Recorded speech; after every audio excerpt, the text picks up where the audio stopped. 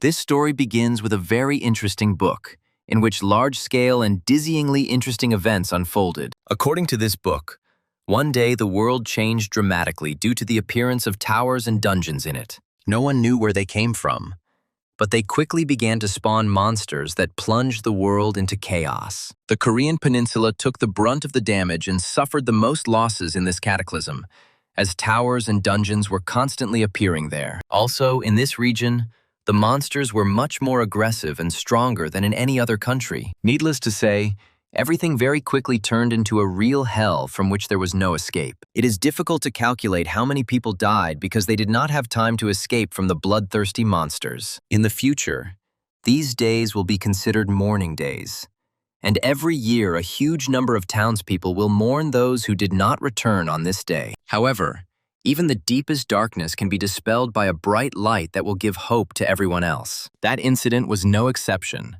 as fortunately, people found a way to fight the creepy monsters. In this novel, the author decided that such light should be people who will come to the aid of their comrades. These people were quickly dubbed heroes for risking their lives to save civilians. Thanks to the power of the heroes, Korea began to fight the monsters, and gradually people were able to take control of the dungeons and towers into their own hands. People also decided to use cataclysms as a driving force for industry, and gradually humanity began to emerge from its dire situation. Enough time has passed since the cataclysm for humanity to fully get back on its feet. Korea, along with the United States, has become one of the strong countries, which has attracted world-famous heroes. In order to prevent the emergence of new monsters and dungeons, Korea established the world's best hero training center, which taught advanced magic and technology. Thus, the legendary Cube Academy was born, which very quickly gained wide fame throughout the world. This academy has attracted cadets from all over the world who managed to get in despite very high competition. Each of these cadets had incredible skills that set them apart from all the others. Some cadets stood out thanks to their even more extraordinary talents. They carried light with their presence because they used light-type magic. Among these cadets were heroes who in the future would save this world from a terrible disaster that was about to strike. However,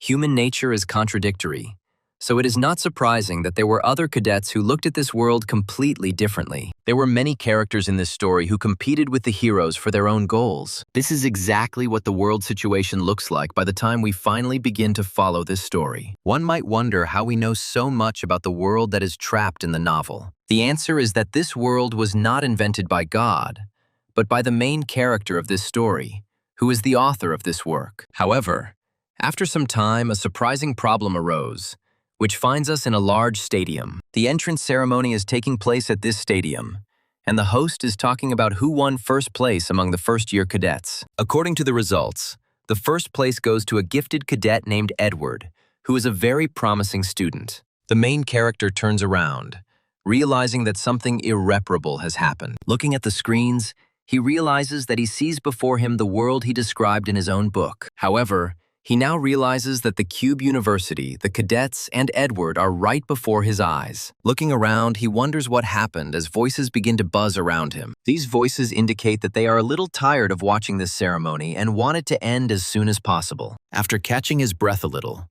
the main character realizes that he is at a great distance from all other people. The thought enters his head that he can somehow hear everything that is said in the distance. A few moments later, he hears a female voice stating that all the freshmen this year are quite capable. The protagonist decides to listen even more closely to understand who this woman is. Meanwhile, the woman says that Edward is among these first-year students. She states that she cannot believe that this man is only 17 years old with his outstanding level of skills. The protagonist listens attentively to the words of this woman, and his thoughts return to Edward. He recalls that in the novel he wrote, Edward was the main character of this world, and the story was centered around him. This man was a hero, someone who would lead a world ruled by monsters in order to crush them. This man was kind, fair, and had all the qualities of a hero, as well as a special secret that he could not tell anyone. After a while, the main character turns his gaze to the one who will be Edward's main rival in this story. The presenter says that the person who took second place in the overall standings should now come out. This student is a young man named Howard, who has ash-white hair and a charismatic look. The protagonist remembers that Howard is the grandson of an oligarch who owns a large company Jinsun. This man had similar skills to the main character and was an arrogant, rich man to the core who would become a villain in the future. Now the two are cadets, but Howard will later become a villain due to his constant feelings of inferiority, and their struggle will be like a battle between light and shadow. Coming closer, the protagonist looks closely at the two main characters of his story and realizes that he has definitely entered the world inside the book. Immediately after this, he begins to be tormented by frightening questions about who he is in this new world. He understands that if he is a character in his book, he should at least have a name. Suddenly, a boy addresses him, calling him Jesse, and asks if he slept late last night. The main character tries to understand what is happening and why he was addressed in this way. To make sure, he asks the boy if he is talking to him specifically, to which he replies in the affirmative. The boy also adds that he doesn't see anyone else here who could be called Jesse. The main character wonders what this strange name is and what character it could have been given to. Trying to remember, he notes that he does not remember calling anyone by that name. After some time, he reflects that everything should become clear when he sees his face. However, once this happens, he remains dissatisfied. Looking at his face, he immediately lowers his eyes to take a moment to comprehend what is happening. However, it is impossible not to note that what he saw leaves an indelible impression of incredible surprise. He looks up at the camera again and tries to touch his face, surprised to find a question mark on it. Unable to cope mentally with the pressure, Jesse wonders what even happened. After some time, he realizes that he has become a character who was not in the book. He realizes that his character has no looks, no role, and his name seems somehow old-fashioned. Besides, he has no face and no one pays attention to him, so the degree of presence of this character also remains extremely small. The only thing that can somehow identify him is that he is called a cadet. Jesse quickly realizes that he is someone who has no common ground with the main characters and is simply a character to fill the audience. Jesse continues to sit in the stands, his head down, trying to somehow come to terms with his new fate. He continues to be plagued by terrifying thoughts, but the truth is that he is a minor character outside the plot of this story. Looking up briefly, he realizes that he has now become dust inside the book, which no one will pay attention to. Jesse recalls receiving an email some time ago. He was extremely surprised to receive a letter concerning his novella and decided to read its contents. The sender politely addressed Jesse and wanted to offer him to make a remake of his book called The Return of the Hero. At that moment, Jesse thought about the fact that the sequel to his book had not been published for 6 months due to stagnation in the creative process. Jesse didn't attach much importance to the letter, assuming that the sender was just an eccentric. However, despite this, the letter caused him some feeling of awkwardness, since it was necessary to answer it. Jesse responded with something routine, thanking the sender for their interest and saying that he wasn't very interested in the offer. After a while, he pressed the button to send the letter. At that moment, he did not even suspect that this letter would become the cause of such grandiose events. The sun rises over the dormitory intended for Cuban cadets. In Jesse's room, the sound of a faucet turning on is heard, and water quickly rushes into the sink. Jesse reflects that he has been looking at this face for 2 weeks now and has even gotten a little used to it. He reflects on the fact that this incomprehensible question mark has also been with him for 2 weeks now, and, apparently, this is not a dream. Jesse realizes that he is in the world of a book that he himself wrote a long time ago. He took over the body of one of the many minor characters in this book. Jesse reflects that over the past 2 weeks he has tried many methods, but still has not been able to figure out who put him here and why. Quite quickly, he realizes that he will most likely have to stay in this world for a long time. Looking in the mirror, he reflects that he has about 10 more years before the plot picks up where the chapters left off. The prospect of being stuck in an incomprehensible world for 10 years immediately darkens the mood of the protagonist, which was not very good to begin with. He hangs his head in dismay, realizing that the prospect of spending 10 years in a book and giggling with teenagers all that time seems rather dubious to him. Immediately after this, he notes that he had his own life, and he does not want to stay in this book forever trying to survive. All these thoughts are drilling into Jesse's head like annoying mosquitoes, and he tries to concentrate on the task, at least for a while. Raising his head and looking in the mirror again, he realizes that he needs to figure out a way to get back, and to do that, he will have to follow the main storyline. He realizes that if he gets to the middle of the story, the chapters will stop coming out anyway. Jesse's first priority is to try to stay alive for at least a little while. The cover of his book,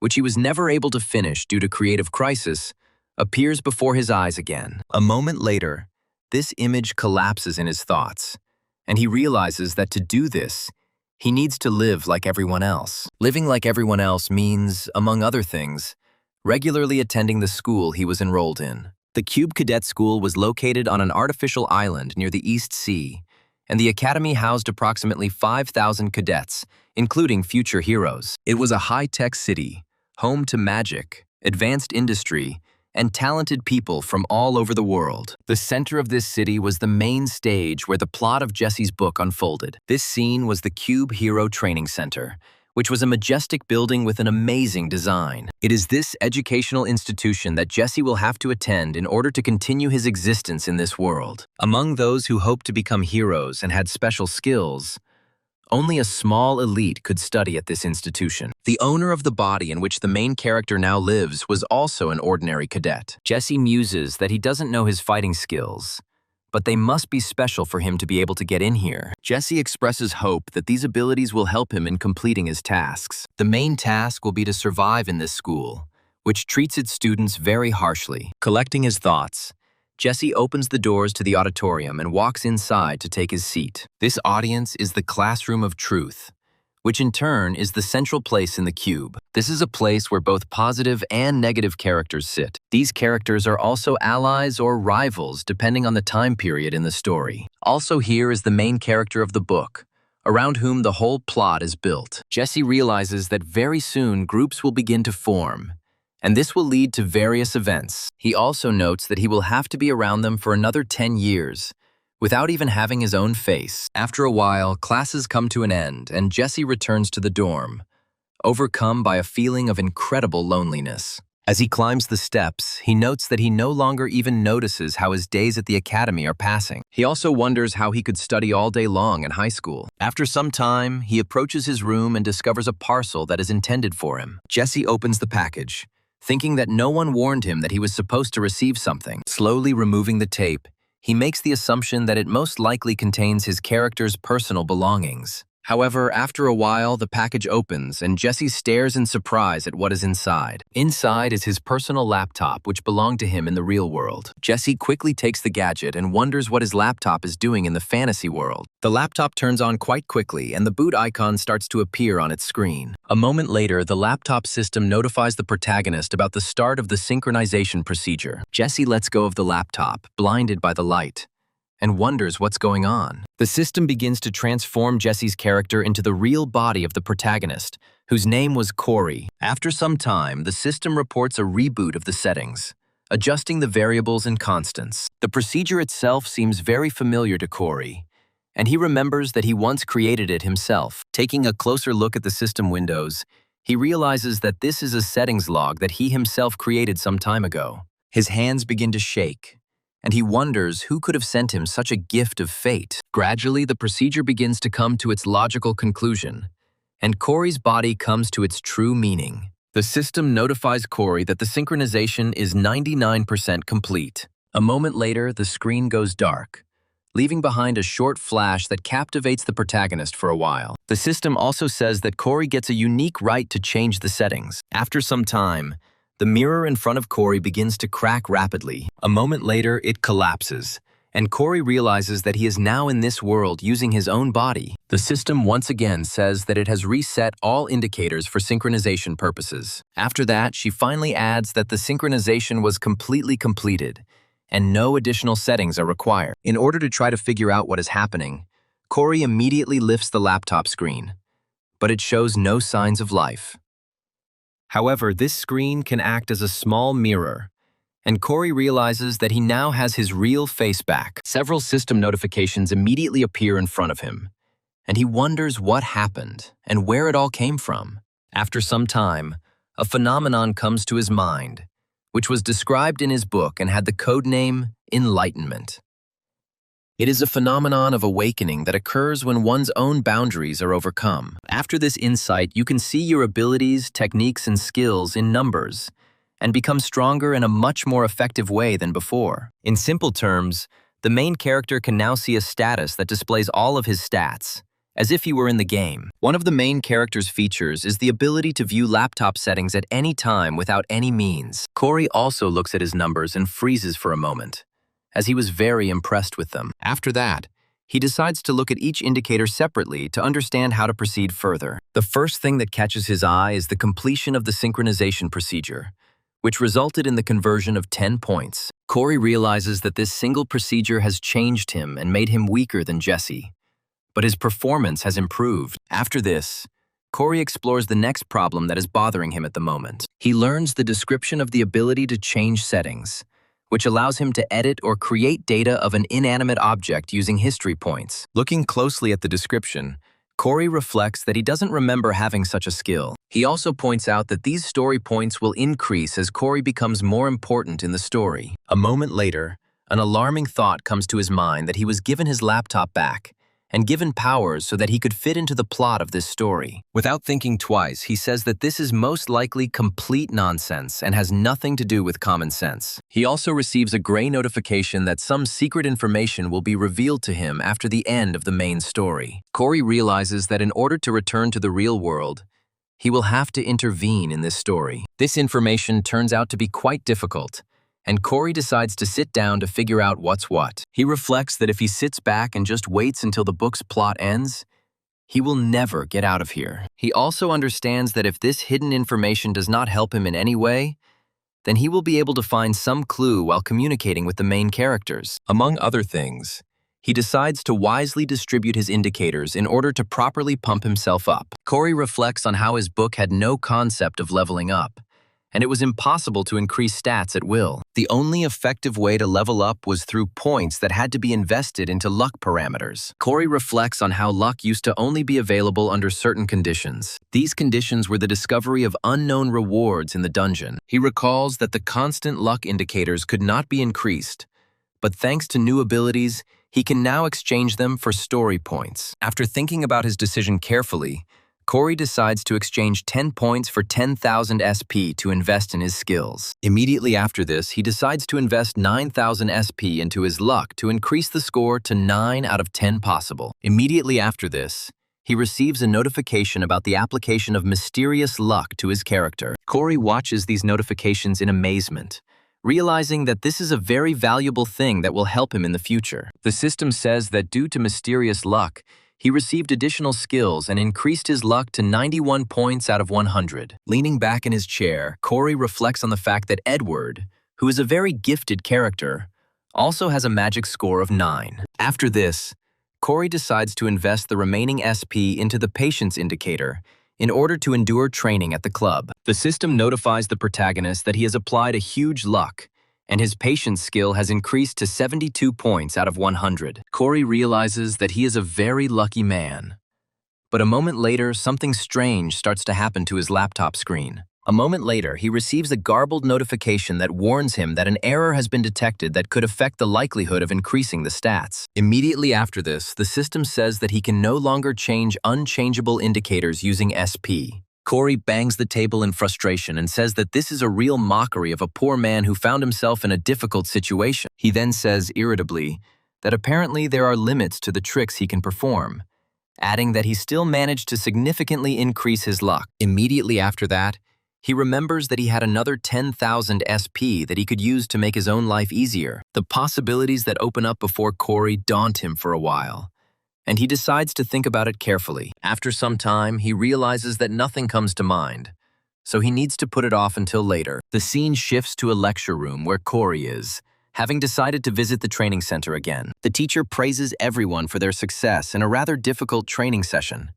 after which he says that it is time to introduce themselves. A heavily built man introduces himself as Jonathan, saying that he will be their instructor for the entire year. He also claims that his ranking is 3.850, and he is ranked 9.737 in the world, which impresses students greatly. After a few seconds, he says that they are done with the names and can now move on to the real business. He calmly explains to all the students that the cube is not a place for fun, and if they do not achieve the main goal, they will begin to fall behind. He also says that this academy is raising heroes, which means that everyone will be judged by the strictest criteria. After finishing the briefing, Jonathan orders the cadets to quickly stand up and follow him to the designated place. After this, he states that the first thing they will have to do is determine the main weapon they will fight with in the future. After some time, Jonathan and the cadets find themselves at the gate to the armory, which the instructor opens by placing his palm on the sensor. The doors begin to open with a metallic thud,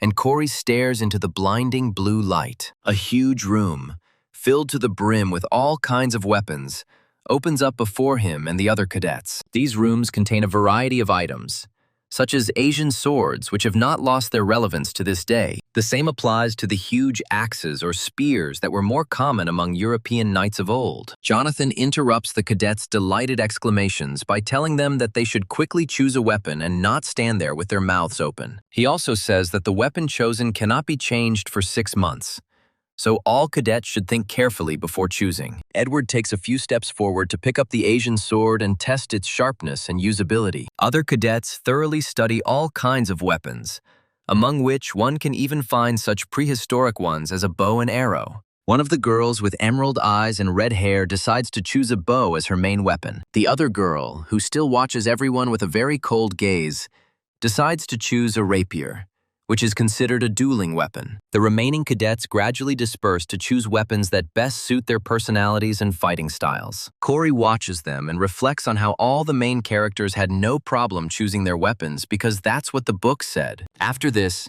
he realizes that it is his turn to choose the weapon with which he will spend a considerable part of his training. Looking up, he tells himself that he needs to think carefully before making a choice. Looking at the cold weapon, he reflects that with his performance, he won't be able to stop at the weapons that the other cadets use. He also notes that even if he wants to increase them, the efficiency of his point investment will only decrease. So what it comes down to is that Corey needs to have experience using this weapon in the real world to quickly adapt to it. After thinking for a moment, he takes a few steps forward, realizing that he has finally found the right weapon. The cadets look closely at the mysterious newcomer, whom they have not seen before, and begin to whisper. They begin to wonder if this new guy is joking, which attracts the attention of Instructor Jonathan. Seeing the weapon Corey has chosen, Jonathan is surprised for a moment, trying to figure out if this young man is joking. Looking closely at Corey, Instructor Jonathan asks him if he is really going to choose this weapon as his primary one. This weapon turns out to be a Glock 19 pistol, which is a very convenient weapon for shooters with different levels of combat training. Instructor Jonathan says that Cadet Corey used a sword while he was in the junior school. Corey calmly states that he has decided to change his primary weapon in order to fight more effectively. Jonathan looks closely at Corey, asking if he is sure of his choice, to which he replies that this choice will be final. Jonathan is vocal about how in this academy the choice of weapon is always up to the cadets, regardless of whether it is right or not. After this, he says that all courses must keep this in mind and be responsible for their choices, no matter how difficult they may be. The very next moment, Corey begins to hear the whispers of students asking each other if he has really gone completely crazy. They also ask why Corey joined this academy if he chose a gun as his weapon of choice. Corey just calmly scratches behind his ear, saying that a pistol, even in this world, is one of the best types of weapons. Corey also reflects that this is especially true for the average person who doesn't know how to use magic. In this world, magic bullets are mainly used, and they are much stronger and more destructive than steel bullets because they contain mana. Despite this, pistols are still not very popular due to some nuances. These nuances are that this weapon has a clear limitation, allowing it to shoot down a bullet with almost any melee weapon. One of the limitations is that no matter how strong the gun owner is, the gun already has a certain destructive power, which is the first reason. The second reason is that the gun does not have any deep and significant history of origin. This is an important reason because there are myths and legends in this world, as well as artifacts because of these legends. The longer and deeper the history of any mythical weapon, the higher it is in the hierarchy of ranks. This is why the Cuban cadets generally prefer not modern weapons, but those that have their own history, because they believe in their own strength and do not rely only on magic bullets. All of this was necessary in order to become at least one step higher, even if they reached the limit of their capabilities. But all of this has nothing to do with Corey. As he walks down the hallway, he reflects on the fact that he is not some kind of comic book hero and has never picked up a sword in his life. Looking at his gun case, he muses that the pistol was probably a good choice since he can handle the weapon even now. Looking around, Corey comes to the conclusion that since he has chosen a weapon for himself, he now needs to acquire an ability. Abilities are another important part of this work, on which the whole story is built, which, unfortunately, was never finished. Abilities are called skills, which can be called supernatural abilities due to their mysterious nature. Typically, each cadet is given one ability. But even among these rules, there are some exceptions. One such exception is a holder of an as-yet unrevealed skill and a revealed swordsman skill named Edward. Edward turns to a red-haired girl named Valerie and asks her if she also came here to train. Valerie annoyedly tells Edward that this is exactly what the gym is for, to which he smiles and replies that there are usually few people there after school. He also mentions that there is another shooter in their class, and Valerie tries to remember his name. As soon as she says Corey's name, Edward says that she guessed correctly, after which a strange emotion appears on Valerie's face. Valerie says that she does not recognize Corey as the shooter, since he is armed with a pistol that has a range of only 1 kilometer. Valerie says that by making this choice, he gave up being a hero, adding that if you leave the academy early, there won't even be a record of you. Edward approaches Valerie, saying that he disagrees with Corey's refusal to be a hero. Looking at her with sincere eyes and a kind smile,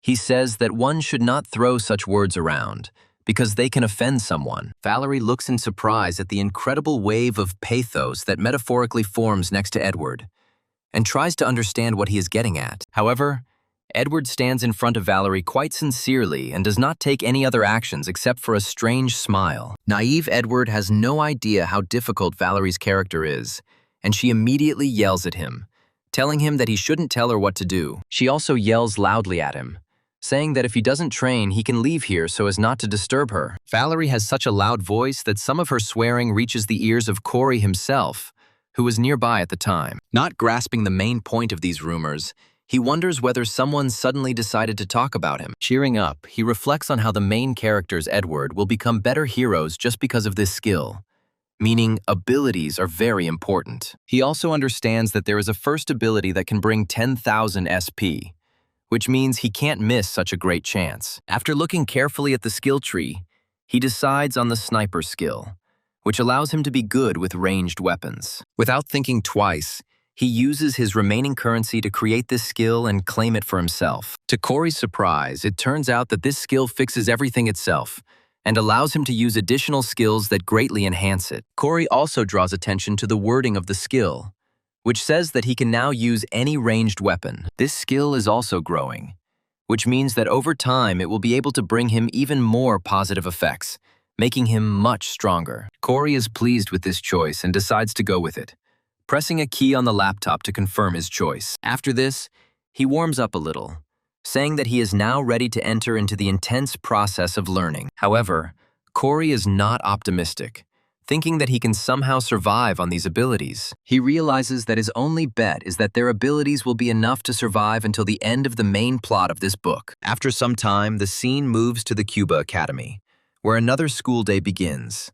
full of adventures. In one of the lectures, the professor talks about the need to pay attention, for example, to clearing towers and dungeons in order to become stronger. Corey notes that in his book he devoted only a few lines to the lecture process, but in reality, in this world, it turned out to be an entire textbook. Corey also enjoys the fact that, thanks to his observation and viewing skills, he listens to this lesson with much greater concentration. This skill is so powerful that it allows him to literally watch those in his line of sight and view their smartwatches. Among other things, this skill allows him to open the settings tables without any means at any time. One of the students next to Valerie says that they need to review what they studied today, since there is very little time left before the exam. The impatient girl screams that she doesn't need to learn all this nonsense, since it's enough to demonstrate her abilities in a real battle. After some time, the doors open with a bang, attracting the attention of all the students who were already bored with the lecture. One of the students addresses the audience, saying that they should go to the square in 20 minutes so as not to miss something very interesting. Valerie immediately jumps up from her seat in order to leave the classroom, and find herself in a more interesting environment than a boring lecture. The other students are in no hurry to leave and look slightly disapprovingly at such an impulsive girl who does not know how to behave. The students who asked everyone to come out onto the court say that there will be a real fight training, which immediately causes Corey's mood to drop. After a while, all the students come out onto the playground, and the instructor says that everyone should be aware of what kind of lesson this is. He decides to skip the introduction and go straight to the main activity, which is forming teams of 4 people. These teams consist of 2 warriors, 1 marksman and 1 assistant, who can be of either low or high level to keep things fair. Instructor Jonathan says that to prevent disorder, all students should get used to their commands so as not to interfere with each other. A moment later, he says that the list of teams and participants will now be announced, after which Corey quickly gets up to find out which team he was assigned to.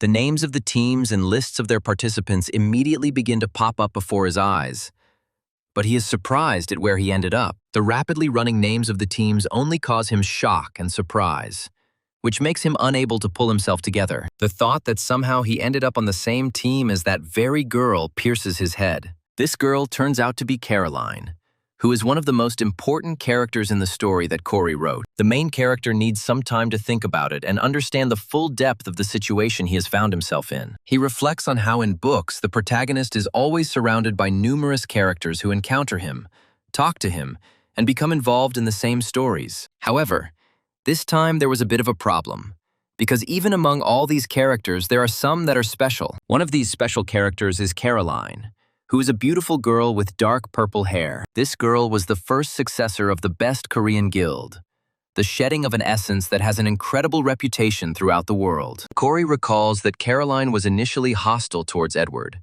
but later fell under his influence and became his reliable ally. Corey understands that Caroline is an important character, which means that if he is often involved in her story, he will earn more points. Having received an incredible boost of confidence, he thinks that today he must definitely attract her attention to himself. After a while, Caroline hears friendly voices greeting her and decides to turn around to see who is talking to her. Her 2 comrades are cadets named Jin and Hazuki, who happily declare that they will now be on the same team during this test. Caroline immediately forms a social interaction pattern in her head that leads her to the unfortunate conclusion that she cannot ignore these people. With incredible politeness, she says that she is very pleased to meet her comrades, after which she formally addresses each of them. She also wonders where another member of their team went and turns around to look for him. A moment later, Corey reveals that he is the last member of their team, drawing the attention of all the other fighters. Caroline glares at the approaching Corey, her expression showing that she doesn't take much pleasure in him fighting them. Corey muses that he shouldn't act like a wimp because Caroline dislikes people who are insecure and can't assert themselves the most. A moment later,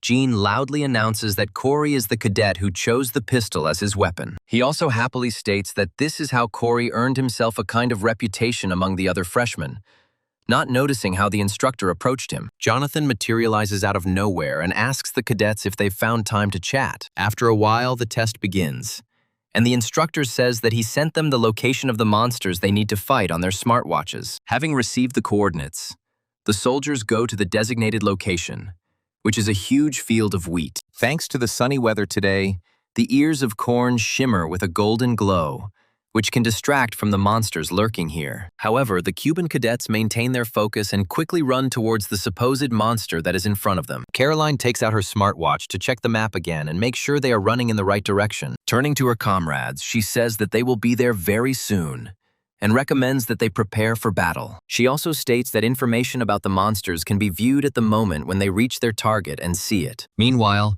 Corey struggles with the rigors of long runs, wondering if he'll die at this rate. He understands that his physical abilities are superior to those of an ordinary person, but here he is just hanging on their tail. Looking around, he wonders if the average level of Cuban cadets is really that high compared to him. For a while, he continues to try to follow them, hoping that he will be able to maintain a speed that will allow him to keep up with them completely. Suddenly, Caroline stops and says that they are in the right place, and immediately begins to look around in search of the monster. What Corey and his comrades needed to find turned out to be a training ground called Beach Number 8.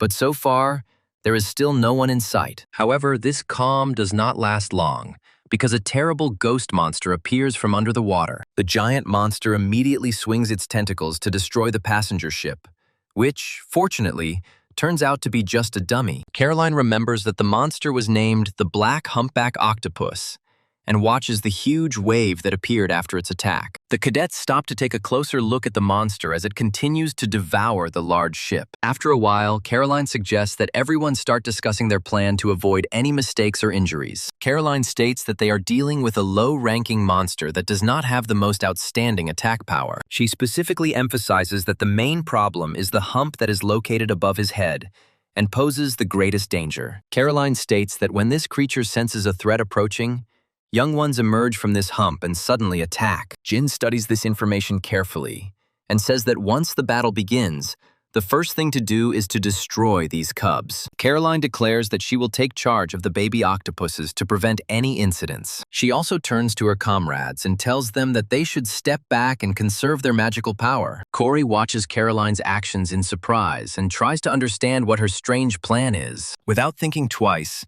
he realizes that her plan is most likely to exclude him from the training process. Caroline turns to her comrades and asks them if they are ready to rush into battle. Looking at them with a determined look, she says that it is time to start implementing their plan. Corey looks at her partner and realizes that she is quite a naughty girl who does everything her own way. Meanwhile, the huge humpbacked octopus continues to destroy the dummy ship, unaware that it is about to become prey to the cadets. The destruction of human property seems very interesting to him, and he does not pay attention to the fact that he was being watched all this time. Meanwhile, Jin approaches a rocky shoal and hits the rock with his axe to make loud sounds. A moment later, he swings his axe to attract the monster's attention, thereby luring it into a trap. Noticing that the monster has paid attention to him, he continues to pound his axe on the rocks to irritate the huge octopus. Looking at it, he thinks that first he needs to lure the monster to the shore, thereby driving it into a very awkward position. The huge octopus stares at its prey with its monstrous and bizarre pupils, which move quickly from side to side. A moment later, it plunges downwards at incredible speed, leaving behind huge waves. Jin senses the monster quickly approaching him, using the cover of water to avoid being discovered prematurely. A moment later, it rises from the depths of the sea, first exposing its huge hump, then showing its yellow eyes. Jin easily dodges the powerful attack and begins to quickly retreat to avoid being eaten alive. He realizes that looking at the monsters so close turned out to be much more scary than he imagined, and tries to run away as quickly as possible. Hazuki steps in to replace him, placing her hand on her sword, preparing to heal him in order to fight the monster. Corey looks at the giant octopus in surprise and grabs his gun, trying to figure out what to do in this strange situation. The most confident of all is Caroline, who takes out her whip and heads straight towards the monster, preparing to attack it. The hump on the monster's head begins to pulsate, signaling that a huge number of cubs will soon emerge from it. A moment later, the leather bag bursts open as the huge octopus lets out a menacing roar, frightening everyone in the area except Caroline. A rush of adrenaline rushes through Jin and he turns around, wondering if the creature has already resorted to the tactic of calling for backup. However, he is too focused on the huge monster, not paying any attention to what is happening in the sky. The tiny babies, which were released into the air by the giant humpback octopus, quickly descend, aiming at the fleeing Jin. He discovers that he has become the target of the small monsters too late, when they are already fully focused on him. Jin understands that he will hardly have time to dodge this attack, and he can only hope for a miracle or help from his allies. Luckily, the allies discover in time that Jin has become the target of the baby octopuses, and the sound of a huge whip cracking through the air. With just one blow, Caroline takes out all of the octopuses that were targeting Jin, thus saving his life. A huge, humpbacked octopus looks on in amazement, not believing that his babies were destroyed so quickly and brutally. Caroline looks at the giant octopus with her usual calm, preparing to continue the battle with this monster. Jean watches Caroline's behavior with admiration and is amazed at the incredible strength that this fragile-looking girl possesses. However, looks can be deceiving, as Caroline is one of the Academy's most outstanding students, ranking 7th upon entry. Jean quickly gets to his feet and continues to retreat, thanking Caroline for saving his life with such a selfless act. Meanwhile, the humpback octopus decides not to give up, and the hump on its head continues to twitch, signaling the arrival of another squad of reinforcements. Caroline decides not to make the same mistake again and lunges forward, swinging her arm back to attack with her whip. A moment later, she delivers a swift, precise, and very painful blow to the body of the giant humpback octopus. In response, the octopus shoots forward with its tentacles to deal with the annoying cadet who has caused him so much trouble. Unfortunately for the formidable monster, all his efforts are in vain. Despite the fact that he is a fairly fast-attacking monster, Caroline uses her phenomenal agility to jump out of the way of this attack in time and avoid damage that could have cost her life. After a while, one of the baby octopuses, which escaped from a tragic fate, begins to burst out of the sand behind her. Taking advantage of the fact that Caroline has her back to the monster, it concentrates all its strength to rush forward. Hazuki notices the danger and tries to warn Caroline that she must quickly dodge. The baby octopus approaches Caroline at incredible speed using its powerful thrusting muscles. However, it is too late, as Caroline only realizes this when the baby octopus is almost right next to her. Luckily for the heroine of this story, Corey had been waiting all this time for the right moment to use his weapon. He destroys the baby octopus, after which the gun ejects the spent cartridge from the barrel. Caroline quickly comes to her senses and realizes that Corey was keeping a close eye on the situation and covering her so that she would not be ambushed. There is no emotion on Corey's face as he appears to be focused on the battle, keeping his weapon in a firing position. Caroline looks at Corey in surprise and is unable to say his name for a moment due to the intense shock. The protagonist understands that in such a situation few would maintain composure, and only smiles slightly, looking at her. SP, which could be exchanged for stat points, increased every time Corey's importance in this world increased. From the very beginning, he was outside the plot, and therefore it was difficult for him to count on high value and respect from other heroes. Corey reflects on the fact that he was left with only one option, which was to personally intervene in the events that the main characters of the book are going through. One such event happened right now, when he saved Caroline from serious injury by shooting a baby octopus in time. Hazuki is very surprised by such a quick reaction from Corey and stares at him in surprise. The same thing happens with Jin, who looks at the protagonist and tries to understand how he managed to do such a quick action. Caroline gets a little angry and says that she asked everyone not to interfere in this battle and to leave everything to her. Meanwhile, the octopus continues to call for backup as the cadets waste time in pointless bickering. After the skin sac on the octopus's head bursts again, a huge number of babies begin to fall from it. Caroline watches what is happening in surprise, trying to understand what the hell is going on and what she should do in this situation. Meanwhile, Corey reflects on the fact that the number of opponents has increased by several dozen, but they are so stupid that their trajectory is easy to read. He decides to concentrate as much as possible, thinking that he will not have such a second chance again. Immediately after this, he becomes filled with determination, and his eyes begin to glow with otherworldly energy. After taking proper aim, he decides to use a skill called bullet time to enter a special trance state. This skill was created by Corey, and when used, time slows down for exactly 3 seconds, which gives some benefits. The movement of absolutely all creatures, except Corey, becomes so slow that one might think that they are falling asleep on the move. Also, for the 3 seconds that the main character gets as an advantage, he can see where all these creatures are moving. From here, it's just a matter of the shooter's skill, and Corey decides to pull the trigger to shoot all the hostile creatures. Time is running out, but Corey chooses his targets carefully, quickly switching between them. Each creature gets hit by a bullet that quickly approaches it, hitting its weakest point, thereby causing critical damage. The time stop period quickly draws to an end as Corey quickly reloads, ignoring the massive amount of spent shells. Finally, he cocks the magazine, sending it down the gun's chamber to ensure that a round will be chambered. Immediately after this, he takes aim again in order to have time to shoot at the last creature. The creature attacked Caroline again, and Corey decided to make sure she was safe after the attack. In a moment, the skill period comes to an end, and all the cubs are shot with lethal bullets. Despite the fact that the pistol does not have the longest firing range, as a rule, this is compensated by the killing power and stopping effect of the cartridge. This allows small creatures that come into contact with a fairly large bullet to receive a huge amount of energy from it, causing their bodies to explode. Caroline watches in amazement as the unremarkable newcomer she thought was the weakest link takes out so many opponents at once. The huge, humpbacked octopus decides not to give up, and its hump, from which babies constantly emerge, begins to tremble again.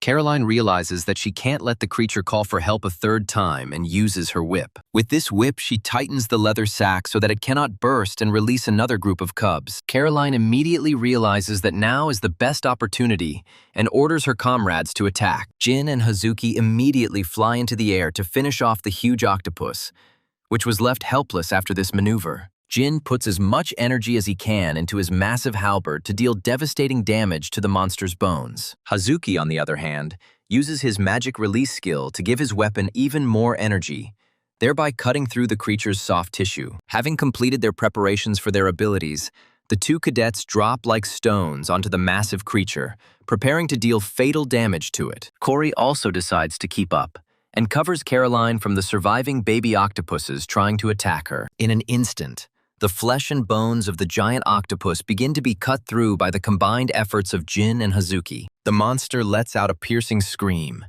after which it immediately begins to wheeze dully as the last signs of life leave its body. Finally, it only raises its giant tentacle to attack the cadets, but it immediately freezes. A moment later, it falls lifelessly to the ground, causing no damage to anyone, while the monster stops moving. Corey looks at this monster tiredly and mentally wonders, did we really manage to deal with this enemy? Caroline quickly turns towards the protagonist and gives him a contradictory look, which combines surprise and depression. Corey immediately falls to the ground, saying that he is very tired and that he is very hard after this battle. A moment later, the tests are over, and Jin and Hazuki lift up the small octopus, saying that it has now returned to its original size. The system reports that the fifth team's total time was 58 minutes and 58 seconds, while Caroline looks closely at Corey. The system reports that the fifth team is currently in 16th place in the overall standings. Immediately after this,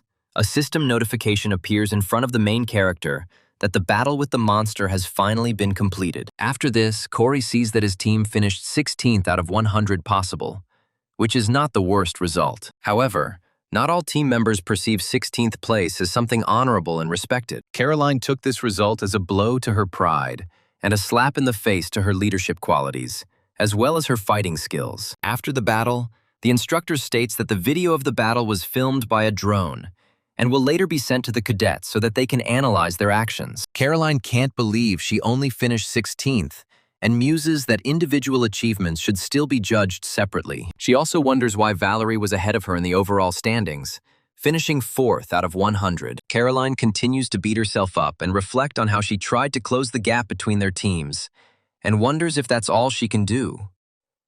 She also discovers that Howard, sitting nearby, is very interested in one of the students sitting in front of him. After a little visual analysis, Caroline quickly comes to the conclusion that Howard's gaze is directed specifically at Valerie, who is unaware of it. News like this only makes Caroline more angry, and she knows that if she continues to sit here, she will start to feel angry. Realizing that she can't leave things like this, she quickly slams her hand on the table, then quickly stands up to step forward. She begins to rapidly approach Valerie, who continues to sit at the table, completely unsuspecting. Caroline, overcome with anger, gets closer and closer to Valerie, and we can only guess how the confrontation between these two girls will turn out. However, once Caroline reaches Valerie, she places a friendly hand on her shoulder, greeting her warmly. She asks her in a friendly manner how she feels after the practical lesson, to which Valerie says with disappointment that she only took 4th place. She also asks Caroline what place she is in,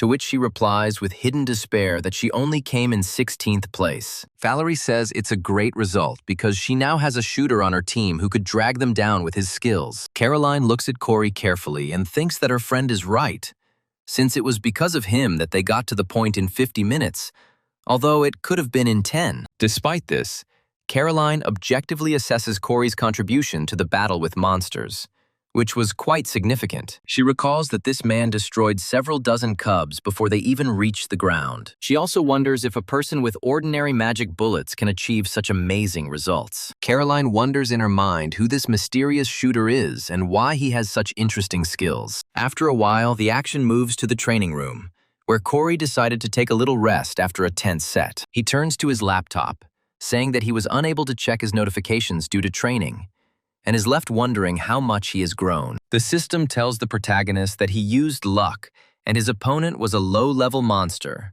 so the accuracy was greatly increased. Having summed up all the successes of the past day, the system reports that Corey earned 27 SP. Corey reflects on how he took advantage of his luck during training today and improved his stats, coming to the conclusion that it was worth interfering with Caroline's plan. Also, thanks to his sports activities, Corey has improved his other stats quite well, which have been further enhanced by his insight and luck skills. Having carefully counted his acquisitions, he understands that he can stop his studies for today. Looking at the exercise machines, he wonders if he should go back to the dorm to get some proper rest. After a while, night falls. But not all students dare to sleep, and the light is still on in the room of especially hard-working minds. One of those minds turns out to be none other than Caroline, who is carefully analyzing the past training match. She took out special notes and some food so that she could stay longer and properly analyze the video recordings of what happened. Of course, the object of her close attention was precisely Corey, who at the decisive moment was able to shoot a huge number of baby octopuses. She looks closely at the bullets that tear the octopuses apart with their incredible stopping power. After some time, Caroline pauses the video to take stock of her observations. After doing a quick calculation, she concludes that Corey fired 60 shots from the gun in just 3 seconds. She wonders if it is possible to pull the trigger 20 times in 1 second, and then suggests that the gun might have an automatic fire button. Thinking back on everything that happened to Corey, she realizes that his reactions are on a completely different level than his health and stamina. Caroline recalls never meeting the man at combat school, despite the fact that he obviously attended there. After some time, messages from Howard arrive on her wristwatch, asking her what she is doing. Caroline immediately begins to blush with embarrassment and happily sits down at the table to chat with the object of her affection. After a while, she tells Howard that she is analyzing the video, but he replies that she is doing all sorts of nonsense. Caroline also states that if she wants to take over the guild, she needs to learn to spot capable personnel in advance. Howard says that she doesn't think there are any capable personnel in her squad, and then asks who the guy with the gun is. Caroline smiles sincerely as she watches Howard finally decide to ask about the identity of one of her team members. She giggles happily and says that Howard pretends not to be interested, but asks about it himself, after which she comes to the conclusion that he is quite cute. Caroline replies that this person can handle one task, and his abilities are at the level of 934th place. After some time, Howard asks Caroline if she thinks she was just very lucky to have this person on her team. Caroline takes this information extremely skeptically. All joy immediately disappears from her face, and despondency and concentration appear again. The scene shifts to the office of the Creators Grace Guild, who is carefully studying the performance of other students who have recently completed training. An assistant comes to the deputy head of the guild and informs her that her visit to the guild is scheduled for Friday in 2 weeks. The deputy says she understands this information perfectly well, and then invites the assistant to look at the amazing video footage. In this video, Edward is seen with the guild's deputy asking the assistant if he thinks there is something unusual about the man. Vice Guildmaster Stephanie, ranked 307th in the hero rankings, looks at her assistant carefully, wanting an answer. She adds that the man's fluid movements are like the flow of water, and the sharp technique of the ball has no analog in any modern technique. She also says that his movements are more like real dancing than trying to kill someone. Stephanie also notices that the extraordinary force with which Edward cuts with his swords seems as if he is cutting through space itself. Looking at him,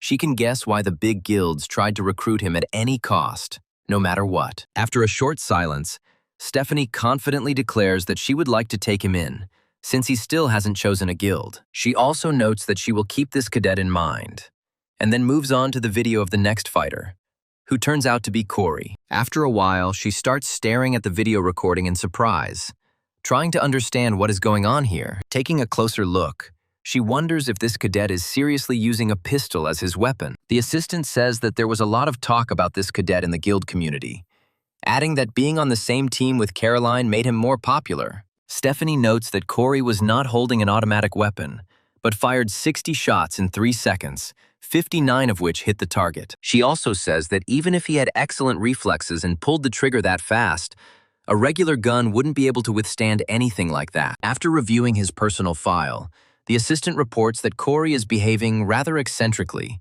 and that the academy calls him a heretic for his choice of weapon. The assistant also says that he has changed his primary weapon from a ball to a gun, after which Stephanie comes to the conclusion that the ability of insight is involved. Insight is a very important ability that, unfortunately, is not available to everyone in this world. In essence, enlightenment is the awareness of one's own abilities and special skills, since it is simply impossible to know about them before this procedure. Sometimes you see people who change their primary weapon because it doesn't match their skills, and in that case, their career growth starts to slow down for 3 years. Additionally, after looking at Corey's personal file, Stephanie comes to the conclusion that he is developing quite quickly. Stephanie says that if this man is limited to just one gun, then there is nothing interesting about him, but still decides to take a closer look at him. The assistant says that they don't have enough observers yet, since there are a lot of unusual individuals this time, to which Stephanie replies that in that case they will have to leave him. She also says that it will soon become clear whether Corey is something interesting or not. Stephanie also says that she will be very interested to know if he is a heretic,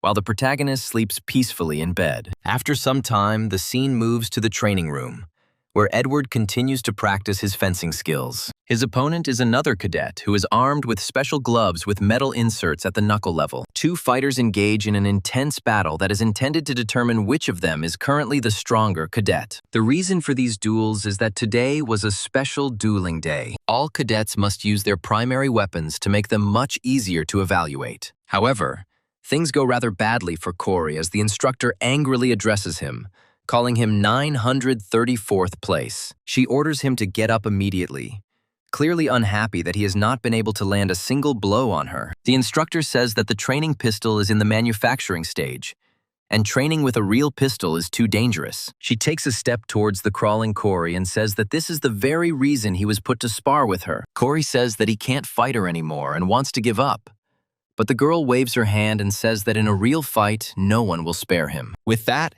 she rushes forward and orders Corey to strengthen his defenses if he wants to survive the fight with her. Corey quickly turns to look at her, and his eyes begin to glow with a mysterious light, signaling that he has used one of his abilities. Thanks to this ability, he is able to easily read the instructor's movements and dodge them. The instructor, not expecting anything from Corey, looks in surprise at how this small student of hers was able to dodge such a quick attack. Corey knows he won't get off with this, and continues to watch the instructor's every move tensely, so as not to get hit again. The instructor does not let up his pressure and rushes forward to deliver a powerful attack to his body. Another blow from the instructor, but at incredible speed, flies towards Corey, but he again manages to dodge it. By carefully observing the student's actions, the instructor realizes that this guy is a little different from the rest, despite the fact that his positioning is quite weak. The girl quickly realizes that this man is watching her blows and trying to predict her every move. The reason why Corey can do all this is because of his skill of foresight,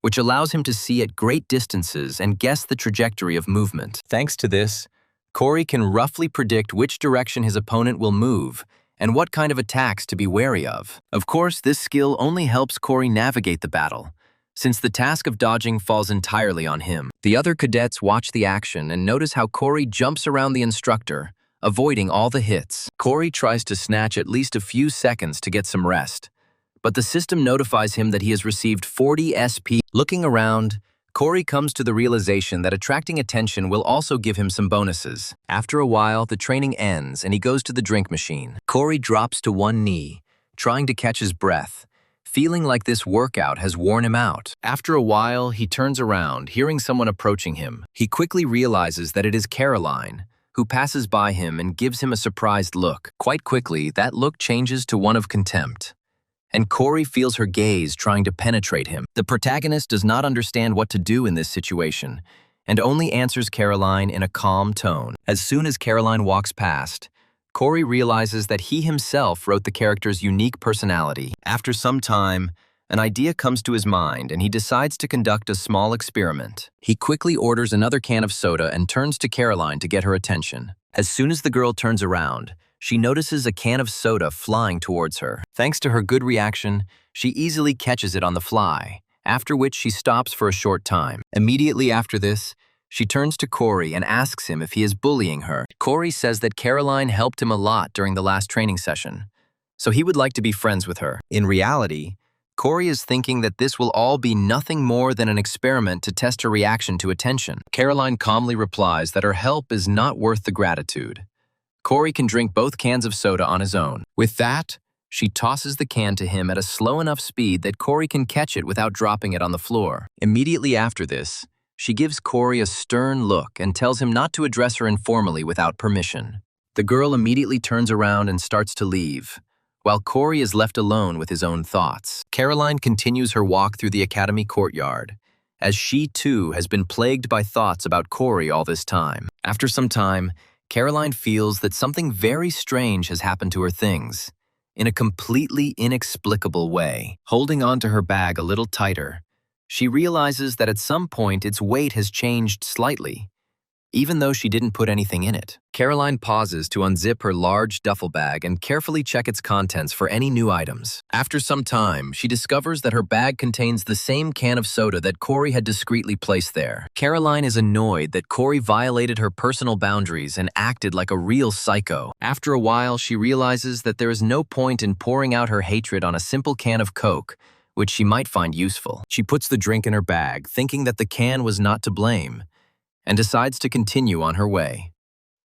Corey reflects on how Caroline always loved simple foods like Coke or hamburgers, but because of her reputation, she couldn't buy them. Corey also thought that if he tried to touch settings that no one knew about, he wouldn't earn many points even with the help of dialogues. These reflections lead him to the conclusion that he must intervene in the main plot at the very moment when the main plot must undergo a change. Corey remembers that the so-called Fallen are about to attack the State Weapons Museum. In this universe, the Fallen are people who made a pact with the devil and received a huge amount of supernatural powers. In exchange for these powers, they sold their souls and became subordinates of the devil, after which they spread quite widely in this world. The purpose of this incident was to kill a certain person, for which they hid in the museum and kept quiet. However, according to the plot of the novel, they were destroyed by the main characters who came on an excursion, after which Edward attracted the attention of other characters. Corey realizes that this is the episode where Edward and Valerie should be involved, and the Fallen will be happy with the weak, since this is only the beginning of the work. After some thought, Corey realizes that he can insert himself into this episode to earn some points. He wonders how he can find a way to get on a tour of the museum, after which the instructor calls him over and asks what he is doing there. Immediately after this, the instructor demands that he state his own number, to which Corey quickly replies that he is already leaving here. After some time, the main character's laptop begins to mysteriously malfunction, but he does not have time to notice this and goes away. A moment later, the huge screen showed that he had received a strange letter from an unknown sender. According to the plot of the novel, the Cube, which are called clubs, are small groups of cadets united by interests. These clubs can vary greatly, and you can find clubs dedicated to science, martial arts, or more practical pursuits. In total, there were about 100 different communities cubed, each of which was different from the others in some way. These communities were aimed not only at self-development, but also at making cadets more social and interacting with each other. It is to such a club that Corey is going to go today in order to get the opportunity to go on a tour. The chairman of the Travelers Club, Derringer, welcomes all new members of the club who have decided to join it this year. He also says that there are a lot of amazing people here this time, while Valerie tries unsuccessfully to hide her boredom. Derringer attempts to deliver his opening speech on one breath, but eventually runs out of oxygen and begins to run out of breath. After some time, he decides to talk again about his club, which is dedicated to travel and is called Healing Rain. He states that the purpose of his club is relaxation, and once or twice a month they will arrange trips outside the club using portals. He also states that today they will conduct an introduction to the club, and at the same time take a mini trip not far from here. Derringer tries to make a grand announcement about the trip, but Corey, the future author of this novel, immediately guesses that they are heading to Seoul. He also notes that they will split into pairs and set off on a free journey, as this is exactly how it was written in his book. Corey says that his target today is the Seoul Weapons Museum, where the first major arc of the story will begin, during which he will become part of the plot. After a while, it's time to draw lots to assign teams, and Corey wonders if he was the one who wrote this method of assignment. He calmly reflects that no matter who he gets, he will simply act independently. but it quickly becomes clear that he will not succeed. The reason for this is that, according to the distribution, he will be paired with Caroline, who is also not very happy about this event. Immediately after the draw, Caroline approaches Corey and, with a businesslike air, suggests that they travel separately so as not to come into contact with each other. Corey decides not to contradict his ally and says that he agrees with her proposal and will do as she asks this time. Caroline takes a few steps away from Corey before stopping and saying there was one more thing she wanted to say. Immediately after this, she again gives Corey a menacing look and says that she asked him not to address her familiarly. Looking at the main character, she says that this was the second warning, after which serious measures will be taken in case of further violations. After some time, the plot moves to Seoul, which is home to a huge weapons museum, which is the pride of this city. This museum has the largest exhibition hall of weapon models in all of Korea, and anyone can view it on weekdays. Corey walks calmly through the vast halls, looking around for possible signals of a fallen attack. After a while, he discovers Valerie standing nearby, looking in fascination at the bow on a stand behind glass. Valerie's presence nearby gives him a clue that there is another important plot character here that needs to be addressed. After turning his head a little, he quickly finds Edward, who also decided to take a look at the exhibits, which are of great value. Corey decides to freeze for a while and not disturb Edward's peace, carefully watching his every move so as not to miss anything. The reason Corey is so protective of Edward is because the character is the main protagonist of his novel. After a while, Corey decides to come closer, making sure that Edward is happy and admiring the powerful sword hidden behind a glass display case. The protagonist cautiously approaches Edward and asks him if he is really so impressed by this weapon that is in front of him. Right after this, Corey decides to introduce himself, and Edward smiles at him sincerely, telling him that he forgot himself for a second and started flying in the clouds. He remembers that Corey is the shooter who chose a pistol as his weapon of choice and asks him why he joined this club. Corey looks at Edward closely and remembers that he was a strong, handsome, fair character who didn't look like a normal person. Meanwhile, Edward continues to show miracles of friendliness and says that there is a hall with firearms nearby. But Corey refuses to go there. Corey adds that from his point of view, they have enough time to get there, while the walls of the museum begin to shake. Ordinary people who don't understand anything about the sequence of events in this world wonder what is going on. After a while, a loud crackling noise begins to come from the huge speakers located high on the walls of this museum. After some time, the announcer informs all visitors that monsters have appeared near the building that pose a huge danger. This news strikes panic into the hearts of ordinary citizens, and they try to understand what to do and where to run to save themselves. The director continues to talk about the monsters that have appeared in the building, which pose a huge danger, and further instills panic in the hearts of ordinary citizens. Corey reflects that this is a very unfortunate turn of events, as now the entire crowd will be in the way, trying to save their lives. Civilians are trying to quickly find an exit to protect themselves as quickly as possible, but in doing so, they create the threat of a crush. Quite quickly, the animal desire to save one's life displaces all moral norms, and people begin to openly push each other to be free. The natural victim of such behavior is an innocent girl who is simply not physically strong enough to hold on. After some time, a very loud noise is heard, which was caused by a fist hitting the glass. This noise helps to calm the crowd for a while, as they turn around in surprise, trying to understand what happened. Seeing that Valerie took advantage of the panic to break the glass behind which the weapon is located, some of the townspeople freeze in surprise. The same goes for Edward, who immediately rushed forward to save the little girl from danger. Valerie addresses the crowd carefully, telling them to remain calm as help is on the way. She also states that if the crowd runs outside, they will be immediately devoured by monsters, after which she reaches into the broken glass to take the weapon. The museum's security system notifies everyone that a theft of an exhibit has been recorded and immediately activates a protective barrier. Confident, Valerie turns to Edward and tells him that he should take the weapon, as they will have to protect the people until help arrives. After some time, a strange man appears in the crowd, who attracts Valerie's attention. Realizing that this man is a hostile representative of the fallen, she immediately puts her hand behind her back to take out an arrow. The unsuspecting fallen continues to calmly approach the club cadet, not seeing any threat in them. Corey realizes that these timely measures were still taken quite late, since one of the fallen had already penetrated inside. Corey remembers that this fallen one is called Lucius's dog, and he is supposed to help develop the protagonist as a person and a great warrior. Coming closer to the main characters, the fallen initiates the procedure of his transformation, after which his hands begin to shake terribly, and his nails turn into real claws. Valerie tries to figure out what to do in this situation, while the fallen is apparently preparing to attack. Not a second passes before the sound of breaking glass is heard,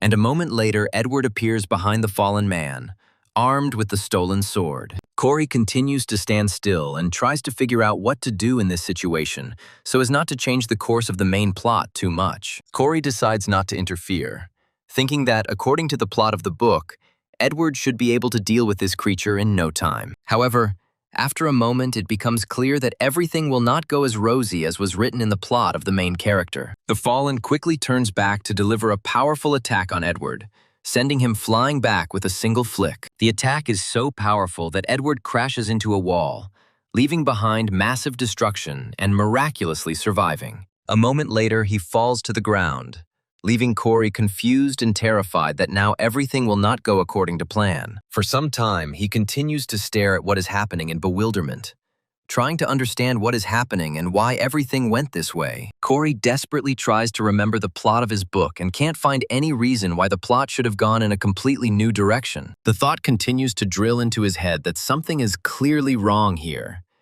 and now he urgently needs to come up with a new plan. He recalls that in his story, Edward was slightly inferior, and then gathered all his power and surpassed his opponent. Valerie turns to Edward to bring him to his senses, but he is barely keeping himself alive and has completely lost the ability to fight. Corey runs up to the protagonist of his novel and asks him if he's okay, but he has trouble answering. Corey understands that in his current state, Edward cannot continue the battle, and there is absolutely no time to bring him to his senses. The fallen decides not to waste time and approaches Edward, forcing Valerie to retreat to a more suitable distance to take the shot. Adrenaline surges through the young warrior's body, but she decides not to give up and quickly takes out several arrows for her bow. After another moment, she takes proper aim and begins shooting at the approaching fallen to stop him. One after another, the arrows pierce the villain's body, but he continues to walk as if nothing had happened, as if they were all grains of sand. Valerie continues to fire arrow after arrow,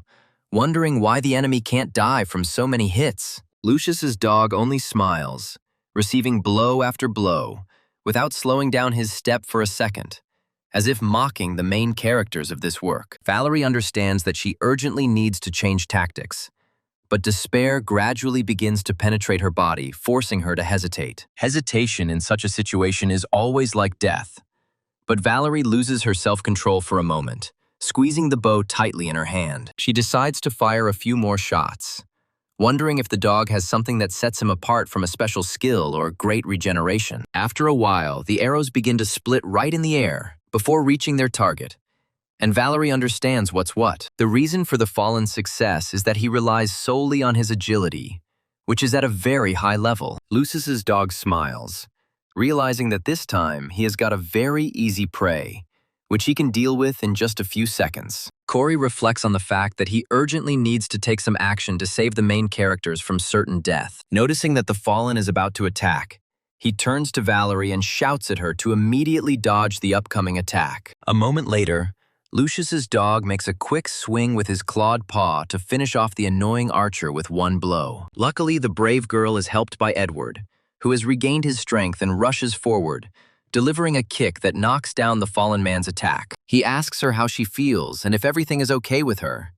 not at all worried about his poor health after the powerful attack. Valerie quickly pulls out another batch of arrows from her quiver and asks Edward why he isn't worried about himself. The protagonist has no time to answer this question, as the fallen rushes forward to finish off his opponent. Edward manages to block the fallen man's next attack with the sword he just stole, but it is not without difficulty. He watches as the edge of his sword trembles under the onslaught of his opponent, who only increases his pressure, trying to break the opponent's will. A moment later, the strange energy emanating from the fallen one's hand turns into something like a wolf, which gnaws at the blade, trying to bite it in half. Edward stares at his opponent in surprise, trying to understand how he was able to change his body in such a short time. Such technology is still unknown to Edward, as he has not yet gained enough experience in fighting various creatures that can do such things. Lucius's dog continues his attempts to overwhelm Edward, putting more and more pressure on him and causing him to lose his balance. Falling to the ground,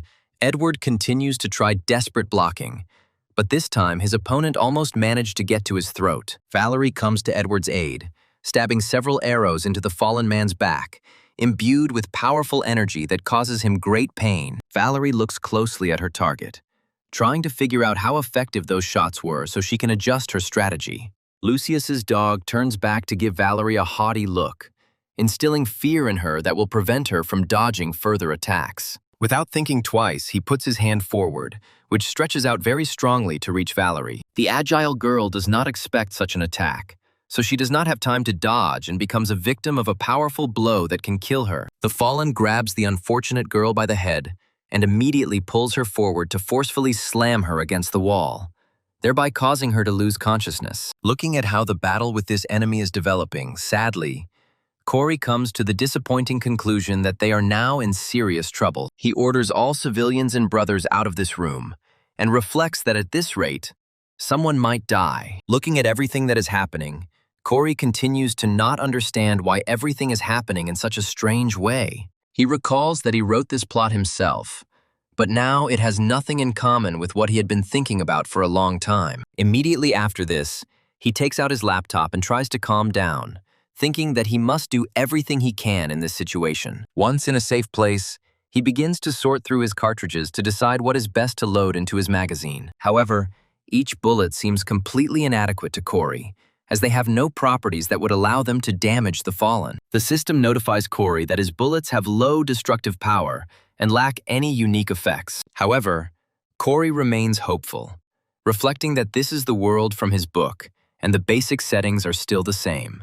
Remembering that he can change the properties of some objects at will, he immediately turns to his keyboard. After some time, he decides to edit the settings of the magic bullets so that they become more lethal and suitable for fighting such an opponent. Thanks to the settings change, these bullets now have much more destructive power at the cost of a small amount of SP. Having saved all the changes, Corey decides not to hesitate and quickly grabs his gun, after which he begins to collect the cartridges. Corey quickly loads the clip with bullets and then pushes the magazine into the gun's chamber, thinking about how there are so many different heroes in this world. The reason why there were so many heroes in this world was because the properties and compatibility could overcome the difference in levels. Satisfied that he has a great angle to take the shot, Corey takes a deep breath and tries to aim. Corey muses on the powerful properties of this fallen one before slowly pulling the trigger. Immediately after this, he yells at Edward to get his attention and thus protect him from danger. As soon as Edward turns around, Corey yells at him to get out of the way so he can get a clean shot. A moment later, a bullet is fired, which now turns out to be endowed with the properties of light, which means it becomes ideal for fighting the fallen. As soon as the bullet hits the body of the fallen, it explodes, thereby destroying the dark structure of the demonic hand of the dog Lucius. At first, the fallen one does not even understand what happened, since a considerable number of creatures that were hit by a bullet do not immediately feel incredible pain. However, as soon as he realizes what has just happened, he begins to scream very loudly. Thanks to a well-aimed shot from Corey, the monster's grip immediately begins to weaken, and Valerie finds herself relatively safe. A moment later, the girl falls to the ground, and Edward watches as his friend is in a dying state. Seeing this, Edward awakens powers within himself that he previously did not know he had, and his sword begins to glow with a strange energy. Corey falls to his knees and reflects that he has taken enough time. After this, he looks up and wonders if he has really achieved his goals. It quickly becomes clear that Corey has succeeded in his task, as Edward enters a state of heightened power. His sword begins to awaken and swirl with tongues of energy flame that threaten death to his enemies. Lucius's dog tries to understand what is happening, but it is already too late for him, since his fate was sealed from the start. Edward decides to run his hand along the tip of the blade to get an even better feel for his weapon. Immediately after this, he rushes forward and uses sword magic, which is capable of cutting through absolutely everything in its path. This attack turns out to be incredibly powerful, and Lucius's dog receives gigantic injuries that prove incompatible with life. A moment later, the fight ends with an absolute victory for Edward, who takes some time to recover from such a powerful move. He can hardly stay on his feet and thinks about how his strength is beginning to leave him. The same goes for Valerie, who begins to slowly rise to make sure that they are now at least relatively safe. Edward walks up to Valerie and places his hand on her shoulder, then asks her if she is okay and if she needs help. The girl immediately slaps his hand away, trying to get up on her own, also not answering him. Edward looks at Valerie warily and realizes that now is not the best time to try to cheer her up. Corey turns to Edward and tells him that he shouldn't waste his time on her because her brother will be here soon and will calm her down. Corey realizes that this is exactly how it was supposed to happen according to the book, and then remembers that he said those words out loud. Valerie and Edward look at him in shock, trying to understand why he suddenly started talking about Valerie's brother, who he shouldn't even know about. Valerie can't believe what's happening and asks him about what he just said. After another moment, her strength begins to leave her again, and she sinks down while Edward continues to try to help her. The scene moves to the other side of the fence, where some rather dangerous monsters that can move very quickly have already begun to rule. However, these monsters are quite common representatives of the hostile fauna that the heroes have already learned to hunt. These monsters, resembling giant monitor lizards, did not have a single chance to stand a chance in a fight against experienced Special Forces officers. This time, a particularly experienced employee quickly arrives at the scene and easily deals with low-level monsters. This employee turns out to be Stephanie, who easily deals with all the creatures using her twin blades. The ambulance that arrived on the scene quickly runs up to the deputy guild and asks her if everything is okay with her. Stephanie replies that there is an emergency outside the museum building, after which she is asked about the situation inside the museum itself. An ambulance worker says that he received word that a fallen had appeared there,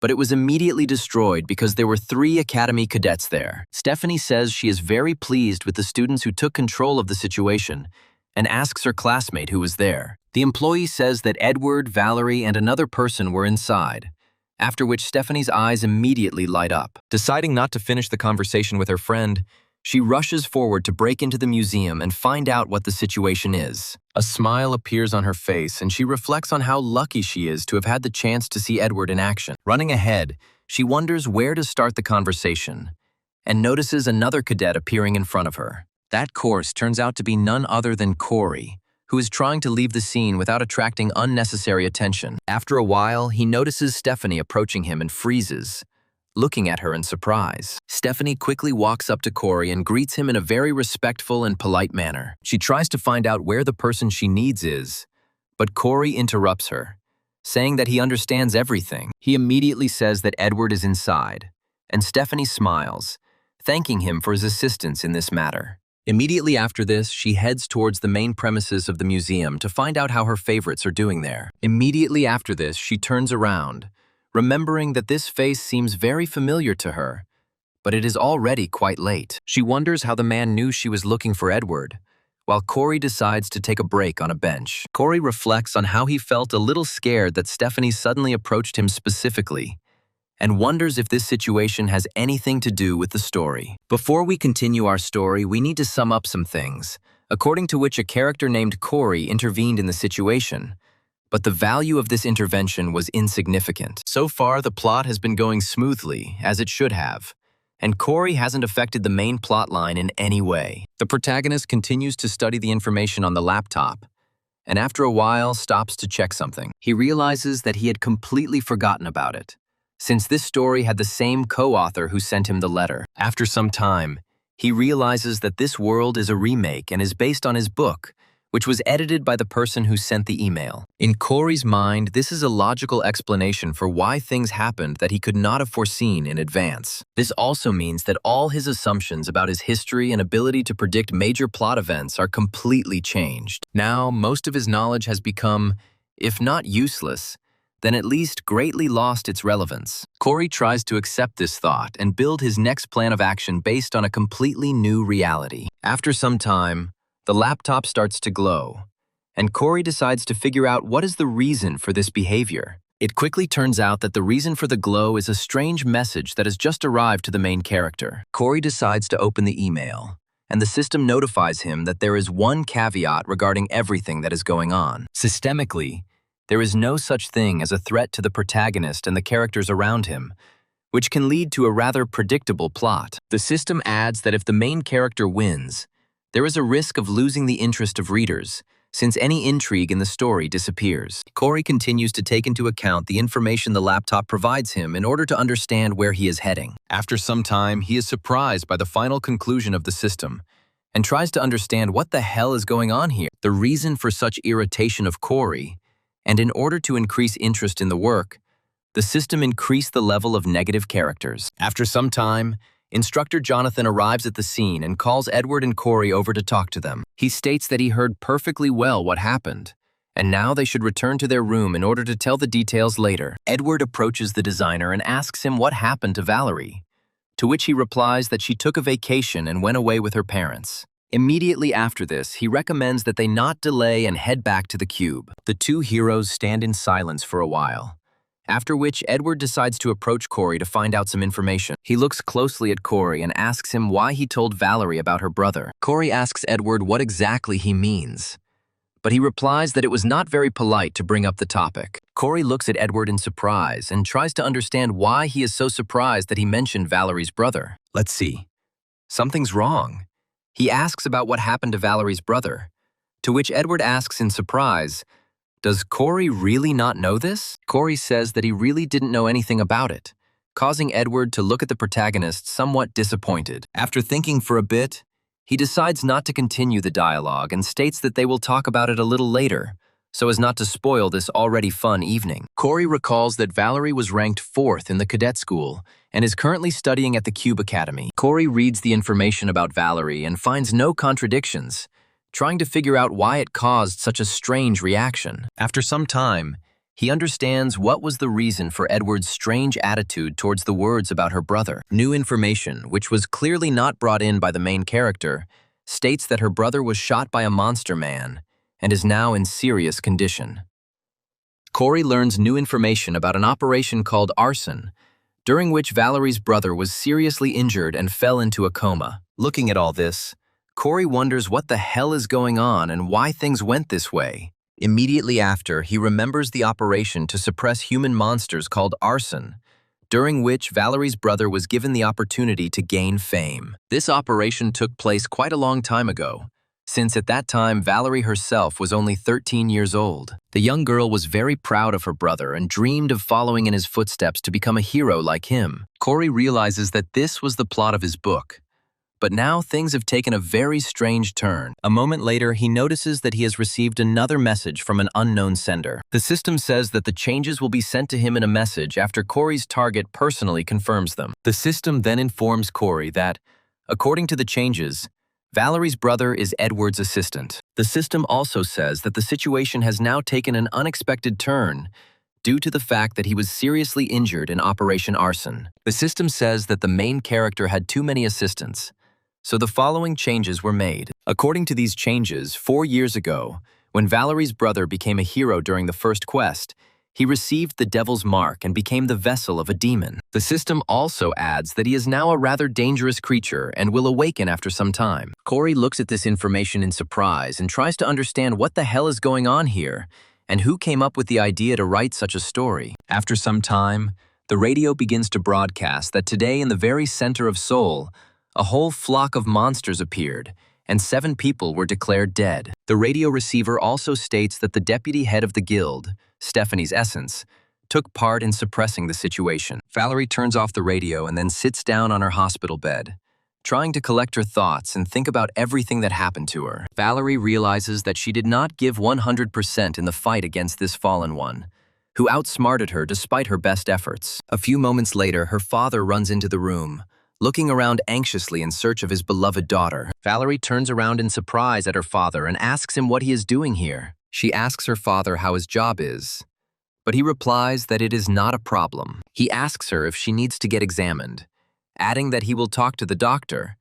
Valerie says that there is no need for this. The father tells his daughter that he was very worried about her, but she quickly states that she is indeed fine. After some time, she turns to her father, saying that she wants to talk to him about something important. With her eyes slightly lowered, She asks him if they could meet again before leaving the hospital. Hearing these words, the father understands that his daughter is really in a very difficult situation and cannot be abandoned. He takes her hand and says that this question is out of the question, since he will always find time to meet with her. Meanwhile, Corey reflects on a term he coined himself called a demon vessel. According to his story, demons were beings above the fallen, and they left marks on people, turning them into their vessels. After this, there was an incubation period during which the devil's seed sprouted, and people turned into powerful demons. This period usually lasts from 5 to 6 years, and so far there has not been a single known case where it was possible to prevent it. Comparing all the dates, Corey realizes that it is a little less than half of the total period. All this time, Valerie often visited her brother,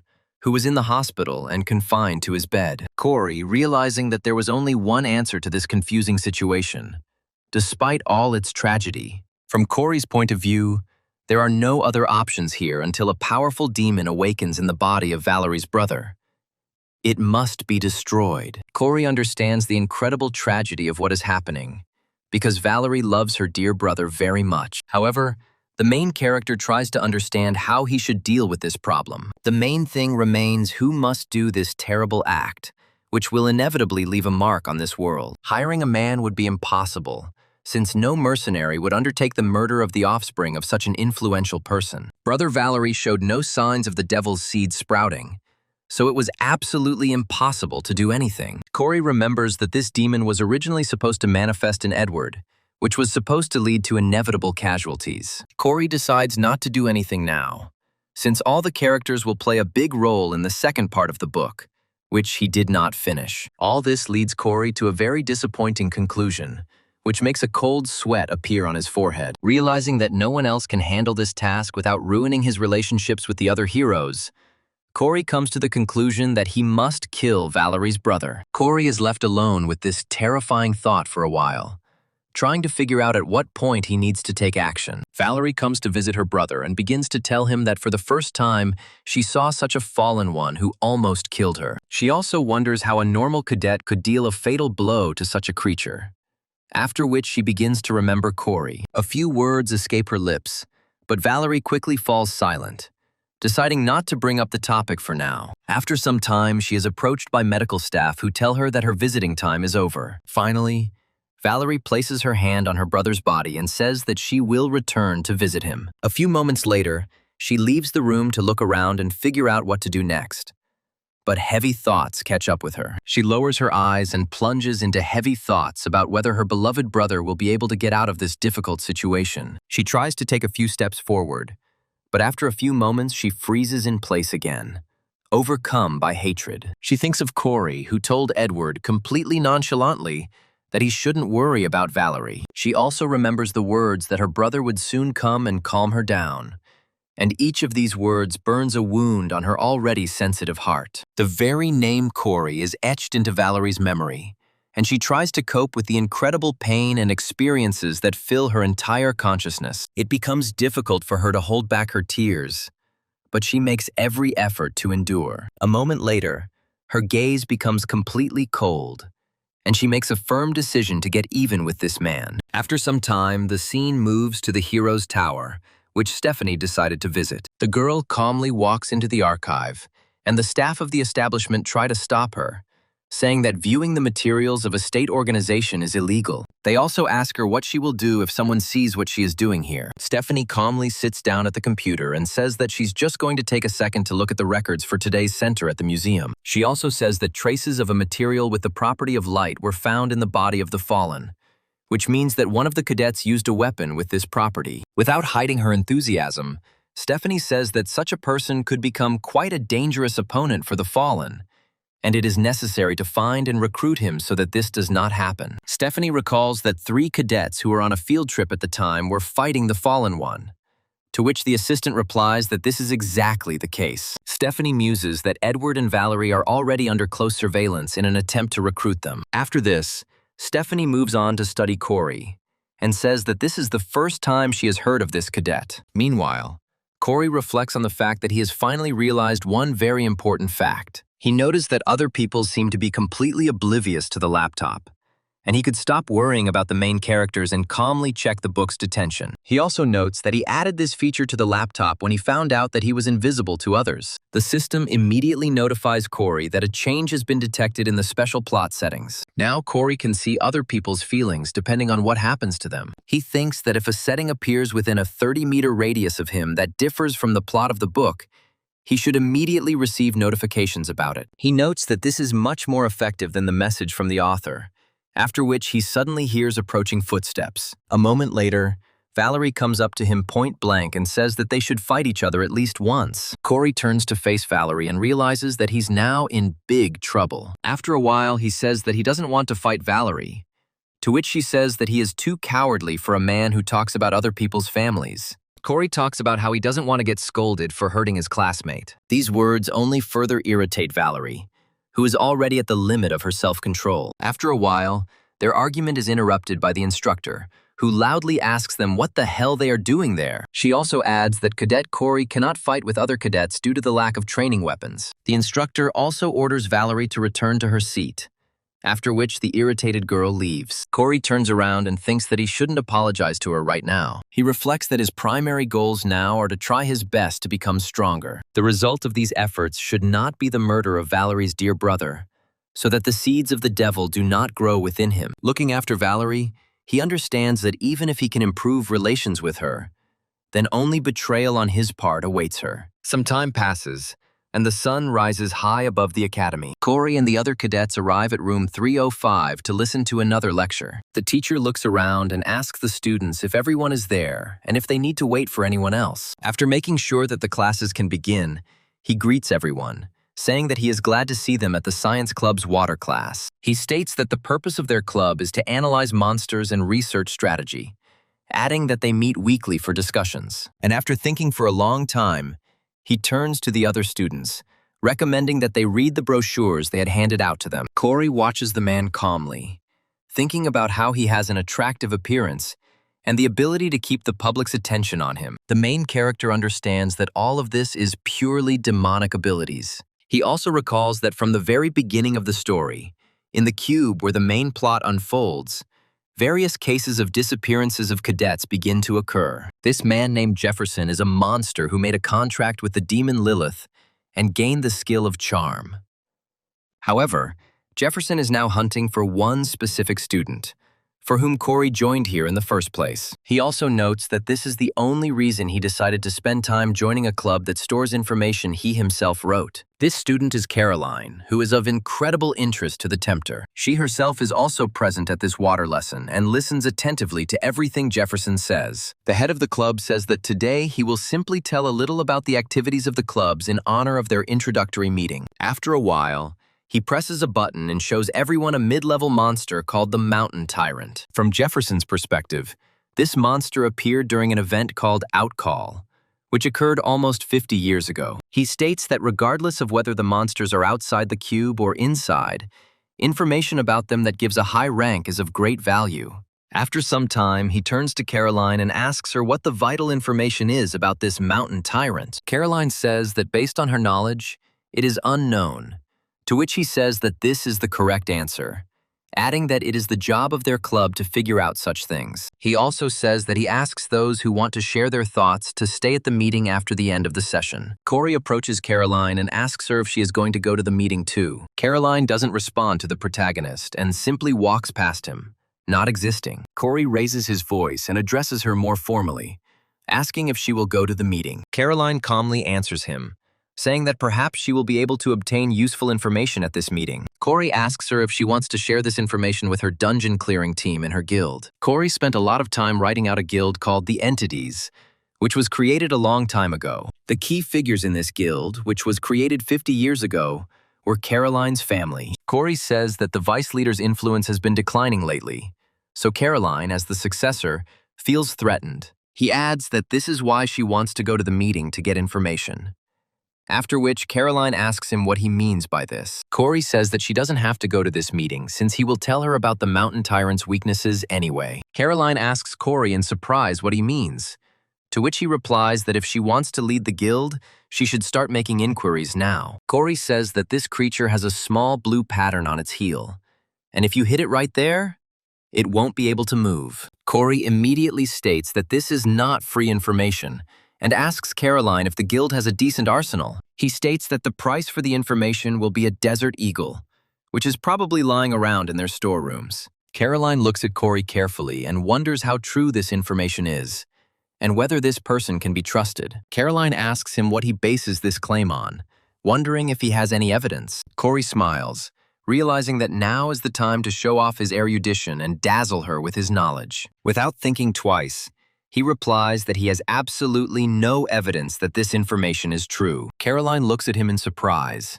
trying to understand why he decided to waste her time on such utter nonsense that is not worth a dime. After a while, her emotions finally catch up with her, and she turns around angrily and says that she just wasted her time on this nonsense. Corey reflects that if Caroline ignored his words, that information about the value of several billions turned into an ordinary piece of paper. He also understands that if Caroline trusts him, he will have a whole army of allies who will come to his aid in difficult times. Meanwhile, Caroline contacts her secretary, saying that she wants to discuss their guild's upcoming raid. She says that, apparently, the vital place is the pattern on the heel of the stone tyrant, and asks to check this information.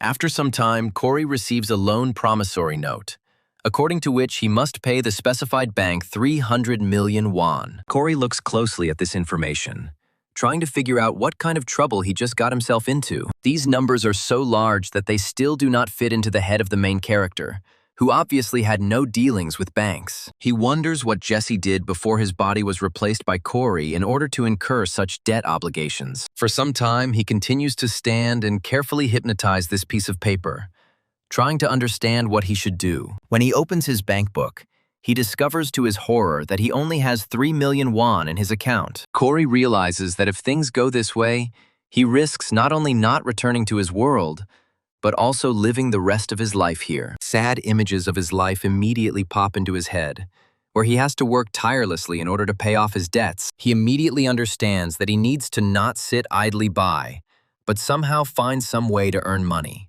After this, he reflects on the fact that there are now 2 ways to make a lot of money legally, the first of which is investing in stocks. Corey notes that in this world, dungeons and towers are popping up like mushrooms after rain, and it is necessary to find guilds that are engaged in clearing dungeons. Corey has a good idea of which guild will succeed, but he doesn't have the money right now, so he decides not to consider this method, at least for now. The second, more difficult way is to hunt on the battlefield with your own hands, risking your own life. The so-called field is a dangerous area where monsters appear, and the difficulty level here is very different from towers or dungeons. However, there is good money to be made selling monster bodies, so Corey decides to look over his stats. Unfortunately, he finds that his stats are still not impressive, as his physical attributes are only slightly above the average male. The protagonist wonders if there is another way to earn wealth, and after a few moments, he hears a strange sound. Turning around, he hears words that he has received a package from Cadet Caroline. Corey looks at the door in surprise and wonders why Caroline suddenly decided to send a package to his room. After a while,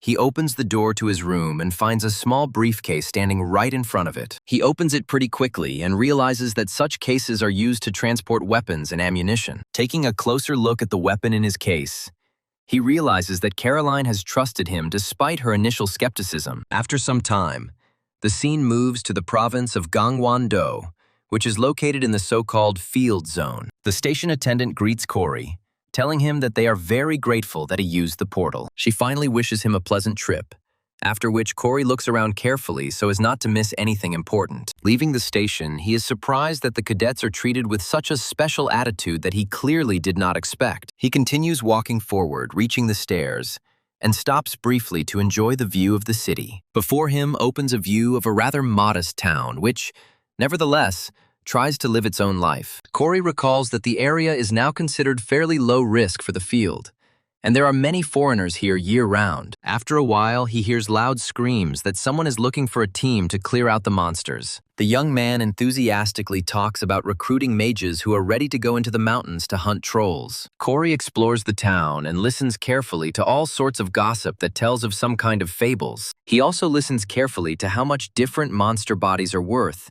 in order to understand which monster is of the greatest value. After taking a closer look at some people, he comes to the conclusion that if he gets himself an agent, it will be much more profitable to sell monsters. Looking around, he thinks that in these parts he can find a good agent who can help him. After a while, a mysterious man appears behind him and politely addresses him to get his attention. The man asks Corey if he came here to work, and then takes a few more steps towards him. Corey asks the man if he is an agent, but he quickly starts to fuss, saying that his business card was somewhere around here. Immediately after this, he hands over his business card.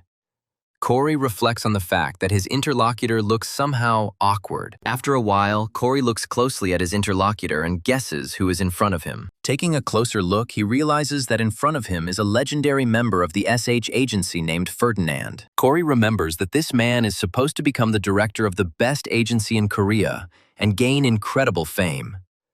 Among other things, this man will be Edward's personal agent, whom he, however, still does not know. Corey looks closely at his interlocutor and says that the name of his company seems very familiar to him. Immediately after this, he extends his hand to him, saying that he will study his proposal carefully and he would like to conclude a contract. Corey reflects on how this world is just the beginning of a book, and many characters don't yet know their true values. Ferdinand shakes Corey's hand vigorously and thanks him for choosing him, promising better service in return for his trust. After a while, Corey asks himself if he can just take over the agency from Edward. After some time, he realizes that he has no other choice, so he must act according to the situation in order to get out of debt bondage. After 20 minutes of walking, Corey turns to his friend and asks him if he can really go with him. Ferdinand says that Corey shouldn't worry about him, because in case of danger, he can abandon him and run away if the situation requires it. After some time, Ferdinand turns to Corey and says that here you can find traces of the hobby of the goblins that live here. Corey thinks about this offer and remembers that the destroyed tower also gives about 200,000. And if you think about the price, then mining monsters will be more profitable. After a while, Corey gets to one of the monsters and asks his manager what he thinks about it. Ferdinand comes closer and looks with horror at the steel boar, which is peacefully grazing in these lands, unaware that it is being watched. The manager is surprised, trembling, trying to understand what he should do if his only client dies like this. He politely addresses Corey and says that a pistol-caliber gun is unlikely to harm this monster, since it has quite thick skin. Corey calmly says that they won't know for sure until they try to verify it for themselves. With these words, he says that he has a very good pistol, which he received in exchange for valuable information. With that, he takes out a gold-plated Desert Eagle in .50 AE caliber, which is considered a heavyweight in the pistol class. In addition to the weapon's original properties, Corey also uses his skill points to add some customization. Ferdinand continues to try to stop his client, saying that it probably won't be enough anyway. Corey remains relentless and watches his target carefully to get his aim right before firing. Satisfied that the moment is right, he pulls the trigger to fire a powerful shot. The heavy bullet is sent towards the steel boar with incredible speed, piercing it through with incredible ease. The huge boar doesn't even have time to understand what happened, while life quickly leaves his huge body. Watching this, Ferdinand cannot believe his eyes, since in his experience, even such powerful pistols could not damage these creatures. In addition, the increased lethal force caused the sound of the shot to be much louder than he expected, causing him to fall over in surprise. The system reports that the Desert Eagle has been modified to increase its destructive power and reduce its weight and recoil when fired. Corey steps forward and looks closely at the body of his fallen victim to make sure one shot was enough. After a while, he smiles and says that the effectiveness of this weapon fully met his expectations. Immediately after this, he discovers that his barrel continues to smoke due to the increased energy being transferred to each cartridge. Ferdinand compliments Corey on his shooting skills, not forgetting to compliment his amazing weapon. Corey calmly turns away and thanks Ferdinand for such kindness. After a while, he quickly drops his hand to fire another shot, which once again stuns the untrained Ferdinand. The frightened manager asks Corey why he fired again, but he replies that he saw a black pelican in the distance. Ferdinand asks Corey in surprise if he can really see that far, but he answers in the affirmative. Corey says that thanks to his skills, he can see hundreds of meters ahead, which is very helpful in hunting monsters. Immediately after this, as if nothing had happened, he sets off forward, telling his comrade that he wants to go further. Ferdinand immediately rushes after Cory so as not to lag behind him and thus not become a potential victim of wild animals. After a while, Cory drags the steelhead and black pelican bodies together to assess the catch. Ferdinand, who has been helping Cory with these manipulations all this time, says that these creatures weigh too much for 2 animals. Cory asks his manager if they can drag the creatures off the field, to which he replies that it would be better to pay a special service. Cory decides to trust Ferdinand's words and shakes his hand, saying that he is happy with this option. Ferdinand smiles and asks Cory if this is his first battlefield hunt, then asks how he uses his fee. Cory looks closely at his friend and, as if nothing had happened, says that he wants to buy shares. Needless to say, Ferdinand is simply devastated by the response from Cory, which he never expected. At this point in the story, a new guild called the Pack Horse Master, which was created by the Fallen, is beginning to gain influence. Cory knows he should be focusing on other settings right now, but there is a dungeon that this guild has been clearing. Cory recalls that after clearing this dungeon, the shares of this guild will increase by a fabulous 1,000%. Cory realizes that if he buys shares in this guild right now, he will definitely come out on top and earn incredible profits. After some time, the system on the wristwatch notifies Cory that he has successfully invested all his money in the guild shares. Cory looks up and thinks that he will have to go to the Purple Banquet's shadow site to find out more information. After a couple of minutes, Cory freezes,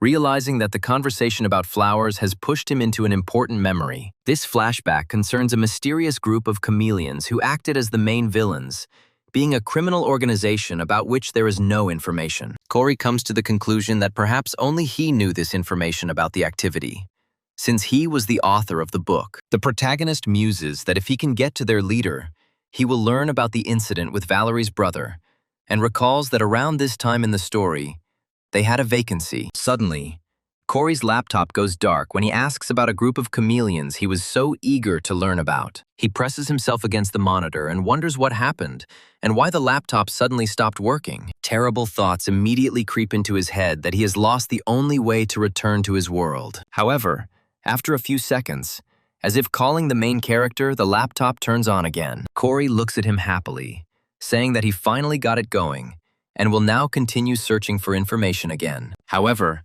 the laptop now notifies Cory that exactly 1 month has passed since he arrived here. After this, another system notification informs the protagonist that the laptop's function is being updated. After a while, the scene moves to a small cafe, which is distinguished by its coziness and good atmosphere. The ordinary visitors begin to whisper among themselves, paying attention to 2 visitors who attract the most attention. These visitors are Howard and Caroline, who have decided to go on some sort of date. Howard wearily says that he is tired of attending these high society gatherings and asks if they can be stopped.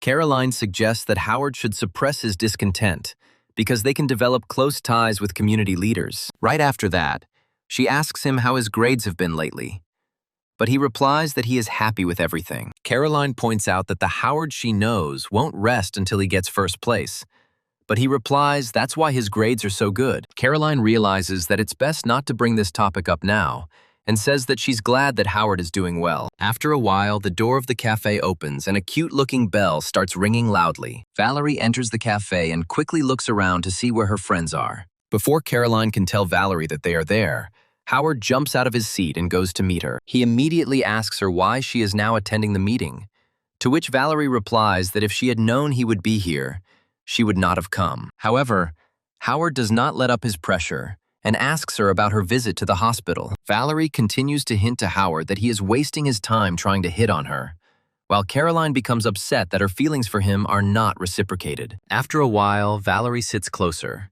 saying that she wanted to discuss something with them. Immediately after this, she asks them if they know a certain Cory, after which Caroline's eyes immediately light up. She immediately looks at Valerie and asks what happened to him. Valerie says that she would like to discuss that very incident at the museum, since there were 3 of them that day. She states that the fallen one was stronger than she thought, and the battle was very brutal. She also says that right during the fight, this idiot took his gun to help them. Valerie recalls how the protagonist took aim and shot the fallen one in the arm, instantly neutralizing him. Valerie wonders if it's possible to rip off a fallen's arm with some kind of training pistol. Valerie states that this is all starting to become very suspicious, since an ordinary cadet is not capable of such a thing. Without thinking twice, Valerie remembers that before this, Corey was on Caroline's team during the monster hunt. Valerie stares at her friend and asks her what she thinks about Corey, which leaves her stunned. Caroline recalls that the man lived in a shelter, became a cadet at the club, and owes about $300 million to one of the banks. She also notes that this person is very uncooperative and does not answer questions, adding that she will have to continue the investigation. Caroline reflects on the fact that she has yet to find out how valuable this man can be. So she tells her friends that he is just an ordinary person. She also takes note that Corey was able to shoot off the fallen one's arm, despite not having that kind of power before. Valerie moves closer to Caroline and asks her if he is a fallen one. Caroline and Howard stare at Valerie in surprise, trying to figure out if she's seriously suggesting this. Caroline turns to Valerie condescendingly and asks her if he would have attacked his fellow man in the museum if he had been one of them. Meanwhile, Corey continues his adventures with the laptop, which this time decided to shine very brightly. As soon as the glow fades slightly, the laptop notifies its owner that the update has been 99% complete. Before Corey can do anything, his watch begins to squeeze hard around his wrist. This pain turns out to be simply incredible, and the main character clenches his teeth to keep from screaming loudly. Within seconds, he realizes he's bleeding and tries to figure out what the hell is going on. After a few more moments, his vision begins to darken, and he tries to get up from the chair.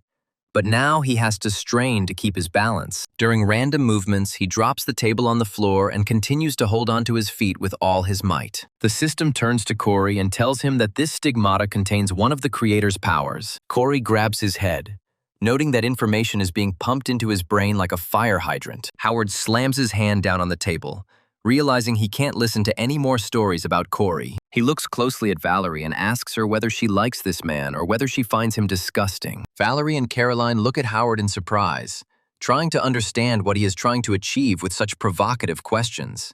Corey continues to suffer from incredible attacks of headache and can barely hold on to the table next to him. The protagonist's laptop continues to burn because some program is running on it. Valerie remembers Corey's words about her brother coming here soon to calm her down, and swallows nervously. After this, she begins to act much more confidently and says that she does not really like this person. Meanwhile, Corey passes out and falls to the floor, while a bizarre pattern appears on his arm. The protagonist's laptop continues to live its own life, emitting a mysterious light. The system on the laptop reports that the skill of observing and viewing has been added to the skill of the Book of Truth. After some time, the scene moves to the Association's tower, where a lively discussion is taking place. Sometime after the incident at the museum and the fight with the Fallen, Corey, Valerie, and Edward received awards for their contributions to public safety. Corey came to the ceremony with his arm bandaged so as not to show his tattoo to anyone. Scratching his arm, he notes that yesterday's wounds still hurt,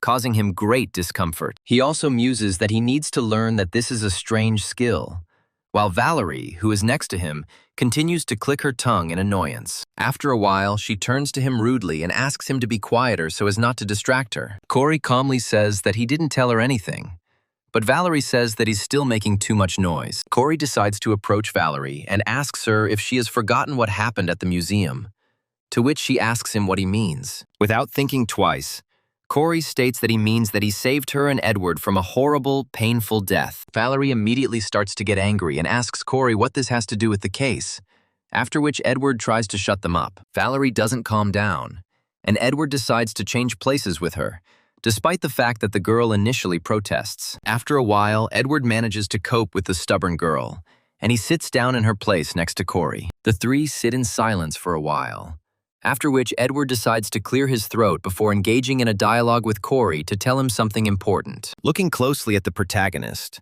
Edward thanks him for that time, after which irritation and fatigue begin to appear on Corey's face. Edward states that if Corey hadn't come to their aid, they wouldn't have been able to win this battle. Corey looks away indifferently, saying that they could have done just fine without him, and he was just doing his duty. Thinking back to that incident, he reflects that if he hadn't been there, Edward would have likely awakened to a higher level of power. The reason for this is that, according to the laws of the novella genre, the main character always becomes much stronger in the face of danger. After some time, the hosts discover that the person for whom this whole ceremony was started has come here. The doors open and a tall, middle-aged man walks into the room, looking incredibly cool and stylish. However, a sullen expression can be seen on his face all the time while he talks about being forced to walk back and forth. This man's name is Curtis, and he is a high-ranking hero, ranking 37th in the International Hero Rankings. Corey remembers that this character is the very wolf of Valhalla, who possesses enormous magical powers. After a while, the hosts say that they will start the award ceremony any minute, which immediately makes Valerie perk up. Despite the solemnity of the moment, Edward remains calm and has a melancholic expression on his face as the host asks all the laureates to come up on stage. Corey knows exactly what to expect from this ceremony, since he already wrote something similar into his storyline. The presenter says that the presentation will be held by a hero who ranks 37th in the hero rankings, adding that the cadets were able to destroy the fallen in a dangerous situation and became model citizens. Curtis approaches Edward and asks him if he is the rumored swordsman, to which he replies that he is. Smiling, he says that now he understands why every guild wants to get Edward as their member. Edward, beginning to feel embarrassed, says that all this is just an exaggeration that is worth nothing. Curtis lowers his face slightly towards Edward and tells him that he should work as a hunter for the Wide Plains Guild instead of joining the association. He adds that heroes have too much responsibility, and there is nothing interesting in the work, to which Edward replies that this occupation suits him. Here he finds Edward incredibly boring, and says that in that case, he understood everything perfectly. After a while, Curtis says that it is time to award the next contender, adding that they have not seen each other for a long time. Valerie greets her teacher, who rudely cuts her off, telling her that she is just some kind of archer. He also adds that her father asked him to take care of her, but he had no plans to do so, so he will not be nice to her. Quickly handing the award to Valerie, he moves closer to Corey, looking at him carefully, trying to figure out who he is. In response to a direct question, Corey calmly states his name, to which Curtis replies that he is very glad to meet him. In summing up the ceremony, Corey concludes that the saying that the only thing worse than hate is difference would be most appropriate here. After some time, the action moves to another cafe, which Corey decided to visit in honor of receiving an award. It's hard to describe Corey's joy as he received a huge reward for destroying the fallen as a motivational gift. Corey says that he decided to use this money to buy more shares of the Owners Guild in Southhorse in order to become as rich as possible in the future. After making sure that no one is spying on him, he decides to check out the updated function of the laptop, which had recently been updated. The system notifies Corey that the stigmata function, internet activation, and additional capabilities of his skills are now available to him. Corey decides that he needs to get it examined first, since that's what he'll be calling his wrist wound from now on. After reading the description of this item, he realizes that the way to use it is quite inaccurate, as it says that he can use it according to his desires. Corey decides to do a test run and thinks about what his desire is at the moment. As soon as thoughts begin to penetrate the protagonist's head, his wrist begins to glow, shining through the thick medical bandage. Corey quickly removes his hand so as not to frighten other people with a strange glow and not to attract unnecessary attention. After some time, he comes to the conclusion that he will need to test this desire when he returns to the hostel in order to avoid embarrassment. The next feature is the activation of the internet, which looks quite trivial for a modern person who uses a smartphone. Corey calmly clicks on this button to understand what awaits him as this function, and is very surprised by what he sees. To begin with, it redirects him to a list of sites that look rather poor, given their availability in the modern world. Taking a closer look, Corey realizes that there are not only regular websites here, but also ones that can only be accessed for a fee. The most important site here is a site called Purple Banquet, as it helps Corey understand investing. Among other things, this site is the most famous among the underground trading platforms where you can sell weapons, information, and so on. Gone. There is not a single hero who has never used this site, and therefore even the government turns a blind eye, although it knows about this shadow industry. Corey attempts to register, and is notified that he must spend 200 SP to do so. After checking his balance, Corey realizes that he has enough points to get an account on this very useful and important site. A moment later, Stephanie approaches him and says that she has been looking for him for a very long time and has finally found him. Looking at Corey, she asks him if he knows who she is and why she came to talk to him. She also says that she was very surprised that Corey disappeared so suddenly from the award ceremony and decided not to stay at such a solemn event. Deciding not to waste any time, Stephanie sits down at the table with Corey and hands him a business card, saying that she wanted to tell him something. Corey muses that if Stephanie pulled out her business card, it means he was able to gain her trust, even though that was not his goal. Stephanie publicly admits that she is incredibly curious about Corey and would like to know something. Smiling sincerely, she asks him if she can ask him a few questions, while the protagonist states that this is the first stage of her recruitment. There is an awkward pause between the two characters as Corey tries to figure out what to do in this tense situation. He studies his interlocutor carefully and remembers that she appears quite friendly to the media, but inside she is a completely different person. Corey realizes that if the person she brings in doesn't live up to her expectations, she simply gets rid of him and takes what she wants. This is the main life principle of the legendary Stephanie, who is the deputy leader of the best guild in Korea. Corey realizes that connections with her will be very useful for further developments, after which he decides on his response. Leave without continuing the smile and says that she is curious to know some details, but Corey abruptly refuses to talk. Before they can try to figure out what he meant, Corey states that he has nothing valuable to say to satisfy Stephanie's curiosity. Stephanie smiles and says that Corey doesn't quite understand the situation, since the deputy leader of the #1 guild in Korea is currently showing great interest in him. Corey thanks Stephanie for her interest, adding that gratitude only lasts if her interests are genuine. He understands that she most likely saw that he used an attack with the light property, but now she feels the usual curiosity towards him. A moment later, he gets up from the table and decides to leave here so that her curiosity can grow into something more. Before Stephanie can even figure out what's going on, Corey says goodbye to her, telling her that it's time for him to go about his own business. This behavior is incredibly surprising to Stephanie, since she is completely unaccustomed to people having the courage to refuse her without even listening. After some time, Corey decides to learn about the properties of stigmatization and realizes that they contain magic, which is one of the types of the creator's power. After some thought, Corey gives the command to transform the stigmata's magic into a ball to summon this powerful weapon. A moment later, the stigmata on the protagonist's hand begins to glow with a bright light, illuminating the room. A moment later, a mysterious sword appears in his hand, which can have a variety of properties. Corey decides to wave the sword around a bit to make sure it's real and not some kind of illusion. In this world, magic is an ability that is greatly influenced by innate talent, students, and careful training. Corey reflects on how, when he came to this world, he never imagined that he would be able to use magic, since he was naturally an ordinary person. After some time, he decides to check other abilities and pays attention to the Book of Truth skill, which is at the very bottom. Corey looks at this line thoughtfully, trying to understand what this skill can give him. All pros and cons.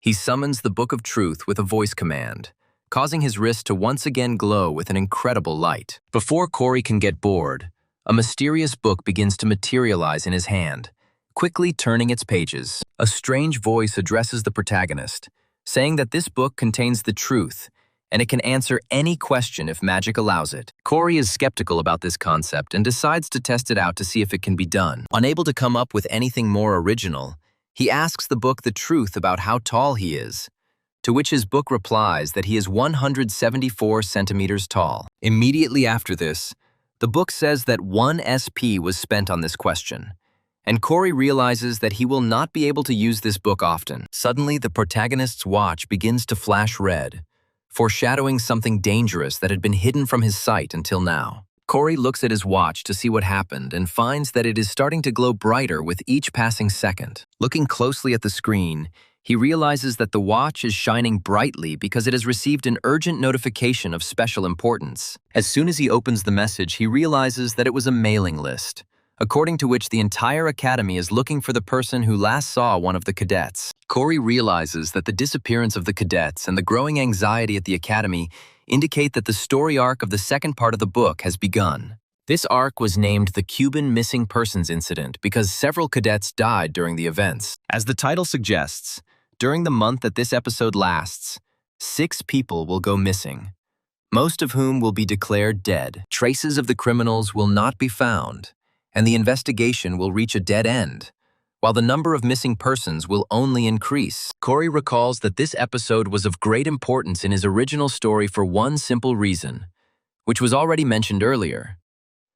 The reason and importance of this episode is that the criminal's latest target is none other than Caroline, who is the successor to one of the best in the country. Corey realizes that if the protagonist's assistant is the author's accomplice, it will be a huge problem, and decides to find the culprit himself. After some time, he tries to stop himself, but unexpected decisions indicate that if he makes a hasty decision, history may be distorted. Looking around, he decides to observe from the sidelines in order to make only balanced decisions. After some time, the scene moves to a huge gym that the Cube Academy has. Training is in full swing, and Edward decides to drink some water to prepare for the next one. Suddenly, he is overtaken by one of his comrades, who, with a smile, point out to him another cadet who is trying to lift a barbell. Turning his head to the side, Edward sees Corey trying to lift the barbell, but another cadet steps on it. These cadets make fun of him in every possible way and ask him why such a loser decided to go to the gym. They express dissatisfaction with the fact that he shows himself at all,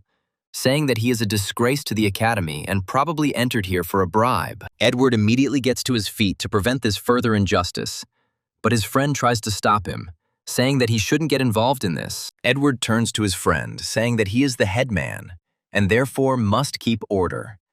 But he states that there is nothing wrong with that. The headman also suggests that Corey is just pretending and is actually just acting weak. Edward asks his friend why he decided so, to which he replies that, according to him, this man cut off the hand of the fallen, and now he cannot answer some brats. They continue to watch Corey's runs and find that his physical strength is far from peak. The people watching one bully decide not to disturb him, after which they ask him if he is already making fun of them. The elder begins to laugh at Corey, saying that he was simply lucky that he was able to destroy the fallen with such unremarkable opportunities. The other cadets wonder if someone is having a fight, and Valerie listens carefully to make sure she doesn't miss anything. After some time, a man who is feared by almost all the cadets in this academy intervenes in the matter. Instructor Jonathan yells at the cadets and asks them what the hell they are doing during training. As soon as all the cadets start to stare at him in fear, he says that everyone should gather, since the exam results have come in. He states that he will now hang up this sheet with the results,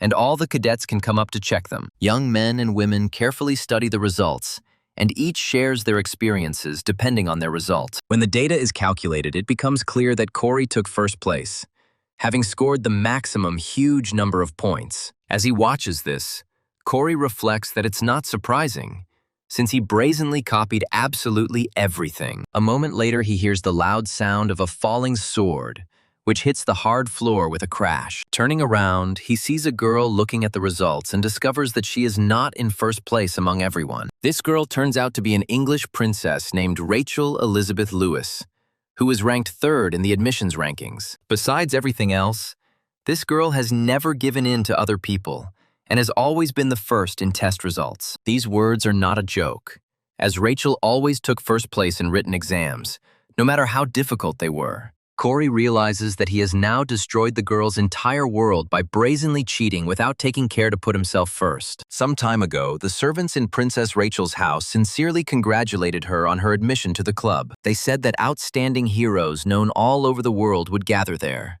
adding that classes there would be held in Korean. They asked Rachel if she was worried about this, to which she calmly replied that she would work hard and live up to expectations. The girl decided to achieve all this for the sake of the glory of the English royal family, for which she bears great responsibility. Now, Rachel's mind is filled with sad options for change in front of her citizens, whom she has let down. One of the instructors says that student Corey has brought a completely new perspective to analyzing the real world, expressing hope that other students will follow his example. Rachel reflects that real-world analysis is a difficult subject and that she will likely not be able to catch up with her grades before midterms. Meanwhile, Corey continues to try to figure out who this teacher is and where he is, looking around stupidly. Rachel's eyes immediately light up with an incredible competitive fire, and she wonders how Corey does his training. The reason for Corey's incredible success is his laptop, which allows him to enter the information department of truth and get an answer to any question. Corey reflects that if he got a book of truth, then he should use it to its fullest extent, thereby earning himself pocket money. With the help of the book of truth, you can find out any information in this world if it does not exceed the number of points you have, which means it can bring profit. Corey looks closely at the system window that prompts him to apply for seller registration and agrees. Immediately after this, mysterious lines light up on the screen, reminiscent of a pulse beating in a hospital bed. Corey ponders the need to invest the accumulated SP in order to get as much benefit as possible. After this, he remembers the beginning of the second main storyline, as the cube is now no longer a safe place that the Fallen could not penetrate. In order to cope with possible dangers, Corey decides to change the shooting settings, since now his skills are not enough to confidently win without tricks. After some time, he remembers that he had a lot of points due to the bullying from Howard's gang. After thinking carefully about his further improvement strategy, he decides to invest his points into the Desert Eagle to further improve it. In addition to simply increasing its stats, he decides to edit its properties to gain the ability to change its shape. With a few easy presses of commands, Corey decides to transform his weapon into a sniper rifle, which is much better at dealing with enemies at long range. At first, the protagonist thinks that these measures may seem excessive, but later changes his mind and accepts the changes. The system tells Corey that he has spent 250 SP,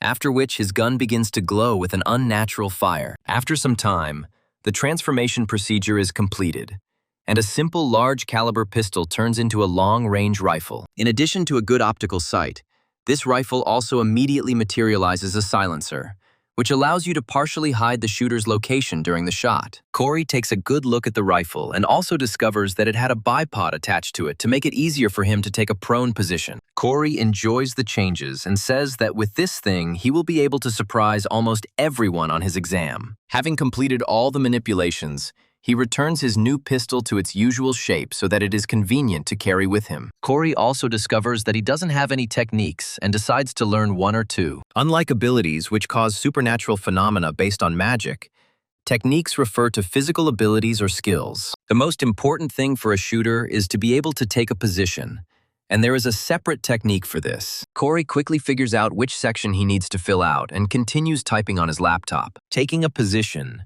as well as changing it effectively, is somehow connected with parkour skills that allow you to move quickly. When choosing a technique, Corey spends 350 SP and notes that he does not feel any physical changes in his body. A few moments later, he receives a message on his wristwatch and decides to figure out who wrote to him. This message is also a broadcast asking if anyone has seen another C-class cadet, Nuri, who has been missing since yesterday. Corey looks at the notice grimly and realizes that it is time for the second victim to go to the next world. With a heavy voice, he realizes that all the cadets who disappeared before Caroline's abduction were brutally murdered by the criminal. Corey knows who's behind this and who's next, and wonders if he should continue to stand by and watch as people go missing. These thoughts and moral dilemmas continue to haunt his mind, causing him to make difficult decisions and face the consequences of his choices. After a while, the scene moves to the club's outdoor training ground. Instructor Jonathan asks the cadets if everyone is there,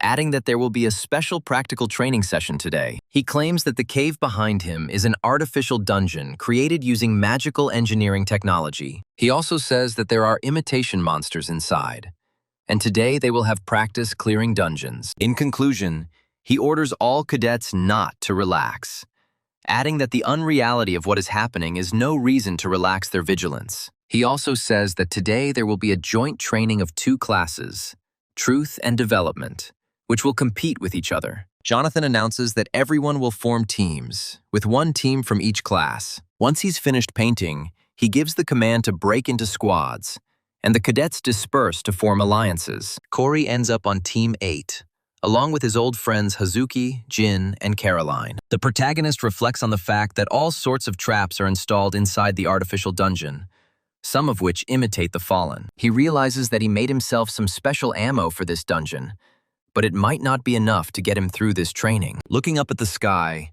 he notices strange vibrations in the air that remind him of system interference. After a while, he starts getting bombarded with notifications that a change in the settings has been detected. Corey realizes that he did not foresee such a change in settings and tries to understand what happened. Meanwhile, Instructor Jonathan says that the first team should quickly gather and head to the dungeon. Corey turns around in horror and tries to figure out how to read and find out what exactly has changed in the settings. Meanwhile, Edward is going through all the troubles of teaming up with two different classes, since he's been assigned a less-than-ideal partner. Caroline also experiences some difficulties as she now has to get to know other teammates as well. The cadets from the parallel class approach Caroline with feigned friendliness, expressing the hope that they will work well together. The system informs Corey that the height of this annoying boy has increased by several % compared to previous values. Valerie approaches one of the students, realizing that he is also on their team, and greets him, saying that she cannot remember his name. The mysterious cadet says that his name is Sven,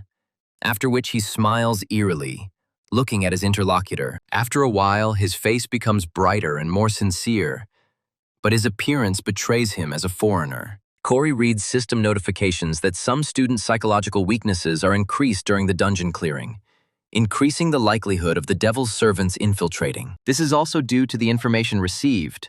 Corey comes to the conclusion that now this clearing of the dungeon will turn into a real disaster. However, he decides not to panic and to take a closer look at all the actors who can influence the passage of this dungeon. The first thing he notices is a man named Jaden, who greets Caroline so forcefully. Corey understands that this man is not a strong man, but his potential is strong enough to be invited into the Essence Strait. Meanwhile, Jaden greets the other members of Caroline's squad. Caroline calmly looks around at all the other contestants and introduces hers, misspelling Corey's name. The protagonist realizes that there is no need to worry about this, after which he looks back in the other direction. Looking at Sven, he remembers that he is a German student, a state-funded hero, a promising player who has gone through elite training courses. Corey also notes that his special feature is the incredible sympathy he shows towards Valerie. The club was home to many foreigners who all had the same dream, and Sven was no exception, as he came here hoping to reach the very top. However, the reality turned out to be far from as simple as it initially seemed to him when he arrived here. Due to the skill of the very strong cadets, he became one of the most ordinary and mediocre students in the institution. Against this background, Sven felt his inferiority, defeat, and the personal instability of adolescence for the first time. This eventually led to Sven selling his soul to the devil in order to gain at least a little power. Corey reflects that this content matches what he wrote, but the problem was in the terms the system was using this time. Corey thinks about it, realizing that awakening would have come prematurely, and that would have greatly affected the plot. After a moment, someone puts a hand on his shoulder, greeting him warmly. Corey turns around to see Jaden standing in front of him, asking him if he is the shooter everyone is talking about. Jaden expresses his hope that Corey won't be so slow in the dungeon, after which Corey pushes him away, saying that he doesn't understand his intentions. After getting rid of Jaden, Corey clenches his fist, thinking about how his reputation has been absolutely horrific lately. The reason for this is the rumors that were spread in Nuri's class, and according to these rumors, he uses his status as a cadet and intimidates everyone. Also, according to these rumors, which were spread by absolutely understandable people, Corey goes to the city every weekend to have fun. Looking around slightly, he wonders why no one even tries to stand up for him, despite the fact that they are on the same team. After some time, Instructor Jonathan says that they will enter this dungeon one by one, starting with the first team. Jaden decides to take this moment to engage Caroline and mentions that he heard that she is the #1 cadet receiving support. Caroline counters this by saying that she has heard a lot about Jaden too, before wondering if the teams were put together incorrectly. As soon as it's the turn of Corey and his teammates, they quickly move forward so as not to be delayed. This dungeon turns out to be quite dark, but our heroes fearlessly move forward, periodically looking around. After a while, Jaden stops, and the rest of his team stops with him. The reason they stopped was because they had reached the first stopover, which was at a crossroads. This causes Caroline to ask where the best place to go is, to which Jaden replies that they have one shooter on their team who can show them the way. Before they can agree on anything, Corey interrupts them, saying that they should go to tunnel number 6. Caroline and Jaden turn to look at Corey in surprise, who then continues to say with a stony expression that they should go to tunnel number 6. An irritated Jaden asks Corey why their command's gunner has suddenly started taking the initiative. After that, he orders Corey in a commanding tone to just follow him and not ask unnecessary questions. Caroline intervenes in this escalating conflict by saying that Corey may not look like much, but he has some good talent. Corey realizes that Caroline is the type of person who can't just compliment someone without insulting them. However, he comes to the conclusion that if Sven really does form a contract with a fallen one here today, Caroline will have a hard time fighting them. Corey also notes that if something irreparable happens to her, history will become very confusing, which means this cannot be allowed to happen. Jaden walks ahead of Corey in disgust and calls him a jerk who just wants attention, to which Corey advises him to watch the monsters ahead instead of talking. Jaden turns forward and asks Corey what the hell he's talking about, adding that there are no monsters here. Corey calmly states that there is a salamander ahead of him, adding that it is an indicator of the dungeon's difficulty. Team Nuria's shooter approaches Caroline and asks her if he should fire a light arrow, to which she says that he should if he can. Without thinking twice, the archer charges his arrow with special energy so that it turns into a flying lamp. Taking proper aim, he releases it, and the light projectile flies forward, illuminating everything in its path. In a matter of moments, the salamander, a 6th-class monster that is above average, appears in front of the group of cadets. Jaden and the other fighters talk about how they need to prepare for battle to avoid being surrounded. They also wonder if there is anyone among them who can attack with the water attribute, while Corey prepares for battle by pulling out a regular pistol. After looking around to make sure there was no one among them who could use a water skill, Caroline steps forward, readying her whip. The girl says that in this case they should concentrate their attack in the center to disorient the enemy. She immediately lunges forward, spinning her whip at incredible speed to increase her killing power. Seeing an enemy right in front of it, the salamander begins to open its mouth to concentrate fire energy. However, before the creature can spew out huge streams of hot magma, Caroline successfully bandages its mouth with her whip. A moment later, Hatsuki and another cadet pounce on this monster to destroy it. Combining their forces, they deal a powerful blow to deprive the monster of any chance of survival. Caroline is delighted with the teamwork, saying everything went perfectly. Immediately after this, she begins to look around, coming to the conclusion that the dungeon is beginning to change rapidly. Corey takes a closer look at Caroline's weapon and notices how it glows, and then wonders if she has reached the level of enlightenment yet. Caroline says that they should move on, at which point Corey pretends that she really is a great warrior. Corey takes a few steps forward but quickly trips and falls on Caroline, hitting her with his arm. Because of this awkward movement, they both fall at the most inopportune moments. Although in reality, everything is much more optimistic than you think. Corey looks down at the floor next to him in surprise, trying to figure out what exactly made him stumble so much. An angry Caroline quickly gets up and angrily orders him to let go, which he immediately does. Caroline realizes that Corey needs to be taught a lesson and grabs him by the collar to teach him a lesson. But the other team members are distracted by something else. Before Caroline can strike, she turns around and wonders where that mysterious silver bolt came from. Corey looks at what is happening in shock and realizes that everything could have ended very differently if he had not slipped. Corey's fears were correct, as the bolt flew past them at the exact moment it pulled Caroline down with it, and otherwise, they would both be dead. As he gets closer, he receives system notifications that there is a poisoned arrow in front of him, the tip of which is coated with a deadly poison. The scene moves to another part of the cave, where Valerie and Sven are currently located. The cadet falls to his knee, trying to endure the incredible pain from the arrow that hit him right in the shoulder. He immediately becomes disheartened and asks Valerie to leave him here and not risk her life for him. Not ready to accept the loss of another, albeit temporary, comrade, the girl says that if he has the strength to mumble, then he should get up and run. Valerie wonders what is going on, realizing that there can't be a poisoned arrow that came from nowhere during a training session. She also says that in the artificial dungeon there can be nothing serious that would threaten the life of a cadet. However,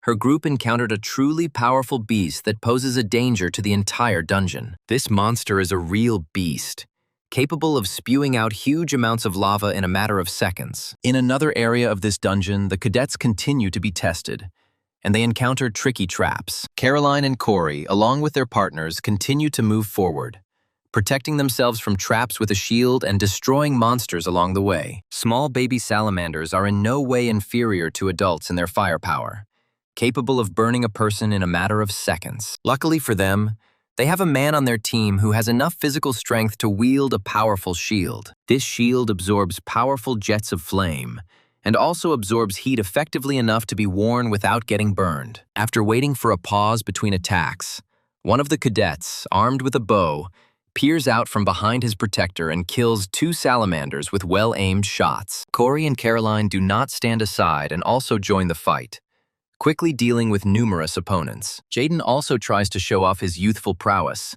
destroying adult specimens with the help of his ball. After a while, the fight comes to an end, since the salamanders, despite their threatening firepower, are not strong opponents. In front of everyone else, Jaden makes a dramatic turn, loudly scraping the ball against the stone floor. Immediately after this, he throws it over his shoulder and turns around, asking his comrades if they have destroyed all the others. Caroline says that most of these monsters don't pose much of a threat, so they were easy to deal with. And the only person who still can't recover from the previous incident is Corey, who is haunted by the arrow trap. He notes that the other cadets did not understand what the danger of this arrow was, and suggests that it was a planned test after all. However, suspicions do not leave the protagonist's head, and he still thinks that there is something more here than just training traps. Meanwhile, lights begin to materialize behind him, foreshadowing trouble. Corey's sixth sense tells him that he could be in great danger now if he doesn't turn around right now. The young man quickly turns around and notices a mysterious silhouette behind him, which strangely resembles one of the salamanders. Corey's fears are confirmed, and the huge monster is almost ready to cast a fire spell. Corey realizes that what he is looking at is an enhanced subspecies of salamander that has somehow escaped his sight. A moment later, the reptile completes preparations for its fire breath and unleashes a stream of hot magma on the group of cadets. Caroline watches this attack in shock, realizing that she has no chance to dodge and save her own life. The same thing happens with Jaden and other teammates who clearly don't have enough agility. When the situation becomes even more desperate, Corey steps in and decides that it is time to use the magic of stigmata. Having expressed a certain wish, he immediately decides to materialize it, and the drawing begins to glow with a bright bluish light. The best way to save yourself from a magma attack is to switch stigmata magic to a water shield, which is good at resisting fire. Running forward, he puts his hand forward to create a huge ball of water that evaporates the magma. This barrier is strong enough to cool the magma and either evaporate it or cause it to petrify. After some time, the salamander's reserves of stamina and fire fluid in its lungs are exhausted, and it ends its attack. However, the formidable monster tries to make a second attempt to burn its opponents. These dreams are not destined to come true, as he is immediately destroyed with the combined efforts of the other cadets. Jin and Hazuki stare at the scene in surprise, wondering what just happened. They also say that this monster did not look like a doll, since the fire attack was real and almost burned them. Corey turns around to hear Jaden's disgruntled voice as he quickly approaches him to sort something out. Grabbing him by the shirt, he says that he asked about the water attributes, but Corey didn't say anything, although it could have made their passage more effective. Corey says that it's just an effect of the magical weapon, but Jaden says that he doesn't believe in such nonsense, after which Caroline intervenes, forbidding them to waste time on sorting things out. One of the cadets wonders how a monster could have ended up here if it was supposed to be a training dummy. Caroline says that this place is as close to a real dungeon as possible, and it is quite possible that the salamander could have appeared here naturally. Caroline also talks about how they can get extra points, before stating that they should put the showdown aside and move on. Caroline speculates that Corey most likely lied about the magical weapon and used something else. She also realizes that this man couldn't even buy a Desert Eagle for himself, meaning he can't have magical skills like the other gifted students. Caroline puts the pieces together. Corey remembers that he knows important details about the mountain tyrant, does not have magical skills, but for some reason continues to carefully hide it. Right after that, Valerie pops into her head, asking that very question about Corey at their last meeting. This question touched on the topic of whether their faithful comrade was a disguised fallen who was playing a double game. After some time, they reach a strange place, reminiscent of the Colosseum, sunken in huge numbers.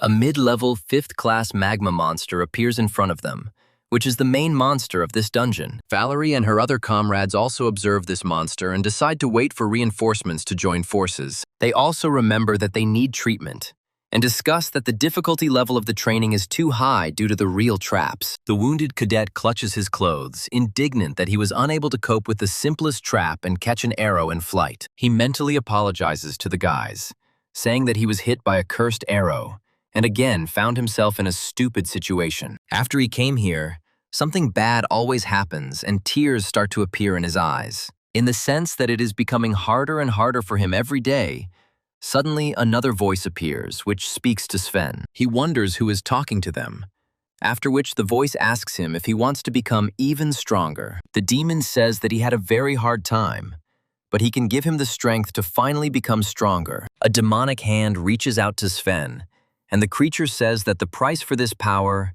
is small. Sven hesitates for a moment, looking at the mysterious hand reaching out from nowhere, and then makes a decision. With tears in his eyes, he shakes this hand, saying that he really wants to become stronger so as not to let his comrades down. As soon as his fingers touch the mysterious hand, and it begins to squeeze him tighter and tighter with every second, as if pulling him forward.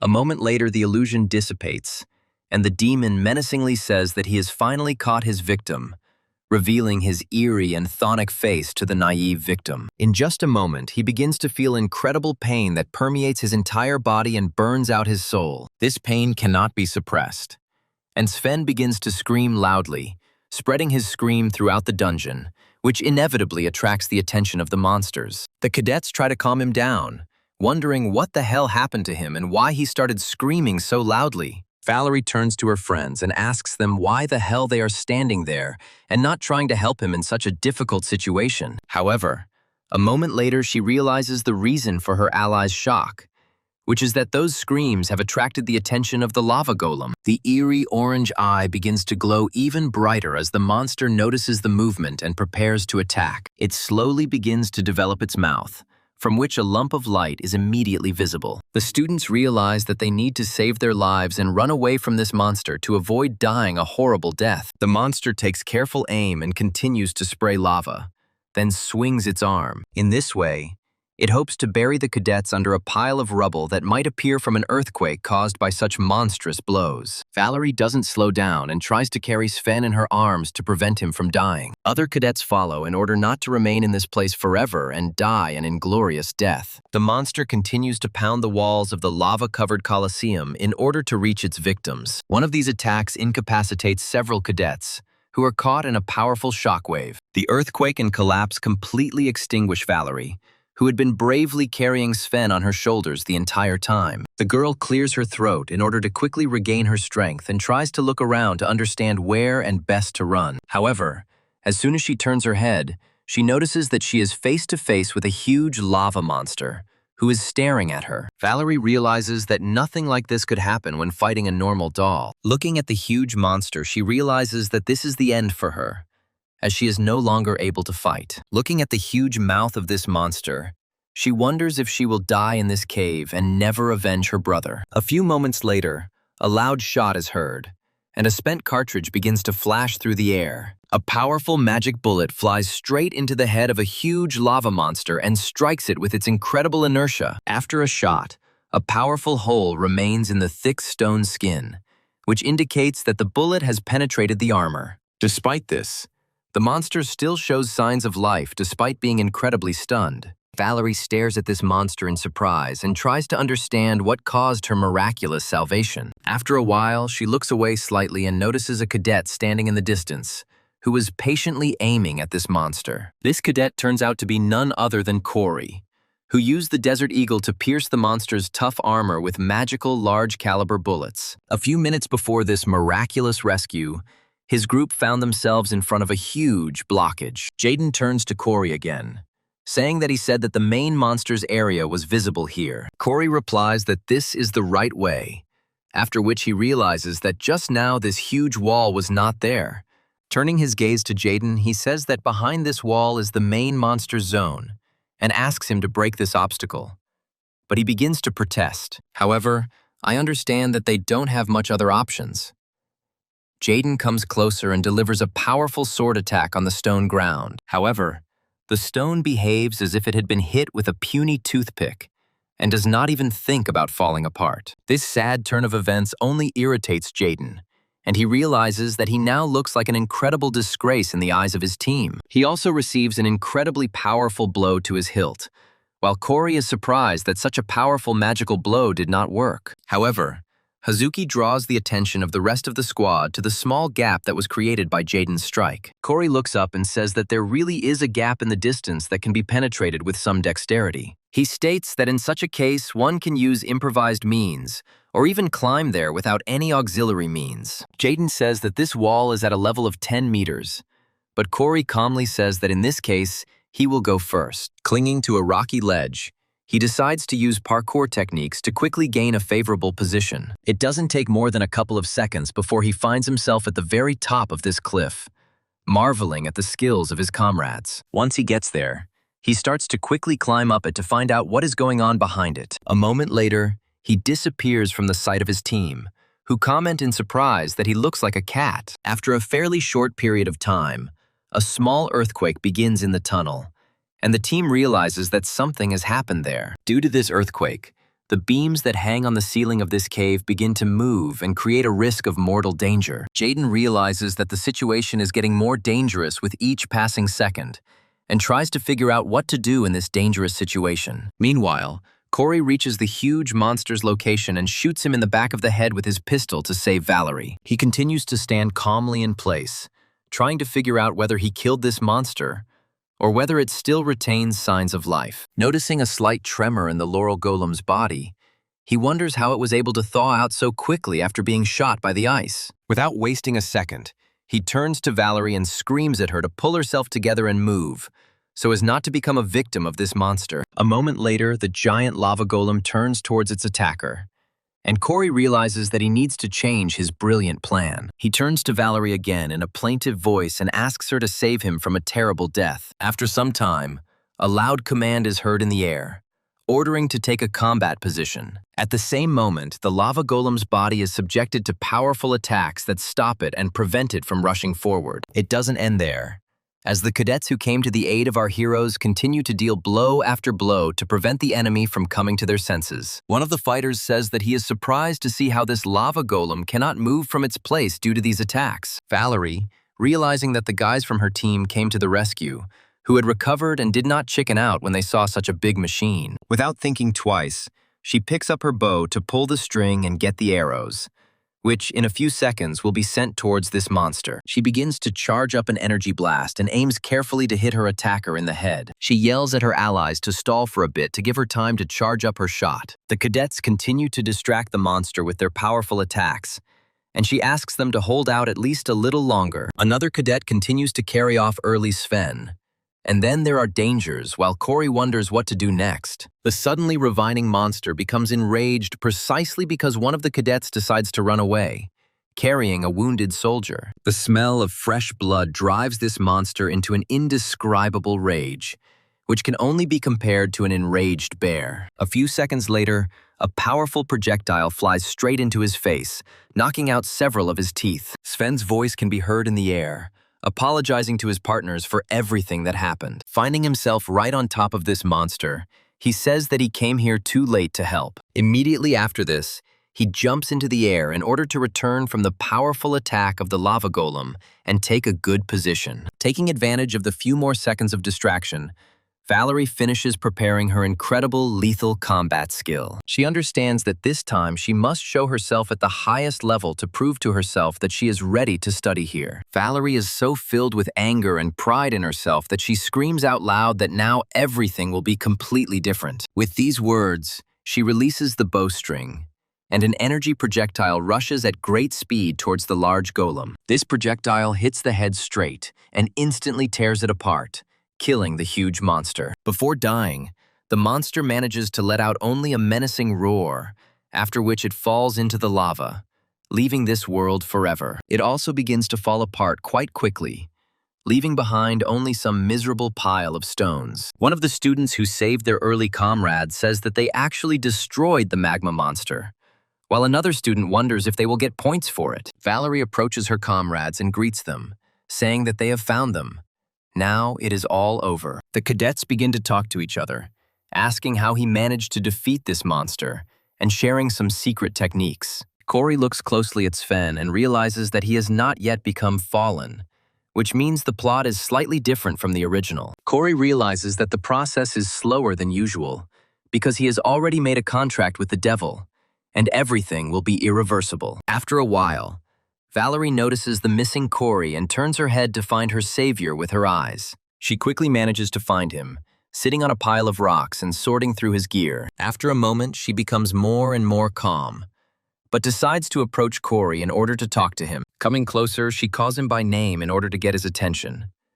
But immediately after that, she falls silent. There's an awkward pause between them that lasts for several tens of seconds. Gathering her strength, Valerie says that she has decided that she must tell him these words. After a few seconds, she begins to try to squeeze out gratitude, but her face immediately turns red, since she is clearly not the kind of person who is used to being polite to others. However, she overcomes herself and tells the main character a sincere thank you for saving her from death. Corey looks at this girl in surprise and lights flash in his eyes for a moment. Corey asks Valerie what she means, but she starts stomping aggressively and says that she just said those words because she thought it was necessary. Corey, however, has a hard time believing that Valerie could overcome herself and thank him for what he did. The reason for this surprise is that Valerie's life was a complete tragedy, as she lost her mother to the fallen at the age of 6. It was at this age that she decided to become a hero and fight back against these vile creatures of darkness. At that age, children usually laugh and misbehave, but she trained herself to the point of exhaustion in order to become better. Living in such a harsh environment, she was never able to make close friends with anyone, even though people were not cold towards her. The nature of such people is largely that to extend a hand to someone meant to show their weakness. That is why very few people heard Valerie's words with sincere gratitude, and this could be taken as a credit. Corey says that even less often than gratitude was an apology, and then realizes that the same could be said about him. The realization that he and this unfortunate girl are not so different makes Corey wonder a little about how right he was in his treatment of her. Valerie decides to keep the conversation going and asks Corey why he doesn't fight back if he's so strong. She states that Corey was able to stop the magical monster, and with such abilities he could easily just fight back against his tormentors. Corey claims that if he gets into a fight, he won't be able to win it, and so he has to endure it. To which Valerie replies that this is all nonsense, since she could clearly see his weapon. Corey shows her his gun, forgetting to remove his index finger, which is a safety violation. Quickly correcting this oversight, Corey states that he made the weapon himself, which automatically prohibits him from using it at the academy. Valerie calls Corey a psycho, saying that if he gets caught, he'll be kicked out for this violation, to which he replies, that's why he only uses it when necessary. The main character also reflects on the fact that now he has understood how to hide weapons in the stigmata, and now no one will catch him or kick him out. Valerie comments on how Corey looks like a very strong cadet for his age, and suspicion flashes in her eyes again. After a while, he approaches Corey closer and asks him if he has the weapon enhancement skill, which would explain his skills. Corey says that he will leave this question unanswered, after which Valerie, with a sense of accomplishment, says that she knew it, adding that she will not tell his secret to anyone. She also states that he better not use this skill so as not to create problems for himself, but soon stops. Without turning around, she asks Corey if there is anything he would like to tell her. Corey is well aware of what Valerie expects from him at this moment, and his next decision is incredibly difficult for him. After a tense pause, he says that he has nothing to say to her after they talked. Corey, realizing that if he offered her a sincere apology for his words about her brother, she would probably forgive him.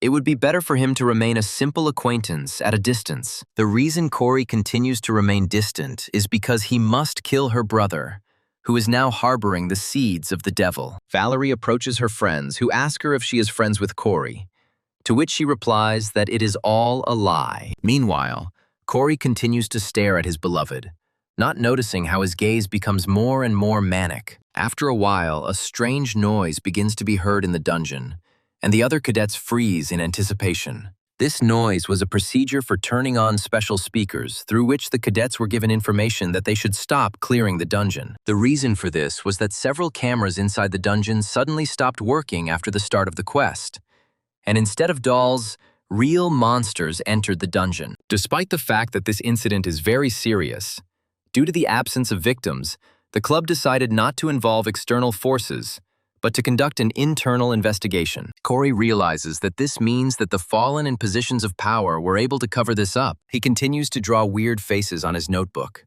thinking that the investigation into the incident will happen in the second episode, and now he needs to focus on Sven's problem. The aftermath of the contract with the devil is heightened sensitivity and fixation, and if his emotions reach their limits when he is alone with Valerie, something terrible could happen. The protagonist understands that in order to prevent such a situation, it is worth observing how their relationship develops. To do this, he opens a list of available sites to go to the messenger and find out some information. Corey realizes that he feels very uncomfortable about using a special program to penetrate other people's messengers. Quickly scanning the list of dialogues, he quickly finds a message from Sven. Upon opening this dialogue branch, he notices that the cadet had offered Valerie a bet of some sort when the hunting club went to the nearest town. Corey recalls this episode in his book, realizing that it was on this day that Sven would experience a breakdown in control over demonic forces. Looking around, he realizes that it would be better to go with them and prepare to fight the fallen just in case.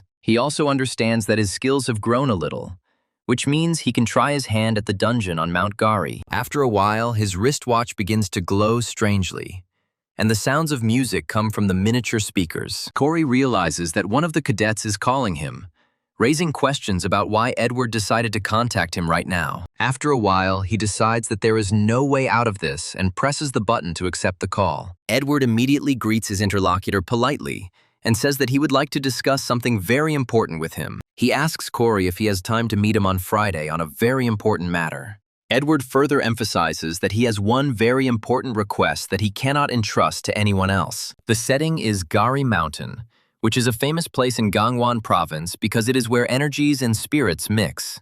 That is why this mountain has long been called a training mecca, where warriors from all over the country flocked.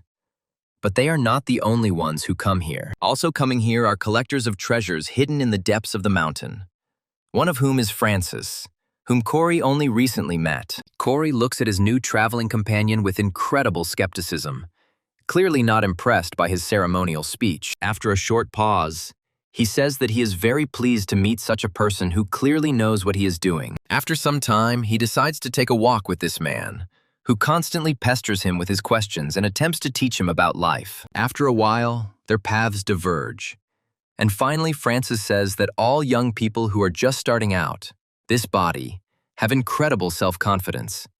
But only with experience comes patience. Making sure they won't cross paths again, Corey wishes his friend good luck, which he reciprocates with sincere affection. Well, on the other hand, he thinks that this newbie still has a lot to learn to reach his heights. Meanwhile, Corey slips and falls forward, then gets up, wondering why these trees have such strange roots. Taking a closer look at the trees, he discovers that they contain the very same ginseng that costs an incredible amount of money. Corey realizes that he has hit the jackpot, and says that he has finally found what he has been looking for so long. Having reached such a valuable thing, Corey immediately eats it in order to chew it properly. This procedure is necessary in order to be able to increase variable skills by 2 points within 30 minutes, which is a serious support. The protagonist reflects that if he sold this route completely, he could earn about 700 million. His further attempts to climb the steep cliffs to the required point pass without any particular difficulties, since sometimes his foot begins to slip. However, this is all a small problem for a trained cadet who has more advanced physical skills and coordination. Besides everything else, he has the incredible advantage of being the author of this novel, which means he knows about all the secret places in advance. Thanks to this, he is able to fool even the most serious villains, since they cannot see the future, distinguish it from him. Corey exhales tensely, remembering that it is in these places that the immortal dungeon is hidden, in which you can get a good reward. The boss of this dungeon is a monster named Beginning Death, which is a mid-tier first-class monster. Corey realizes that the ginseng has made him stronger, but his powers are not enough to defeat him, so he will have to resort to something else. He also notes that it is not entirely important now, after which the hands of the dead who remained in their lives begin to burst out from under the ground. The undead begin to crawl out of the walls en masse, frightening with their incredible numbers. Corey continues to stand calmly, watching as more and more enemies emerge from the ground for him to deal with. And immediately after this, he decides to resort to magic and stigmata to create an incredible miracle. Corey muses that the goal today will not be to defeat the voice, but to get to the hidden stage in this dungeon. Within moments, a huge amount of undead and skeletons begin to approach him as he prepares to draw his weapon. The first monster that is brave and fast enough to approach the protagonist is faced with the cold barrel of the desert eagle. Just a moment later, Corey pulls the trigger and blows the unfortunate skeleton to smithereens with one shot. The same thing happens with other monsters, which is a natural result given the penetrating power of this caliber. Corey uses his navigational abilities to see over great distances and plot his own routes. His vision immediately changes, and after some time he begins to see a guiding line that stretches far into the distance. As soon as another batch of skeletons reaches him, he decides to perform an acrobatic stunt to simultaneously dodge them and gain a small window of time to recharge. Immediately after this, a series of shots begin to thunder in the dungeon again,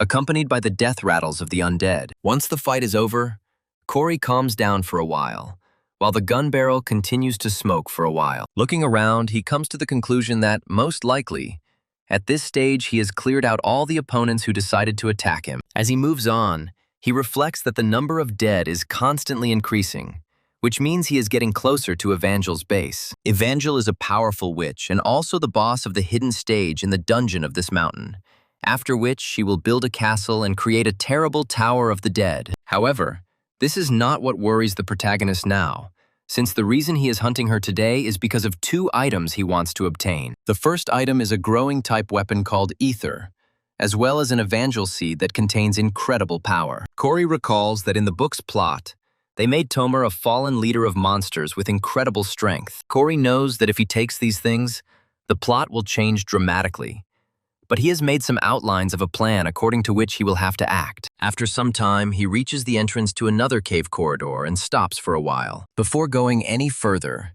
he once again turns to his navigational skill to have someone light his way and allow him to see in the dark. A moment later, the impenetrable darkness clears and Corey can see his way quite clearly. As he gets closer to his target, he begins to notice inclusions of strange crystals that glow in the dark. After walking a few more meters, he discovers a huge tree covered in these crystals and a little girl sitting in its roots. As he gets closer, Corey reflects that it is quite difficult to fight against an adult witch, so she must be killed in childhood, when she is not yet developed either physically or intellectually. Despite this, the girl sitting in front of him and playing with a clot of ether looks quite harmless, which disarms the protagonist. After a while, she notices an approaching guest and looks at him with fear, not understanding what to expect from him. Corey is an ordinary person, so the action he must take weighs heavily on his heart. He tries to pull himself together, thinking about what he must do to prevent very large-scale events. He also understands that if he is maturing now,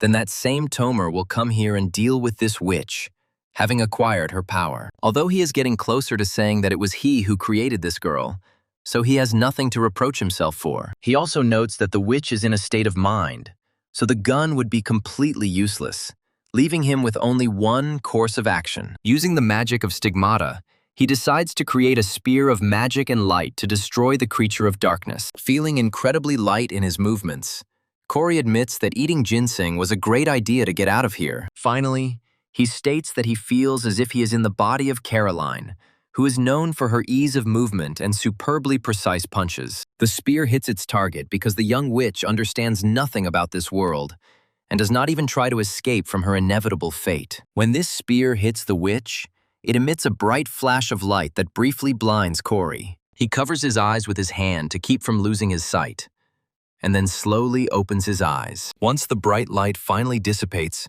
he notices that the child is still in this world. However, the negative fact of hitting is meaningless, since only half of the young witch's body remains, and the girl herself looks at her killer with a sad look. A moment later, tongues of dark flame begin to emanate from her, and the cave itself in which she is located is taken over. The little witch was too undeveloped to learn to speak, and so she squeezed out extra limbs and separate sounds. A moment later, she completely dissolves and finally leaves this world without ever learning to live in it. Corey watches the scene unfold, trying to cheer himself up, despite the fact that he has done a rather controversial thing. Coming closer, he discovers that the witch left behind a special seed that contains the soul of this witch, as well as a liquid weapon called ether. Corey, realizing that he has accomplished his goal, collects both items to later find a more worthy use for them. The action moves to Corey's apartment, located in the Cuba Academy, where he immediately arrived after completing the mission. The system notifies the protagonist that due to the effect of the ether,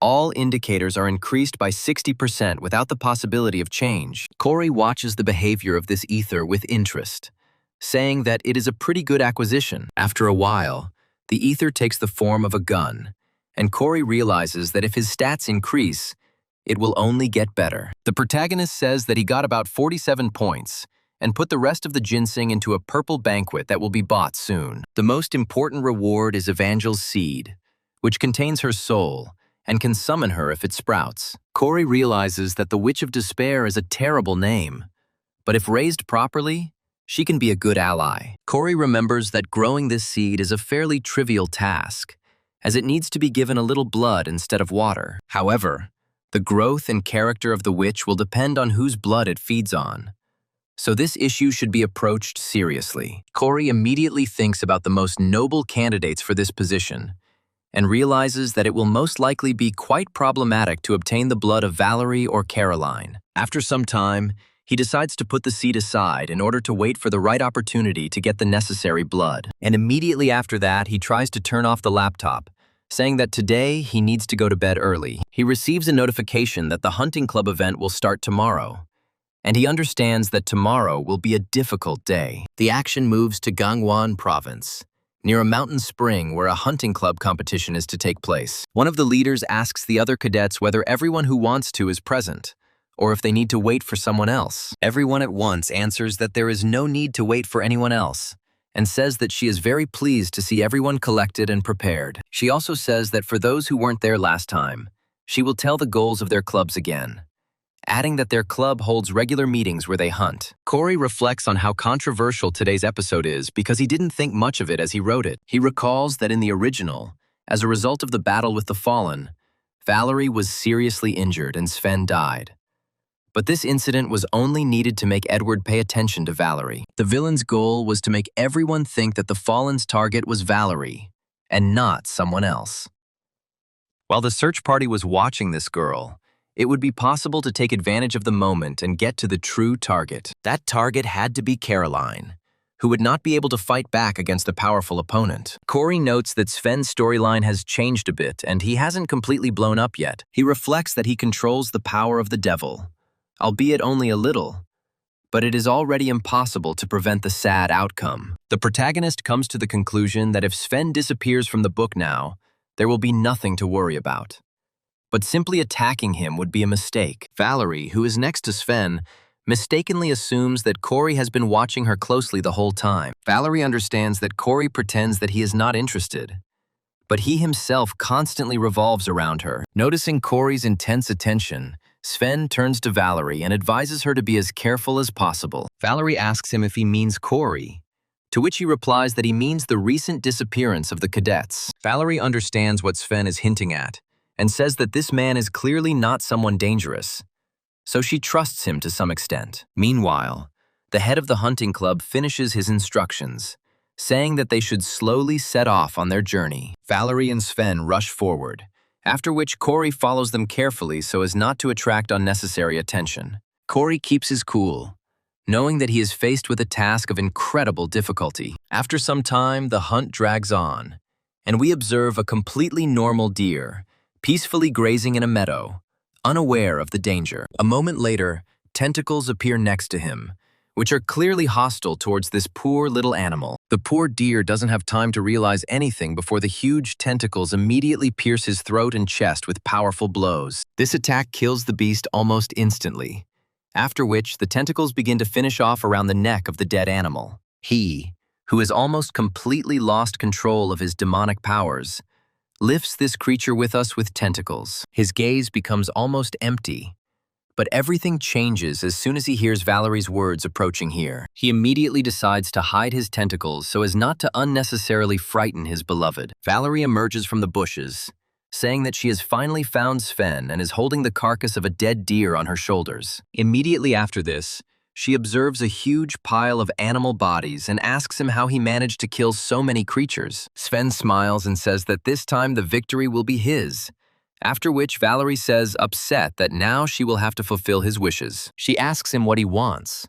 to which Sven begins to slowly mumble, trying to gather all his strength into a fist. His face begins to rapidly turn red, and he looks at his beloved as if he is seeing her for the first time in his life and experiencing a feeling of unprecedented love at first sight. Corey continues to watch what is happening, trying to keep a low profile so as not to attract unnecessary attention and not get a bad reputation as a stalker. He reflects on the fact that Sven has made a contract with the lust demon Asmodeus, which obviously affects his emotional state. Corey tells himself that when this man breaks through and becomes fallen, he will forget such a word as patience and will try to get what he wants at any cost. Sven finds the strength to confess his feelings to his beloved and invites her to date him in order to live their whole lives together. Valerie, completely confused, looks at Sven and asks him about what he just said. Sven asks Valerie if she really wants to tell him, to which she replies that it is a completely logical decision, since she has known him for less than a week. Valerie asks him if he would accept such an offer himself, but he does not answer and says that he understood everything. Corey continues to lie in wait and urges Sven to reveal his true nature, giving him an opportunity to intervene. Valerie says that there is another obstacle to their relationship, saying that she only likes those who are stronger than her in fights. Even though Sven won the competition against Valerie, he takes these words personally, thinking that the object of his affection just insulted him. Valerie decides to go to a more public place, apologizing to Sven for turning him down. Sven understands that it was a sincere insult and asks her if she will really only love someone who is stronger than her. Afterwards, he asks her if she would like him if he became much stronger than her, and Valerie turns around irritably, saying that he should know when to stop. A moment later, she finds herself once again trapped by the Fallen, who has already directed his tentacles at her in order to cause serious damage. A moment later, an explosion occurs in the place where the innocent girl was just standing due to the powerful attack of the Fallen. The smoke begins to clear slowly, and Sven looks closely at the results of his attack to see how much damage he has done to Valerie. However, upon closer inspection, he realizes that his attack was unsuccessful due to an unpredictable factor that should not have appeared in this place. That factor is Corey, who rushed forward to transform the ether into a shield form and protect himself and Valerie. Immediately after this, he lets down his guard and turns to Valerie, asking her if she is okay, not noticing that Sven still has the ability to attack. Due to his carelessness, he receives a powerful attack from a huge tentacle, which immediately lifts him up. Valerie realizes that this could get them both killed and quickly grabs her bow to join the fight. Sven lifts Corey up with his tentacles in order to tear him apart at the first opportunity. Corey tries his best to pull the tentacles away from himself in order to get at least some air, but these attempts bring no results. Valerie immediately rushes forward as clumps of greenish energy begin to form in her hand. She screams at Sven, demanding that he release Corey immediately.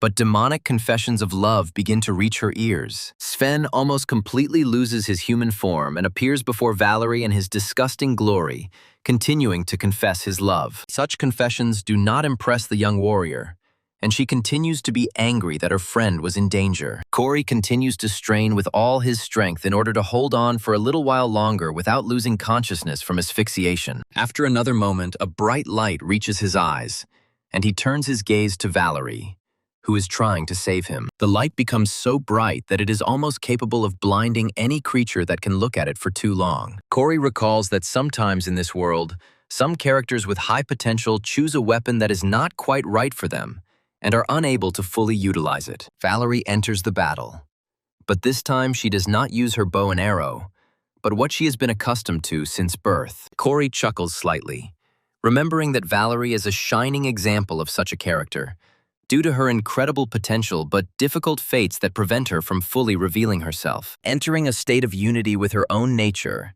Valerie summons a huge spiritual sword, which in its power is one of the most powerful weapons on Earth. Valerie glares at the demon and orders him to let Corey go, calling Sven a vile monster along the way. Corey understands that a powerful attack is about to occur that he will have to survive, and he does not envy the fate of his opponent. The demon of lust, who has already completely taken over Sven's body, realizes that he will not be able to dodge this attack, no matter how hard he tries. A moment later, Valerie unleashes her full power on her opponent, creating a flash of incredible proportions. Once the light clears, It becomes apparent that the attack destroyed the ground for a good couple of meters, creating a huge trench and incinerating almost everything in its path. All that was left of the demon were floating scraps, which had heated up to such a temperature that they were beginning to slowly smolder while still in the air. Valerie looks at her hands in surprise and notices how the light clot slowly begins to disappear. Corey looks at Valerie in surprise and asks her if it was a lightsaber,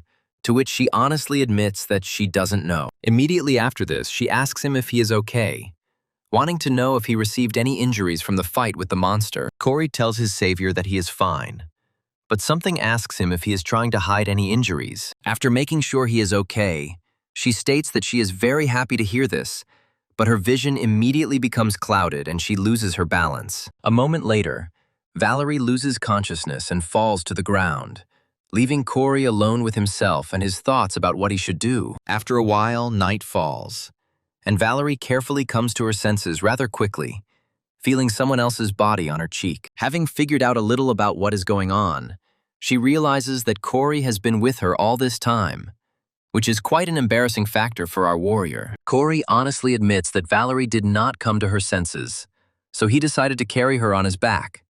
But the girl demands that she be immediately lowered to the ground. Corey asks Valerie if she really wants to go down, to which Valerie yells that he should let her go quickly. Corey follows Valerie's command and releases her, placing her on the ground, providing her with relative stability of balance. However, Valerie's strength begins to fail her, and she falls to the ground, unable to cope with the tension in her legs. This situation is completely new for Valerie, and she tries to understand what happened to her. She looks at Corey in surprise and asks him why her legs have suddenly lost all feeling. Corey looks at Valerie in surprise and asks her if this is the first time she has experienced what is known as magical exhaustion. Valerie looks at the main character with confusion, making it clear with her whole appearance that this has never happened to her before. Corey says that magical exhaustion is a condition where the internal supply of magical power returns, but the rate of magic recovery decreases. Corey says that Valerie won't be able to move properly for a couple of days, so she'll have to travel on his back for a while. After a while of silent walking,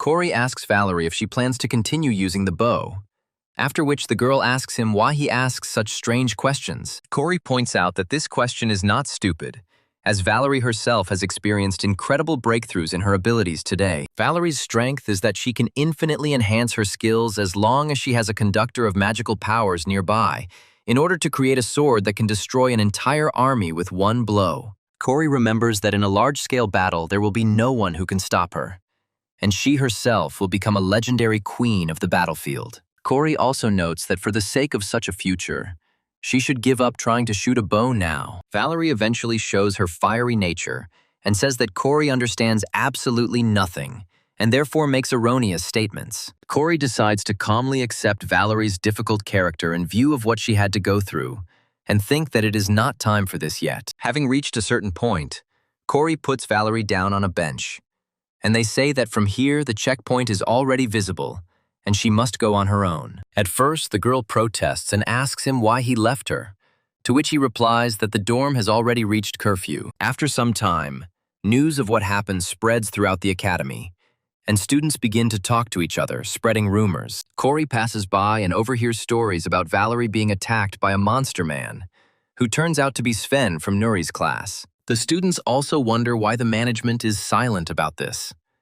But Corey passes these people and goes to the room number 303. He opens the door to take a closer look and meets the necessary people there, who immediately turn their heads in his direction. Edward stands in the center of the audience, calling Corey over to him, saying that they were waiting only for him. Looking around at everyone present, Corey quickly notes that Howard, his friend Todd, and Caroline are present. He also notes that on one of the benches sits a group leader named Phillips, who still has not taken an active part in the plot. Corey maintains his indifferent gaze, nevertheless noting that absolutely all the significant figures of this academy have gathered here. The day before this incident, Corey received a letter on his watch, from which he learned that someone wanted to ask him something important. Corey was surprised by such a letter and tried to find out what this request was. They told him that in connection with the disappearance of the students, the club's management had entrusted them with conducting an investigation in order to find the culprits. Corey recalls that in order to avoid attracting outside forces, the club's leadership selected several students from each year and entrusted them with the mission of catching the criminal. The representatives of this team are Edward, Valerie, and Howard, as they are considered to be some of the most responsible and combative guys. The letter stated that there was a high probability that the perpetrator was a cadet, and they believed that an internal investigation would be easier to conduct. Corey asked Edward in surprise why he decided to invite him, to which he replied that he had very good eyesight. Edward also stated that Valerie had stated with responsibility that Corey would be perfect for this purpose due to her reliability. Corey still doesn't believe that Valerie treats him with respect, despite the fact that he behaves rather peculiarly towards her. Returning to the present moment, Edward thanks Corey for coming here to help. On the sides, Edward says that now they can begin, adding that he would like to share his hypothesis before moving on to the others. He states that from his point of view, the criminal was the same monster man who attacked Valerie. But there is something else he would like to discuss. Edward's reasoning is interrupted by a loud stomping of feet, which are so strong that they break through the wooden floor. The man who so easily lost his composure and decided to damage parts of the Academy's property turned out to be Howard. He complains to Edward that he calls Valerie too familiarly, but he responds with understanding silence. After this, he talks about how she might be the monster man's next target, since the man is following the demon's orders. Edward asks the others if they have anyone they might be suspicious of, adding that perhaps some of their acquaintances have started acting strangely. Corey felt guilty for not taking action until now, since he knew all along who the real culprit was.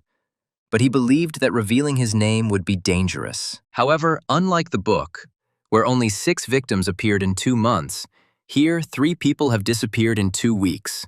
And at this rate, the number of victims could become much larger. The main character is faced with a very difficult choice, and he clenches his fists in order to make an important decision. Valerie flashes through his mind, sincerely saying thank you to him, thereby demonstrating incredible sincerity and gratitude. Corey realizes that he no longer wants to stand by and put them in danger while he waits for things to develop. In order to finally take a full part in the development of this plot, he raises his hand, saying that he has one person in mind. Without wanting to be disingenuous, he calmly says that this man is the leader of the science club named Jefferson, since he is behaving very suspiciously. Immediately after this theory, a surprising silence falls in the room, since no one expected to see this man as a candidate for the role of the fallen. Edward says that this man has an alibi because he was in a close relationship with the first victim, which sounds pretty plausible. Corey suggests that the victim could have come to him on her own, but Howard doesn't believe it, saying that the cadet can't be affected by suggestion magic. Corey says that such an option is really excluded if we are talking about ordinary suggestion magic, after which Caroline interrupts all participants in the conversation. Caroline says something is wrong here, as the cadets are suddenly picking on a man who already has an alibi. She states that she thinks it is more likely that the fallen one is not the club leader, but someone present here. Corey stares at her interlocutor in surprise and tries to understand what the hell happened here. A paragraph appears on his laptop about how Edward had just pulled himself together, turned around, and headed for the exit when he suddenly heard a voice. The thought flashes through Corey's mind that there must be at least one character who will help him with the investigation. Long ago, when Corey first started writing his novels, he thought that there should be a rich character who would help Edward with a slightly cruel, but not completely vile character. Corey smiled and realized that he had hit the jackpot, having come up with a pretty good character pretty quickly, adding a few details to him. Immediately after this, he decided to name her Caroline, in order to emphasize her grace and incredible deductive abilities. All of these memories are instantly shattered as he returns to the present moment, where Caroline suggests that he is most likely the fallen one. Corey looks at Caroline in surprise and asks her why she made such an assumption. Edward says that Corey is the alibi because he was using the portal when the crime was committed. Caroline points out that this is not a foolproof alibi, as it is possible to fabricate a recording of the portal's use. Corey asks Caroline what she's talking about, trying to talk some sense into her and not make the situation worse. A moment later, he hears Todd's menacing voice asking him if he should start from the back. Turning around, he sees a huge giant in front of him, who declares that from the blows he himself will begin to change. Howard watches calmly and smiles, taking a dark, sadistic pleasure in what is happening. Phillips continues to watch the events with complete indifference, only smiling slightly and realizing that he will be satisfied with any development of events. Corey realizes that he has now gotten himself into a difficult situation. even though his intentions were good. Immediately after this, he lowers his head, while Todd asks him, "Are you scared?"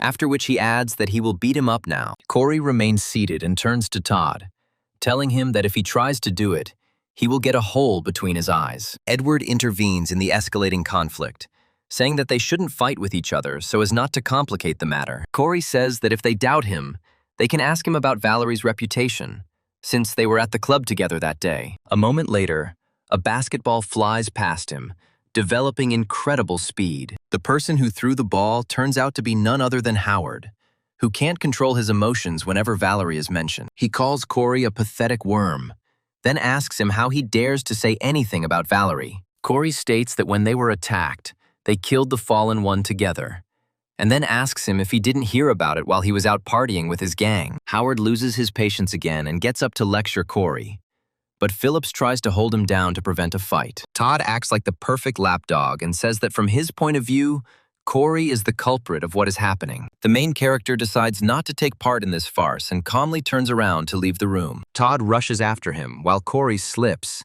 not expecting the floor to be much more slippery. However, Todd rushes forward to inflict incredible damage on the protagonist with his powerful fists. However, a lucky coincidence, thanks to the pumped-up luck parameters, saves the main character. Todd easily knocks down the door with his powerful attack. Phillips and Howard watch in amazement as they try to figure out what to do. Todd looks at Corey and wonders furiously how he managed to get away with this. Corey quickly pulls out his gun and says that now he will have to teach him a lesson so that this does not happen in the future. Todd lunges forward to grab his opponent's weapon before he is filled with lead. A moment later, a powerful echo of light passes between them, which in fact turns out to be a swift blade. Edward intervenes again, and with a quick movement stops both participants from getting into an unwanted fight. Edward addresses Todd, telling him that he should know when to stop and not do senseless, stupid things in pathetic attempts to assert himself. He then turns to Caroline and says that this remark applies to her as well, adding that if he has any doubts, she can ask Valerie. Caroline calmly opens her wristwatch to call Valerie and ask her a few things. The main problem is that the door to room number 303 is smashed to pieces, which will certainly have consequences. Corey leaves the room in annoyance, no longer wanting to be around people who consider him a monster. Meanwhile, Caroline continues to communicate with Valerie and asks her if she is sure that Corey cannot be fallen. All the participants in this meeting except Corey remain in their seats and try to move forward with this pointless investigation. As for Corey, the events that happened had a strong impact on him because he did not expect such a hostile attitude. He irritably leaves the academy to go outside and get some fresh air to come to his senses. Looking up, he sees a dark purple sunset in front of him, which seems especially ominous to him at this time of day. He kneels down in order to at least somehow comprehend what just happened. But his heart becomes very sad, and he asks himself what the hell just happened, and what he should do now.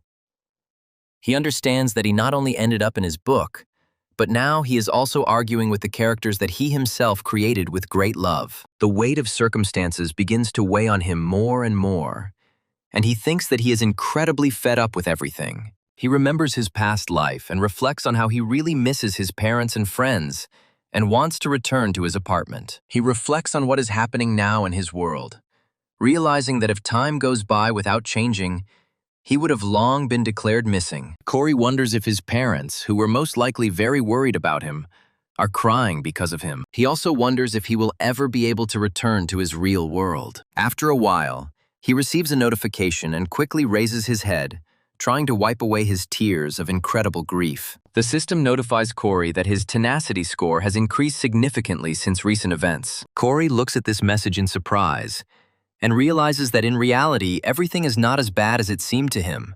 A smile appears on his face and he says that he still doesn't quite understand what's going on in this world. Looking at this notification, he comes to the conclusion that this is obviously good news, since the increase in indicators will not be superfluous. Wiping away his last tears, he reflects on how he had previously given up on the idea of returning home.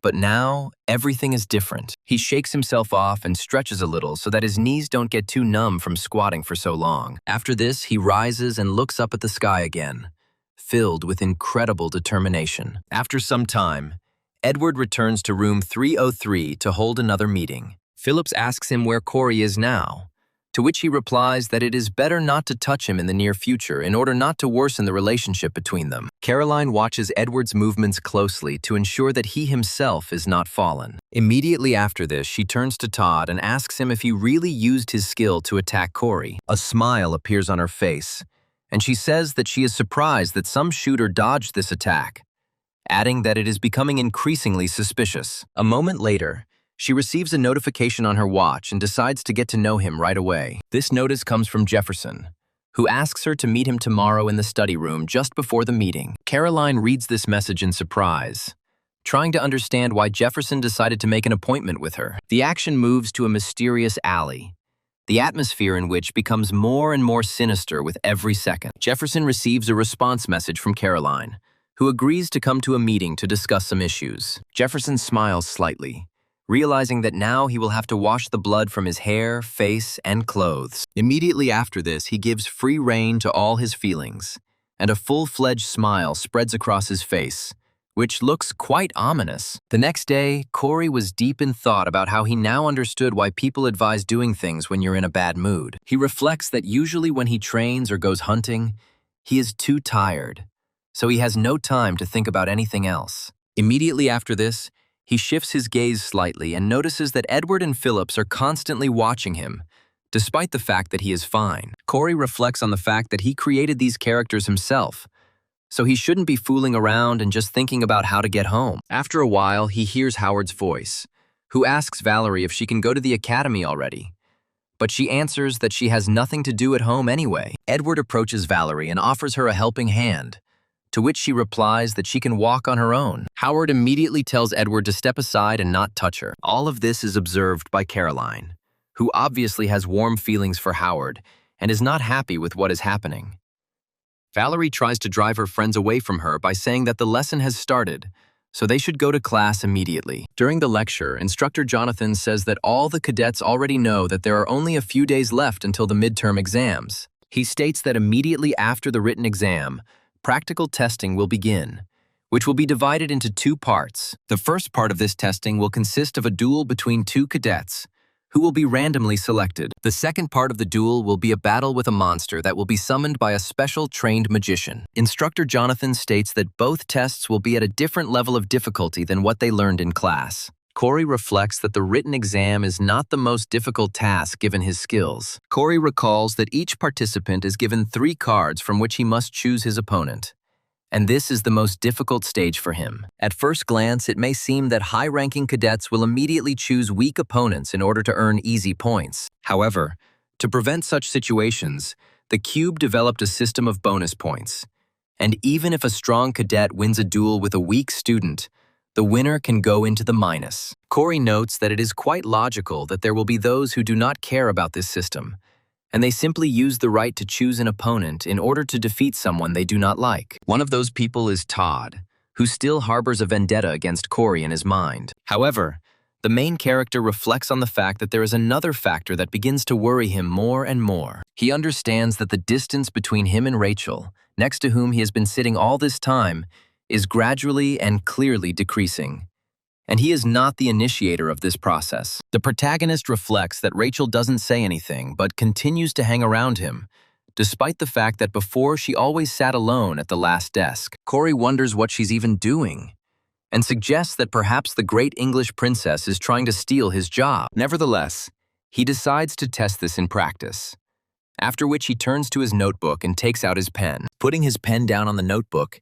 he begins to write the names of 2 people who may seem completely unrelated to each other. In fact, these names belong to his parents, and Corey has no problem noticing that Rachel is watching this in surprise. After some time, Caroline receives a message from Jefferson, who says that he has already arrived and is sitting in the study room. Caroline reads this message carefully with a very attentive look, and then heads to the meeting place.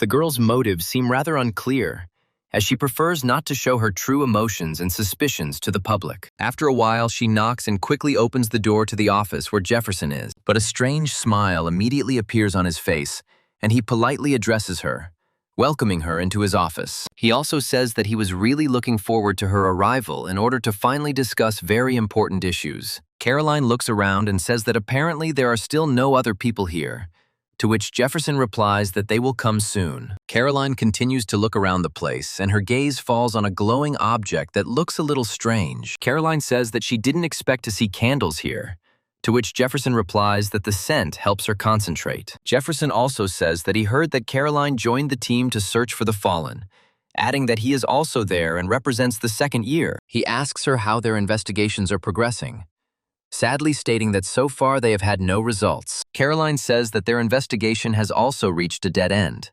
but she came across a man who is talking nonsense. This information immediately makes Jefferson's face change, and he asks Caroline with interest what kind of nonsense this man is talking about. Caroline suddenly begins to feel incredibly calm and casually states that this man claims that Jefferson is also fallen. Caroline says that the man said he would use mind-affecting magic, adding that it was simply unheard of. Jefferson smiles and asks Caroline if this man has any evidence of his words, to which she laughingly replies that of course there is none. Immediately after this, her steadiness of mind returns to her for a while, and she becomes silent. She looks at Jefferson in surprise, who immediately says that he expressed himself incorrectly and wanted to ask on what basis he makes such an assumption. Caroline realizes that Corey was most likely right, since such a person's reaction to these accusations reveals him as a criminal, and she begins to quietly take out the whip.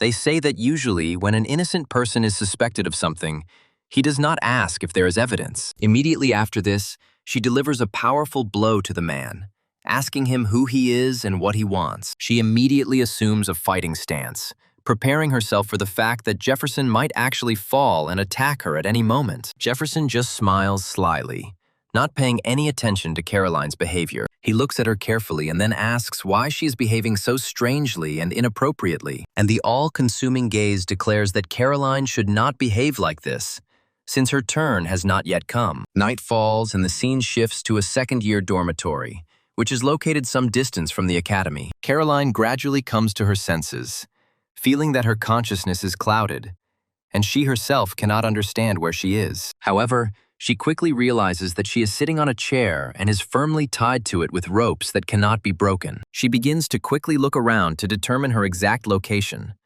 but no concrete clues come to her attention. All she sees are strange doors and a record player, which is a common thing for most students. However, the characteristic layout of the buildings, as well as the rooms, make her inquisitive mind guess where she is. In her mind, she realizes that she has ended up in the second-year dorm, the same one where Jefferson lives. Looking at this man, she realizes that he is indeed guilty of the disappearances of the students, and therefore is fallen. Corey's face appears before her eyes, and she realizes that these weren't just stupid guesses that weren't worth listening to. After some time, she comes to the conclusion that she needs to pull herself together and try to ask for help. Caroline realizes that she won't be able to untangle these ropes in a way that will go unnoticed. However, the only adequate idea that can work in this situation comes to her mind. She carefully reaches for her wristwatch and tries to send a message to at least someone to let them know her location. A few moments later, Jefferson comes to her,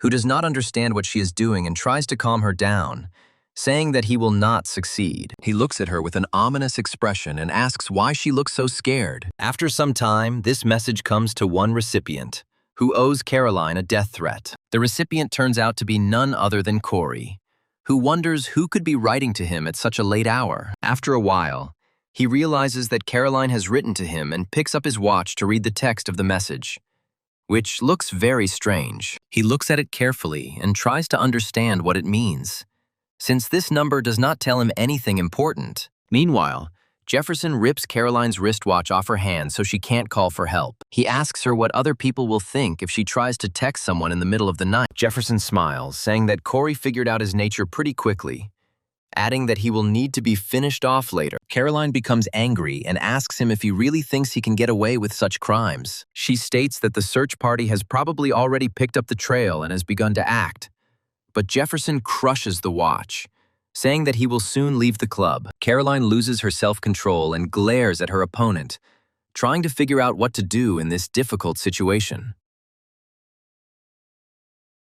Jefferson comes closer to her and states that he really enjoys seeing that expression on his victims' faces. He also says that Mrs. Elite would like to see an expression of genuine horror on this face. Meanwhile, Corey continues to study the meaning of Caroline's message, wondering what the number 9 could mean. The first thought that comes to Corey's mind is that the message was accidentally sent due to simple human error. For some time, he tries to remember what the number 9 could be associated with, but nothing comes to mind. However, after a few minutes, he realizes that this number may be related to 911, which is usually called in emergency situations. Without thinking twice, he jumps out and asks the book for the truth about where Caroline is now. The Book of Truth immediately materializes in the hands of the protagonist and gives him an answer that leaves him horrified. The scene shifts back to the second-year dorm where Caroline is currently located. The girl feels a mysterious voice calling to her, telling her that she has been lonely for a long time. The voice also says that he knows very well what this feeling is,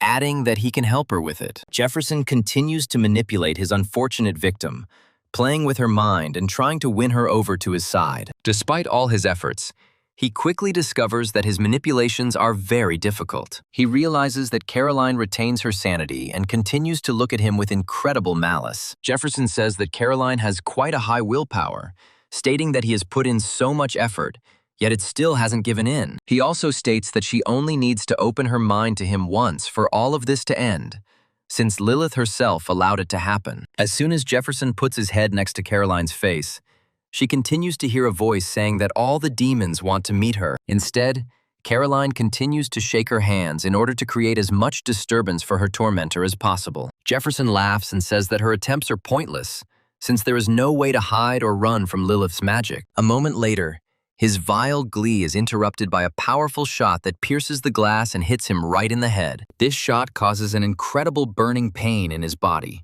as the bullet was loaded with a special light element. Caroline watches as her tormentor loses control over her and tries to understand what happened. The stopping power of this bullet is high enough to mentally knock down an opponent who is an ordinary person. Corey's voice appears in the room, addressing Caroline and saying that she constantly doubts and does not trust people, which is why she ended up in this situation. Jefferson also loses his composure and loudly asks what kind of bastard did this. Corey turns to Jefferson and tells him that he may not even have any hope of recovery, since the projectile has been treated with a special solution. He also adds that the only way to remove the bullet from his body is through surgery, which causes Jefferson to freak out. He uses ranged attacks across the room to lure his attacker out of an ambush. He loudly orders him to appear immediately in order to fight him. One of these attacks hits Caroline, luckily without causing any serious damage and only knocking over her chair. The girl falls, unable to do anything because her arms and legs are tied. Corey says that Jefferson doesn't have to bother trying to find him,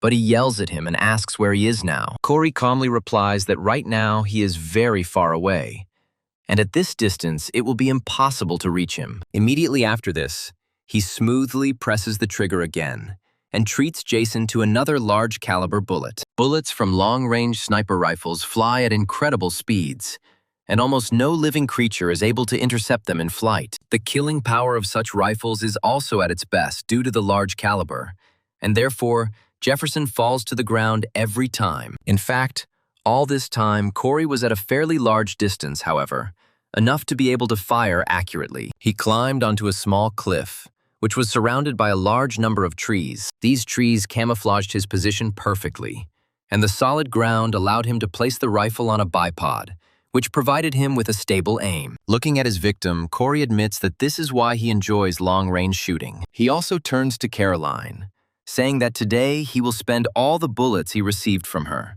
Caroline continues to stare in fascination at her tormentor, who continues to receive more and more injuries. Corey hopes that Jefferson has at least a few tricks up his sleeve to avoid disappointing him. Jefferson calls Corey a complete psycho and then tries to leave the room, but Corey won't let him. He takes another well-aimed shot at Jefferson, hitting him right in the back. The fallen are quite resilient, but so many shots from a large caliber can make even such creatures bleed out. After making sure that the target has stopped moving and showing signs of life, Corey exhales tensely. Immediately after this, he turns to Caroline, saying that he is sorry that she had to watch this, and then asks if she is hurt. Caroline gives a negative answer as she watches the death throes of her teacher, who would have killed her if Corey had not intervened. Corey advises Caroline to get some sleep as a search party is due to arrive soon, after which the girl closes her eyes, thanking Corey for saving her. After some time, the scene moves to a hospital, which is distinguished by rather bright, coldish lamps. Caroline slowly opens her eyes and tries to figure out where she is,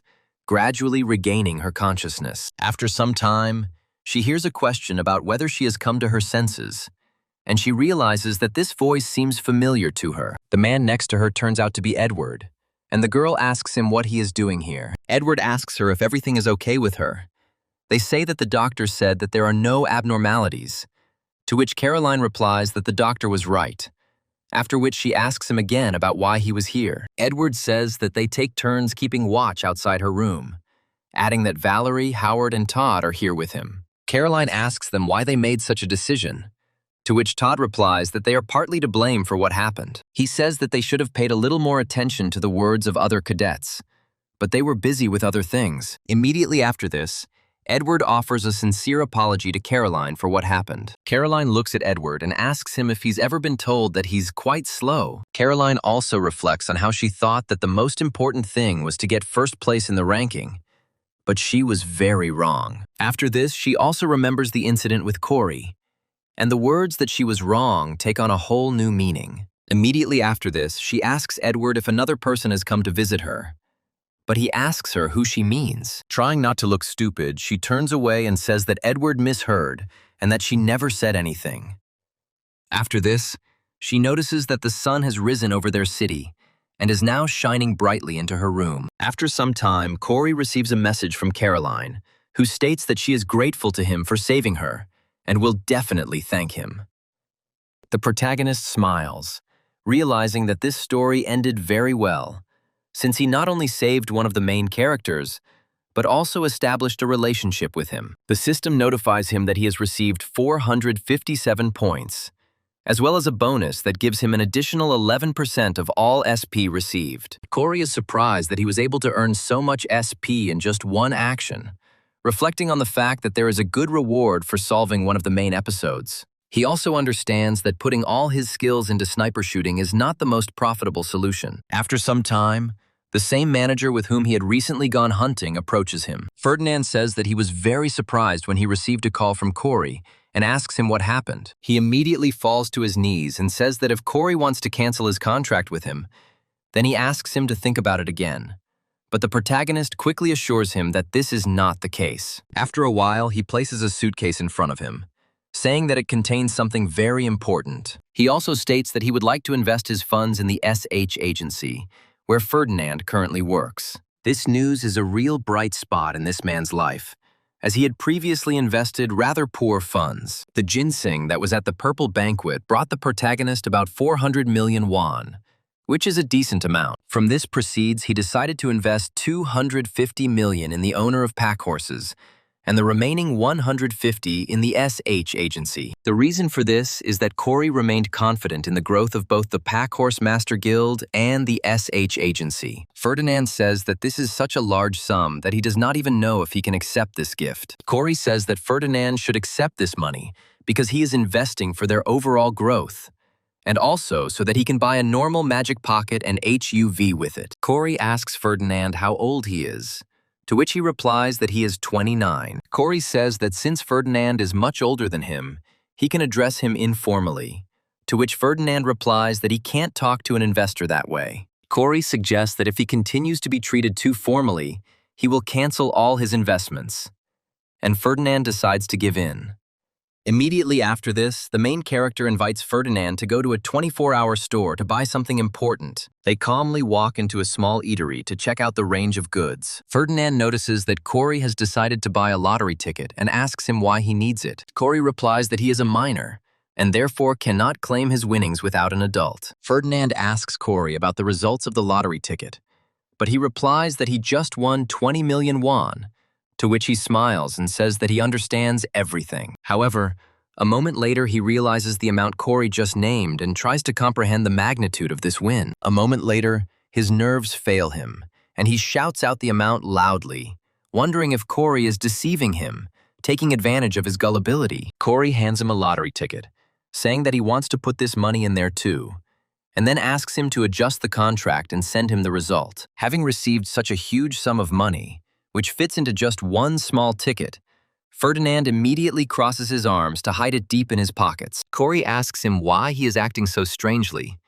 but he stutters and replies that he is afraid that he might get robbed. After some time, the scene moves to an abandoned area that has not been visited for a long time, even by homeless people. The reasons for this are the sinister reputation of this place, since any uninvited guest could never stay here for long and disappeared without a trace.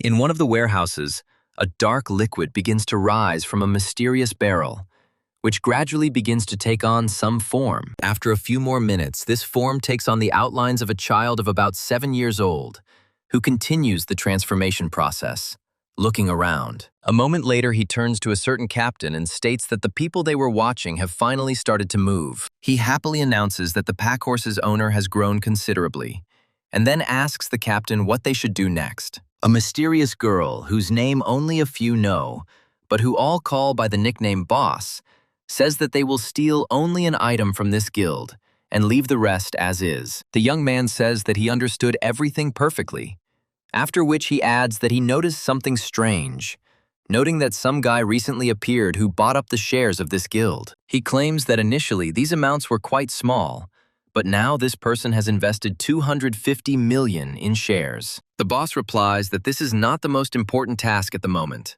so the young man should definitely complete them.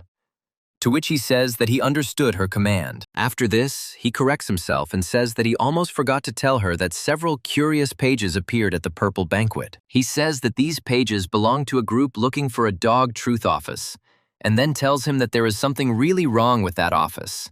The boy says that perhaps they should place an order so that they can find that very artifact, after which the boss interrupts him, addressing him by the name Droon. Hearing his name in such a commanding tone, the boy immediately freezes, while his face gradually begins to transform into the face of a real boy. After a few tense seconds, he tells his boss that he was joking and won't talk nonsense anymore. Finally, he states that midterm exams in Cuba will begin next week, which they are also closely monitoring. He adds that Edward and Howard are leading the overall student standings, and then asks his boss if she will participate. After thinking for a bit, the girl says that she will also take part in this exam. The boy looks at his boss, trying to understand what her true plan is. After this, the boss finally emerges from the shadows, revealing his deadly beauty and cold gaze to the viewer. Along with the cold gaze, particularly attentive people might notice a barely readable expression of sadness on her face. The girl says that it would be nice if she could find someone capable to recruit into her ranks. The week flew by rather quickly,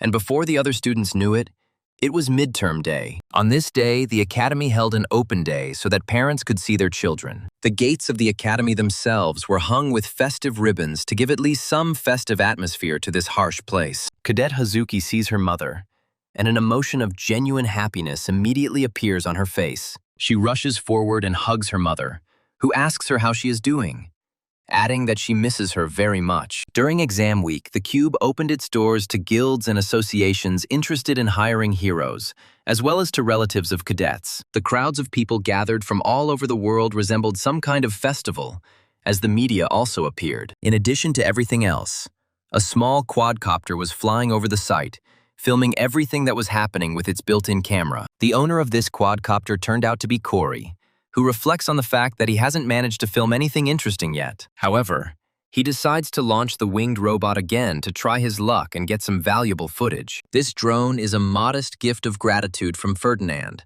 and will allow Corey to easily spot any potential fallen who decide to invade. Staring at the flying drone, Corey takes a careless step back and accidentally collides with a woman passing by. Corey quickly turns to the woman and tries to apologize to her for being careless. However, as soon as he turns around completely, he realizes that this woman is far from an ordinary city dweller. He stares in surprise at Boss, who is calmly strolling around the area to get a good look around. The very sight of this woman immediately takes the protagonist's breath away, and he has to make an effort to take another breath. Now, after this, he is surprised, finding himself in a state of incredible shock, after which thoughts rush out of his head that he almost forgot one important detail. It is this important detail that concerns the fact that this woman will appear at these exams and will observe everything. The awkward silence between Corey and the boss lasts for a few whole seconds, and the situation begins to feel even more awkward. Corey quickly turns away and realizes that he has been looking into the woman's eyes for too long,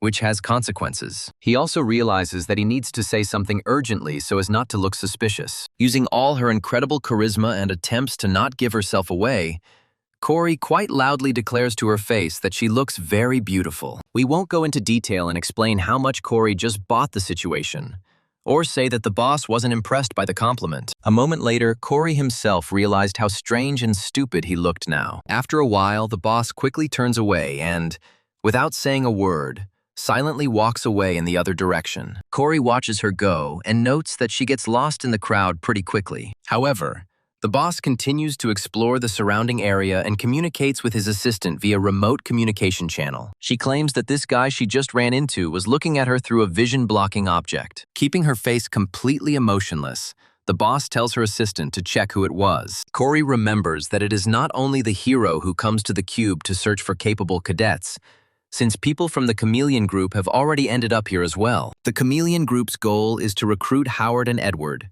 who are very promising students. However, Edward's persuasion will prevent them from recruiting him. Corey realizes that breaking into the Chameleon Group's cube itself isn't a threat. But if the plot changes, it could end in a fight. He also understands that if anyone were to engage in battle with the Chameleon Group, it would end in a massacre, as these people are known for their outstanding fighting skills. After some time, the cadets and their friends who came to see them hear loud voices that carefully evaluate each one. One of the guards says that he does not see a single suspicious person near him. His partner tells him to stop slacking and pay attention, stating that if there is a breakthrough during the exams, their reputation will be ruined. These two people are quite famous heroes named Tobias and Gloria, who were sent here to patrol the area. Gloria continues to teach Tobias about life, telling him that he should take his work more seriously. One of the Chameleon Group's fighters, who successfully blended into the crowd, turns to the boss, asking her if some guy really saw her despite the necklace. He also states that his appetite is starting to awaken, as he initially assumed that he would have to return empty-handed. He also says that he must definitely find this person in order to fight him. The boy, who is speaking with the Chameleon's liaison group,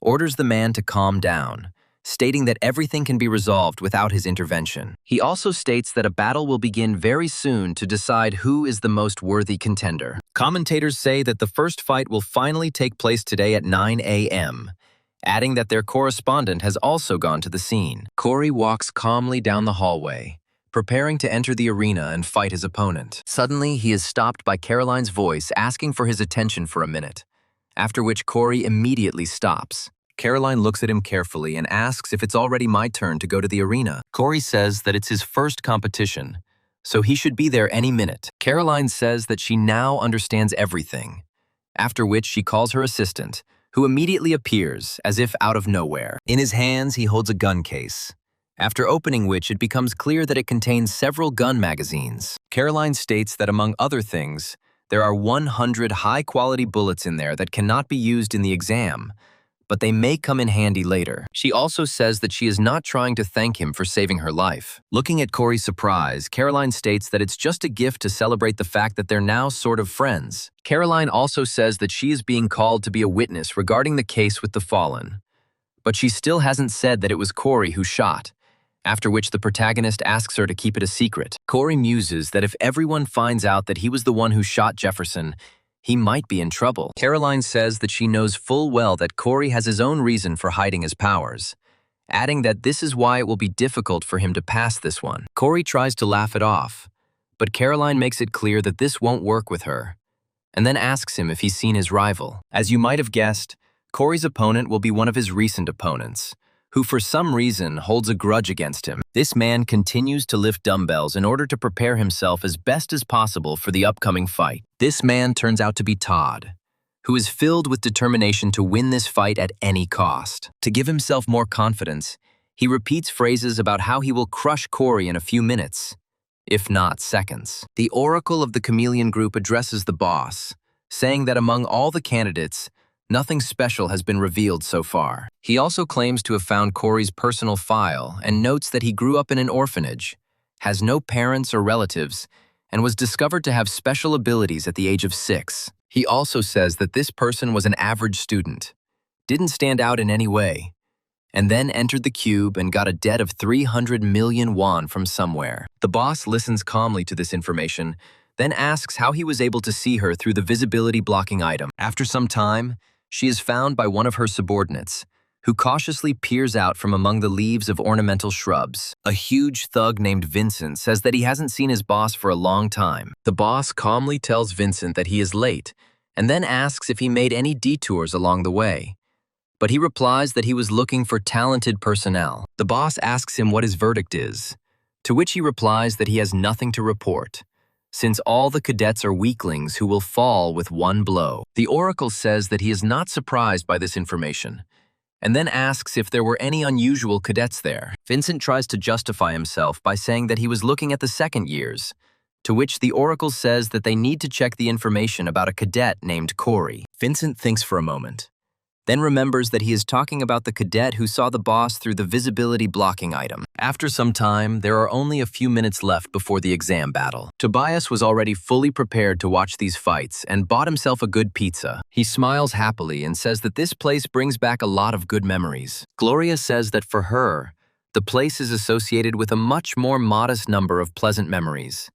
To which Todd replies that his son really loves watching the fights. After some time, Gloria discovers a strange man who sits among the ordinary spectators and keeps looking at them. Gloria turns to Tobias and asks him if he knows this man, adding that he keeps looking at them and smiling. Todd doesn't put much emphasis on this, and says that most likely this person is a fan of theirs. Immediately after this, he switches his attention, saying that the duel is about to begin. Todd is the first to take the stage, and the commentator says that he is ranked 19th among the cadets and has good abilities. Gloria looks closely at the distribution table in order to find this man's opponent. She looks at him in surprise when they put up a cadet who is ranked 934, which is Corey, as an opponent. Todd glares at his opponent and asks him how many points he got on the written test. Corey laughs and says that his opponent's face shows how much he's out for blood and asks him to hit lighter. This mocking manner begins to irritate Todd, and he gradually loses self-control. Todd's main ability is self-defense by dispelling magic,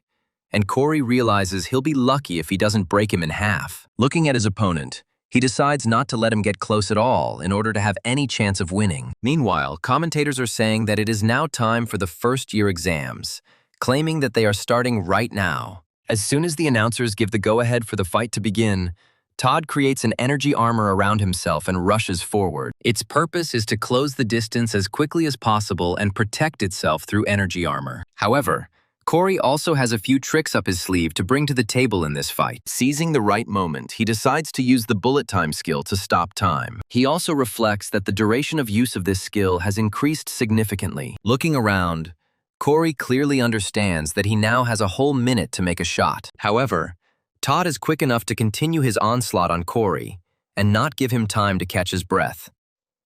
Corey looks back at his opponent in shock and realizes that he is coming at him like he is a tank. Todd continues to land punch after punch while Corey constantly runs away from him to avoid losing this fight. After some time, Todd finally decides to catch up with his opponent in order to grab him and then knock him down. However, the protagonist seizes the opportunity and quickly turns around to fire his pistol. However, such a turn slows him down significantly, and Todd rushes forward to attack. The bully looks at the bullet coming towards him and wonders if this simpleton really thinks he can get through him. Immediately after this, he stretches his hand towards the flying bullet, thinking that it is just a pellet. The thought of such bullets bouncing off him consumes Todd, but a moment later, he receives a sobering blow directly to his shoulder. He looks in surprise at the layer of his energetic self-defense and discovers that a huge gap has appeared in it. Gloria, Tobias, and the other spectators jump up from their seats in surprise,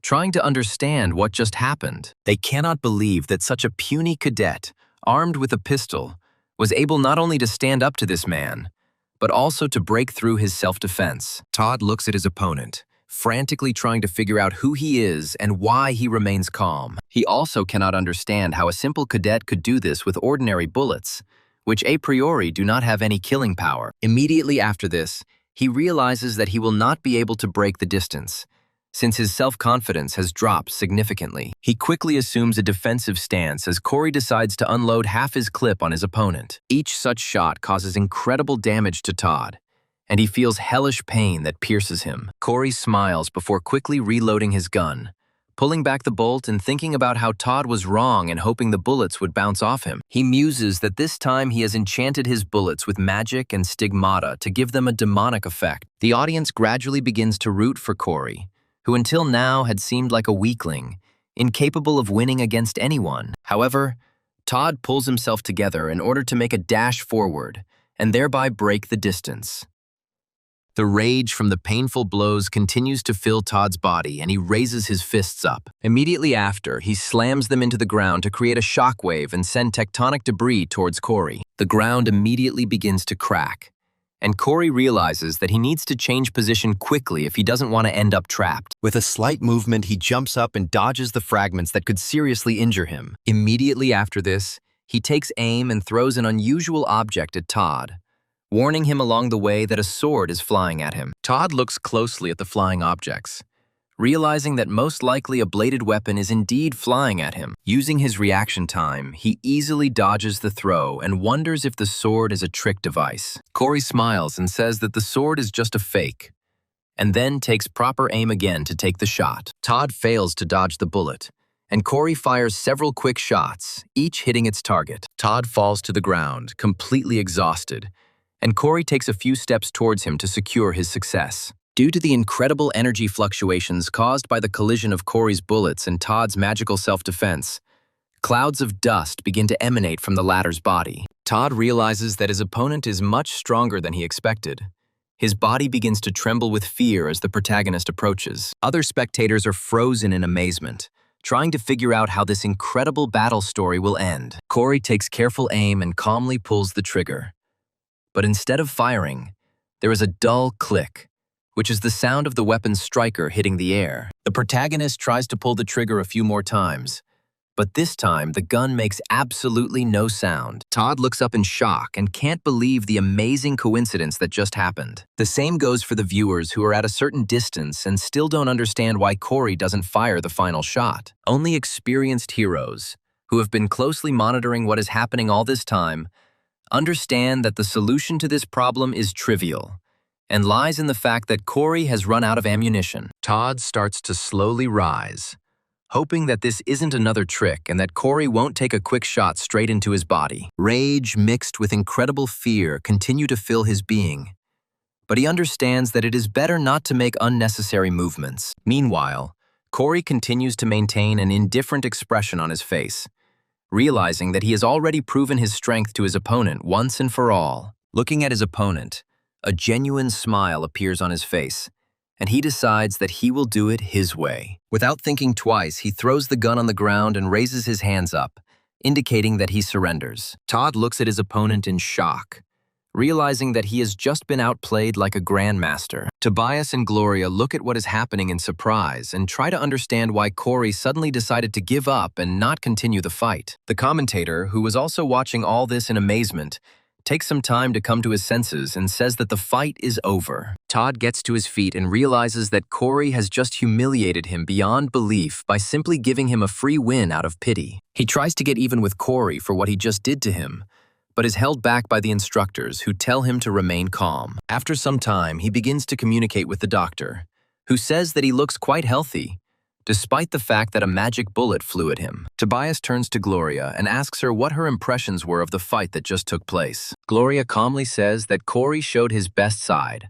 while Todd was too slow and also used his energy irrationally. She also says that Todd was just showing off for the crowd, adding that she is most concerned about Corey. She states that rapid shooting beyond common sense, the ability to follow the enemy's movements with the whole body, is inherent only to the most skilled warriors. Gloria also says that after some time he compressed the magical power and put a bullet into him. Tobias looks at her in surprise and asks, "Otherwise he really wants to tell me that this guy just compressed his mana so much that he was able to break through self-defense." Gloria smiles and says that she has no idea what his abilities are, but they are clearly something interesting. Tobias suggests that the man simply took doping, but Gloria says that there is a high probability that this cadet will become the best in history. She also says that this person should be remembered, to which Tobias replies that the next stage of the competition is beginning. After some time, Vid walks through the park and says that he really doesn't like Corey, He calls him a fat little thing who just asks for trouble and gives up. The question is, and then why did the boss say to take a closer look at him? The oracle says that based on his stats, this man has the power of a demon.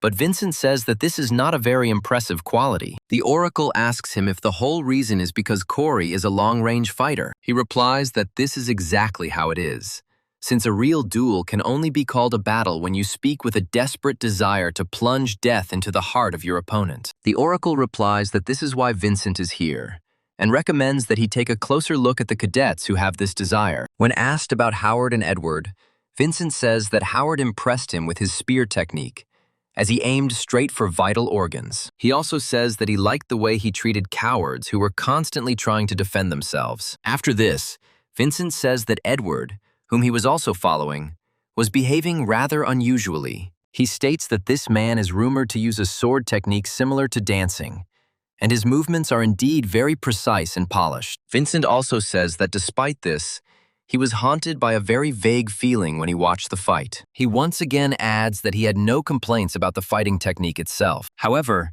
he says that he could not shake the feeling that this man was hiding his true face. The oracle asks Vincent if the club's best cadet is hiding his true identity, to which he replies that neither Howard nor Edward are worthy opponents for him. Immediately after this, Oracle asks Vincent what he thinks of Corey, to which he annoyedly asks him if this idiot has become his focus as well. The Oracle says that the attention to him is justified, since the boss has long been looking for the demon's power. But Vincent says that he did not like this cadet. Their conversation is interrupted by a guard who discovers Vincent and asks him who decided to violate territorial boundaries. He declares that outsiders are not allowed into this forest and orders Vincent to leave immediately. Vincent is thinking about how there are too many annoying flies around that are irritating him. Before the guard can repeat his demand, Vincent lunges forward to grab him by the head. A moment later, he gives him a powerful flick, the force of which is great enough to explode the head of an innocent man. This and the subsequent explosion of the head create a loud bang which frightens nearby birds. Vincent looks around calmly, watching as a huge pool of blood begins to pool at his feet. The oracle asks his protege if he really blew the head off an innocent man, but he replies that that is exactly what happened. The oracle says that Vincent will now face at least a very severe reprimand if the boss finds out about this, but he states that everything will be fine if the oracle does not tell about it. The scene moves to another area of the city as the setting sun sets over it. The boss looks at this setting sun, and it reminds her of the times when she got the idea to create this gang. There were leaden clouds in the sky then, and pouring rain was pouring down on her head. She thought that she would certainly find this traitor who led to these terrible events. The boss stood in front of the grave of a person very dear to her, and said vows that she would definitely find this person. There were tears on her face, which immediately merged with the raindrops, but she promised to avenge this man. Lost in these unpleasant memories, she immediately pinches the handrail she was leaning on with her fingers in order to return to the present moment. After some time, she decides to contact the oracle in order to give the necessary commands. She states that Edward, Howard, and Corey need to be checked, after which the oracle asks her who to start with. The post suggests that Corey has the most interesting power, so he should be a priority despite the lack of information. She also says that tomorrow she will go to the next stage of the midterm exam and meet him in person. The next day, the action moves to Stadium Number 1, where the next duels are to take place.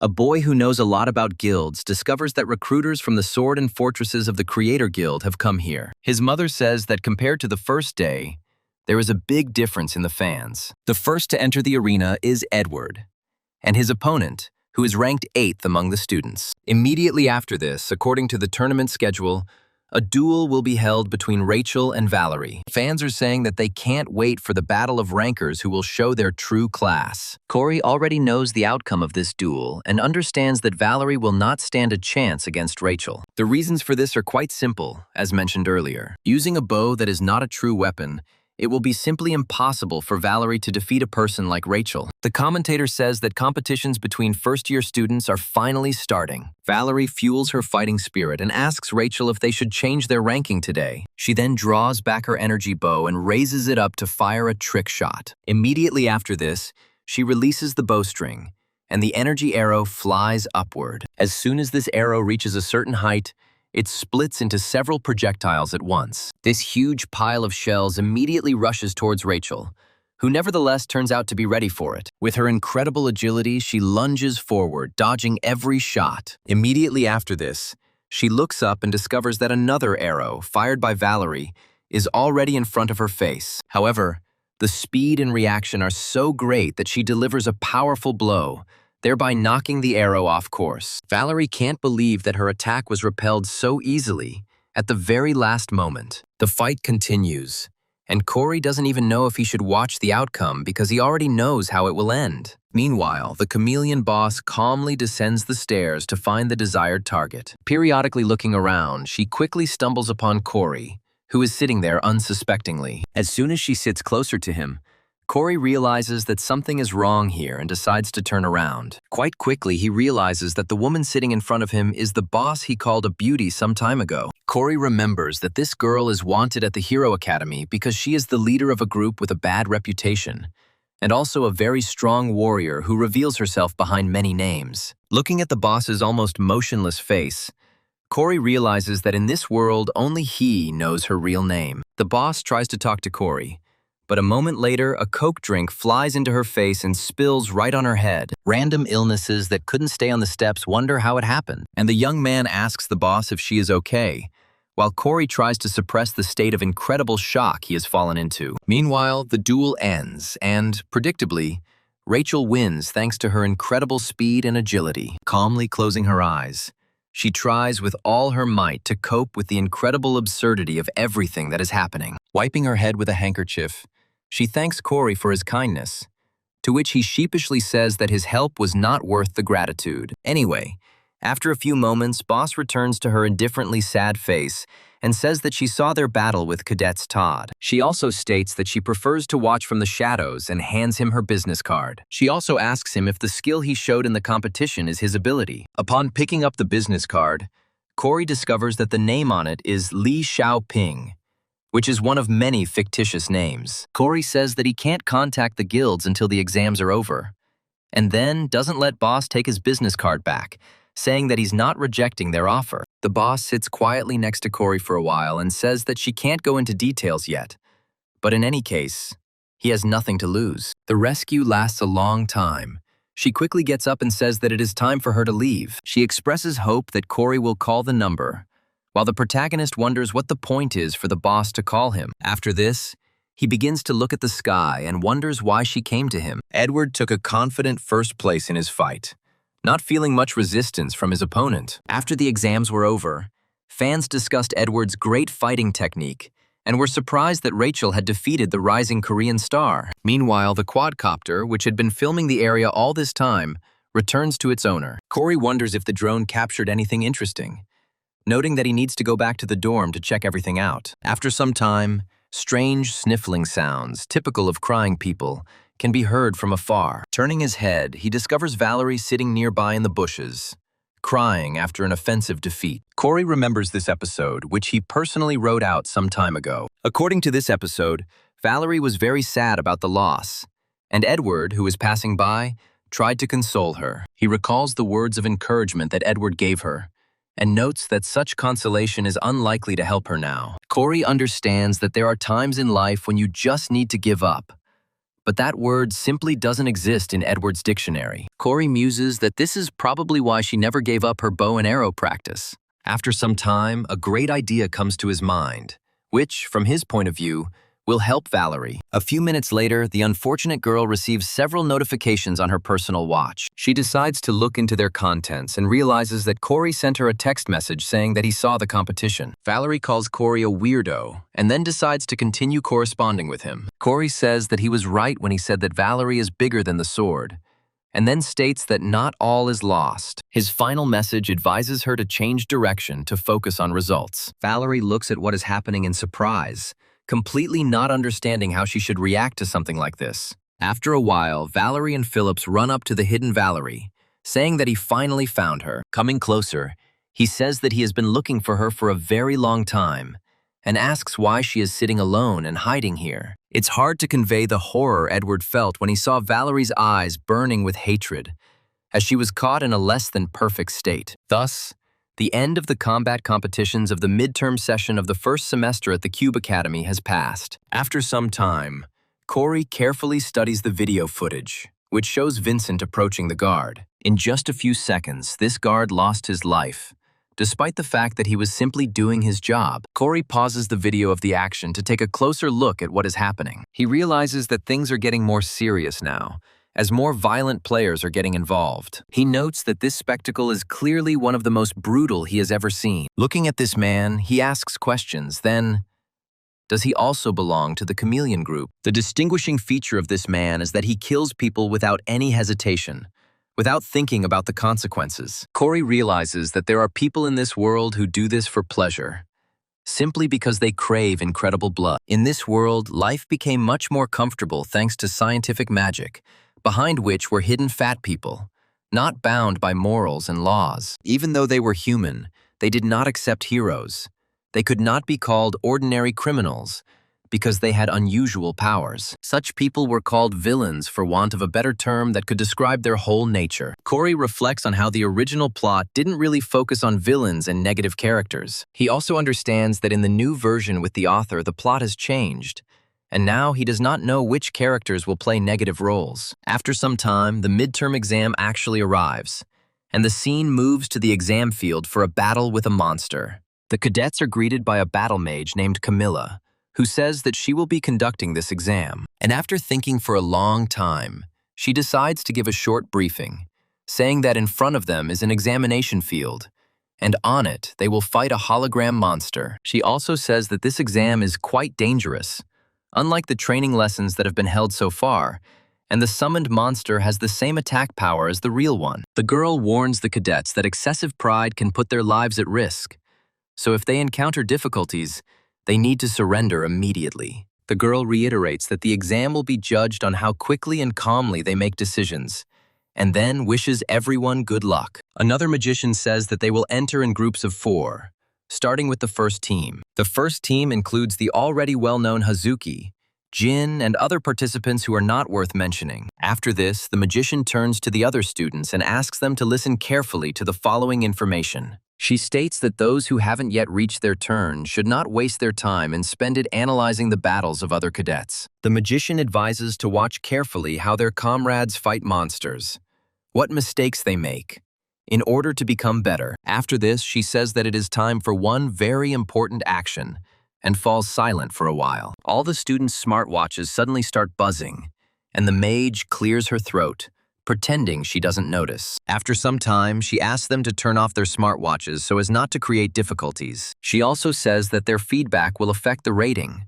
so they should take it seriously. Immediately after this, she states that they are starting a battle with monsters right now. One of the battle mages puts his hand forward to begin the summoning of the otherworldly. A portal appears in the place chosen by the magician, which looks like a huge number of drawings on the floor. The announcer says that Cadet Hazuki from the first team will be fighting a monster called the Advanced Ghoul. A menacing creature comes into this world and immediately pounces on the first living soul it can see. However, Hazuki's reaction speed is high, allowing her to easily dodge this attack. However, the creature's attack power is truly enormous, and each attack leaves behind clouds of dust. Other students watch closely to make sure they don't miss any important details. After some time, the second team enters the room, preparing to test their strength in battle with the monsters. Phillips rushes forward to fight the giant snake and uses the magic release skill. Thanks to this skill, it deals very powerful blows to the monster, knocking out all the living force from it. Valerie was less fortunate than others,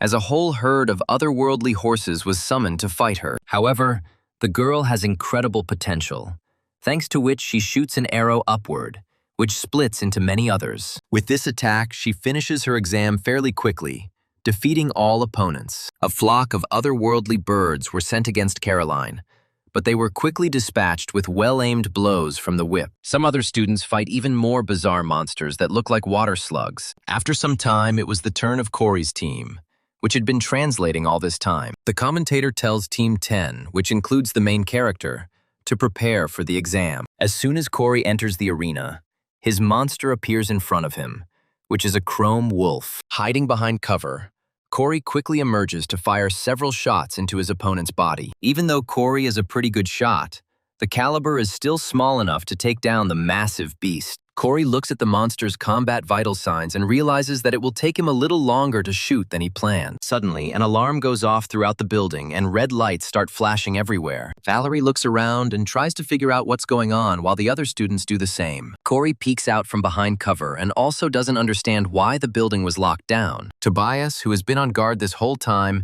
feels his earpiece start to buzz. He takes a call and asks if something happened on the exam field. Gloria's gruff voice answers him, immediately ordering him to focus on securing the perimeter. She also talks about whether he knows that the guard who patrolled the cube yesterday was brutally murdered. She also states that this is an emergency, so he must be on his toes to avoid getting trapped. Gloria says that she just found the source of the vibrations, which was discovered next to him. Tobias tries to calm her down by telling her that he hopes nothing serious happens. After a while, he turns around, hearing the man who was sneaking up on him step on a branch. Turning around, he sees a tall man, who is Vincent, slowly approaching him. But a smile spreads across his face, and he asks Tobias if someone is trying to stop him. Tobias says that outsiders are not allowed in here, and then asks Vincent if he is lost. Vincent tries to mimic his opponent and asks him why he is there then, to which he replies that he is not an outsider. Vincent realizes that verbal duels are not his strong point and stretches his shoulders in order to give in to the fight. Looking sternly at his opponent,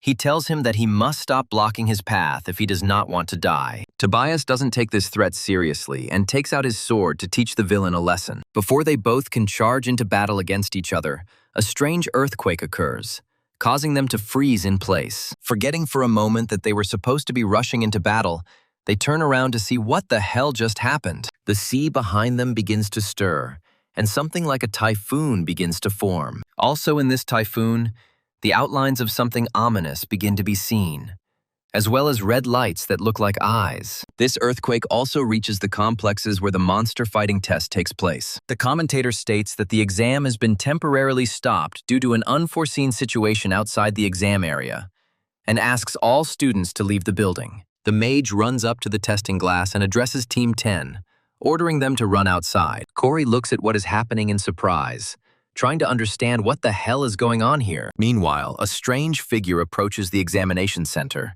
which from a distance somewhat resembles the boss of the chameleon team. Despite the emergency, Corey remains in his enclosure with the monster. He also wonders why the draft has not been canceled even though the exam has just been stopped. He tries to contact the magician who recently addressed him through the glass, but does not find a single soul there. Corey speculates that this can't just be a random mistake, and suggests that there is a fallen one among the mages. He tries to remember something that could have gone wrong, but comes to the conclusion that there are no characters on this exam field.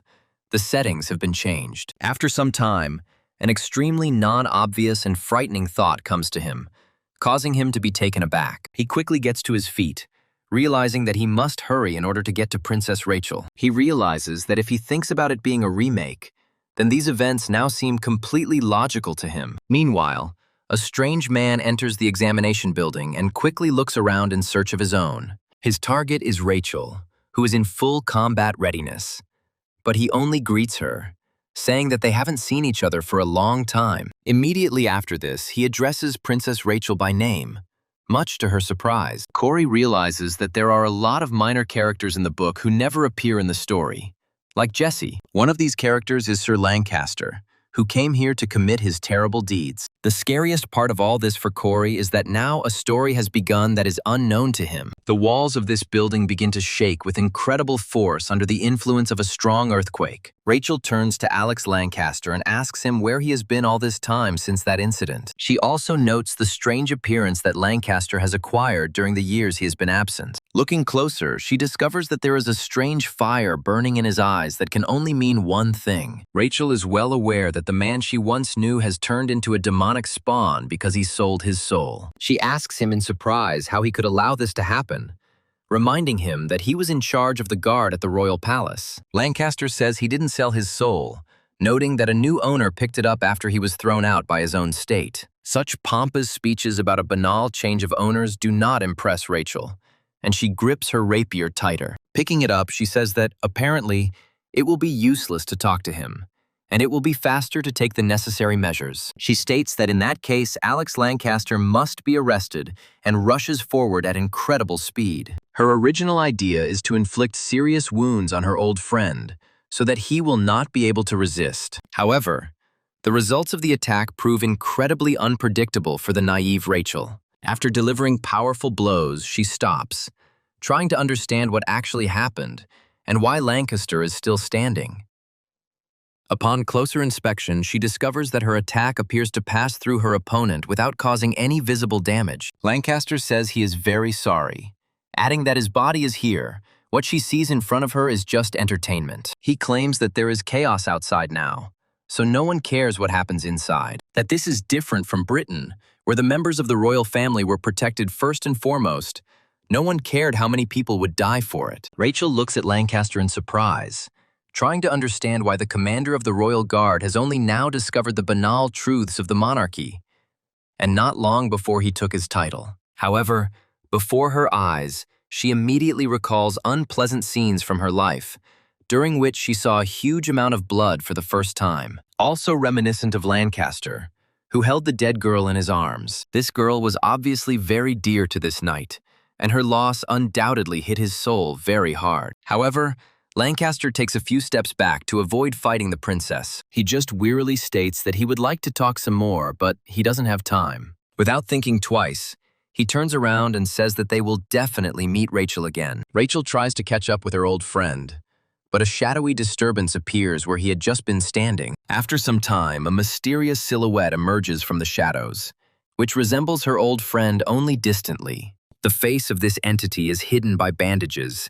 and it holds several blades in its hands. After a moment, the creature begins to quickly evaporate, preparing for a lightning attack. Rachel watches the creature closely to track its movements and block its attacks in time. The creature unleashes a lightning-fast attack, and Rachel barely manages to block it despite her high reaction speed. The girl understands that this is a ruthless fencing technique that must be reckoned with. A moment later, the monster deals multiple blows, from which she only miraculously jumps back. However, things turn out to be far from as optimistic as Rachel initially assumed, as cuts appear on her body. It was only by some miracle that she managed to escape with only 2 cuts, which nevertheless caused her serious damage. The girl can barely contain the incredible pain, but she clenches her teeth to prepare for the next attack. She thinks that she can't defeat him like this, and needs to take a risk to wait for the moment when he's distracted. The monster lunges forward and with a deft movement knocks the rapier right out of Rachel's hand. With such movements, she, among other things,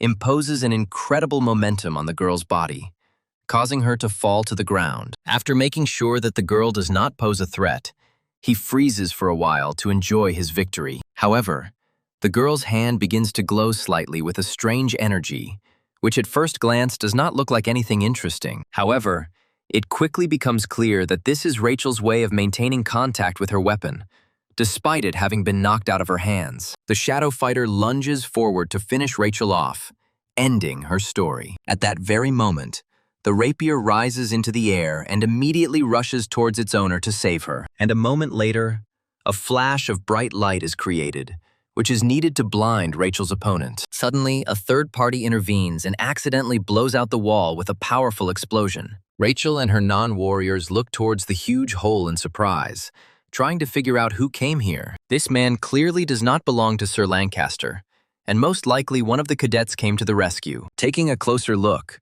the Shadow Warrior realizes that this is most likely another victim that needs to be dealt with as quickly as possible. Without thinking twice, he takes off, leaving behind only a small silhouette. Taking aim at his new victim, he swings his blades to charge them with a reddish-hued demonic power. Meanwhile, the system notifies Corey that the Desert Eagle's transformation has been completed. This time, the protagonist decided to give it the form of a shortened shotgun, which is ideal for close-range battles against armored opponents. As soon as the creature gets within dangerous distance, Corey fires a powerful shot from both barrels at once, which smears the enemy across the wall. Immediately after this, he lowers his gaze to Rachel, who found herself in a rather unpleasant position during the fight with this opponent. He continues to look around to make sure there are no other enemies left. Immediately after this, he carefully examines his weapon and is surprised that he, too, managed to kill this enemy with one shot. Turning to the side, he continues to patrol the area while Rachel looks at him in surprise. She also remembers that she studies in the same class with this person who came to her aid in difficult times. Meanwhile, Corey calmly jumps down to go to Rachel and help her. He extends his hand to her and asks her if she is okay, and if she has any serious injuries. Moments later, Rachel's wound begins to spurt blood, and Corey says he has a bandage for that. After some time, he finishes bandaging the girl to avoid the possibility of major losses. Corey says that if he had been even a little late, Rachel would never have been able to pick up the sword again. After a while, he looks at the special cotton wool he used to remove the blood from Rachel's body. His mind immediately remembers that this blood is incredibly valuable, since with its help, he can feed Evangel's seed. She thanks Corey for being so kind to her, and the protagonist quickly removes the bloody bandage so as not to look weird. After some time, the lights in this building start to turn on again. One of the mages approaches Corey and Rachel and asks them if they were hurt in the earthquake. She immediately announces that she is sending a rescue team to them as soon as possible. A moment later, another man approaches her and says that 2 cadets were seriously injured in the next room. Manga peers into the distance with tension, wondering who could have arranged all this. After some time, the scene moves to the beach near the center where the exams were taking place. Gloria reaches Tobias, who has been sitting quietly on the beach the entire time, and asks her if everything is okay there. She adds that it appears that an imugi has emerged from the water, but Tobias says that the creature has already been driven away. Gloria looks at him in surprise and asks if it was he who sent him away, to which he replies that it was someone else who did it. Tobias states that somehow it was a very angry imugi that was defeated by just one person. Remembering the man's quick movements, Tobias says that he was an extremely strong warrior. Gloria asks her friend if he really wants her to believe this, but he replies that it was most likely the suspect in the police murder. He rises to his knees with difficulty and says that unknown warriors and the appearance of high-ranking monsters can be considered as complete failures of the examination sessions. He also says that it will be extremely difficult for the club's administration to avoid responsibility for everything that happened. To cut to the chase, the monster incident at the club became hot news all over the world, and the exams were postponed. It's also worth mentioning that the club staff was busy with this incident and the school's restoration, so the schedule was pushed back significantly. Thus, the cadets found themselves on a 10-day vacation.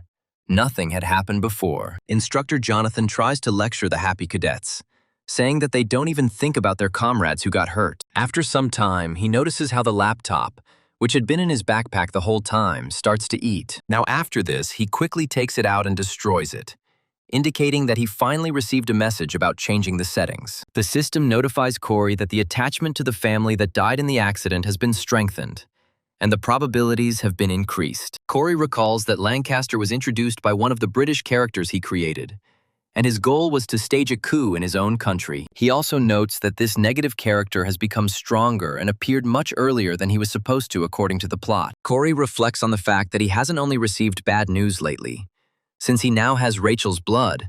After a while, he feels someone accidentally hit him on the back of the head with their elbow. He quickly turns around and sees Valerie standing next to him, giving him an unfriendly look. Immediately after this, she sticks her tongue out at him and asks him why he is staring at her like a statue. Corey realizes that he recently told her that she should quit using the bow and arrow and switch to the sword after her embarrassing defeat. The cadets watching them wonder if the two have started arguing again. Edward says that their relationship actually looks better than before, but his other classmates don't understand him. When Valerie gets home, she calls Corey a funny idiot and wonders why he picks on her when he can't do anything about it. After some time, she receives a message on her personal watch, and she decides to get to know him. This message contains evaluations of Cadet Valerie from other people. The girl sits down on the bed and decides to see who wrote what. Quite quickly, she comes across Edward's thoughts, according to which she has gained faith in herself.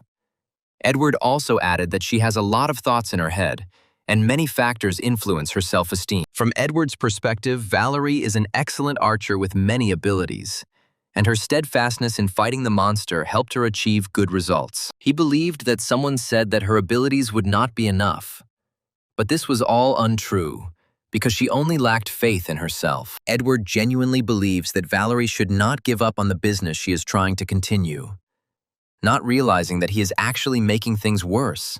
However, He wrote that if Valerie believes in herself more and moves forward, she will become a better hero. Valerie reads this essay with tender feelings, filled with compliments and blind faith that Valerie is doing everything right. After this, she wipes her eyes, saying that Edward even embarrassed her with such compliments. Smiling, she declares that she is now confident that being an archer is her true calling. After this, she comes across her next description, which was compiled by an anonymous user. Valerie laughs at the fact that the sender chose to remain anonymous and wonders what it says. After this, she falls silent and begins to read the contents of this essay. It quickly becomes clear that this content is not nearly as complimentary as the content of the past. The veins on Valerie's face bulge, symbolizing her incredible anger. After reading a few more lines, she lets out a loud scream, frightening half the floor that lives next to her. Immediately after this, she loudly declares that she will not leave it like this and will punish the person who wrote this. After a while, the scene moves to Corey's room,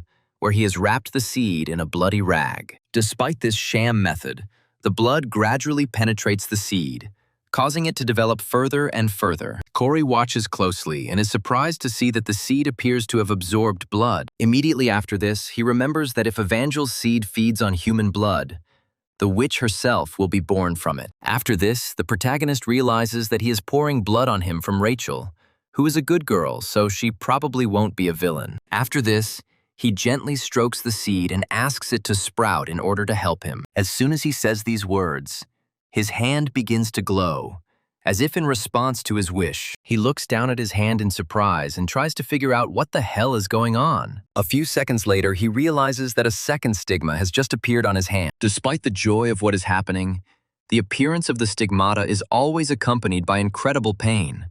So Corey begins to scream loudly throughout the dorm. The next day is quite warm and sunny, although Corey clearly doesn't notice this beauty. The reason for this was a huge bruise that appeared on his hand after the appearance of the second stigmata. The protagonist is trying to cope with an incredibly strong, aching pain that is located on his arm and is sitting in the back seat of a car. Ferdinand, who had decided to let him down, asks him what was wrong with him, adding that the expression on his face seemed somehow painful to him. Corey asks Ferdinand how his business is going, to which he replies that with the car it has become much easier, since there are significantly more customers. He also states that all of this would not have been possible without Corey's efforts, and the young man realizes that he should have changed the subject. After a while, they stop near a small gate, and Corey asks why there are so many people at the entrance. Corey suggests that these people most likely belong to some guild. One of the people, on whose shoulder there is a patch of a certain guild, immediately attracts a huge number of glances. The reason is that these people are members of the Essence Straight Guild, with Caroline walking in front. She doesn't even turn towards other people to maintain her image as a historical leader. Corey watches in surprise and wonders if Caroline is here to inspect the field. After some time, the girl turns around and notices that all this time Corey was watching her through the car window. She immediately goes up to his car to knock on the glass. Corey rolls down the window a second time and Caroline asks him what he came to the field for. Corey looks at her in surprise,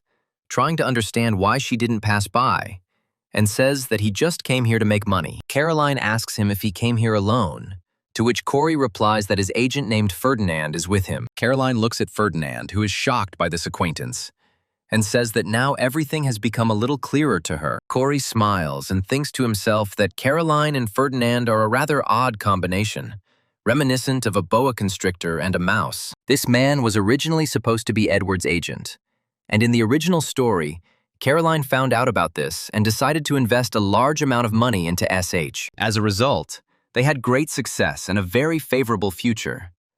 But this was only in the original. The reality right now is that it was Corey who stepped in and invested a huge amount of money into SH. He wonders if the company without Edward is worth enough for Caroline to invest in. This is a rather important question, since the fate of this unfortunate man depends on the answer to it. Corey reflects that the worst-case scenario is that Ferdinand's future could be in great jeopardy because of him. After a while, Caroline's silence suggests that she finally understood everything. Without thinking twice, she moves even closer to the car door and grabs it by the handle. Before Corey can figure it out, she opens the door and gets into the back seat with him, telling him that if they go hunting, she'll join them. Caroline asks Corey if he minds the company, to which he stares at her in surprise. However, he cannot find a single reason to object, and so they set out to hunt in the rocky terrain. It is important to note that this area is incredibly rocky, which means that the car will be shaking. Corey wonders what Caroline's goal is and why she decided to join them in the car. After a while, she turns to him and asks him if he has decided what he will do in the future. Corey replies that graduation from the academy is still quite far away,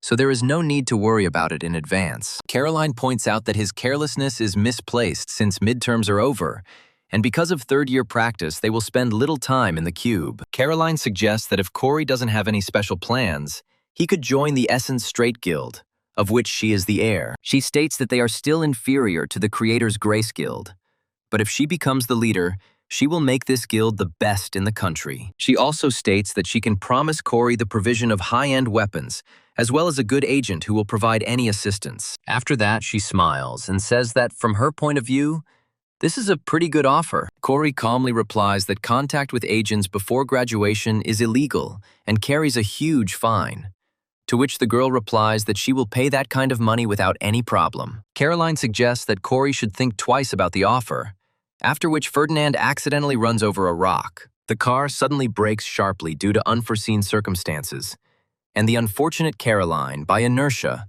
crashes her face into the back of the seat. Immediately after this, she asks him why he drives so strangely and why he braked so abruptly. Ferdinand tries to figure out how best to get out of this sticky situation and states that they have arrived at their destination, adding that the respawn point is located here. Caroline asks Ferdinand how he knows where the monsters spawn, to which he replies that the monsters become active in April. He also says that this is precisely why there will be many of them in this area, noting that there are several more similar points, but there are too many people there. Ferdinand says that this information can be trusted since he checked everything, after which Corey gets out of the car saying that he has a great agent. Immediately after this, he turns to Ferdinand, telling him not to go far since he will return soon. Ferdinand asks Caroline where she is going, to which she replies that the guild members will be arriving soon. Immediately after this, she closes the car door, and Ferdinand realizes that he is in big trouble. After a while, the girl comes to his place to knock on the glass with her finger. She looks at him attentively and asks him to give her his business card so that she can contact him if needed. A full 10 days passed after the incident at the exam,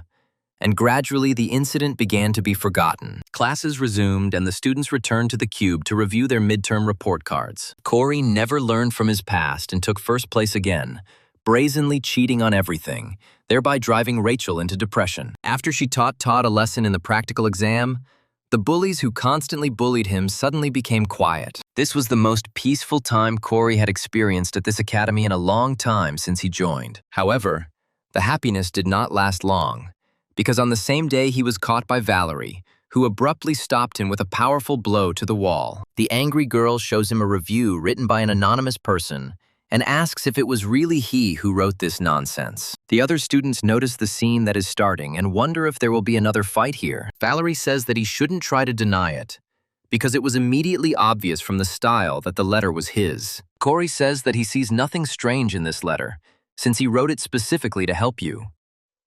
Valerie asks Corey who he thinks he is to teach others how to live, and then states that she will show him how hard archery is. Corey looks closely at Valerie and says that he agrees to this proposal. After this, he says that if he wins this bet, then Valerie should accept her fate and give up training with a bow and arrow. Valerie looks closely at her future opponent, trying to understand how serious he is. A moment later, rage begins to fill her body, and she calls him an impudent bastard who knows absolutely no limits. Corey says that he will also take a bow instead of a gun in exchange for her giving him temporary training. Valerie tells him to do whatever he wants before walking away, and Corey muses that he needs to level up his firearms skill in order to beat her. As he watches Valerie go, Corey muses that she is simply running from her destiny, mistakenly believing that her bow skills are on the same level as her sword skills. He understands that constant praise, regardless of results, is one of the paths to failure, since sometimes it is necessary to hear constructive criticism. After a while, the scene moves to the Grace Building, to room number 303. Speaking in this audience now is Derringer, who is the chairman of the travel club, and he says that he is very glad that all the members of his club are alive. The activities of the scientific and hunting club were suspended due to the incident with the fallen, and the events in the club follow roughly the plot of the book. Corey realizes that this time a very interesting event is about to happen, which will be summarized in the next few days. Derringer speaks with pride in his voice about the fact that this time their club is going to France. Corey recalls that the next episode of his book begins with the murder of a French rich man, which begins with a note left by a group of killers. The recipient is a French wealthy man named Beadle, for whom this note turned out to be his last. This man was very gentle and calm, lived a quiet life in the suburbs of Paris, and did not offend anyone. However, in reality, it was just a mask behind which a real monster was hidden. This man's name was actually Berber, who had been a swindler since childhood and was known as a terrible villain who had amassed a lot of money through deception. Until now, he had managed to avoid responsibility by deception.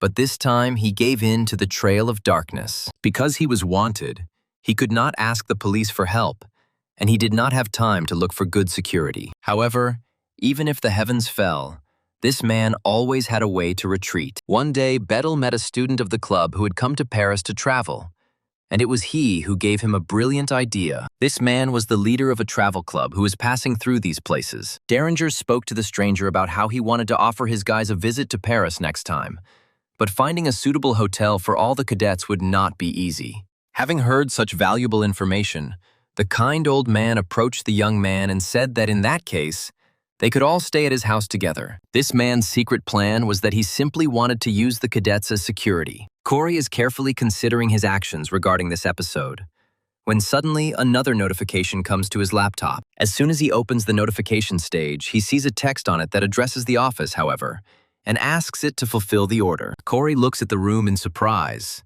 not believing that this is the first time someone has approached him with a request. According to this order, their family is looking for a fraudster who deceived them and ran away, and then sends detailed information about this person. Corey decides to take a closer look at this man's personality, and is once again left in a state of surprise and shock. After some time, the scene moves to an unknown abandoned building. In the center of this structure are several shadowy figures watching a recording of the fight between Corey and Todd. One of the representatives of this shadow brotherhood says that this man looks quite promising. Others say that this year's freshmen are quite high caliber, and this guy could be useful to them.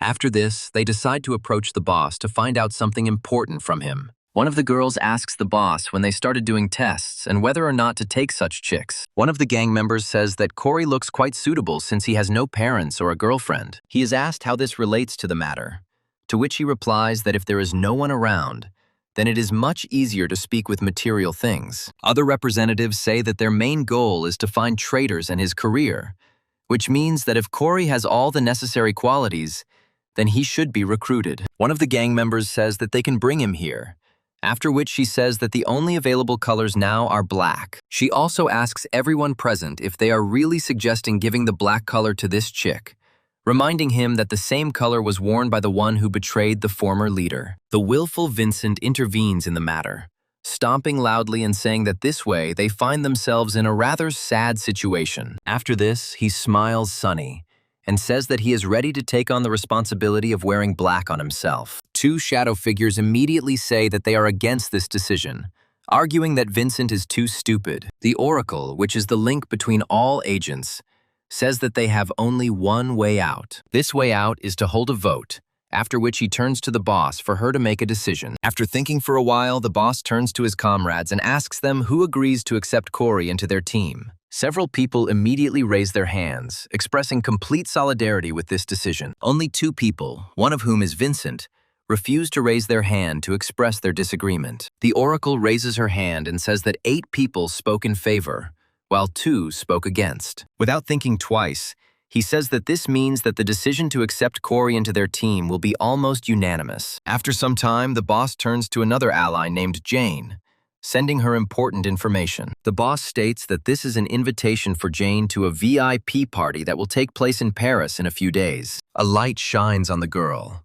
Her face slowly begins to appear, after which she smiles and says that for the gold member of Jane's team, stealing 1 ring will not be that difficult. The team's flight ends, and Edward notices that Valerie clearly didn't get enough sleep on the plane and is still yawning. The club chairman says that he checked everyone, including Corey, and they say that now they will split into teams and go to the portal. Corey reflects on how he has never been to Europe, and then, 10 seconds later, he finds himself on another continent. He also reflects on the fact that the plot has him on the same team as Caroline and Edward. After this, he decides to let things take their course and simply enjoy the moment, strolling with others through the cities of Europe. During the entire time they are in Paris, they dedicate several monuments at once. It is also worth noting that this place is quite friendly to all tourists, and is also a good choice for different packs. Valerie walks down the street with Corey, who she was matched with by lot, and wonders why she is so unlucky. Corey reminds her that she put her hand in the box herself,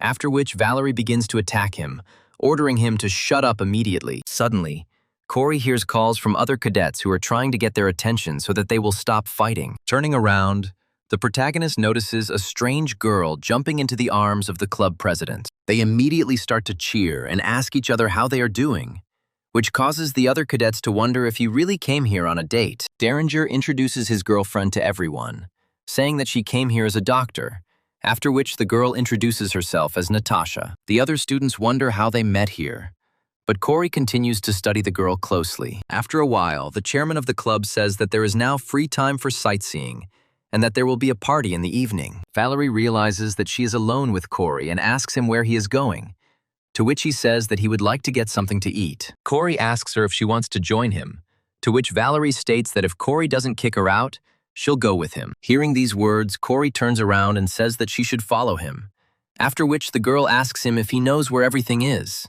Corey says that the watches are not given to them just like that, so he found out the location of the necessary places in advance. Without thinking twice, he tells her that they can take a leisurely walk without worrying about getting lost. Walking next to him, Valerie says that she won't eat everything, but Corey replies that he already knows that. After some time, they reach a very interesting restaurant, which looks quite rich. Valerie looks around, admitting that she has never been to a place like this before, while Corey makes reservations for a table for two. Valerie asks the protagonist how he was able to book only in such a place, to which he replies that he has his own secrets. After a while, he hands her a menu and tells her that she can order whatever she wants. Valerie looks at her comrade in surprise and says that she is not against this arrangement. Corey understands that Valerie comes from a wealthy family, so she can probably handle the order herself. After a while, he notices a woman with very familiar hair walk past the window. This hair immediately falls into the protagonist's head,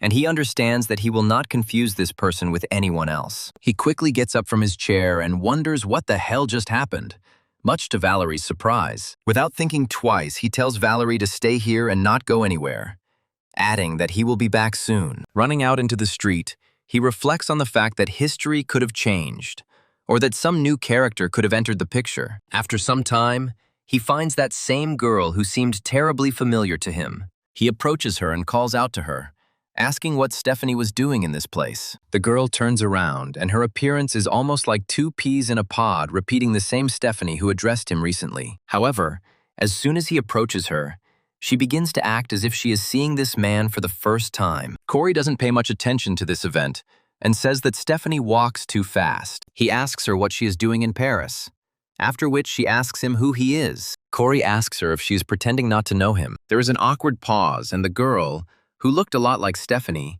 hides behind her boyfriend. A moment later, the protagonist receives a system alert and freezes in place from shock. A small bead of sweat starts to run down his face, and he apologizes to the girl, saying that he was mistaken. Having cleared up this strange misunderstanding, he quickly finds himself at the entrance of the restaurant and takes out his laptop. He immediately turns it on to see if some new event has appeared. He receives a plot change alert stating that an anonymous tip has caused tension between Jane and Stephanie, and that she will be appearing in this episode. Corey remembers the story about Stephanie and Jane, and doesn't understand why she ended up in this place. After all, these girls were members of the guild. There was a creator a long time ago. Jane joined the guild at the same time as Stephanie, and they were assigned to work with each other. During these, the girls completed a task together and found themselves in all sorts of amazing predicaments. On top of that, they went through multiple incidents where they could have ended up dead. Stephanie had always been quite stubborn, and Jane was the only person she could call a friend. However, at the most crucial moment, Jane betrayed Stephanie, much to her surprise. It happened during one of the most difficult missions. After being wounded, Stephanie asked Jane why she chose to betray her. In fact, it was then that the terrible truth came to light, which was that their friendship was not real. Reverting to her true form, Jane told Stephanie with a crazy smile that she betrayed her because it was funny. Stephanie would always remember that strange expression on her former friend's face. In fact, Stephanie actually came here and simply skillfully disguised herself as a random passerby, fooling Corey. Once in a safe place,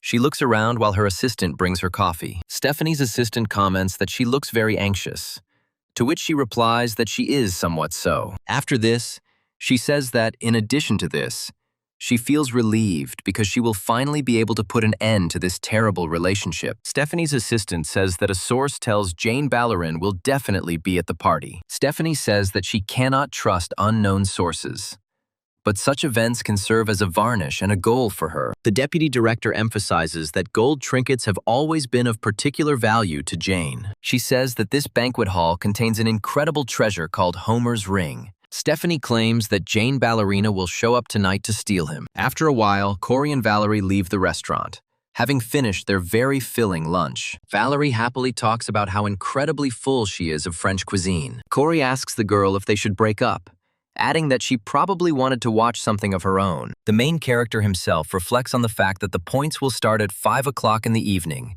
In order to find a good place for observation, you need to study everything in advance. Valerie says that she is not against this turn of events, and then leaves. Corey stops the girl and tells her that she should check the maps in order not to get lost, but she only snaps. In a few hours, the evening of an expensive event is approaching, where all guests will wear masks. A huge number of guests in expensive cars come here to boost their self-esteem. This palace contains incredibly richly furnished apartments and expensive drinks to keep guests entertained. Some guests look in surprise at a certain couple who stand out from the rest. This couple are our old acquaintances who decided to be here in order to observe the perimeter. Ordinary people mistake them for some celebrities, assuming that they look really cool in masks and are secret lovers. Caroline says that she really appreciated dressing up today, but Edward points out that he feels very uncomfortable wearing a shirt. Caroline turns to Edward and asks him if he is not going to dance, to which he honestly admits that he has never danced. Meanwhile,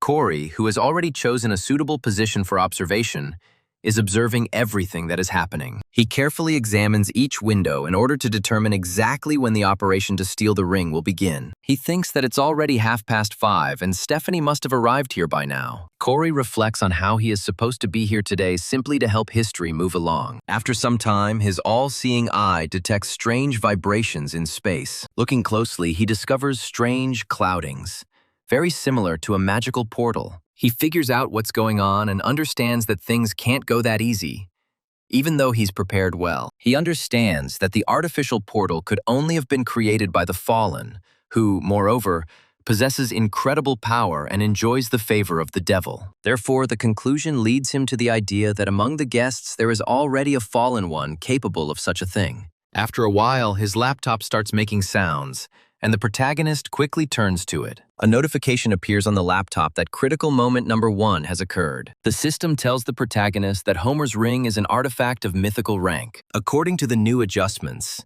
now a group of fallen called villains want to get this artifact for the sake of great power. Corey reads this information carefully and notes that he hasn't heard about the villain group in a long time. The group called the Villains is a society of fallen beings led by a man named Hans. Corey recalls that this group is involved in the theft of artifacts, terrorism, and the instigation of wars. Corey realizes that the co-author of this book could have chosen not to take it out on him by bringing in too many dangerous people here. However, Corey realizes he has no choice but to improvise and uses Athira's skill. Thanks to this skill, his face is immediately hidden, and he himself becomes similar to a kind of Black Panther. Immediately after this, he starts looking out the windows again so as not to miss the moment. Meanwhile, some strange scuffle is taking place near the storage of a very valuable artifact. One of the establishment's employees starts a fight with another, causing him to lose consciousness. Moreover, it turns out that this employee single-handedly took out several of his comrades at once. Without thinking twice,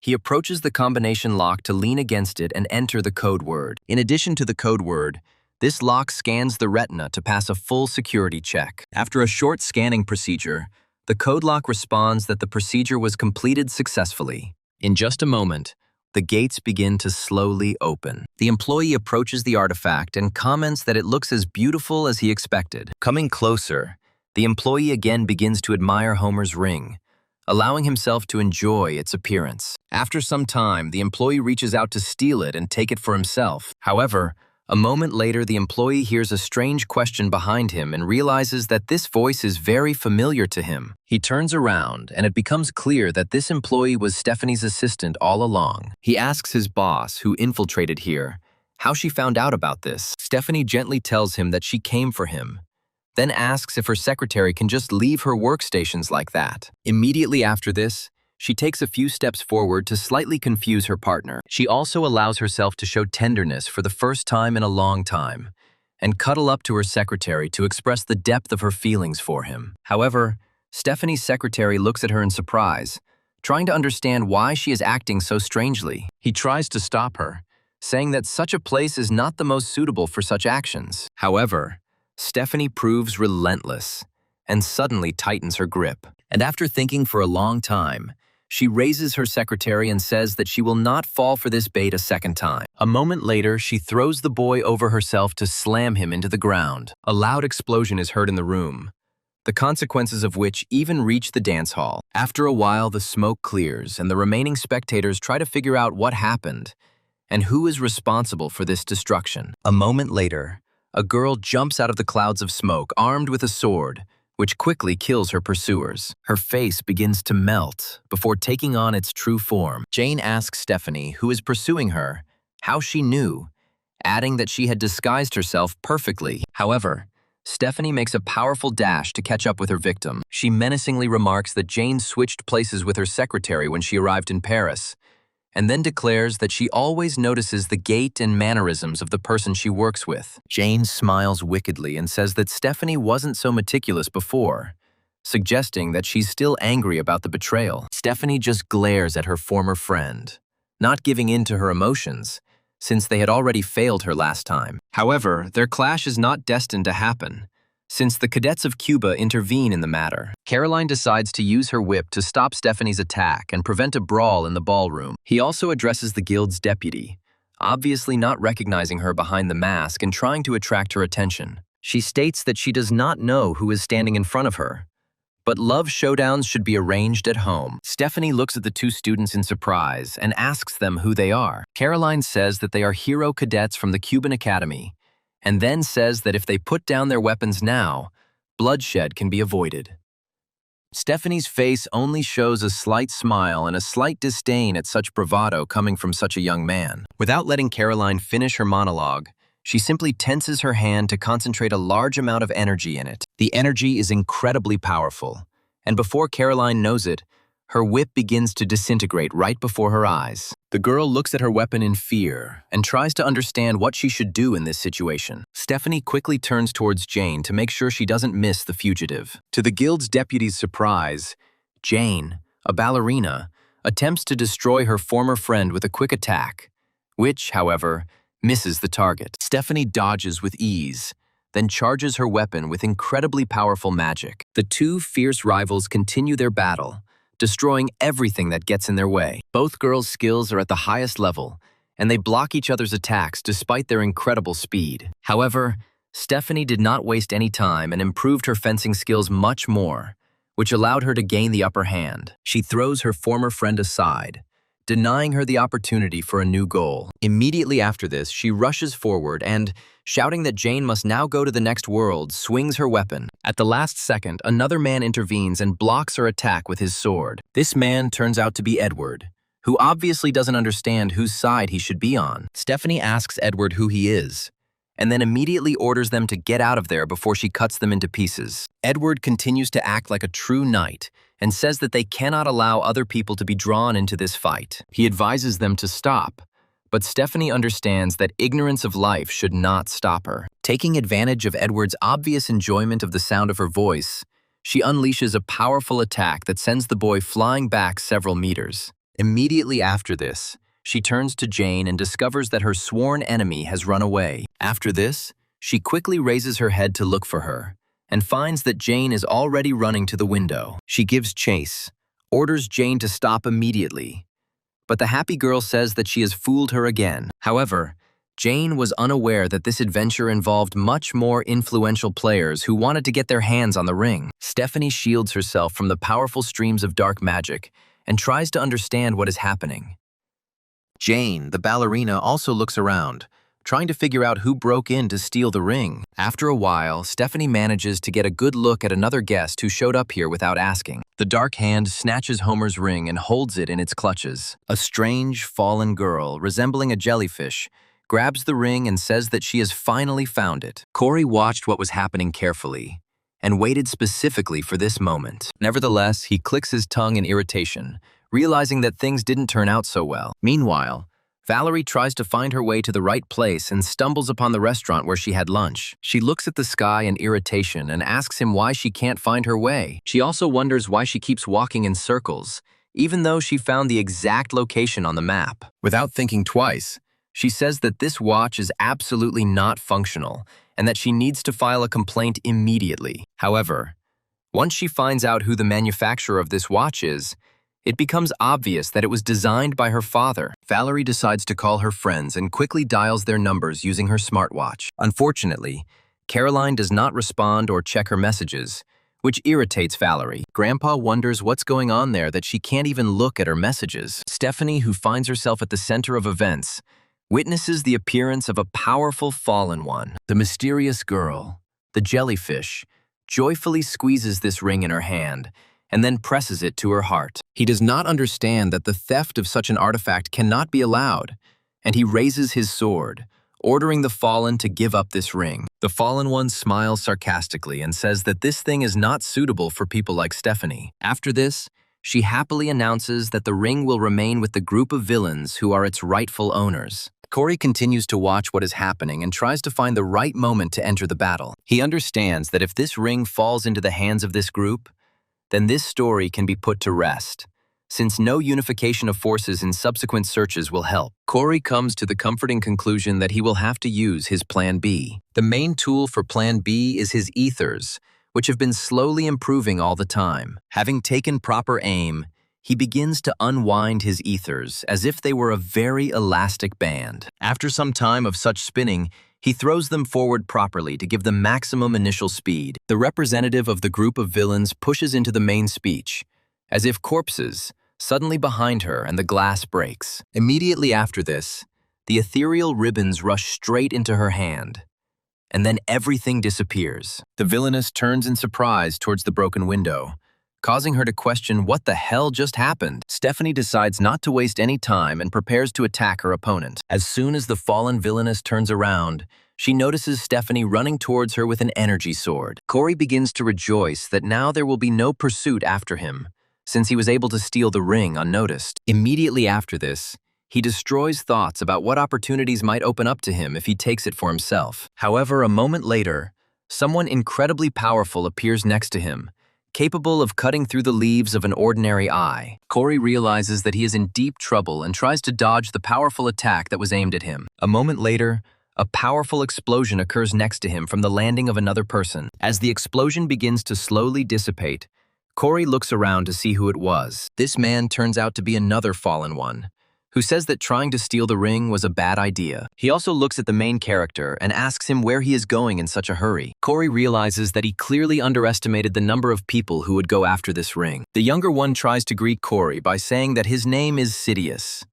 Obviously, he didn't see him as a particular threat. He also says that the power of point of view will be much clearer if you imagine yourself as a member of a group of villains. He also says that Corey very skillfully stole the ring, and even Silison's power was knocked down. He also says that if Corey is so smart, you should already guess that the ring will now be required of him. Corey calmly puts the ring in his inside jacket pocket, saying that he does not agree to this arrangement. Sidious comes closer, irritated, saying that there will always be someone special who will interfere and mix up the cards. Immediately after this, he says that he has no other choice and turns to his strange ball. A moment later, a thin beam of light flies out of this ball, and Sidious says that the ring will have to be taken away by force. Corey realizes that this opponent is quite dangerous and decides to use all his agility to avoid an open fight with him. Sidious unleashes his full power on Corey, creating a shockwave with his sword that erupts into flames. This fiery, enormous speed flies forward,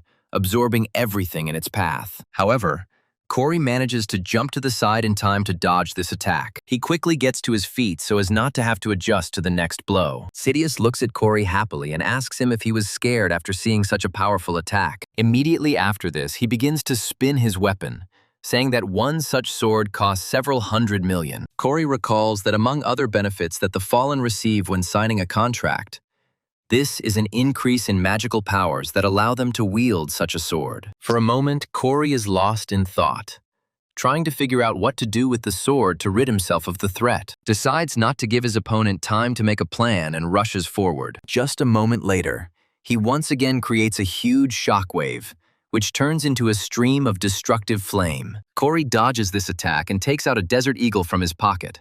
As he immediately realizes that a regular pistol won't help here, he turns to Sidious and offers to negotiate, stating that he can give the ring just like that, to which he replies that he can simply kill him and take the ring. Corey says that Sidious just offered to negotiate, but he tells him to shut up and not waste time. Sidious states that Corey immediately gives the impression of being a man who is much weaker than those fighting inside. After this, he states that besides the pistol, Corey has no other weapon, and his physical abilities are only enough to dodge attacks. Having lost patience, he says that he is tired of messing around with a pathetic, worthless worm. After this, he grabs his sword and bids farewell to his opponent, expecting him to burn in excruciating flames. Suddenly, it turns out that this was never meant to happen, as the energy sword immediately goes out. Sidious looks at his weapon, trying to figure out what the hell just happened. The same goes for Corey, who clearly didn't expect his opponent to disable his weapon on his own. Sidious tries to activate his weapon by shaking it from side to side, but these manipulations have no effect. After a while, Corey goes completely silent as it dawns on him why the sword turned off. Having enjoyed his opponent's bewilderment, he says that today this thing will most likely no longer work. He also says that he is a rather lucky person, since luck has now worked, which has weakened the magic sword. Sidious says that this is a banal bluff, since the weapon often fails on its own. Sidious confidently states that he can deal with Corey without this ball, but the protagonist asks him why he decided so. Without waiting for his opponent's response, he decides to use the skill of the remaining stigmata. Thanks to him, he quickly changes his weapon to a shortened shotgun, which is equipped with special cartridges with light magic. Sidious loses patience and breaks away from his place in order to immediately break the distance with his opponent. He swings his leg back for a devastating attack and asks Corey if he believes in these pathetic tricks. Corey quickly jumps back and takes aim to fire both barrels. A dramatic curtain falls on this battlefield, as absolutely no fallen of such rank could survive being hit point blank by so many light projectiles. Valerie decides to pass the time by playing a game on her phone that involves shooting hordes of zombies. The girl wandered for a long time and eventually simply gave up, never finding the location of the ball. After some time, she notes that the police cars had become noisy that night. She wonders where these cars are heading, and notes that no one has called her yet. This combination of circumstances begins to slightly worry her, and a semblance of sadness appears on her face. The girl also catches herself thinking this and wonders why she began to feel anxious because no one was calling her. Unable to admit her own weaknesses, the girl tells herself that these are just some strange thoughts that come into her head. After a while, a strange man sits down next to her, and Valerie looks up to see Corey in front of her. She loudly asks him how he ended up here and what he is doing here. Corey says in an exhausted voice that he has run out of strength and can no longer move forward. Valerie asks him what he means,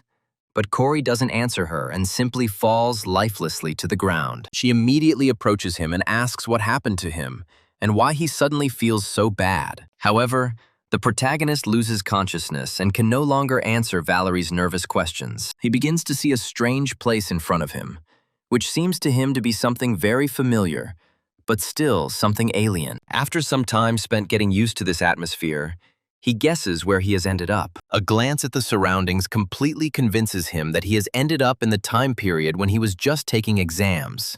It's hard to say how long ago it was, since at this point, Corey is already an adult. After a while, he hears familiar voices behind him, which immediately make him stop. These voices are real nectar for him, because he hasn't heard them for so long that he doesn't remember how much time has passed. When he returns, He sees his parents in front of him, who came to check him after he wrote the exams. He asks them why they came, adding that it is very cold outside today. His vision also begins to blur as very large tears begin to well up in his eyes. He honestly admits to his parents that he knew the exam very poorly, despite the fact that he gave it his all. The surprised mother approached her beloved son and asked him why he was so upset about this. They both try to console him, saying that there is nothing to worry about and that he will definitely achieve everything in this life if he puts in enough effort. After some time, this dream dissipates and Corey comes to his senses, finding himself in an unknown place with tears in his eyes. He looks around and realizes that he is in bed. But the house he is in still remains a mystery to him. After a while, the door to his room is opened by Valerie and Edward, who looks at him carefully. After making sure that he has woken up, they immediately go inside, asking if everything is okay with him. Valerie asks Corey to pull himself together and asks if he knows how hard it was for her to carry him. Immediately after this, she notices redness around the protagonist's eyes and asks him if he really started crying. Corey realizes that he is not in the best mood now, asks Valerie if she can leave here. The main character is approached by Natasha, who asks him how he feels and whether he needs any help. She also states that he showed signs of severe exhaustion, so he should not exert himself and rest more. Corey politely turns to Natasha and asks her what kind of place they found themselves in. The girl tells him that this is a residential building, and he himself is in his room, which is intended for him and Edward. Corey realizes that he is in that very mansion, while Natasha asks him if he is hungry. Corey remembers that the murder episode is about to begin and thanks you for waking him up before it all started. After this, Natasha recommends that he rest, and then turns to Valerie and says that she should leave this room in order not to disturb him. Valerie begins to protest, saying that she is always being driven away from everywhere.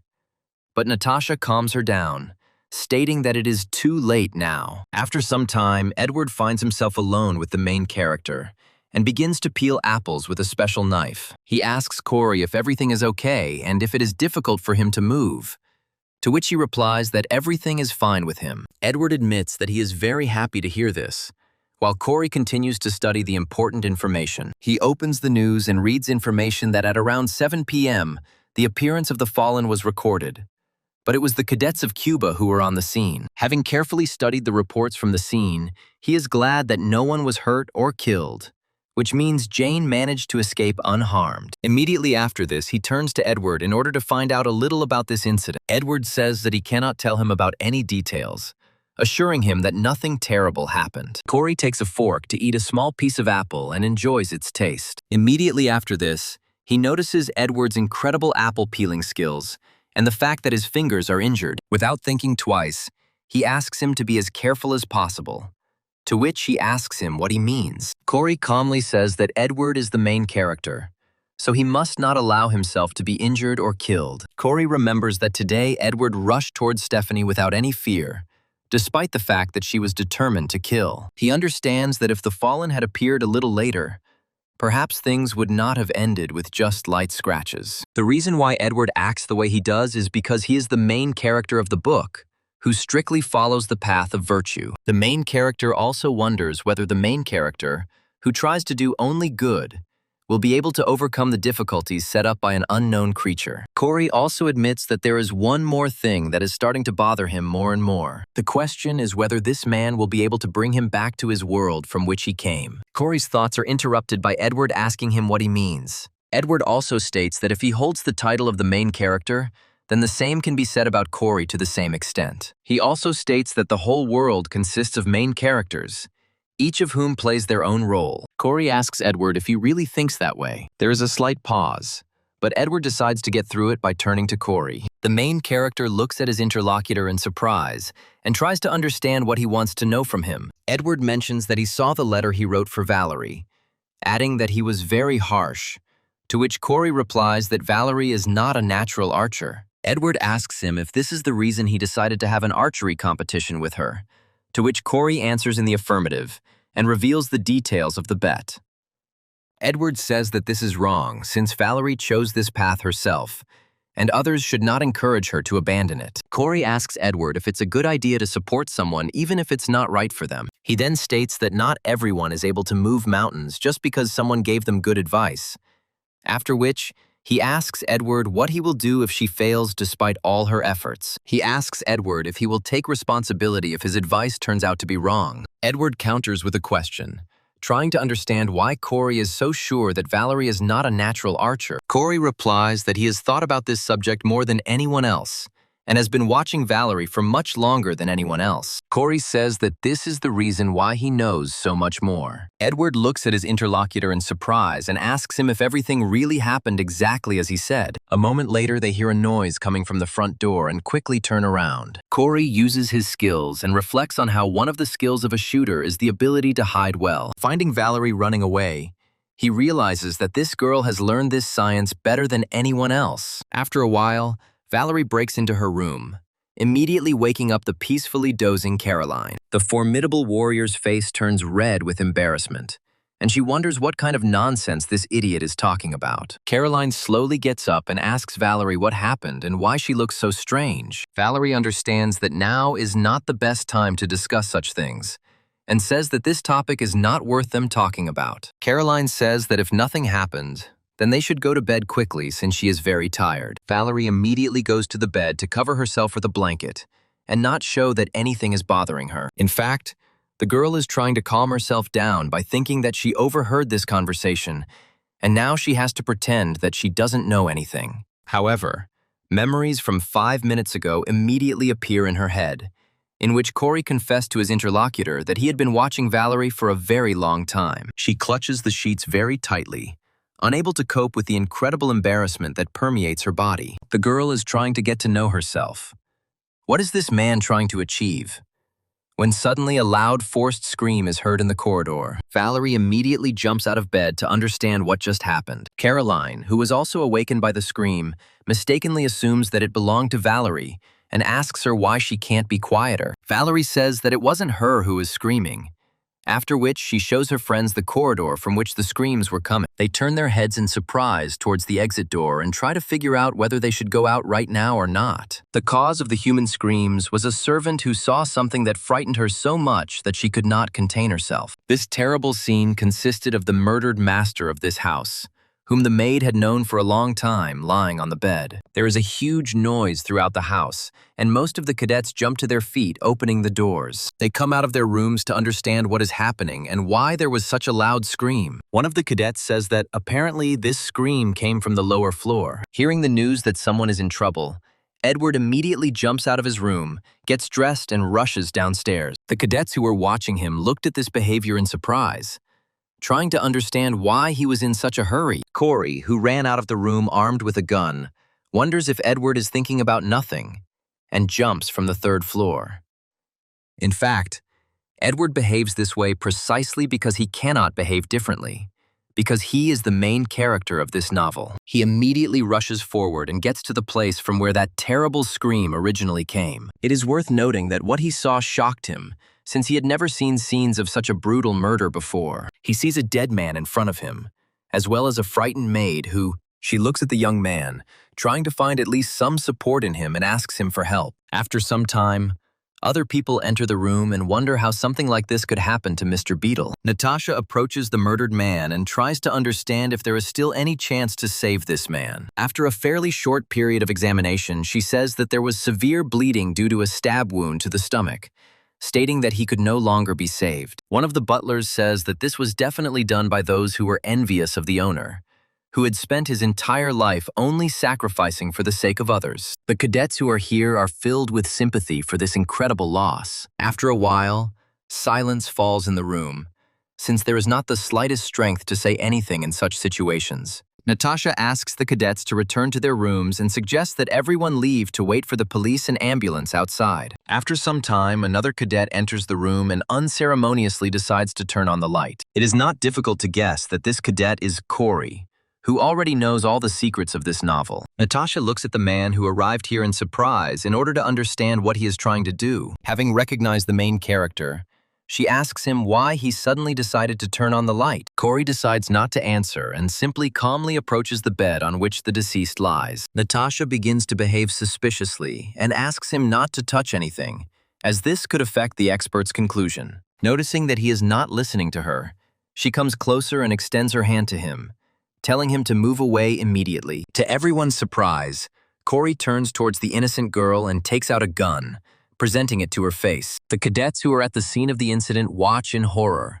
trying to understand what happened to their comrade. Valerie asks Corey if he's crazy, while Caroline is at a loss to say anything. Corey calmly lets everyone finish speaking, then declares that Miss Natasha is lying. Immediately after this, he turns around and declares that this man is not dead and is in fact alive. He remembers that in fact the man with the real name Berber did not die, but arranged it to avoid death, and then clung to the fallen and became a famous swindler. Corey remembers that this role of the villain was written in therapy, so he does not know what he can do in the future, and it would be more correct to reveal it right now. The servants look at Corey in surprise and try to understand why he came to such seemingly absurd conclusions. The same can be said about other cadets, who nevertheless do not dare to interfere with their comrade. Corey understands that it will be quite difficult to convince others of this, but it is unclear what other ambiguities may arise because of this person, and in what direction the plot will turn. Doubts arise in his heart for a moment,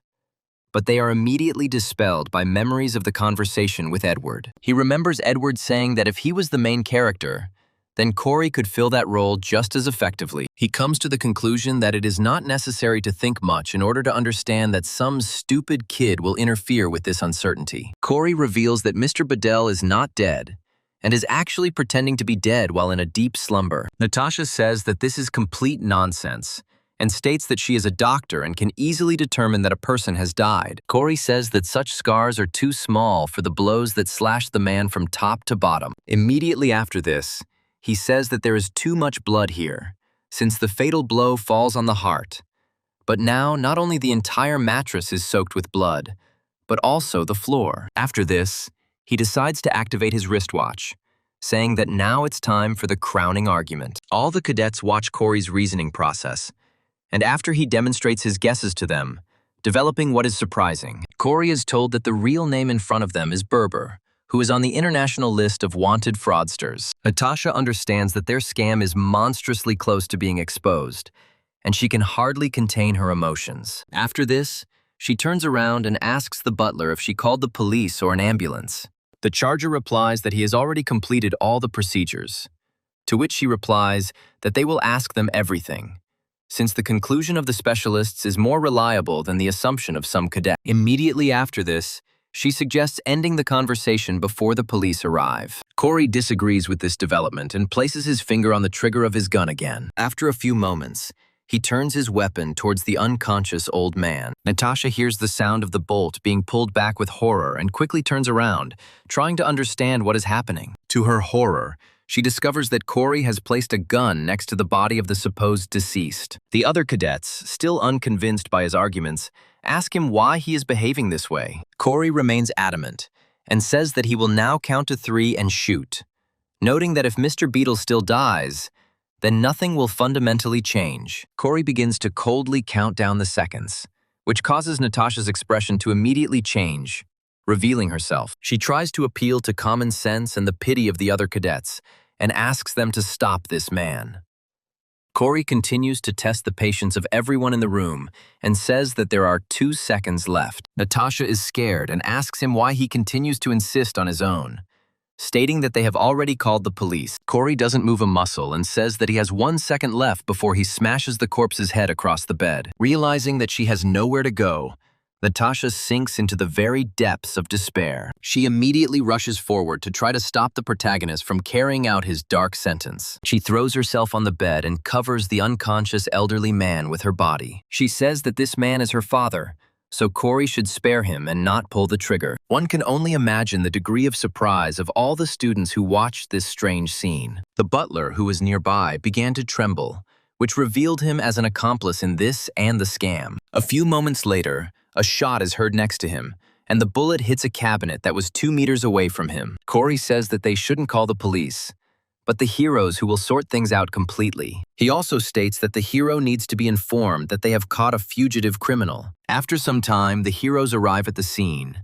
clear the area, and arrest everyone involved. The same fate befalls Natasha, who tried to deceive everyone in order to ensure the safety of her father. The police arrest her and then take her to a car to be taken to the station for questioning. The murder was set up by Berber and Natasha, since Berber was well known throughout Europe, was wanted, and was trying to avoid arrest. Fortunately, his daughter found herself a six, who turned out to be a cadet of the Cuban, which also played a role in the disclosure of their insidious plan. And according to the plan, he was supposed to live after clinical death. The drugs that put a person into a state of clinical death are quite expensive, but Natasha was able to easily get them because she worked as a doctor at the club. With the help of the herbalist Mage, Berber fell into a state of clinical death, and Natasha inflicted a fake wound on his chest and diluted the bag with blood. Rescuers who arrived at the scene would most likely not have been able to distinguish between clinical death, and Berber had already managed to bribe the police. After the successful substitution of the corpse, the Cuban cadets had to testify as witnesses, thereby confirming the version that was convenient for this fraudster. Thus, a man named Berber was listed as dead on paper, but in fact would simply continue to live under a new name. But now this will no longer be possible. Corey receives a notification that a man named Berber is currently under arrest by the French Association Heroes, and he himself has received a prank. Corey smiles and reflects that he didn't think the first question would be about this man. After a while, Caroline enters the room and asks her if he works part-time as Sherlock during the weekends. She says that first he solved the Jefferson mystery, and now he has solved this case. To which Corey replies that shooters have very good eyesight. Caroline asks him how he knew the faces of the criminals. Corey quickly turns away, saying that he cannot reveal these details due to personal circumstances, which greatly surprises Caroline. Corey on how hard it will be for him if he constantly hides the reasons why he sometimes gets away with such strange situations. He also begins to wonder about what personal circumstances Hans had that made him the driver of a gang of fallen. Octopus Woman says that she was interrupted by someone in a panther mask, and notes that she had the abilities of an unusual thief. She also says that Sidious engaged in battle with him, but was defeated within minutes. Hans asks the Octopus Woman if this man looked like a fallen one, but something replies that he looked neither like a fallen one nor like a hero. Hans tells his subordinate to check all the mercenaries and hunters, noting that if she finds him, she should not go there alone. Hans is silent for a moment, then turns around and looks closely at the Octopus Woman. After this, he asks her why she tells everyone that she has fallen. The Octopus Woman tries to understand what he means, but Hans immediately loses his temper, saying that she has a very memorable face. He explains his thought by saying that the Octopus Woman shows with her whole appearance that she has fallen, after which he again asks the question of why she does this. The Octopus Woman immediately begins the transformation procedure and sincerely apologizes to her boss. Hans takes a few more steps forward and asks her if she took the magic sword that Sirius was carrying with him. The Octopus Woman also begins to tremble, realizing that she does not have a good answer to this question. The truth is that the magic sword ended up in the hands of Corey, who easily defeated his opponent with a firearm. Looking at this trinket, he wonders how to use it without hurting himself or random passersby. Corey muses that if these weapons are controlled by regular magic and not the stigmata, they make no sense to him. Without thinking twice, he decides to leave this sword until better times, after which he turns his attention to Homer's ring. Looking closer, he realizes that it requires a certain amount of magic to activate, but he doesn't have to bother with it. He realizes that in order to activate this ring, he only needs to use a few points and edit a couple of properties. With a light press of a few buttons, he changes the status of this ring, immediately bringing it into an active state. The system says that this ring increases the user's intelligence every 24 hours, and also merges with nature and gives the user a pure aura. Also, a mysterious glow begins to emanate from this ring, which seems quite warm and cozy to the main character. Corey speculates that it is a relic that can enhance magical powers and intelligence, and can also be passed on to other people. He muses that Edward and especially Valerie,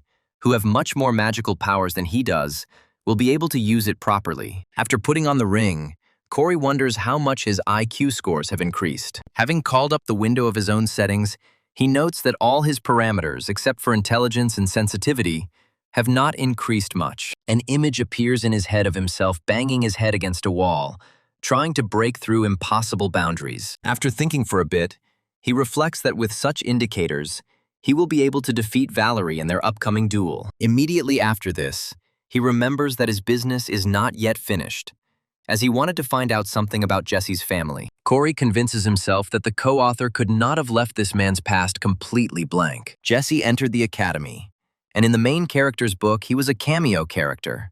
But in the real world, he would probably come from a wealthy family. Corey decides to do some digging into the character's backstory and types his last name into a search engine. After some time, he turns to a special manager who is ideal for finding people and information about them. This manager is one of those people who can find absolutely any information about a person. But the fee for his services will not be small. Corey reflects that nothing is impossible for someone like him, so he is willing to make a deal with him. Corey is suddenly overcome by thoughts that make him think twice about accepting this offer. He immediately remembers that not long ago he spent a whole bunch of money in order to receive a good income in the future. Corey notes that he didn't think about such consequences, after which he turns his attention to the touched seed. Taking a closer look at it, he realizes that the seed is moving and realizes that it is time to feed it. After some time, the scene moves to a mansion that belongs to the guild, of which Caroline is the heir. The girl is standing not far from this skyscraper, and a special notification comes to her personal watch. Without thinking twice, she decides to call her dear uncle, who means a lot to her. Looking around, she makes sure that there is no one following her, which means that no one will be able to overhear this conversation. Having found out that for some time the travel club decides to visit another country, it turns out to be Norway. Corey wonders why he ended up here, but he knows it would take too long to explain. A moment later, a juicy snowball flies into his face, splashing powerfully right across his face. One of the cadets laughs at the fact that Valerie hit Corey so easily, but the girl says that he was simply giving in. The reason they ended up in Norway was because the club had resumed its activities again after a break due to the incident with Sven. He also rented a cottage in Norway to celebrate his reopening. The head of the club says that the senior cadets have placed flags with numbers throughout the forest, and prizes are awarded depending on the number. She also says that among the prizes there is a virtual reality device, coupons, and many other good prizes. After a while, she asks everyone to come out one by one to draw their lot. Corey feels confident because, thanks to his pumped-up luck, he will definitely not end up in the company of someone unpleasant. The nicest cadet in his circle, of course, turns out to be Valerie, who asks him if he really set this all up himself. Valerie moves away from the protagonist and asks him not to interfere,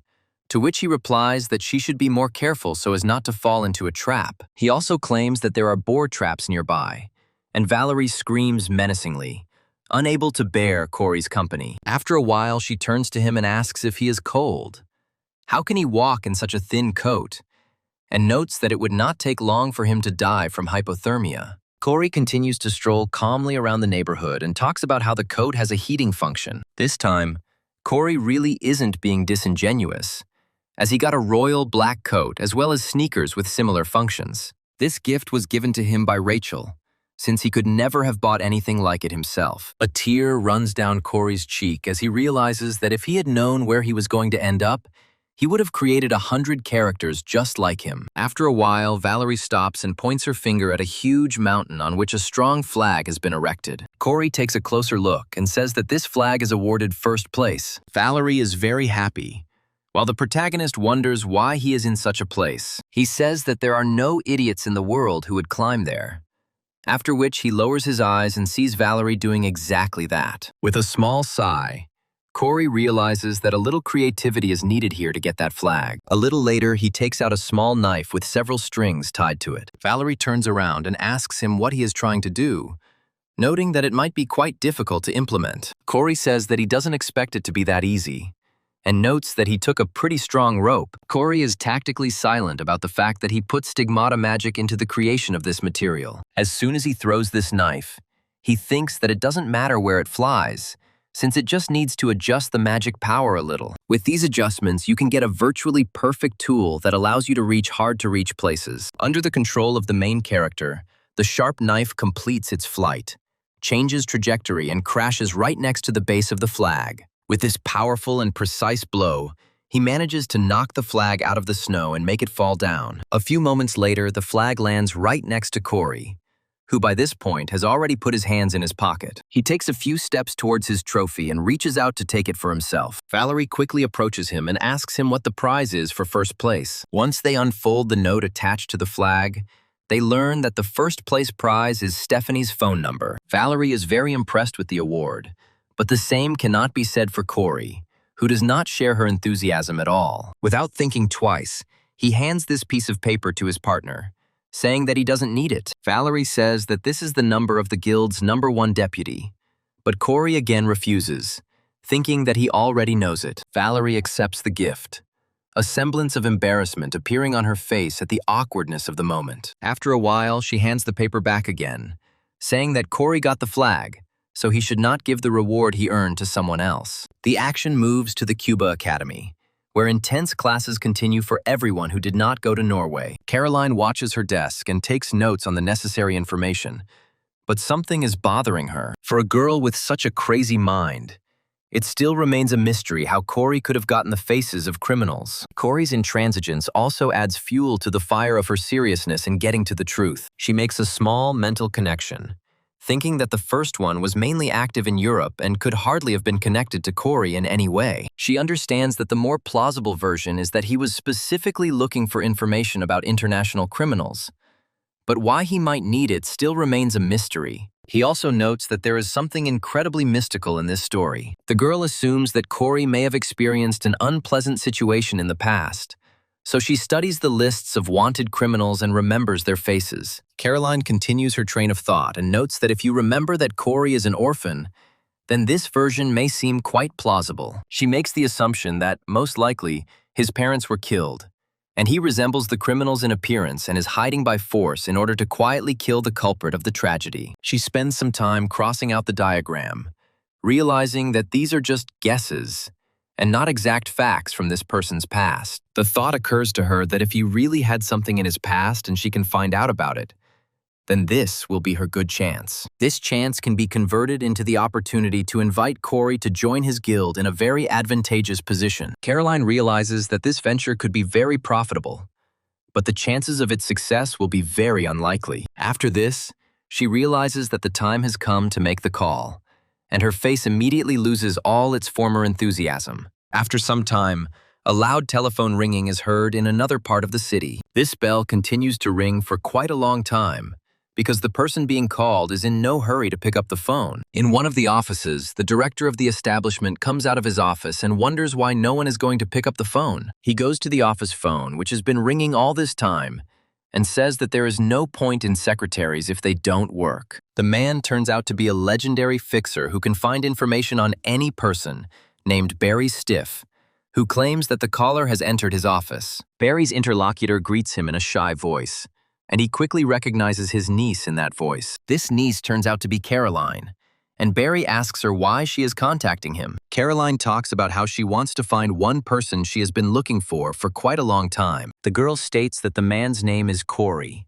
He is 17 years old, and he is a cadet at the Cuba Academy, after which she adds that she wants to find out about his past. She states that Barry's way of getting this information will be much easier and faster. Meanwhile, in Norway, people are cheering for Corey and Valerie, amazed that they placed so high in the competition. Corey is upset and reflects on how the fourth place prize was much more useful than the first place prize, since fourth place awarded virtual reality goggles. The other cadets rejoice at the protagonist's success, after which they call him to eat meat. Corey agrees and walks over to the barbecue, where several pieces of fresh meat are already smoking. He decides to replace his comrades, saying that he can finish frying the rest of the meat himself so that the others can rest. Once at the stove, he mentally returns to his real world for a while. He recalls that his aunt owned a butcher shop, which is why he is very good at grilling any kind of meat on the barbecue.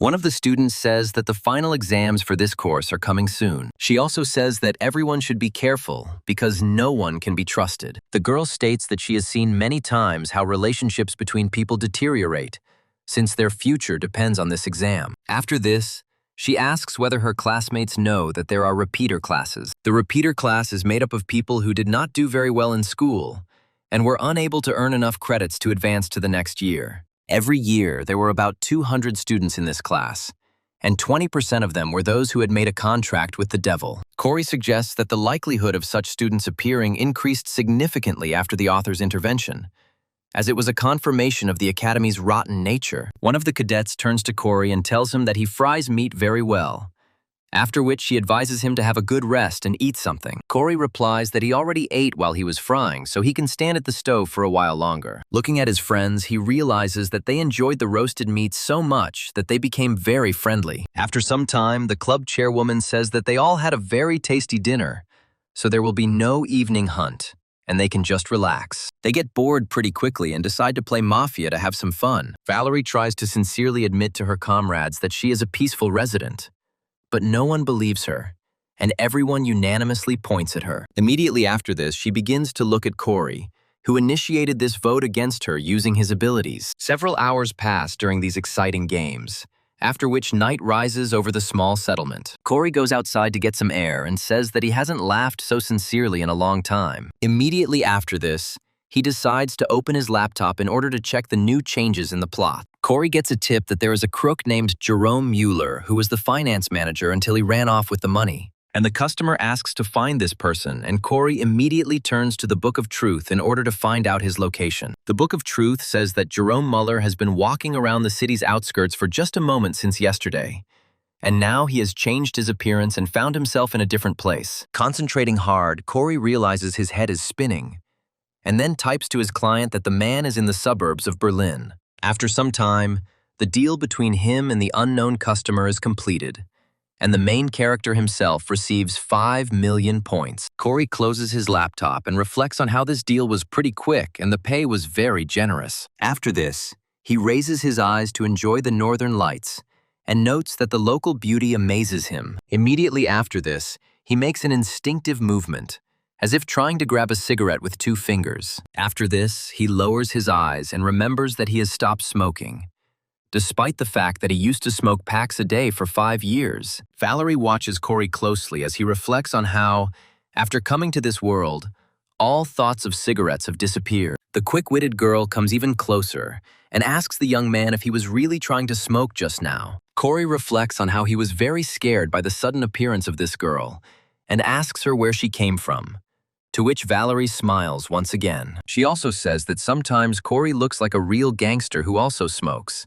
after which she asks if he has tattoos. Corey leaves the question unanswered, and Valerie decides to clarify it, to which he states that he does not have any tattoos. Valerie looks at Corey closely, while someone wonders why she called him a thug. After taking a good look at him, she asks him if he is confident that he will be able to defeat her in the upcoming competition. Corey counters this with a question, then asks if Valerie can give up the bow if she loses. The consequences of such decisions weigh heavily on the heart of this girl. She understands that it will not be so easy. She honestly admits to Corey that she thinks such an outcome is impossible, so she hasn't yet thought about what will happen next. Corey asks her if she would cry if she lost to him in a competition like today, to which she immediately replies that she didn't intend to cry. After this, she decides to change the subject a little and asks him if he knows what was written about him in today's newspaper. Corey reads the article carefully while Valerie comments on how the article calls him the Korean Sherlock. Valerie says that such a nickname is wrong, since he is always picking on her and also indulges in cigarettes, to which Corey replies that she should go to bed. Valerie sticks her tongue out at him and then runs away, saying that she was going to do it without his instructions. Corey is thinking about how Valerie can be a bit childish at times when she suddenly stops, freezing a few feet away from him. After thinking for a moment, she states that she suddenly became curious about what cigarettes taste like, to which Corey finds it difficult to give a normal answer. The action moves to an unknown location which, like Norway, turns out to be covered with a fairly large layer of snow. A man whose outline appears very blurry tries to shake fallen snow off his hat. The man turns out to be Barry Stiff, who wonders how much longer he has to wait. He states that if a little more time passes, his magic will completely run out, after which he discovers a mysterious girl. This girl walks forward silently, holding in her arms a bundle containing a newborn child. After some time, she comes to a small building and decides to leave this child on the porch. Barry Stiff looks closely at what is happening and realizes that the girl has just left a real baby. Immediately after this, he encounters a serious barrier and realizes that the density of the past is too high. His body begins to rapidly evaporate, driving him back to his original time in which he recently found himself. When he comes to, he finds himself at the entrance to his apartment, and there is still a little snow on his clothes. After some time, he comes back to his agency and finds himself at a door with a pile of letters sticking out of it. He puts the letters on the floor and realizes that,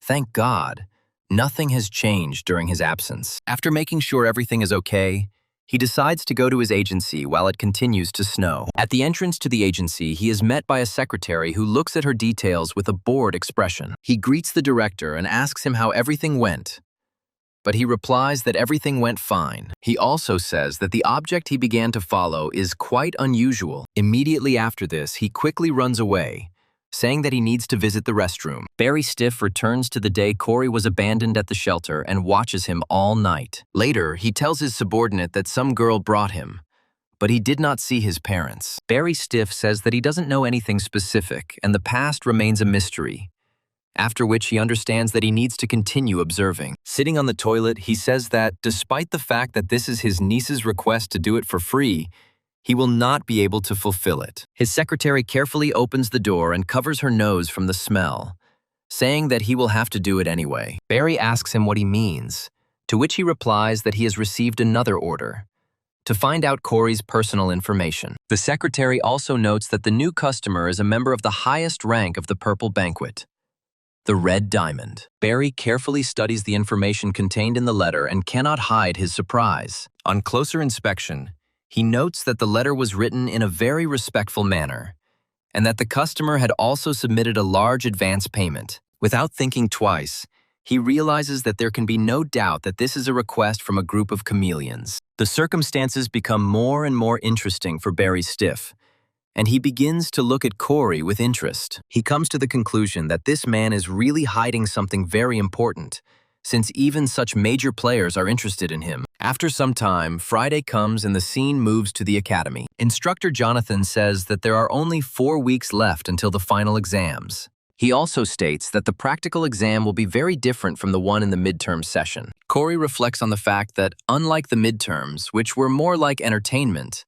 the final exam will have no exam field equipment or spectators. The exam will last a week on a remote island in Korea in the form of a survival test among monsters and beasts. Corey irritably suggests that even this exam could be tampered with by a co-author, creating as many problems for him as possible. Besides, there are already a lot of variables expected on this exam, so Corey decides to be prepared. Instructor Jonathan says he cannot reveal any details, but for safety reasons, mid and high-ranking heroes and mentors were invited to this exam. After this, he gives the command to return to their rooms and wishes everyone a good weekend. Corey begins to slowly pack his bag, putting all his notebooks and textbooks in there. After a while, he hears Valerie's loud voice and turns around. Taking a closer look, he notices that the girl is in a good mood and asks him if he has forgotten about their argument. Corey smiles and says that Valerie should also remember that if she loses, she will have to give up archery. Valerie expresses her hope that her opponent will not pay in shame when he loses, and then invites him to follow her. After some time, they come to the National Archery Center to properly prepare. Corey takes the bow and arrows and fastens the quiver to his hip so that he doesn't have to reach for them for a long time. Valerie does the same, after which she asks the protagonist if he is ready to start the competition. Corey says he's ready to compete, but asks her why so many fans are there. Class President Phillips approaches Corey and Valerie and tells them that events like this are much more fun when there is an audience. Corey looks sternly at his classmate and realizes that he hasn't been paying attention to what happened not so long ago. A moment later, another student comes up behind Corey and grabs him by the hair. That student turns out to be Howard, who asks him, "Did you really say that Valerie should quit her bow and arrow lessons?" The town tries to provoke Corey into conflict, but Valerie intervenes and disperses the ill-wishers with kicks. Immediately after this, she says that their goal is quite simple: to hit the target. She then asks Corey if he sees a device nearby that shoots targets into the air. She says that they will start from a distance of 100 meters to warm up properly, and with each hit, the distance will increase by 50 meters. Valerie finishes her briefing and asks Corey with a smile if he was scared by these conditions. Corey calmly says that this test will be much easier than he initially imagined. Having completed all their preparations, They give the signal for the test to finally begin. After some time, Valerie gives the device a command to shoot targets into the air. At the same second, small devices fire 2 shots, sending several targets into the air. These targets spin very quickly, which is how they support themselves in the air. Valerie quickly takes aim and makes a precise shot, sending the arrow towards the target. The arrow develops incredible speed and very quickly pierces the target through and through. The girl smiles, looking at her success and realizing that she will definitely not lose in this test. Turning to Corey, she says that 100 meters is one of the easiest distances. After that, she tries to understand what her opponent's results are, but he replies that he was unable to shoot due to surprise. He also says that this time may not count because he is a newbie and doesn't understand anything about it. The ones who are most surprised by this turn of events are the viewers, who absolutely do not understand why everything is going this way. The first to lose control is Phillips, who starts laughing incredibly loudly and completely without holding back. Other viewers are also losing patience, while Howard even says that he is going to beat up Corey now. Valerie also finds herself in the dark about the protagonist's motives and tries to understand what makes him behave so strangely. She also notes the strange pose Corey took while shooting, after which she says that he can shoot as much as he wants, even 100 times. Phillips continues to burst into laughter, but after a while he is interrupted by Edward, who asks him to stop laughing. After thinking for a moment and pretending to be a complete newbie, Corey pulls the bowstring back and takes aim at the sky. Looking at his opponent, he notes that she has a standard shooting pose, but it doesn't matter to him. He understands that the best is not the one who improves his standard method, since these are only the minimum conditions. In this world, everything is decided by a system called ability, which allows you to make quick and accurate shots. Corey gives a command to a special device to fire targets. At this point, he decides not to pretend to be a newbie and to take full advantage of his abilities. Having taken proper aim, he releases the bowstring and the arrow begins to accelerate rapidly. Shortly before this, he decides to direct his archery skills towards the arrow to gain all the benefits. Thanks to these skills, he easily hits the target, which flies apart from the heavy arrow. The spectators watch in shock, not believing that such a newbie could make such a shot. Corey saying that now he understood everything, which meant the duel could continue. He looks at Valerie and smiles, expressing confidence that now he will never miss such a target. Valerie briefly dives into her past, to the times when she was still a child. Many people watched her with interest as she was the hero's student and showed great promise. Everyone called her Smart Valerie because of her outstanding results in studies and martial arts. However, something amazing happened that time, which caused the hero to call her to him for an important conversation. He asked her, "Is what you told me really the truth?" He asked her again if she really wanted to exchange her weapon for a bow and arrow. He suggests that this may be due to her mother's fate, but Valerie quickly interrupts him, saying that there is no reason for this. She states that she just wanted to change this weapon because she can become better and even as an archer. After that, she looks down at the magic sword that was given to her by her teacher and apologizes to him.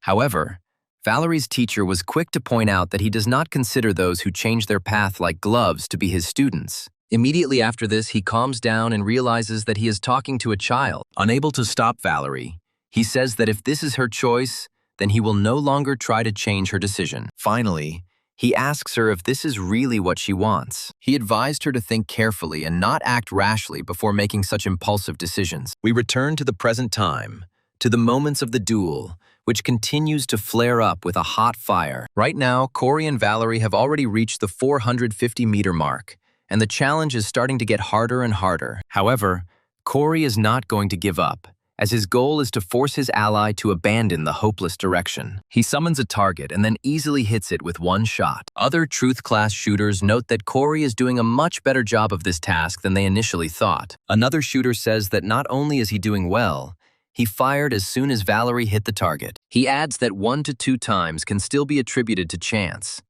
But when you encounter such pressure in a fight time and time again, it can be psychologically difficult. The stakes are gradually raised, and he wonders if Corey is really the one who will win this argument. After a while, they notice Howard reacting nervously to such reasoning and decide to remain silent. After some time, he calms down so as not to do something stupid and continue to look after his beloved. He expresses his magical support, hoping that she will cope with this test. Meanwhile, Valerie fires a shot that misses the center of the target and only partially splits it. Valerie quietly passes out, saying that she missed the center of the target. Corey immediately turns to her, telling her that he was right and that Valerie should give up what she can't do. Valerie asks him why he uses such cheap tactics, but he tells her to shut up and keep shooting. He understands that this girl is not distinguished by a calm character, and if he teases her a little, she immediately starts to get angry. That is why she was not suited for the role of a shooter, which requires nerves of steel and patience of steel. Corey knew perfectly well the reason why she was trying to use this particular weapon, and then asked her if she was just afraid. Valerie turns to look at him, and Corey repeats his thought that she is simply afraid to fight with a sword. Valerie immediately becomes more furious and asks him to hold his tongue if he values his pathetic soul. Corey calmly says that he felt that way because Valerie is always trying to rationalize everything. He reminds her of her words about her bow abilities being exactly the same as their base. He also recalled that Valerie was good at archery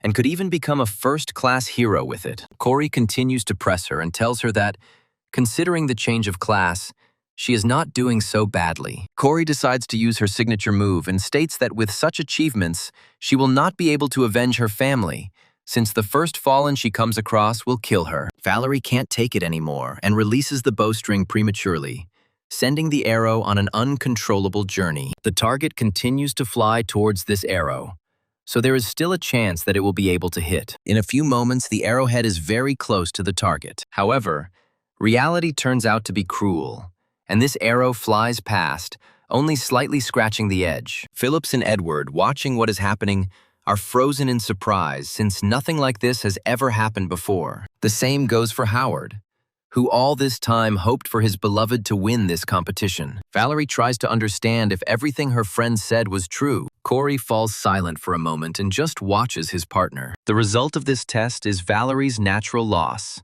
since the role of a shooter really does not suit her. After the test is completed, a few more hours pass and the setting sun sets over the academy. Caroline is walking calmly through the park, which is located right in the academy. After a while, her attention is drawn to an amazing sight, and she stops to come closer. She finds Valerie sitting alone on the bench, her head down, deep in thought. Caroline approaches Valerie and asks her what she is doing here, noting that everyone has been looking for her for a long time. Valerie only sadly replies that Caroline probably heard everything herself. She also talks about how this jerk started talking about her family during the challenge in order to win. But her eyes well up with tears at the question of why things are happening this way, noting that she even thought they could be friends. Caroline listens carefully to her friend and understands that she thinks that Corey is doing this on purpose to annoy her. A thought immediately runs through her mind that if Corey and Valerie's relationship deteriorates, it will hinder her plan. Caroline pulls herself together and asks questions about why she has to do such strange things. After a short pause, she turns to Valerie and tells her that Corey himself is an orphan. She also says that most likely he doesn't have a family for the same reason that she doesn't. Valerie looks at her friend in surprise and tries to understand if she is joking. Caroline quickly states that this is just her assumption, but then asks Valerie if it is possible that Corey simply sees himself in her. She also says that he most likely does this out of good intentions, so that she can achieve much more.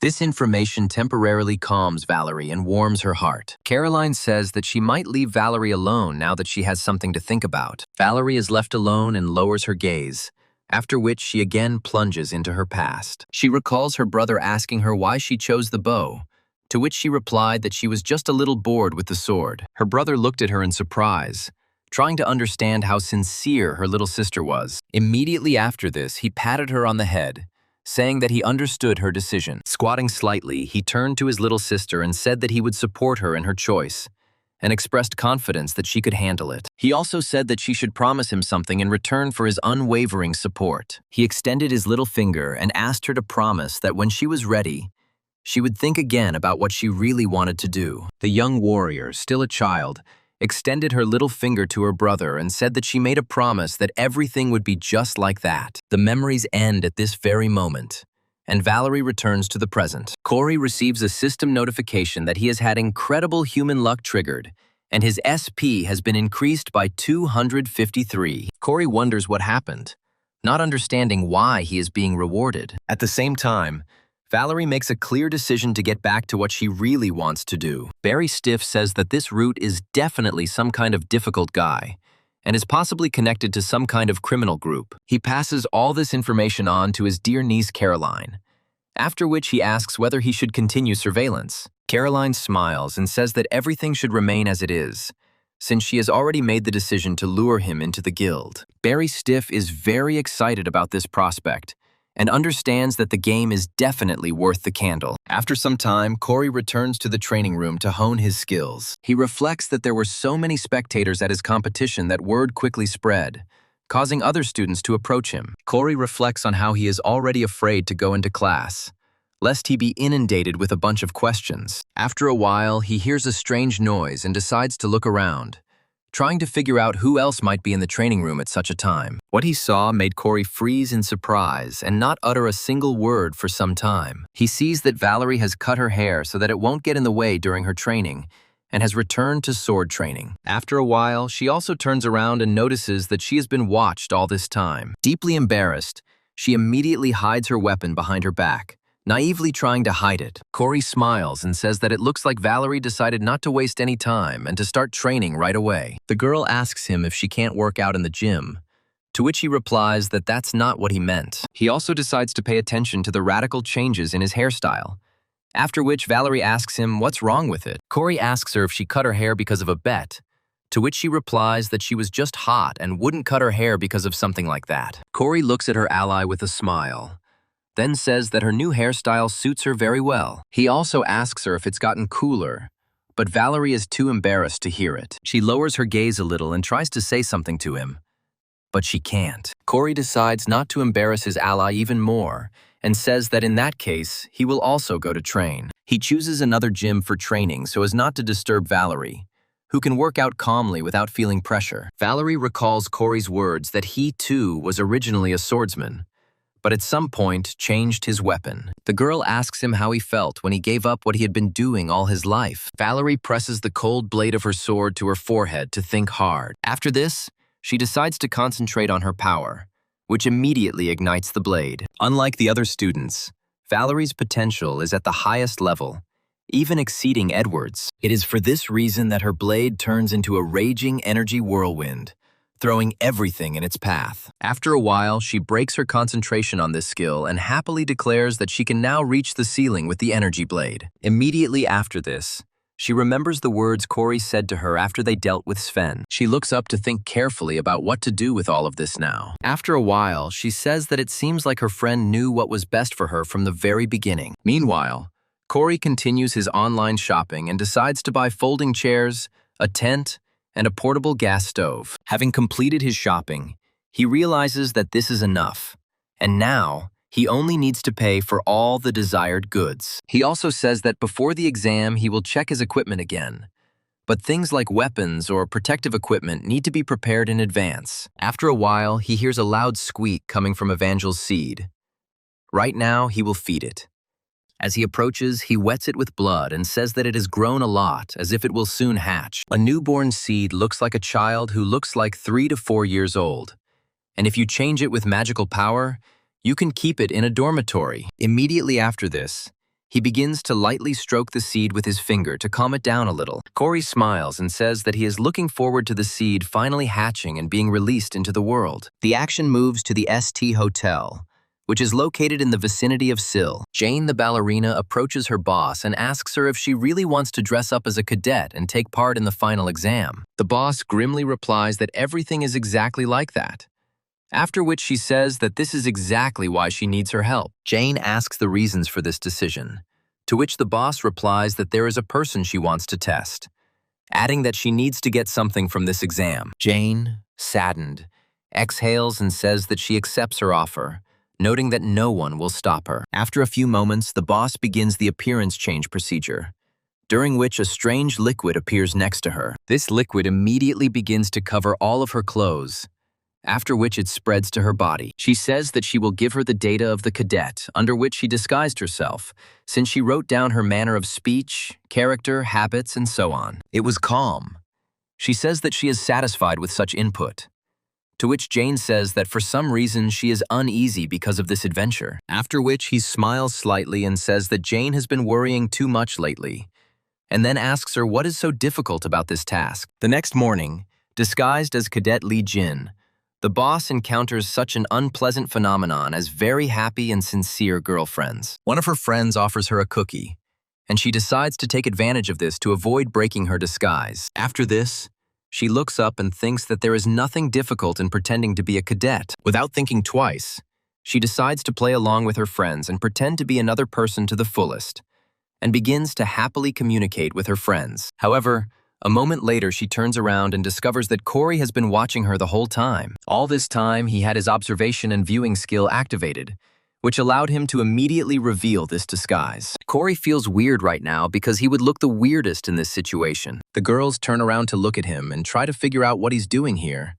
so he decides to quickly retreat to think things through. The young man sits down at the table and continues his observation of the chameleon boss, trying to understand why everything came to this. Looking at her, he puzzles over what prompted her to come here. He also notes that her disguise looks quite natural, and she herself qualitatively copies the character of another person. After some time, the written exam is completed, and the group goes to the island to take the final session. The chameleon boss, who has been carefully maintaining his disguise throughout, is also sent to this session. Corey is close to her the entire time, watching her closely to understand her motives. However, the boss still didn't give himself away, and behaved like a completely ordinary cadet who was delighted with the final session. Corey admits that all this time he thought that after the midterm session she would not show up here again. But the plot changed again. Corey can't explain the reasons why he kept following her around, increasing his scores along the way. For some reason, he even tried to start a conversation with her when they were alone. At that moment, the boss decided to buy herself a can of Coke from one of the soda machines. Corey recalls that all he managed to get as information was a can of Coke, which was left in his refrigerator. Watching her, he comes to the conclusion that she most likely came here to spy on Howard and Edward. After a while, Instructor Jonathan comes out onto the deck and asks for a moment of attention. He loudly says that the rules of the final exams are extremely simple and understandable to absolutely anyone. According to the rules, the cadets must survive on this island for 5 days and earn as many points as possible. Jonathan says that points can be obtained in several ways, namely by killing monsters or stealing from other cadets. He also says that to get the maximum score, you can try to take away the badge or get as many as 200 points. Corey wonders what kind of crazy person would want to fight a caretaker who is also an active hero. Instructor Jonathan says that the cadets will soon be dropped off at a certain location and asks them to follow him. After some time, the cadets land on the shore of this island, over which the setting sun is already setting. The boys and girls look around with interest, realizing that a rather exciting adventure awaits them. Corey also looks around and suddenly discovers the very girl he has been looking for a long time. This girl turns out to be Miss Rachel, and the protagonist immediately addresses her by her official name. As soon as she turns around, he comes closer to her and asks her if she would like to stick with him during the exam. Corey realizes that he is not here with Rachel by chance, and there is a strict reason for it. The protagonist admits to himself that he has thought a lot about the changes that occurred after the intervention of the second author. He understands that if there is a villain in the plot who hates Rachel, then most likely she will be in danger during this exam. That's why Corey decided to use all his charm and charisma to take her onto his team. Rachel is a little surprised at first and can't find the words to respond to her interlocutor. However, to the great fortune of the protagonist, she says that she will be more comfortable surviving alone. After which Corey mentally notes that he expected this answer. After a while, Rachel's wristwatch begins to flicker and buzz softly, attracting attention. Corey says that he will tell her his location just in case she decides to change her mind. The girl looks at him in surprise, while the main character decides not to play by the rules of the second co-author. Rachel looks back up at Corey and says she'll keep that in mind, then thanks him for his kindness. After some time, night falls and the cadets scatter across the island, trying to survive. One of the cadets wanders around, constantly looking around for potential danger. This cadet turns out to be Valerie, who suddenly hears a strange noise behind her. She decides to turn around and sees a huge monkey jumping into the air to attack her from behind. Some monkey immediately joins several other fellows with a creepy appearance. Valerie realizes that these opponents are nothing special and quickly draws her sword, from which beams of energy immediately begin to fly out. She delivers several quick strikes that cut her opponents into tiny pieces. After dealing with these opponents, she quickly looks around to make sure no one else is planning to attack her. This time, the area is cleared, and no monsters risk attacking the young warrior. Looking at the results of her work, she begins to laugh slightly, after which she feels that she is becoming a little scared. After some time, the birds frighten her again, and she loudly asks what this cursed place is. The girl also complains to herself that she has been fighting monsters since the first minutes of her stay here. She also wonders if there is a place to rest and eat, and realizes that at this rate she could easily get through the entire exam. After a while, she sees a light nearby that shines brightly through the bushes. The girl decides to rush forward, happily thinking that she smells a delicious smell, which indicates that someone has gotten food. She happily tells herself that she finally survived, and then runs out into the small parking lot where Cory is. The protagonist looks at the unexpected thing in surprise, trying to understand how it ended up here. Valerie discontentedly shouts out the name of the main character, who calmly tells her that the battle between the cadets has not yet begun. Valerie asks him where he got all these provisions and kitchen utensils, to which he replies that he decided to prepare in advance. Valerie tells the protagonist that he behaved very sensibly, after which her conversation is interrupted by the loud growling of her stomach. There is a rather awkward pause between the characters, and Valerie feels how embarrassment penetrates her entire being. Cory asks Valerie how many points she earned, to which she replies that she has about 20. Cory says that he will give her food if she sends him half of her points. After thinking for a bit, Valerie sits down on the ground and says that she is happy with this deal. Cory claims it's just fried pork, but the girl points out that she needs to eat something if she wants to stay alive. Cory reflects on the fact that the plot has changed again, and he met not Rachel, but Valerie, who decided to have a snack. Meanwhile, Cory decides to resort to a psychic trick in order to pass this exam as well as possible. The system notifies him that he has just hacked the server of the drone monitoring this island. Within moments,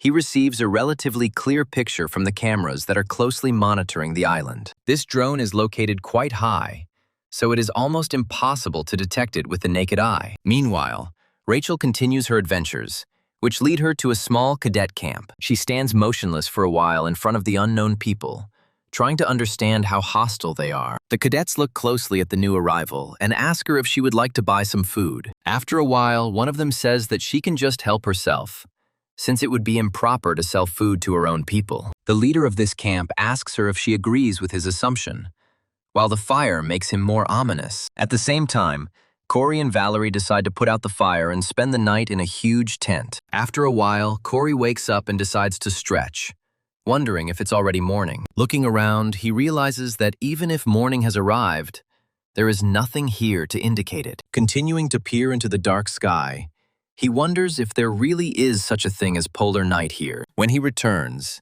he notices that Valerie is tangled in her sleeping bag and is still asleep. He also notes that Evangel's seed has once again begun to move and is trying to reach out to the protagonist. Cory strokes it with his finger and asks if it is hungry yet. Seed starts jumping from side to side, and Cory calls him incredibly cute. He puts the seed in his pocket, thinking that it should sit there while he is busy. Having completed his preparations, he turns to Valerie and asks her if she is awake, to which he receives no answer. After this, he gets up and says that he must pack up the tent to move on. Seeing that the girl is fast asleep, he understands that it is better not to wake her, but still takes down the tent so as not to attract unnecessary attention. He also reflects on the fact that from now on, battles between cadets are allowed, and it would be better to get rid of the dangerous characters first. However, he understands that he cannot kill anyone, since those cadets who were supposed to become fallen are still not so. The contract that the fallen makes with their kind is different from the contract between the demon and the fallen. As in the former case, the fallen is simply a pawn. In recent times, this type of contract has become more common, however. Due to the side effects, few people have survived after entering into it, and the only one who was able to enter into such a contract was a cadet named Bruce. Cory looks around for potential danger and decides to climb higher to put his plan into action. His first destination is the World Tree in the middle of the island, which is a stunning vantage point. He also activates his fast movement skills to get to it as quickly as possible and takes off. This speed causes small currents of wind that make Valerie toss and turn a little in her sleep. After some time, a soft glow begins to appear from the bushes on one of the ledges. After some time, an experienced eye might have realized that this glow was the glitter that appears when moonlight comes into contact with metal. In this case, the metal is the arrowhead of one of the archers who had been observing the area all this time. The archer turns to her friend Caroline and says that she has found one cadet who can be shot. Caroline quickly walks up to her partner and then commands her to lower her weapon. Watching him closely, she says that this man must not be touched under any circumstances. Caroline's partner looks at her friend in surprise and says that this person is only in 934th place. Caroline turns to her friend Rose and says that she can't handle this man. Corey comes closer and then drops to one knee, presenting his hand to the earth. Rose watches his actions in surprise. Wondering if he is preparing to jump, Corey concentrates hard to put all his strength into the jump. In a moment, he takes off, leaving only a small breeze behind him. But with incredible speed, he jumps upward, after which he begins to climb the world tree. Caroline asks Rose if she saw what just happened, to which she, shocked, says that this man managed to do everything in a few seconds. Caroline says that for this person, ratings are just numbers, so it would be obvious how things would end if she shot. Caroline also turns to Rose and says that she has a request. She should not tell anyone about his power. Rose asks Caroline why she has to act this way, to which she replies that the man is a potential member of their team. Rose says that he will definitely keep it a secret, then looks at Caroline's wristwatch. Looking around, Caroline says that she just received a call from Lee Jin, who advised them to go back. Corey climbs to the very top of this tree and decides to take a good look around. To do this, he decides to use his observation skill, which instantly enhances his eyes several hundred times. Thanks to this skill, he immediately finds entire groups of cadets who are prowling around the area. However, his gaze is not looking for them at all, but for another person, whom he finally finds. Corey watches him closely, then takes a few steps forward along the sturdy branch. After exchanging glances with the strange bird that lives peacefully on this tree, he finally says that he has found his goal. He breaks off a small branch and says that now he will be able to solve most problems without even getting his hands dirty. He also notes that all he needs for this is a special pen and a branch with a mark. Deciding that this is enough, he takes careful aim and then makes a powerful throw, sending the branch flying. The branch gains enormous speed thanks to Corey's physical abilities and cuts through the air with its body with a characteristic whistle. To ensure his success, Corey also enchants his twig with stigmata magic to give it greater fluidity in flight. The cadets, who have been the subject of the protagonist's observation the entire time, turn around upon hearing a strange whistle. A moment later, a branch lands right in front of his feet, easily piercing the ground. This cadet is surprised, stops and examines the object that has just appeared under his feet. After making sure that no one is hunting him, he calmly bends down and pulls a twig out of the ground. As soon as this happens, the branch begins to glow with a strange fire, conveying a message to him. Curson immediately looks around to roughly imagine where the branch was launched from and turns his gaze to the island tree. However, he fails as Corey is able to camouflage himself and leave the position in time. He realizes that all he can do now is wait, while the scene shifts to his previous stop, where Valerie is still sleeping peacefully. However, the girl had already spent quite a long time in a state of sleep, which meant it was time to gradually wake up. Valerie was dreaming of something incredibly strange as she looked around with unprecedented speed. Corey's words immediately flash through her mind as she thinks he called her cutie. These words make her even more embarrassed and blush incredibly hard. Unable to control her feelings, she reflects that she has heard compliments about her appearance since childhood, but has never seen anyone speak like that to someone sleeping. After this, she begins to doubt what she heard and comes to the conclusion that Corey simply met a stray dog or cat. She also suggests that the reason for such a compliment could have been that he simply looked at himself in the mirror. All of these versions have their weight, but Valerie can't stop herself from thinking destructively that it might not be true. The thought that if it wasn't true, then he really was reaching out to her makes her heart beat faster and faster, and she wonders what to do. Meanwhile, Corey continues to look around and scan the area for potential danger. For a moment, he thinks he hears a dog barking nearby, and he wonders how such an animal could have ended up here. After some time, it gradually begins to get light, and the other cadets wake up from their sleep. Rachel and her new group of friends decide to take a short trip to hunt a bear. The English princess understands perfectly well that she cannot trust these people, but she has no other choice. The reason for this is because of the event last night, when she joined the team of sophomores, where that same Bruce was a member. These repeaters refused the points offered to her and simply shared their food, even asking if she was inconvenienced. However, such an environment could not instill in Rachel a sense of inner security or calm. The reason for this was that other cadets were fighting for grades, but these people weren't even trying to earn points. They also didn't care how many points other students earned and simply enjoyed the exam. However, Rachel realizes that this is all just a game to deceive her. The girl finds herself convinced that all this time they were focused on her much more than on the exam. The girl understands that all this looks extremely suspicious, and staying here would be a very bad idea. She was already regretting for the 10th time that she had not joined Corey while she had the chance, when suddenly Bruce appeared behind her. He tells her that he found a 10-point grizzly bear and asks her if she wants to catch it. He also says that he can't do it alone, after which Rachel agrees, realizing that she must help him and leave them immediately. He says that in this case he will go forward, and she should follow him. Rachel finds herself preoccupied with whether she can get away without attracting attention when they suddenly reach their destination. Bruce says that they have finally reached the place, after which he notes that somewhere around here he saw a huge bear. After taking a closer look, she discovers that there is a portal in this place, from which only one person appeared. He says that this man used to be a caretaker, but now he is no longer sure about this. Rachel, who has already had experience of encountering such creatures, understands perfectly well that this is a monster. She immediately rushes forward and places her hand on Bruce's body in order to push him. The brutal monster finds its target and its blades begin to burn with dark flames. The English princess rushes forward, knocks over a cadet in her path, and tells him that it is very dangerous here. Only by some miracle was she able to save herself and her partner from a terrible death. Looking back, she realizes that she didn't expect the Fallen to appear on this island. She realizes that they must find shelter as quickly as possible before it is too late. She asks Bruce if he is hurt,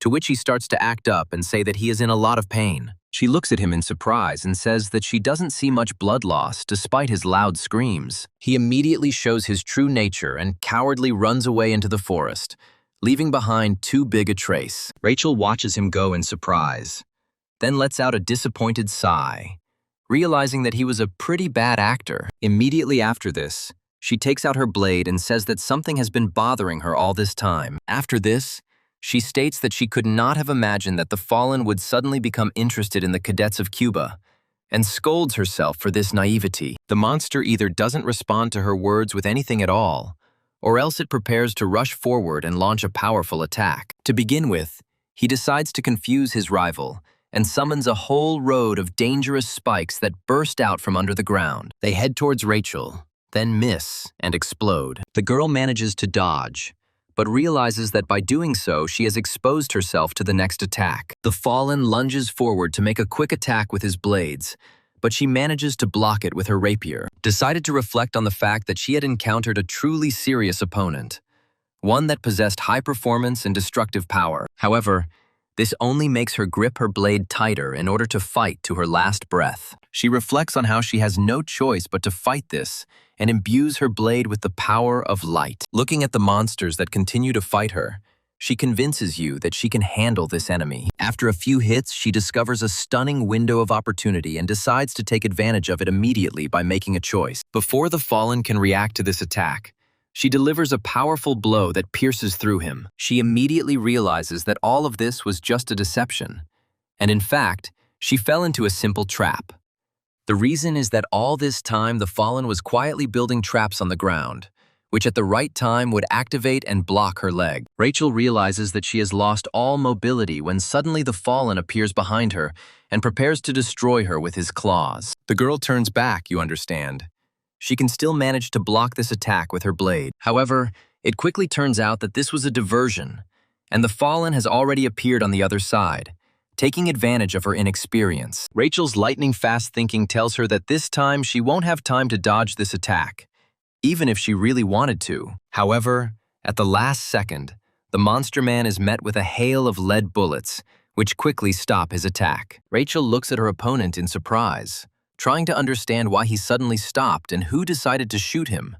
The enraged man-monster immediately jumps to his feet and looks menacingly at his offender, after which he begins to scream, thrusting his blades forward. He immediately performs another attack that summons several shadow blades that head towards the immobilized Rachel, who remains trapped. Rachel looks at the approaching shadow blades in surprise and realizes that she won't have time to dodge them. In honor of the moment, the sound of a blade being drawn from its sheath quickly resounds in the air, after which events take a completely incredible turn. Edward appears next to Rachel in a flash and unleashes a powerful attack to dispel the darkness. He speaks loudly to Valerie and says that now is the time to act. The shadow enemy is surprised but raises his head, trying to understand what is happening here. And Valerie, who is nearby, decides to use the bow as her secondary weapon and charges the arrow with energy.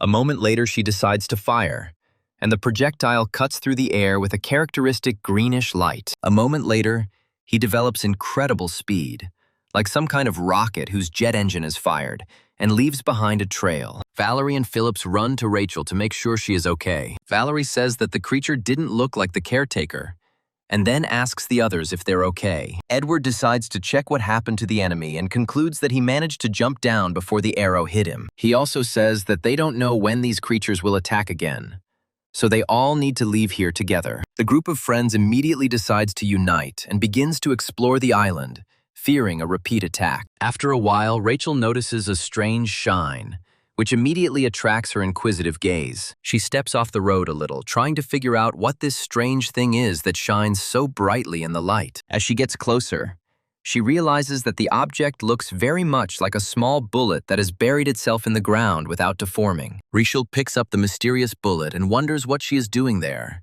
after which Valerie asks her to keep up. The girl looks at the world tree, and a crazy thought creeps into her head that the first shelling was carried out by Corey. Her guess turns out to be true, as Corey did indeed shoot the fallen, after which he decided to switch to another target. That target is Bruce, who quickly runs away to save his life like a true coward. Corey continues to lead his target, then tries to hold his breath in order to prepare for the shot. After some time, Edward discovers that Valerie carries a bladed weapon with her everywhere, and asks her if she has finally decided to switch to a sword. Valerie begins to justify this, saying that she took it as an additional weapon and simply thought that it would be difficult for her if she only used a bow. Rachel, meanwhile, reflects on the fact that he is the only one she knows who uses a gun, and she has never seen him carry a sniper rifle. The girl wonders why he helped her in particular, and also why he didn't show up after firing several shots. Valerie interrupts Rachel's thoughts by clicking on her and says that she suggests that they team up because it will be easier for them to pass the exam together. He decided to talk about how she couldn't accept this offer, to which Edward responded that the danger had not yet passed, and that it was better for him to stick together. However, Rachel quickly gets up from her seat and says that she urgently needs to meet someone. At this point, Corey reflects on the fact that he received 12 points from Valerie, as well as an extra 10 for killing the monster. He gets lost in thought and says that if he wants to be safe, he'll have to score around 50. Immediately after this, he gets to his feet and tries to count how many things he needs to do for this. After a while, he hears a strange rustling sound of a person approaching him and freezes in anticipation. A moment later, Lee Jin appears in front of him, who is actually the boss in disguise. Corey can easily tell who exactly is standing in front of him, and wonders in his mind what she is doing here. He also replies that he won't be able to defeat her and wonders if he should run away while he still has the chance. First, he decides to calm down and realizes that she most likely came here just to observe, and plays along with her, asking what she is doing here. He also expresses the thought that she is not going to attack him, but the boss immediately takes out his blade. Corey keeps a straight face and smiles, but in his heart, he curses fate for his bad luck. The boss decides not to continue his acting and, in his standard monotone voice, orders Corey to get his gun. Corey realizes that he has zero chance of winning in an open fight and tries to talk his opponent into it. However, he understands that the important condition for winning a duel between cadets is not quite what an ordinary person might think. Corey continues to play dumb while the boss tells her that if he doesn't get his gun, he'll leave her no choice. The boss asks him if he is going to waste time on idle chatter or get down to fighting. She also says that in this case, she will assume that he does not mind if she attacks him. Corey is pleased that he managed to steal the watch from her hand without her noticing, thus securing his victory. The ethereal thread, which had remained invisible to his rival the entire time, hands him a wristwatch. Lee Jin looks at Corey and asks him if he is about to give up, wondering why he suddenly looks so happy. However, after a while, she notices that he is holding a wristwatch in his hands and realizes that she did not see him take it off. After making sure that the watch is a dead ringer for hers, she decides to check her hand and discovers that it is not there. Corey triumphantly declares that the duel between the cadets is won by the one who gets the opponent's watch first, after which he declares that if he presses it now, she will be disqualified. The boss says that all of this is some kind of nonsense, after which Corey asks her if she really attacked him without knowing what he was capable of. Immediately after this, he returns her watch to her and tells her that she doesn't have to worry, since she got off easy this time. The boss looks at Corey in surprise and tries to understand how you, the impudent one, could tell her that she got off easy. Deciding not to waste time, Corey immediately turns around and says that they have to say goodbye and disappears into the foliage. The boss is left alone, after which, with a calm face, she turns to Jane on the radio, asking her if she saw it. Jane says that she didn't see anything because she was distracted for a minute. But the boss says that it doesn't matter anymore. The boss muses that the 17-year-old cadet is acting much faster than she thought, and looks at her hand, which also has stigmata on it. She wonders if she should have activated at least one of them during all this time. But it's too late to think about it now. Corey sets up camp and says that he definitely couldn't beat her in open combat, and he should be glad she was in disguise. He also says that he was very lucky that, despite all this, he was able to find a place for a tent, which means that now he can calmly have a snack. Immediately after this, he begins to mentally manage his resources in order to understand where it is best to send his earned points. After a while, he also notices that someone is starting to rustle around him, and quickly raises his gaze. He quickly realizes that Rachel is standing next to him, having gotten a few scratches while she was looking for him. She also admits that she wandered around for a long time, and Corey asks if she really came here for him, at least somehow explain. But after a moment, her stomach begins to rumble incredibly violently. Corey offers her a snack, to which Rachel agrees, immediately adding that he will definitely repay him with points. After a while, she sits down on one of the comfortable chairs, after which she receives a cup of hot tea. Rachel asks Corey what he was doing there while he was all alone, to which he replies that he was wandering around the area. Corey can clearly see the curiosity in Rachel's eyes and thinks that she has a lot of questions. He also discovers a wound on her body and realizes that she most likely received it when she fought the Fallen. After some time, he begins to feel strange movements in his pocket and realizes that Evangel's seed is starting to move. In order to calm the unruly child, Corey tries to give him a flick on the head, but this only sends the seed flying. Rachel asks him how he was able to prepare all this, but a moment later the seed flies right onto her wound. Corey realizes the horror of the situation, while Rachel spills her hot tea in surprise. It is also worth noting that any small creatures similar to bugs that quickly crawl over the body cause the most unpleasant emotions in girls. The logical outcome of this situation is the incredibly loud and hysterical scream that Rachel lets out.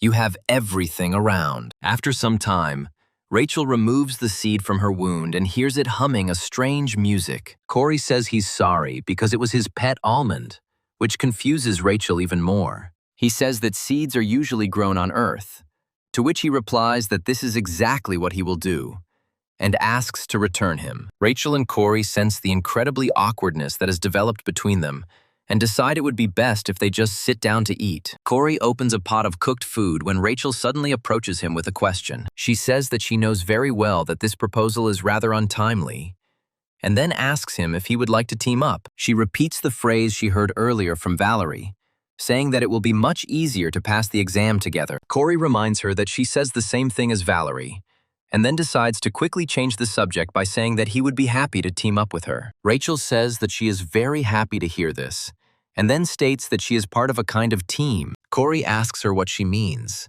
to which she reminds him that she recently met Bruce. Corey smiles and says that she has nothing to worry about since she is unlikely to see these people. Speech asks her in surprise what she means, But Corey himself laughs and tells her that everything will be fine. The reason Corey is so confident in his words is because Howard came across this group of repeaters and immediately dealt with them. He sits angrily on a rock and breaks a twig that some time ago ended up right in front of his feet. The picture of a destroyed camp and massacred cadets is truly horrifying. Returning Bruce looks at all this destruction and tries to understand what the hell happened here. He looks at Howard and wonders in his mind what he is doing here and what business he has with his team. Howard smiles evilly and looks at Bruce, turning to him to get his attention. In short, a moment later he throws a twig in his direction, which hits the tree a few millimeters from his ears. He quickly takes out this branch and carefully studies it in order to understand the reason for their conflict. The branch ends up bearing an inscription that challenges Howard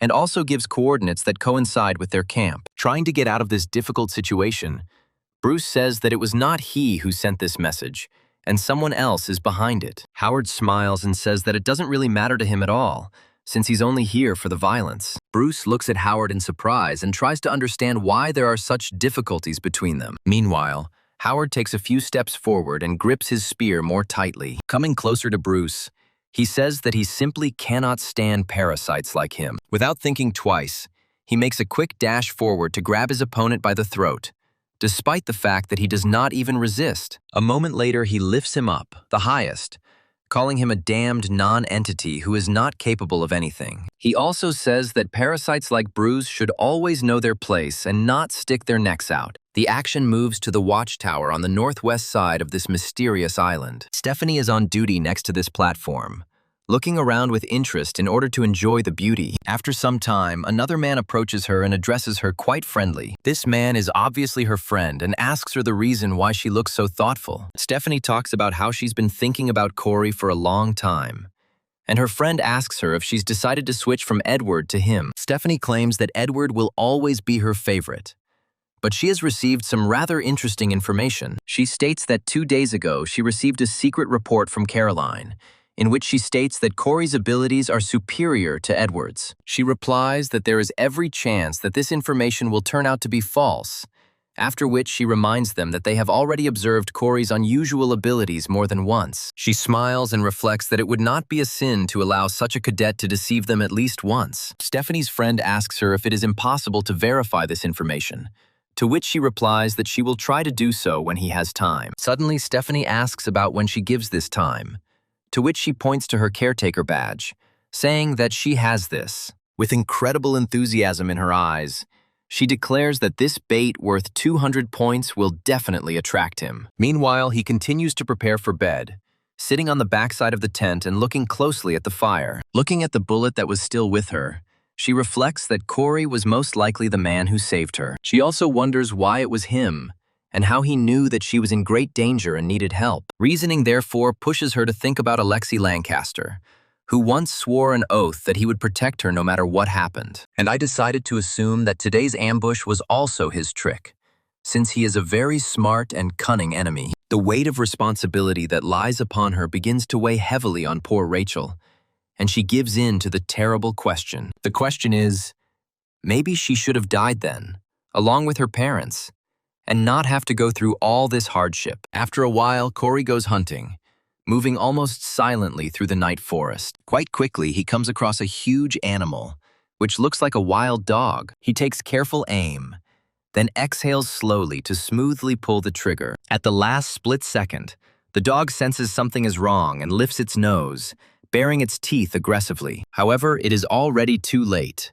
and a loud gunshot is heard over the island. Just a minute later, Corey finds himself at the carcass of a shot animal, which died on the spot from its wounds. Corey checks his ammunition and says that today's hunt is going pretty smoothly, and he has caught quite a lot of animals. He also remembers that Rachel didn't look very well that morning, but everything changed when he decided to feed her meat. As he continues to travel through the forest, Corey notices a strange glow that catches his attention. He lifts the tree branches slightly so that they do not interfere with his progress, and realizes that he has found what he was looking for. For quite a long time, he searched for a large lake, which contained a huge force that could help him in his future trials. There should also be a monster here that is worth a lot of points and can make him no longer worry about the possibility of being eliminated. Corey quickly takes out a special light sphere to lure his opponent out of the water. Despite this, Several seconds pass, but he still does not notice the appearance of any disturbances on the water. Suddenly, it tells him that he is not alone here, and he loudly asks who is trying to sneak up on him. Looking around, he does not notice a single living soul, and for a while it begins to seem to him that all this was an illusion. However, the protagonist's paranoia does not allow him to calm down, and he understands that if someone is hiding there, then he is very good at tracking others. In order to make sure that no one is watching him, he decides to use the observation skill, which allows him to significantly improve his vision skills. He understands that thanks to it, he will be able to sense his pursuer, even if he disappears many miles away. Frightened by the fact that there is another person next to him, he quickly throws down his weapon and pulls the trigger. A shot is fired, but Corey manages to pull his hand back to avoid hurting Valerie, who had been watching him the whole time. The girl immediately screams at her friend and tries to understand what the hell he is doing. Corey calmly approaches Valerie and asks her why she is stalking him, to which she replies that she was in no way stalking him. Corey asks the next question, trying to figure out what she's doing here then, and Valerie immediately starts to get confused in her testimony. Corey says that if she can't come up with an excuse, then he's right. But Valerie asks him about what he just did to her. Corey says that he will only say this if she admits first why she was following him, to which Valerie replies that she was following Stephanie. Corey wonders if they are talking about the Stephanie they both know. Valerie says that this is exactly the person we are talking about, after which she discontentedly states that Corey is behaving too rudely. Without thinking twice, Corey throws his bag on the ground, then takes out his laptop to check something. He also sits on his knee in order to interact with the laptop. But Valerie, not seeing this device, asks him if he has become ill. Corey realizes that this situation is getting more and more awkward and decides to get things sorted out as quickly as possible. He recalls that according to the original plot, on the first and second days, Stephanie was watching Edward. On the third and fourth days in the original story, Stephanie moved on to other promising cadets. Corey guesses that most likely right now she has turned her attention to him and is looking at the cameras. It is not difficult for him to find Stephanie, who decided to climb one of the trees so as not to attract unnecessary attention. Corey realizes that all this can only mean one thing. He's on the list of promising cadets she wants to recruit. He continues to watch Stephanie for some time until he comes to a final decision on what to do in this situation. Valerie continues talking to Corey and asks him how he discovered her disguise. She also asks if he created a sphere of light while standing next to the lake, to which he replies that her guess is correct. He also tells her that she should not try to find out more about it, and tells her that she should keep quiet if she understood him. Valerie looks at her interlocutor with incredible disgust and contempt, because she has just encountered the funniest turn of phrase, which is inherent only to children. She continues to feel ashamed and says that Corey has gone completely crazy, and she is not that interested in such nonsense. Corey says that he got here first, so she should look for another place, to which Valerie replies that he will, of course, follow her orders. Corey, realizing that he will most likely now look incredibly arrogant in her eyes, however, he still cannot reveal the truth. The reason for this is that if Corey tells her about the magic of the stigmata, then he will have to tell her that this is a world inside a novel. Even though these things may not be entirely related, Corey decides not to dwell on the details and continues hunting. He manages to shoot quite a few animals in order to earn himself points. Corey reflects on the fact that it's been 2 hours since he split up with Valerie, and thanks to that, he was able to spend time killing low-level monsters and earning points. Immediately after this, he slowly turns around, realizing that he has another problem ahead of him. This problem is the person who moves very quickly to catch up with him. The person turns out to be Stephanie, who lands softly on the ground and greets Corey. She asks him if this is their first meeting since his refusal, assuming that the 17-year-old cadet will be afraid of her. Corey calmly says that he doesn't monitor their meetings, so he can't say for sure, so Stephanie tries to laugh it off. Stephanie admits that she was there not only to test the cadet's abilities, but also to host events. Corey asks her what events she means, to which Stephanie replies that the rules are very simple. She states that she will only stand in one place and use her left hand, and he can attack her as much as he wants. Raising her finger, Stephanie says that if even one attack damages any part of his body except his left arm, everything will change. She also states that his attack may not do any damage, but it can force her to take at least one step. After this, she states that if he can do something similar, she will give him her badge. Corey realizes that this thing is very valuable, and the risk may be worth the effort. Stephanie chuckles and says that this task is incredibly easy. Corey pauses for a moment, trying to figure out how best to handle this situation and weighing his options. He remembers that if he gets this badge, he will immediately become number 1. And this is certainly an attractive offer. After this, he wonders if he will be able to get out of this adventure. While he is asked what he wants to do, she says he can give up right now or accept the challenge and try his luck. Corey laughs and says it's a pretty unexpected event that he'll at least be a part of. Before he could even finish these words, he takes his pistol out of his holster and takes aim with lightning speed. A moment later, he fires a shot, and a magic bullet immediately starts flying towards Stephanie's face. Despite the incredible speed of this projectile, the girl calmly watches it, being on another level of reflexes. She is mentally happy that Corey decided to participate in this event, thanks to which she can find out how strong he is. With a slight movement of her hand, she deflects the bullet, crumpling it into pieces. Stephanie also notes that this man is able to create spheres of light, and his gun has incredible power. She concludes that the report was not wrong, and says that the shot was a little painful. Corey realizes he's in deep trouble because this woman just deflected an enhanced magic bullet without using magic. In search of a solution,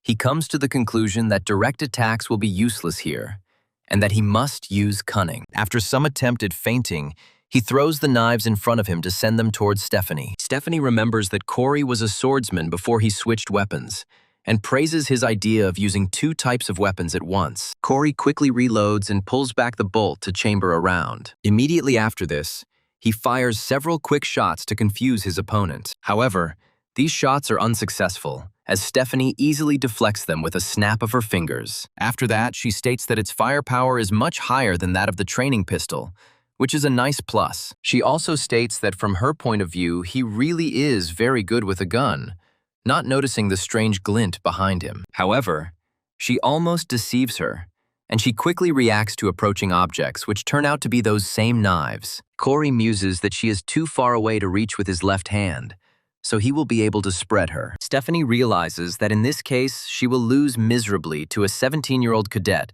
and decides to act more intelligently. Once she gets in close proximity, she will use a circular strike skill around herself. Such powerful pressure immediately stops the knives and easily crushes their blades, rendering these weapons useless. Corey watches what is happening and realizes that his plan has completely failed, despite his cunning. The main character's face says it all, and even a casual observer could tell he wasn't thrilled about it. However, Stephanie's enthusiasm only begins to grow, and she says that she had no idea that he had changed the trajectory of the blades with magic. Along with her enthusiasm, her curiosity flares up and she asks him what kind of technique it is, after which she says that it resembles an onion. She also asks him what other talents he can show, while Corey muses that he only has one option left. He silently turns around and says that in this case, he will leave her, and begins to slowly walk away in the other direction. Stephanie looks at the protagonist's behavior with surprise, trying to understand what his problem is. Enthusiasm takes over, and she tries to shout at him to stop the departing cadet she is so interested in. Unable to bear the tension and the potential of missing a valuable shot, she steps forward and says that the fun has just begun. Hearing this, Corey immediately turns around and tells her that she lost. Stephanie looks at him in surprise, and Corey points out that Stephanie promised to only use her left hand and to stand still. Stephanie realizes that she has just broken her promise and thus lost the duel to a 17-year-old cadet. She asks him if he really thinks she's a fool, but he replies that he was just trying his luck, adding that it was a waste of time since he was inherently weaker. Immediately after this, he says that he gives up and continues to walk into the forest, ignoring Stephanie's indignation. However, after a while, it becomes harder and harder for him to walk, as he feels the guild deputy's gaze on him. He reflects that he didn't mean it when he told her she lost to him, but now it doesn't seem to matter. He admits that she stares at him so intently that his knees begin to shake in spite of himself. All this time, they continue to follow the main character, telling him that he would greatly regret his decision. All this time, he was in the field of vision of the boss, who climbed higher to observe him. The boss contacts the Oracle, who asks her how the infiltration operation went, to which she replies that everything went smoothly. The Oracle also says that the boss should not be separated from the team for long, as her friends may decide that she is acting suspiciously. The boss admits that traveling with these girls was the worst decision. But after a while, her attention is drawn to a suspicious noise. The oracle asks her what happened with the anxiety, realizing that most likely everything is slowly getting out of control. The boss continues to maintain incredible composure and tells the oracle that she can hear a heartbeat. This heart is a certain metaphor for the strange creature that lives on this island. This creature is something unimaginable, since no monster has ever looked so repulsively strange. On one of the trees, a truly enormous cocoon is discovered, which from a distance may seem similar to a human heart that is pulsating. This monster is a seedling of a butterfly that clings to trees like a leech. According to the plot, he appeared on the last day of the exam and was destroyed by the main characters. And as a reward, Edward received the pollen of the seedling, and Rachel received enlightenment. Corey runs through the events of the original plot in his head and realizes that Rachel is now on his team. He will have to push her to participate in this battle. However, he realizes that there is a huge problem that could prevent this plan from being carried out. The problem is that Corey is not the best tracker and has very poor navigation of the area, causing them to go in circles. The reason for this is that Corey doesn't know at what point and in what part of the island it appeared, as he never wrote down the details. At this very moment, Edward and Valerie's squad continues their adventures, completing another hunt. A huge pile of dead monsters forms, and Valerie dreamily talks about how he will take first place in the finals for such a great performance. She also talks about how there are only 20 hours left until the end of the exam, while Phillips talks about wanting to drink some water. Edward continues to work with the animal carcasses, then takes a short breather to rest. Valerie decides to talk to Edward a little and approaches him to get his attention. As soon as he turns to look at her, she asks him what he thinks of Corey, leaving him stumped. Having come to his senses a little, he asks her why she decided to ask about him, to which Valerie states that, apparently, she is hiding a lot. Valerie recalls that this man was constantly wary both at the museum and in Paris, and behaved very suspiciously. She also states that this person is very strong, has a high rank, but has an incredibly fragile body. Edward agrees with Valerie's arguments, after which he himself asks the question about what life is like. He also remembers Corey's words about how he knows Valerie much more than everyone else. He gets the wrong idea that Corey has feelings for his character and he smiles genuinely. Immediately after this, he tries to move in with him and says that, apparently, Corey really is hiding a lot.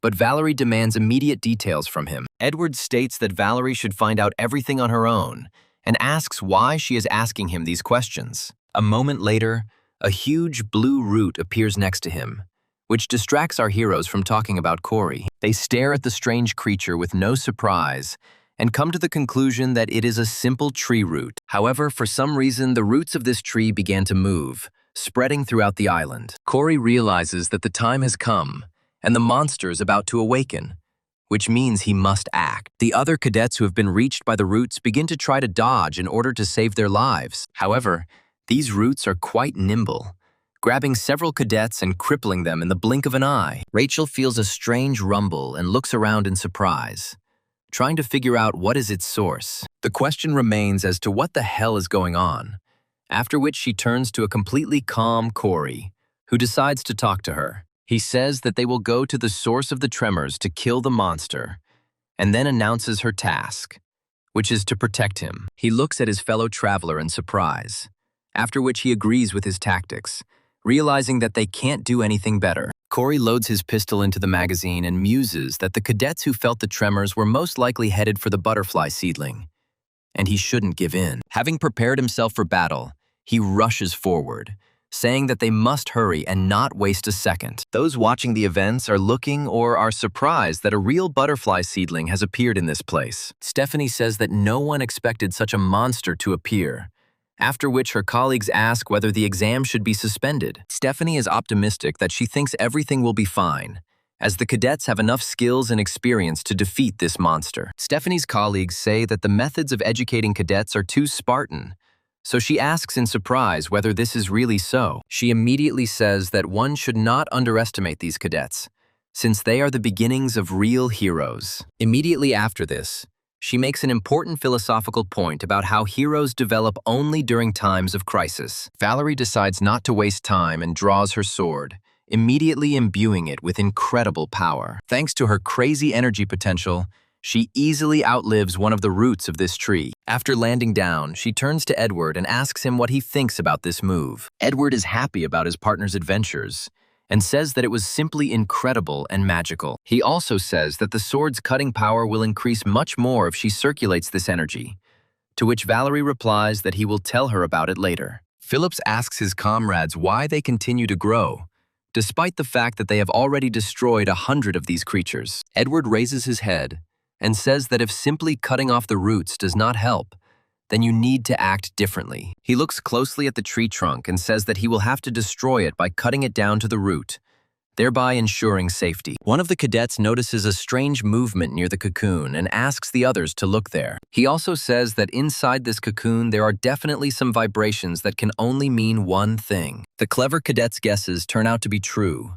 because after just a few moments, part of a wing breaks through from this cocoon. Not even a minute passes before the creature completely destroys its cocoon and spreads its huge wings, appearing in this world in all its glory. The cadets look at the huge creature and wonder what the hell it is. The huge butterfly takes a quick look around, then decides that it is time to act and gradually breaks away from the cocoon. Immediately after this, she takes off into the air and begins to flap her giant wings, spreading pollen. This pollen falls over almost the entire territory of the island, settling on trees or on the ground. It is worth noting that the cadets are also exposed to pollen, which has very strange properties. Valerie is one of the first to inhale the pollen, and feels it becoming harder and harder to stand on her feet with each passing second. She tries to clear her throat because of this, asking what is happening to her.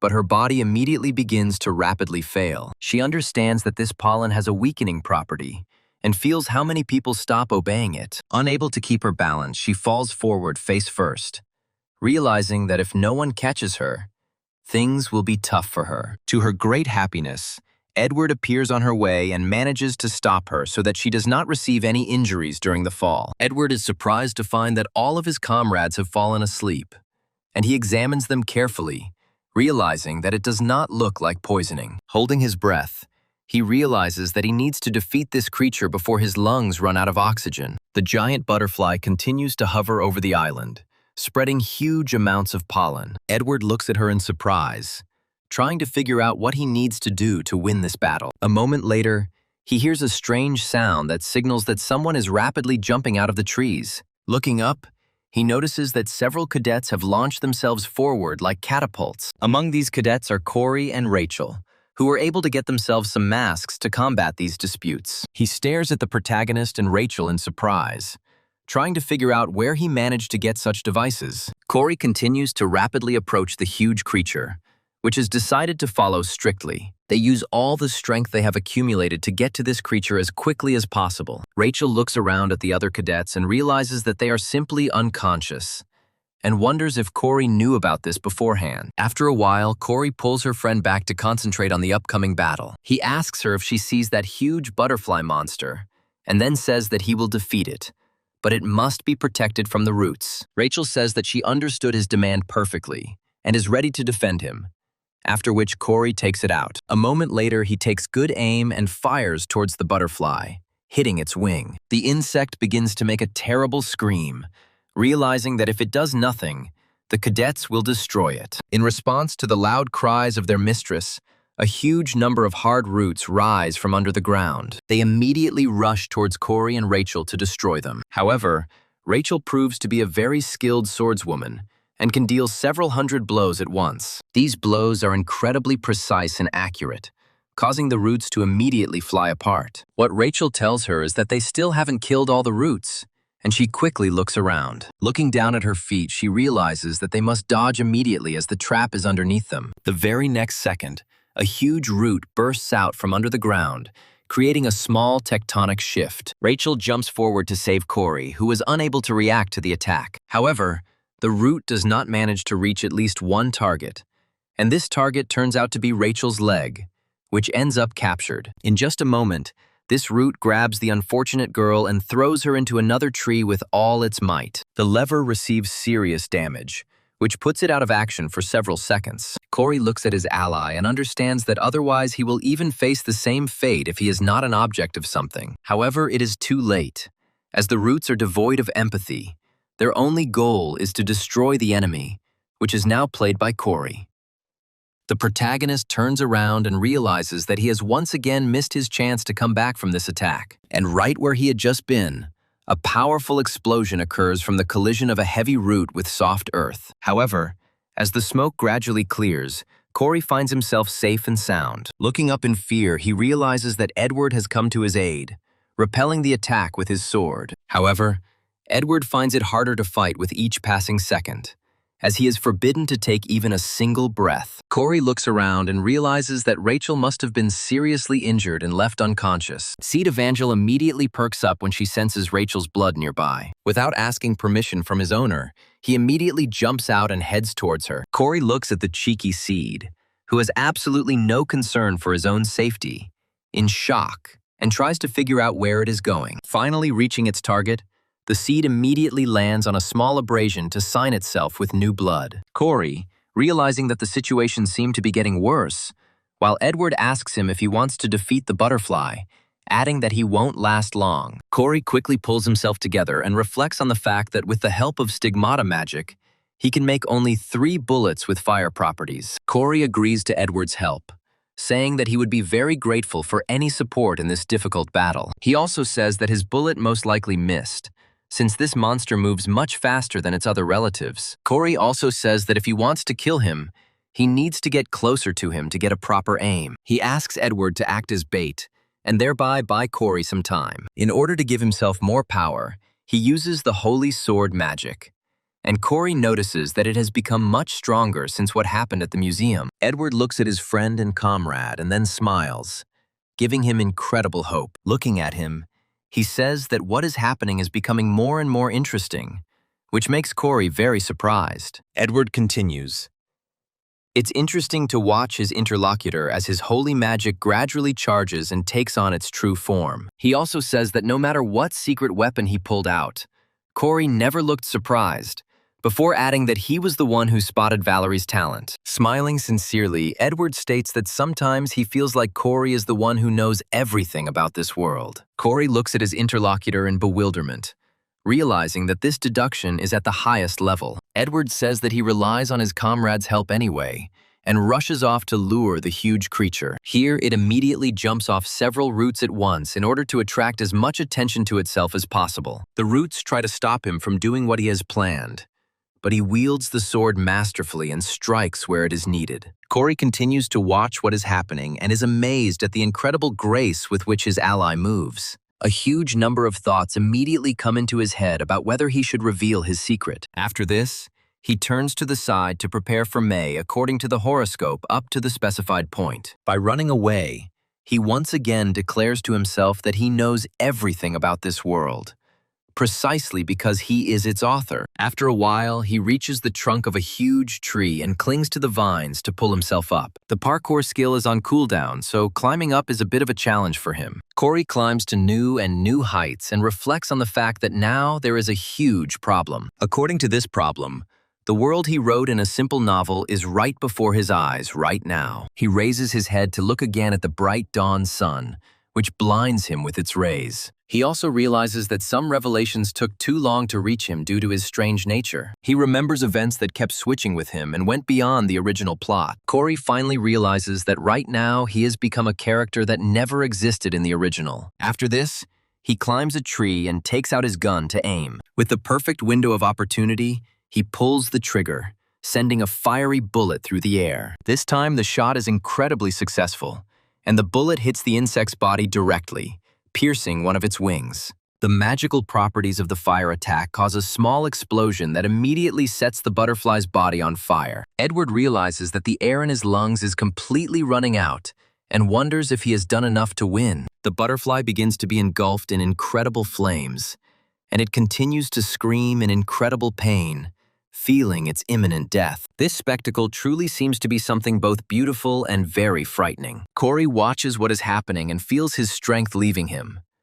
after which he notices something strange. He realizes that the firepower of this shot was not enough to finish off the creature, and he still has a chance to recover. Suddenly, a man who had been closely watching the proceedings all along intervenes and had the perfect opportunity to appear. One wave of the hand is enough to strike the falling butterfly with mysterious magic, which goes straight into its body. This magic instantly takes the life of the huge creature, and it begins to sadly fall down. Corey turns to where the magic missile came from and tries to figure out what just happened. A man with incredible power, who carefully hides it all the time, comes onto the stage again. This person is declared the boss of millions, who has not been using her skills all this time and has been waiting for the right opportunity. A terrible thought flashes through Corey's mind that the boss had been waiting in ambush all this time to put her insidious plan into action. According to this plan, her target is butterfly pollen, which is a very valuable resource that can strengthen any person. However,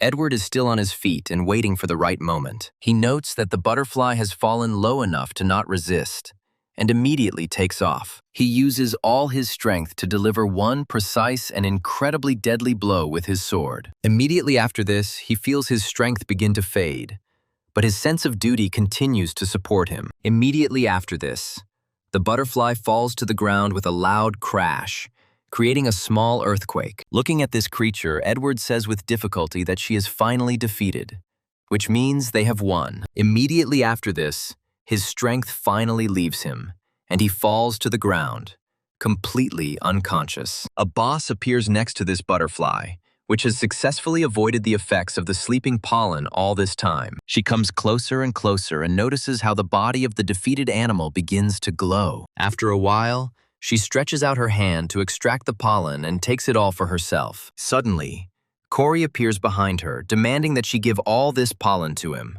The boss, still under disguise, turns to the protagonist and tries to understand why he is setting conditions for her. Corey states that according to the rules, she cannot take the pollen, continuing to persistently approach her. He recalls that in the original story, Poor does not know what properties this pollen has, and most likely came here in order to sell it at a high price. Corey realizes that in order to deal with the spirits that will appear in the future, Edward must receive this pollen. The boss looks around carefully, constantly weighing his chances and checking to see if any of the other cadets are awake. Looking at Edward, it quickly becomes clear that he only passed out recently, so he's unlikely to wake up. However, she discovers that Valerie and the other cadets are feeling relatively well and may soon wake up. The boss reflects on the fact that the butterfly is dead, but the sleeping effect is still in effect, and the simple cadet continues to stand on his feet. She realizes that he is indeed a very unique and strange person whom she has never met before. She muses that she needs to keep a close eye on him,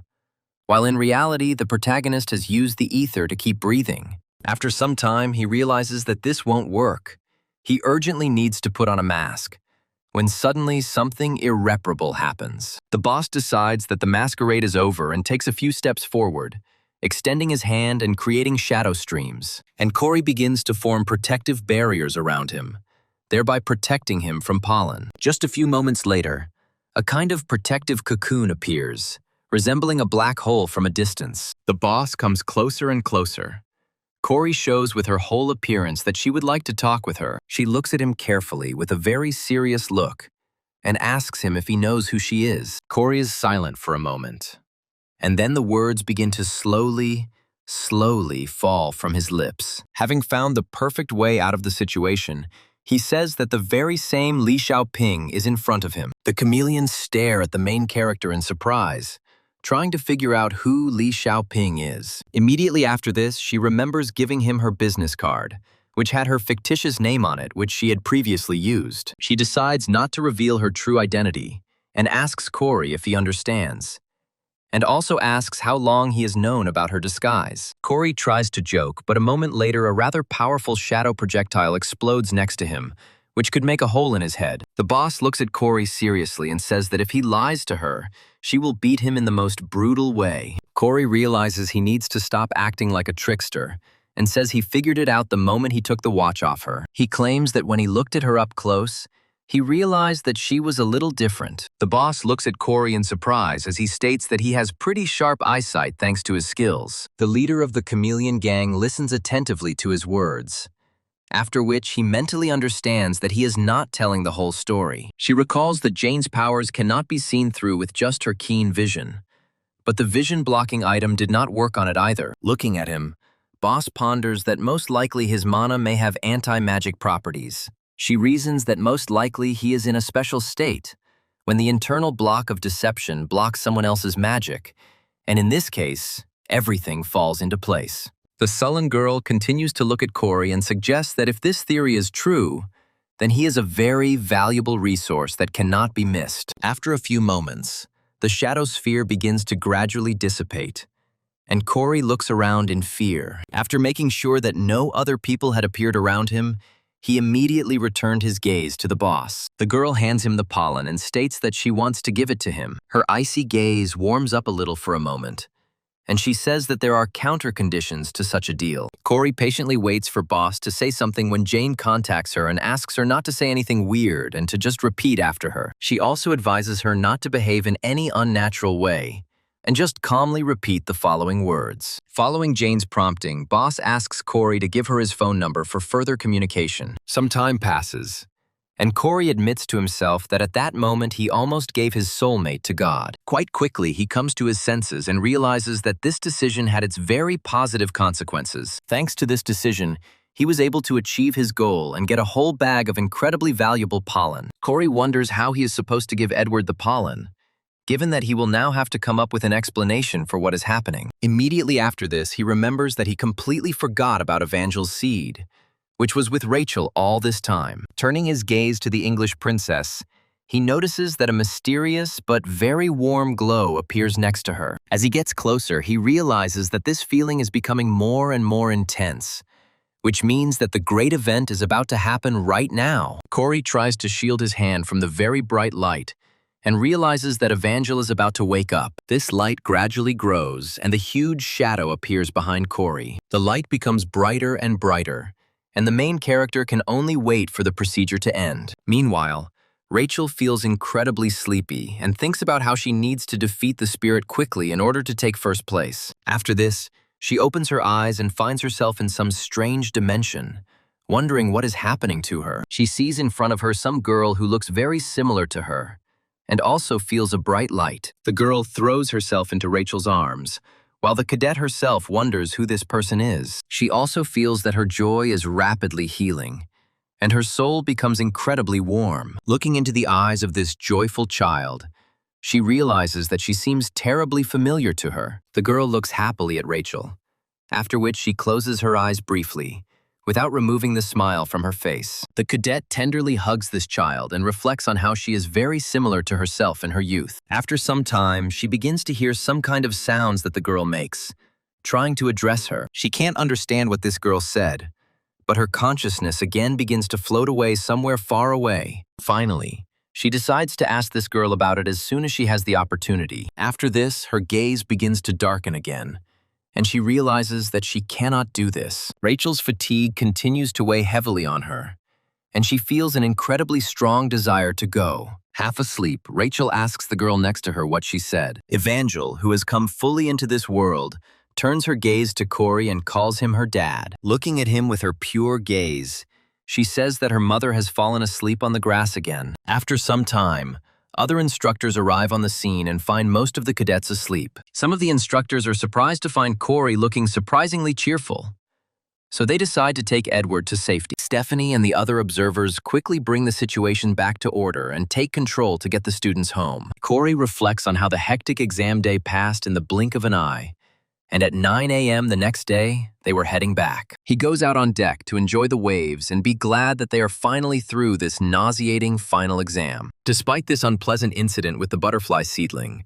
which was not observed or expected, it was ultimately decided to divide the points between the 4 squares that destroyed the monster. Corey checks his private messages and finds that no one has contacted him about anything yet. He reflects on the fact that there has still been no communication from the chameleon group, despite his expectations. The young man is also tormented by the question of why the boss of this organization is interested in him. Valerie turns to Corey to find out how it all ended, as she quickly fell asleep. Corey asks her what she means, to which the girl replies that she only remembers the events up to the middle, adding that Edward stated that Corey fell. Corey says that this is most likely not true, since these wings could not be destroyed with a pistol. Corey will make fun of her interlocutor and ask her why she didn't use a bow and arrow in this fight. It goes without saying that Valerie felt a great deal of confusion at that very moment when she heard these words. She immediately starts yelling loudly at the main character, asking him if he remembers that he himself asked not to use a bow and arrow. She also says that she is not so clumsy with a sword that Corey should worry about her. Corey says that she is right about this and asks her how she feels after switching to the sword. Valerie starts to get a little nervous,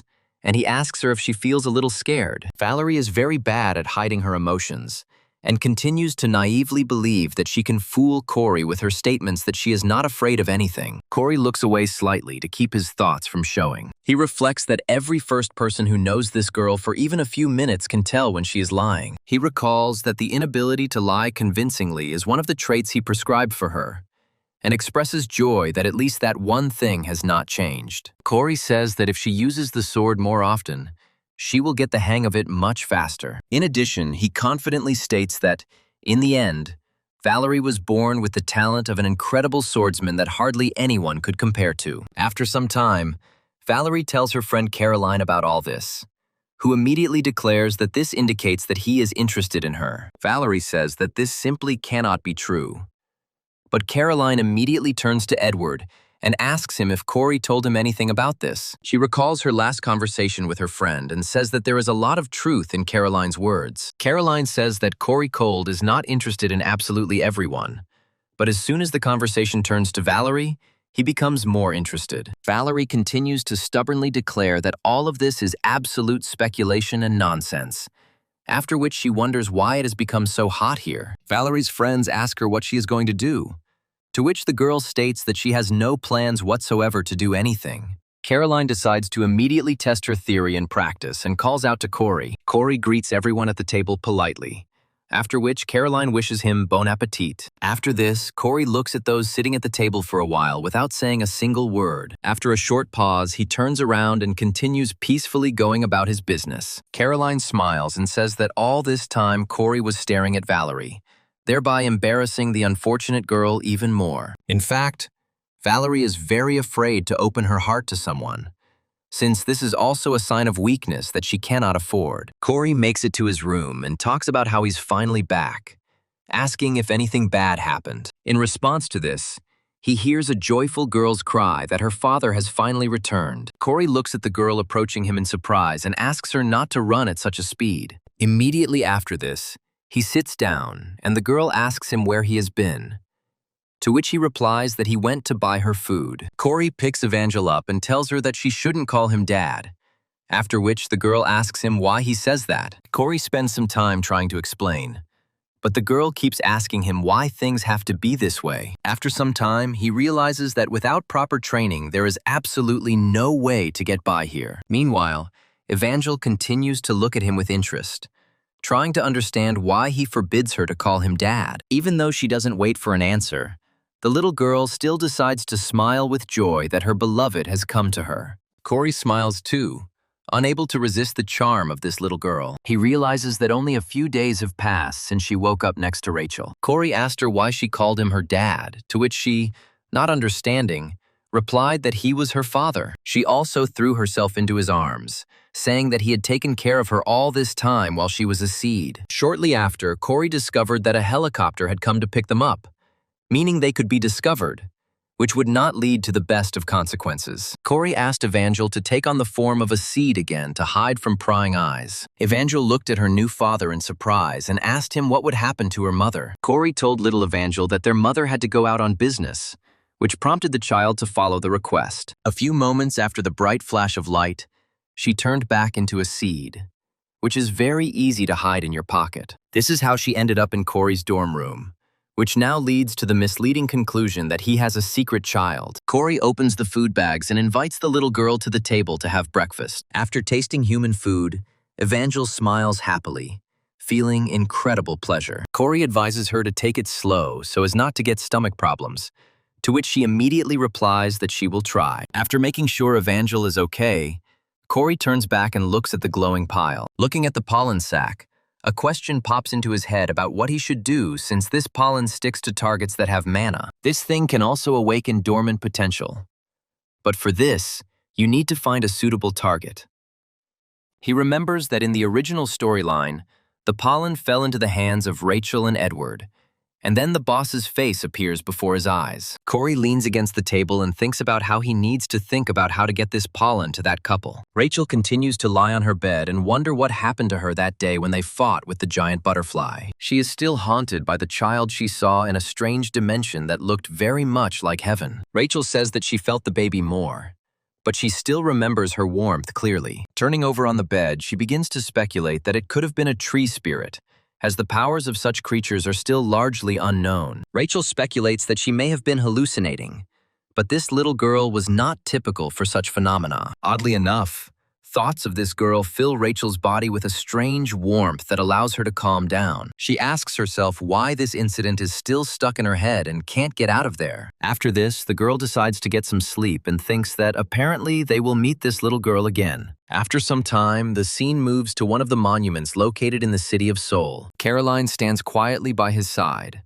occasionally glancing at the time and checking her incoming messages. A few minutes later, she raises her head and discovers that the man she had arranged to meet has arrived. Caroline smiles and says that she is glad to see Corey, who finally decided to meet her. She also says that initially, when she suggested a meeting, she was sure that he would refuse. Coming closer, she says that another person should join them, but he is late, so they should go first. Corey listens calmly to Caroline and says that he agrees to this arrangement, after which he approaches her car. In the car, Caroline tells him that he did well on his exams, adding that it was still not enough to stop attracting attention. Caroline smiles and states that these results have caused a large number of other guilds to become interested in him. Corey watches the action through the car window with a bored expression, after which Caroline says that they are already close. As soon as they exit the tunnel, Corey's mouth drops in surprise, as he didn't expect to find himself in such a prestigious place. Caroline just smiles and says that she is glad to welcome him into her home. This house is the headquarters of the Strait of Essence Guild,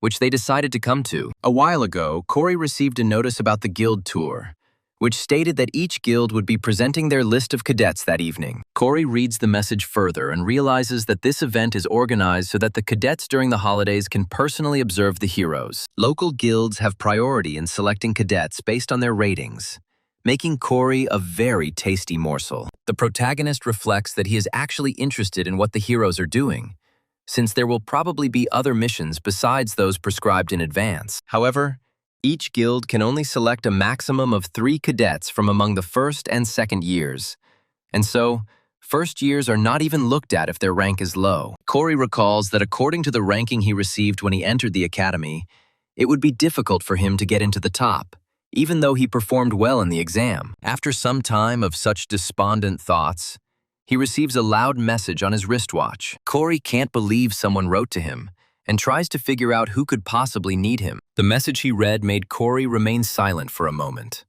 trying to figure out if he was dreaming. In this message, he learns that he has been selected to participate in the tour of the Essence Strait Guild. Once he reaches the guild, he follows his supervisor and looks around to find out everything. The curator says that combat experience is most important for heroes, but many missions still start here. He also says that a mission of a certain level can only be taken after the management has completed their analysis. Corey muses that it was most likely Caroline who put his name on the list, since she is the guild leader's daughter. After some time, the curator takes them to a special chamber and says that they have finally reached the right place. The doors open and Corey, to his surprise, finds himself in an analysis room. The curator says that he was informed that Corey is the strongest cadet from a theoretical point of view. A young man named Jerome, who also happens to be Caroline's left-hand man, says that this is why he wanted to bring him here. It was this man who was appointed to be in charge of the tour of the guild. Corey looks closely at the man and says that he looks very good-natured and pleasant. After this, he adds that this man looks so good that if he were not the author of the novel, he would never have taken him for a villainous traitor. His thoughts are interrupted by a rather stern female voice, which happily says that Jerome has finally brought the cadets. A mid-level hero named Catherine stares at Corey with a piercing gaze and doesn't hide her arrogance. She says that the world has definitely become a much better place if the person who ranked 934 was able to get a tour of the guild. Corey reflects on the fact that this girl is unlikely to have a good impression of him. The reason for this is that Catherine supports the current vice captain of the Essence Watering, and has a grudge against the guild leader's daughter. In the original story, this animosity will not last long, and in the future, she will join Caroline and earn the position of vice captain on her own. Jerome says that Corey is number 1 in theory, to which Catherine immediately replies that she was also number 1 in theory. In an attempt to put herself above others, Catherine says that the theory that the cadets study is not nearly as important. She then turns her gaze to Corey and asks him if he agrees with this statement. As an additional attempt to humiliate the protagonist,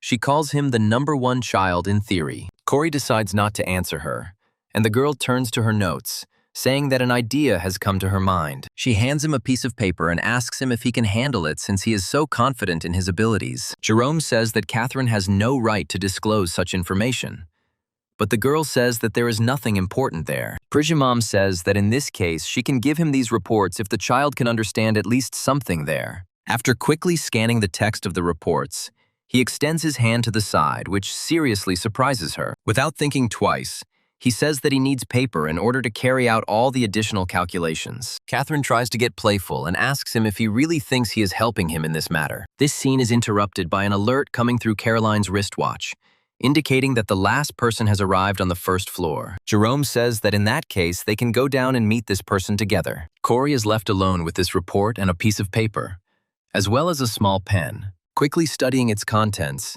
he realizes that it is talking about various situations that may arise during a raid. Corey understands perfectly well that such work is beyond the capabilities of an ordinary cadet. But with the skill of observation, he simply needs to write down the formulas that he sees. He copes with this task quite quickly, and all that remains for him to do is write the last part of his formula. However, he does not have time to do this, because the paper is quickly snatched right from under his nose. Catherine looks at the protagonist and asks him why he is still here. "I recommend taking your things and getting lost." Corey says nothing to the insolent employee, realizing that by doing so, he will only make his situation worse. He leaves the office and comes back in, after which he reflects on the fact that he was unable to write the last part, and promises himself that he will not prompt her. He immediately realizes that Catherine will want to turn to him as soon as she sees his calculations, and this causes him a malicious pleasure. The elevator gradually descends lower and lower, and after a while, Corey finds himself on the first floor. The doors begin to slowly open, and as soon as Corey steps out, he comes face to face with Valerie, who is also invited here. The red-haired girl looks at Corey in surprise and tries to understand what the hell he is doing in this building. She immediately decides to loudly voice her questions to Caroline and asks him how he got here, to which the girl gives only evasive answers. Corey turns to face a pleased Caroline and realizes that Valerie is the last person who is invited here. Unaware of what is happening, Corey wonders in his mind why Caroline didn't warn him beforehand. The scene moves to Barry Stiff's office, which is already preparing to close. Barry sits on the couch, thinking hard about his current case. He says that after a month of careful investigation, he found information amounting to only a couple of pages. As he reflects, he realizes that Corey is a very difficult target for several reasons. All these reasons are somehow connected with the fact that the number of people with whom he still communicated, information about his parents, simply disappeared into thin air. Staring intently at the ceiling, he realizes that his niece has given him a very difficult task. After this, his eyes light up with bright lights, which indicates that he is in an elevated mood. He says that the more difficult the task, the more interested he becomes, and then discovers information about a massacre at an orphanage in which a pregnant woman and her child died. Jerome tells Corey and Valerie that they will now participate in the mission after they receive official approval. After this, he turns to Valerie and asks her why she was late, to which she replies that she met her grandfather on the way. Jerome immediately perks up and asks her if she is talking about the great hero that her grandfather is. Caroline says that they can move forward because she urgently needs to call someone. Quite quickly, she finds herself in the restroom and greets her uncle. She asks him how things are going with the delicate matter she asked him to take care of. Barry says that he hasn't started yet, after which Caroline immediately loses her temper and asks, Otherwise, he has already decided to make fun of her. Barry turns to his niece and asks her why she wants to find his parents, and then also asks if Corey himself wants this. Caroline recalls the situation that happened at Berber's mansion and says that he remembered the list of wanted criminals. She hypothesizes that his parents may have been involved in something criminal, which reminds Barry of the orphanage massacre. Caroline asks him again when he will start work, to which he answers with a smile that he has received a new order and he will call her later. Caroline tries to stop her uncle, but he quickly hangs up before she can say a word. Left alone with his own thoughts, he says that the last thing he would like to do is to be convinced of the truth of his hypothesis. His hypothesis is that Corey is connected to the massacre at the Kwan orphanage that occurred 16 years ago when monsters invaded the town. 87 civilians died in this shelter, as well as 9 heroes who defended this place. Barry recalls that he tried to investigate this incident 10 years ago, but was caught and expelled from the family. At first glance, it looked like it was done by the Fallen, and the government and the Hero Association came to the same conclusion.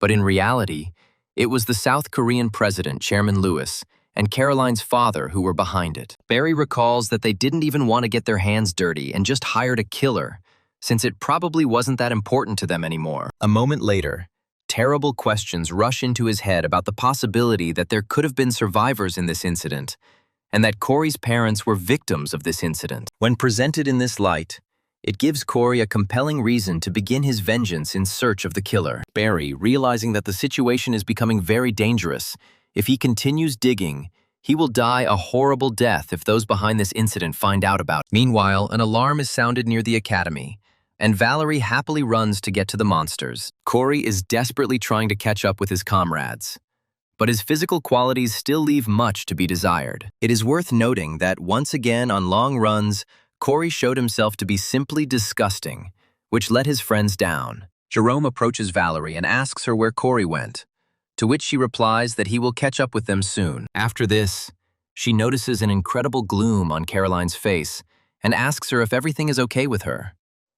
Caroline says that everything is fine and any worries are groundless, mentally cursing her uncle. After a while, they reach their destination, and Jerome quickly stops to prepare for battle. Several golems appear in front of them at once, which are extremely aggressive towards everything that moves. One of the golems spots 2 people and swings to crush them into mincemeat with one blow. A huge stone fist falls on innocent civilians with incredible speed. However, after some time, he is stopped by a magical whip, which Caroline uses to save civilians. Jerome praises her for her excellent work before rushing forward, his spear at the ready. He jumps up, then takes careful aim and throws the spear straight at the golem's body. Corey continues to run towards his comrades, hoping that they won't finish off all the enemies before he gets there. After a while, he finally catches up with them, saying that he was afraid he would miss all the fun. Valerie takes aim at the 2-meter-tall golem with her bow, then pauses briefly. Comparing the threat, she makes a mental assumption that she can deal with this monster even with a sword. With great concentration, she lunges forward to gain enough momentum. The girl also remembers that the golem's vulnerable spot is the ankle, which, if damaged, can finish off the enemy with incredible ease. She lowers her gaze to the golem that is approaching her and prepares to deliver a powerful blow. Before launching an attack, she charges her weapon with her unbridled wild energy, capable of destroying everything in its path. Looking at the golem, she understands that she must act now to avoid consequences. However, it turns out that Valerie was wrong in her calculations and did not close the distance between herself and the enemy quickly enough. Due to this oversight, she receives a serious blow to the stomach and feels incredible pain that spreads throughout her entire body. This attack also gives her an incredible amount of counter-momentum, which knocks her back. The girl is trying to heal, and because of this, just then, why the golem and so fast? The evil creature decides not to give its victim a single chance and swings its giant fist again. Corey yells at Valerie to watch her back and dodge immediately in order to survive. Corey's thoughts suddenly materialize and he tries to understand how everything came to be where it came from. The thing is that somehow he pulled Valerie towards him,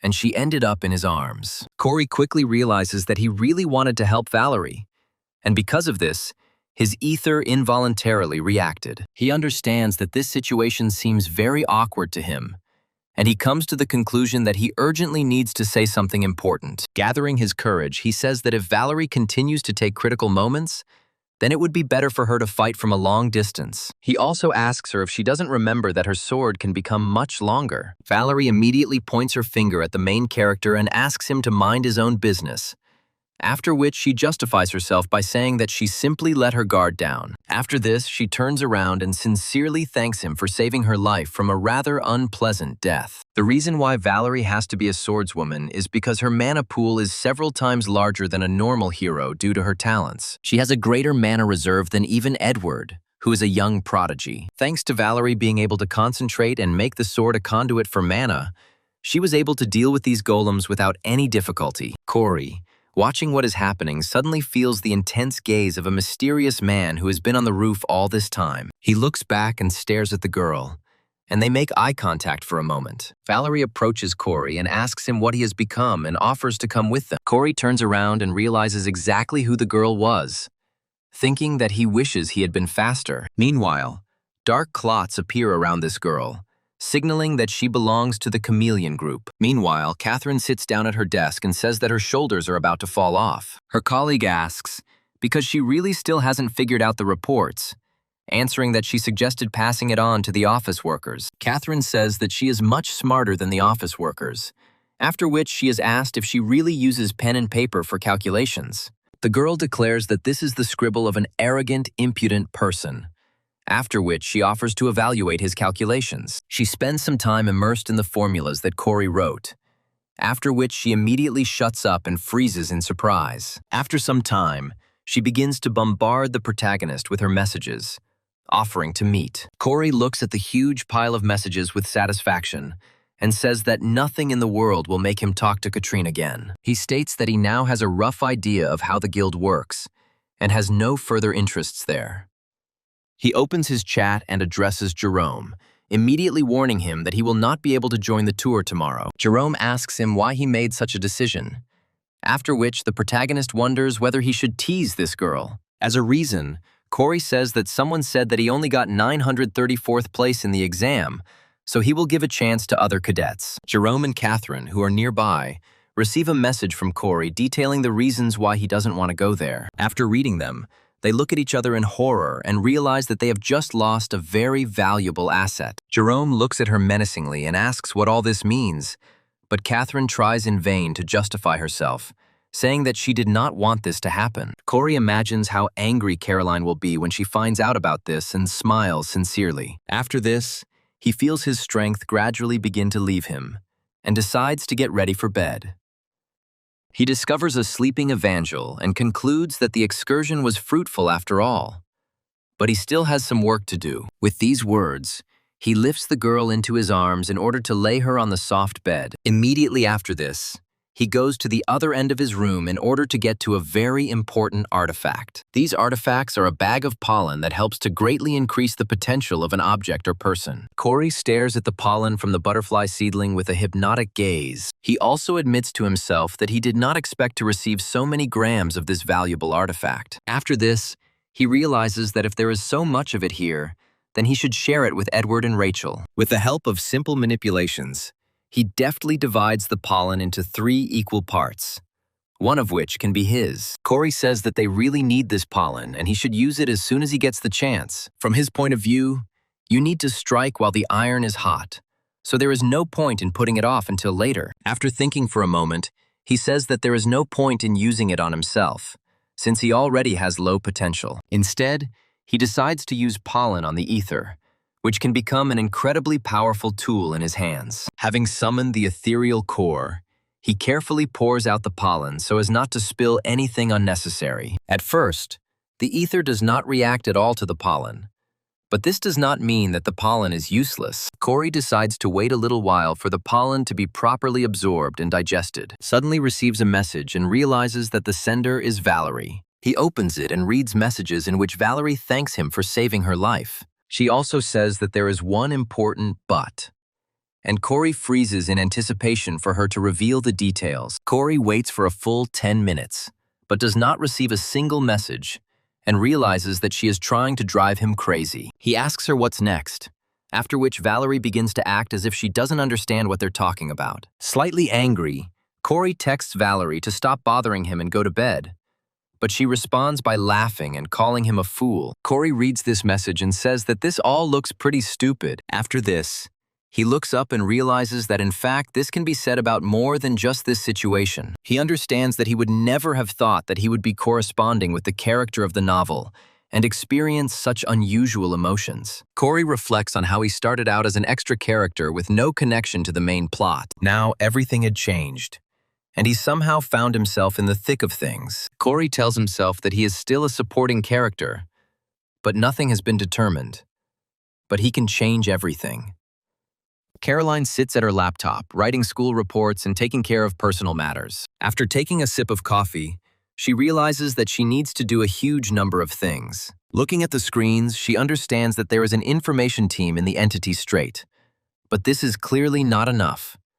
They will need love and the ability to process information. After that, she remembers her uncle, who is always a little too busy to share information with her. She decides to do everything herself, so as not to wait for this lazy person. When suddenly she receives a call from Valerie. Caroline picks up the phone and asks Valerie what's wrong, saying that she's a little busy. Valerie states that she is going to a seminar with Edward next Tuesday and asks her if she will join her.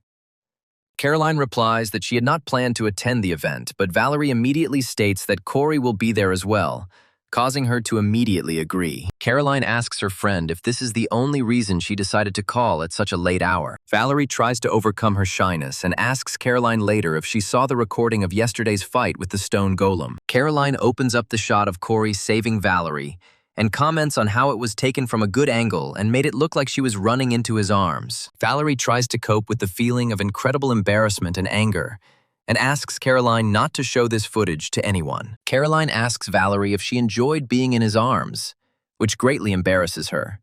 After which she says that she is busy. After a while, she ends the call in order to focus on her personal affairs. Valerie feels incredibly embarrassed after discussing such delicate topics. Caroline calls her friend a little liar, after which she decides to go back to her work in order to get everything done. Just a couple of minutes later, her wristwatch starts ringing again, and she wonders who needs her this time. As soon as she picks up the phone, she is informed that Corey has canceled his tour of the guild, causing her to immediately lose her composure. She is also informed that the reason for his refusal is his strained relationship with Catherine, after which Caroline says that she will settle this issue and hangs up. Caroline sends all sorts of curses at Catherine's head, saying that they barely managed to persuade him to sign the contract. Corey receives a system notification that he has been awarded 89 points, plus an additional 12 as a luck bonus. Without understanding anything, the main character wonders what kind of merits they decided to award him points for. After that, he sits down at the computer and decides to distribute them profitably in order to more easily cope with the following difficulties. He realizes that it doesn't matter how hard he tries,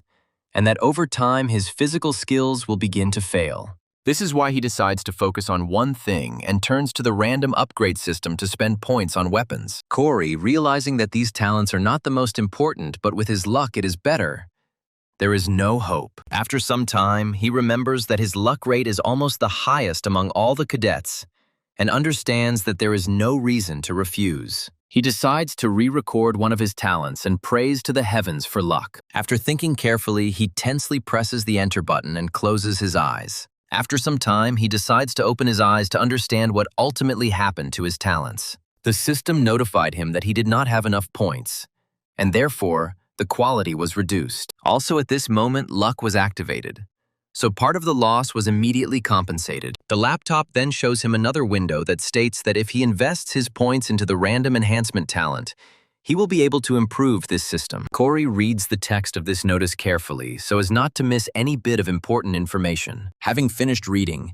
he reasons that he is not entirely satisfied with the result, but that he could not have hoped for anything better. He continues to stare at the laptop with a tense gaze and thinks that the reasons why he rushed to prepare will soon reveal themselves. This preparation will be critical because if he neglects it, he will not be able to overcome the difficulties. The laptop starts to glow strangely, signaling that all preparations have been completed. Corey also receives a notification on his watch and decides to look at it. The notice states that the Travelers Club will leave for England on Friday next week. Corey goes into peak focus mode and spends the entire week of summer vacation in it. He spent each of these days training like crazy to keep up with his physical fitness. Despite hard training, his stats are still average. However, His ether finally completed its improvement and acquired new properties. Part of the potential of this weapon was unlocked through the mysterious power of the spirit. Corey looks closely at the update and realizes that physical strength has only been increased by 70%. Corey tries to materialize some kind of weapon from the ether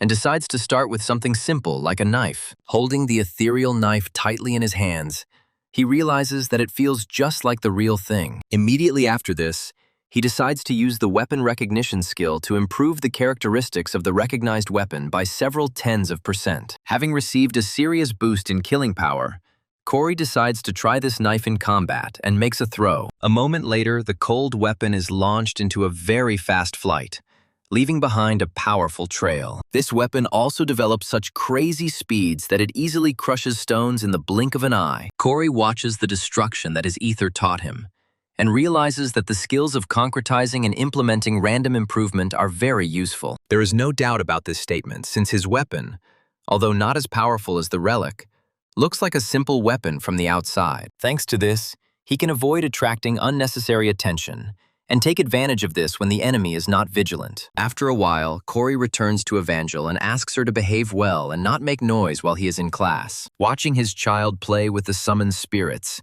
he declares that he will buy her some treats. Finally, he gives her advice not to create a spirit friend that would resemble a human in form, but she, somewhat offended, replies that she understood everything. Corey reflects on how difficult it is to raise children, but she doesn't take her anger out on her child and says that he will see her later. Evangel waves happily at him, saying that she will look forward to his return. The action moves to Rachel's mansion, where she lives after being wounded. Her servants say that she doesn't have to worry about anything. A butler named Henry informs them that the contract with Cube has expired, and they have decided to hire reliable agents. He also says that he would like to raise the issue of the cadet who saved her during that incident. He confidently says that he would like to contact him through the Royal Guild, to which Rachel replies that she really likes the idea. Rachel thinks about Corey. You realize there's no way this guy could have been ranked 934. She also understands that other guilds will likely want to get this person on board, as he is a valuable asset. An image of a pleased Caroline immediately pops into her mind, and she remembers that it's illegal to approach someone in advance, so she'll just watch for now. Even though the Royal Guild is not inferior to the best guilds in Korea, it has the right of priority selection. Rachel happily reflects that they can legitimately offer much better terms than any other guild. Derringer welcomes all the students who join their club and invites them to go to England. The scorching sun is especially merciless these days, and Valerie feels it on her own skin much more than anyone else. She says that she will melt right now if she doesn't dive into the ice, after which her comrades ask her why she made the uniform. Valerie immediately turns to Corey and asks him if he's not hot since he has a jacket on over his uniform. Corey states that he is completely comfortable as he is wearing a black royal jacket with a top-notch temperature control feature. Students continue their adventures, filled with the amazing sights of Greater England. After some time, Derringer informs them that they will go to the island that has been floating in the sky all this time. This island is called Clancy Island and can be reached via a portal. Corey carefully remembers the name of this island and recalls that important events in the novel were connected with it. This place was created by the English government using the floating crystals that are in their possession. This island is all about money and is somewhat similar to Las Vegas, but it is where the next chapter of the main story begins. Valerie looks around and says that she hasn't been here in a while, and Caroline says that she hasn't been here in a while either. Edward looks at them in surprise and asks if they have been here before, and only Corey has. Valerie says that she came here at the age of 11 with her brother, after which she quietly adds that she has never been here again. Corey turns around slightly and notices that this information immediately began to make Valerie's mood disappear. To cheer her up, Edward says that it's his first time here and asks her if she can be his guide. Valerie immediately becomes enthusiastic and says that she will happily carry out the task assigned to her. Derringer says there will be a big event on the island at 7 p.m. where cadets will be very welcome. Immediately after this, he asks the cadet if they have any questions. Valerie immediately asks him if they can go to the casino, but he replies that the Cuban cadets are considered adults, so they can go there. Valerie immediately rejoices and pushes all her friends on the way to the casino in order to strike gold. Casino is a very dangerous place for all people who are exposed to incredible excitement. Most people try to play the casino on equal terms, hoping to come out on top. But the simple truth is that the house always wins. Corey, it turns out, was talking to himself, imagining it in his wildest dreams. Corey approaches one of the dealers, who asks him to show his ID. Taking a closer look at this girl, he easily recognizes her as Jane Ballerin, who has entered here in order to steal an important artifact. Corey doesn't show it and asks her how long she's been working here, to which she replies with a smile that it's been 6 years since she started here. Immediately after this, she welcomes him to this casino with a smile. But Corey reflects on the fact that he is not surprised by her infiltration into this place. The event everyone has been talking about will start at 7 p.m., which is a big problem because it will be a really big event. Corey realizes that animals are always drawn from all corners of the world to get their hands on something important, which makes him nervous despite his previous composure. Besides this, the thought that he could become incredibly rich thanks to his pumped-up luck skill makes him nervous. A smile crosses his face and he reflects that the incident will happen in the evening, and therefore he still has plenty of time. To begin, he exchanges some slot machine tokens and tosses them in his hand. After just a few tries, he hits jackpot after jackpot, thereby winning huge amounts of money. After this, he decides on the choice of the next target, when suddenly he hears Valerie's indignation that all this is unfair. Looking around, he notices Valerie sitting at the poker table and another person next to her. Looking at him, he quickly recognizes a man named Bert, who is one of the best players in this casino. Valerie gets up from the table in irritation and says that she has played enough. Bert says that it is rather bad to beat a child, and offers her chips equal to 25% of her losses. Valerie looks at him in surprise and tries to understand what she should do in this difficult situation. Unable to control her own emotions, she returns to the table and says that she can easily fleece everyone like real fools. Corey realizes that in 2 hours, Valerie will be crying in the hotel because she will have lost all the money she took with her. The reason for this is that all the players who are here are scammers. Their leader is Bert, who is one of the important characters in Corey's original novel. The protagonist watches as Valerie loses a ton of money, but still doesn't give up, and reflects on how she needs to learn self-control. Valerie comes from a wealthy family, 4th generation, and for her, losing a lot of money is not such a tragedy.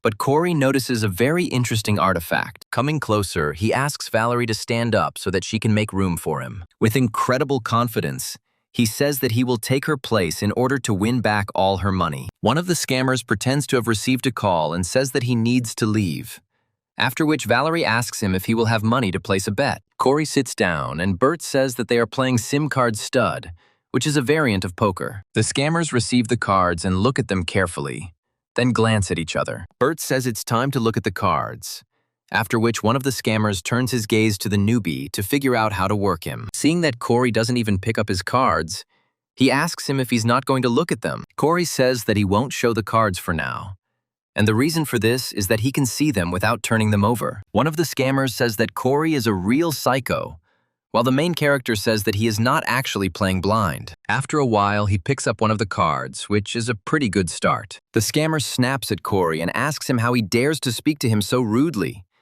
But Corey counters by saying that he wasn't the first one to be rude. The swindler gradually loses his temper, but Bert shuts him up, telling him that he needs to behave calmly. He adds that the man is dressed like a cadet from Cuba, so they should observe good manners. Corey assumes that this man is also very nervous, but he manages to keep a calm face. Despite this, there is no defense against the abilities that Corey possesses, so a smile spreads across his face again. Some more time passes and the casino continues to live its own life, profiting from daredevils. Meanwhile, they say that they confirm the presence of 6 people from the gang of villains, 3 heroes from the association, and 1 swindler here. In addition, Jane notes the presence of the boss's favorite, who is still sitting at the poker table. Looking closely at Corey, Jane wonders if he was able to open her when he looked. The oracle tells her that he can only see through masks if he focuses his magic, and there is no reason to do that now. She replies that now she too did not feel the slightest movement of magic. Bert realizes that he has not been very successful,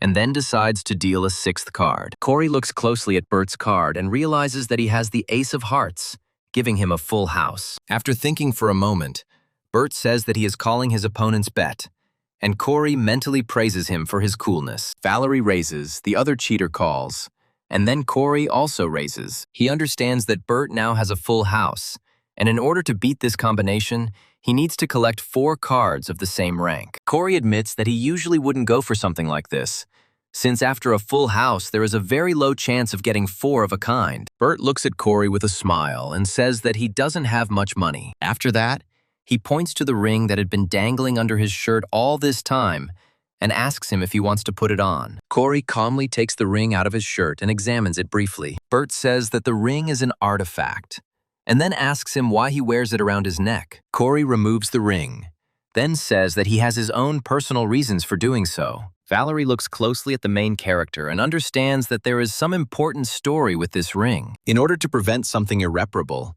Valerie says that they just need to leave and not put such a valuable thing into cards. Corey asks her what she is doing, to which Valerie replies that she will give him back everything he lost, adding that the game is not worth betting something valuable on. Corey grabs her hand and tells her that she should just sit back and trust him. After this, he moves slightly closer to her and whispers that he definitely won't lose, so she should sit still. Without thinking twice, he turns around and says that this ring is very expensive, so he is only willing to put it up if Bert risks his bracelet. An unsuspecting Bert takes the valuable bracelet off his wrist and says that he would be willing to take such a risk. After some time, Bert's magic ring and bracelet end up on the poker table as side bets. The satisfied con man wonders if it's time for them to show their cards, saying that he will start. As soon as Bert opens his cards, everyone sees that this man has collected a combination called Full House. Valerie looks at this combination in shock and realizes that this is a jackpot, and almost nothing can beat it. Bert laughs heartily and says that he is very sorry, after which he reaches for the chips and his things, but is stopped by Corey. He looks at his opponent with a calm expression and states that he still hasn't shown his cards. Bert doesn't understand why the boy remains so confident and asks him what's going on. Corey takes out his cards and says that luck is his middle name. A few moments later, he lays out his cards, and it becomes clear that he has collected 4 deuces, which is a higher combination called 4 of a kind. Corey happily announces that he has managed to collect a higher combination and declares that he has won. Valerie looks on in shock and wonders loudly what the hell is going on. But Corey calmly states that poker is all about luck. Bert feels like the huge amount of money he had bet, as well as his very valuable bracelet, have fallen out from under him in an instant. After a while, he throws a tantrum, saying that the damn brat was cheating, and the guards grab him by the arms to take him away. Valerie makes a stern comment about how some people need to learn to lose, while Corey carefully studies the bracelet he just won. In front of him is an obsidian bracelet of the Athenians, which allows him to slowly accumulate mana upon contact with air, as well as convert the damage received into it. Corey realizes that Bert still hasn't learned the true value of this bracelet, because the bracelet is capable of storing mana, and the owner cannot use it himself. In the original story, this villain only realized this detail a year later, but now that the bracelet is in Corey's hands, everything should change dramatically. Valerie approaches Corey and asks him what he would do if he lost the match. Corey calmly tells her that in that case, he would jump into the Han River,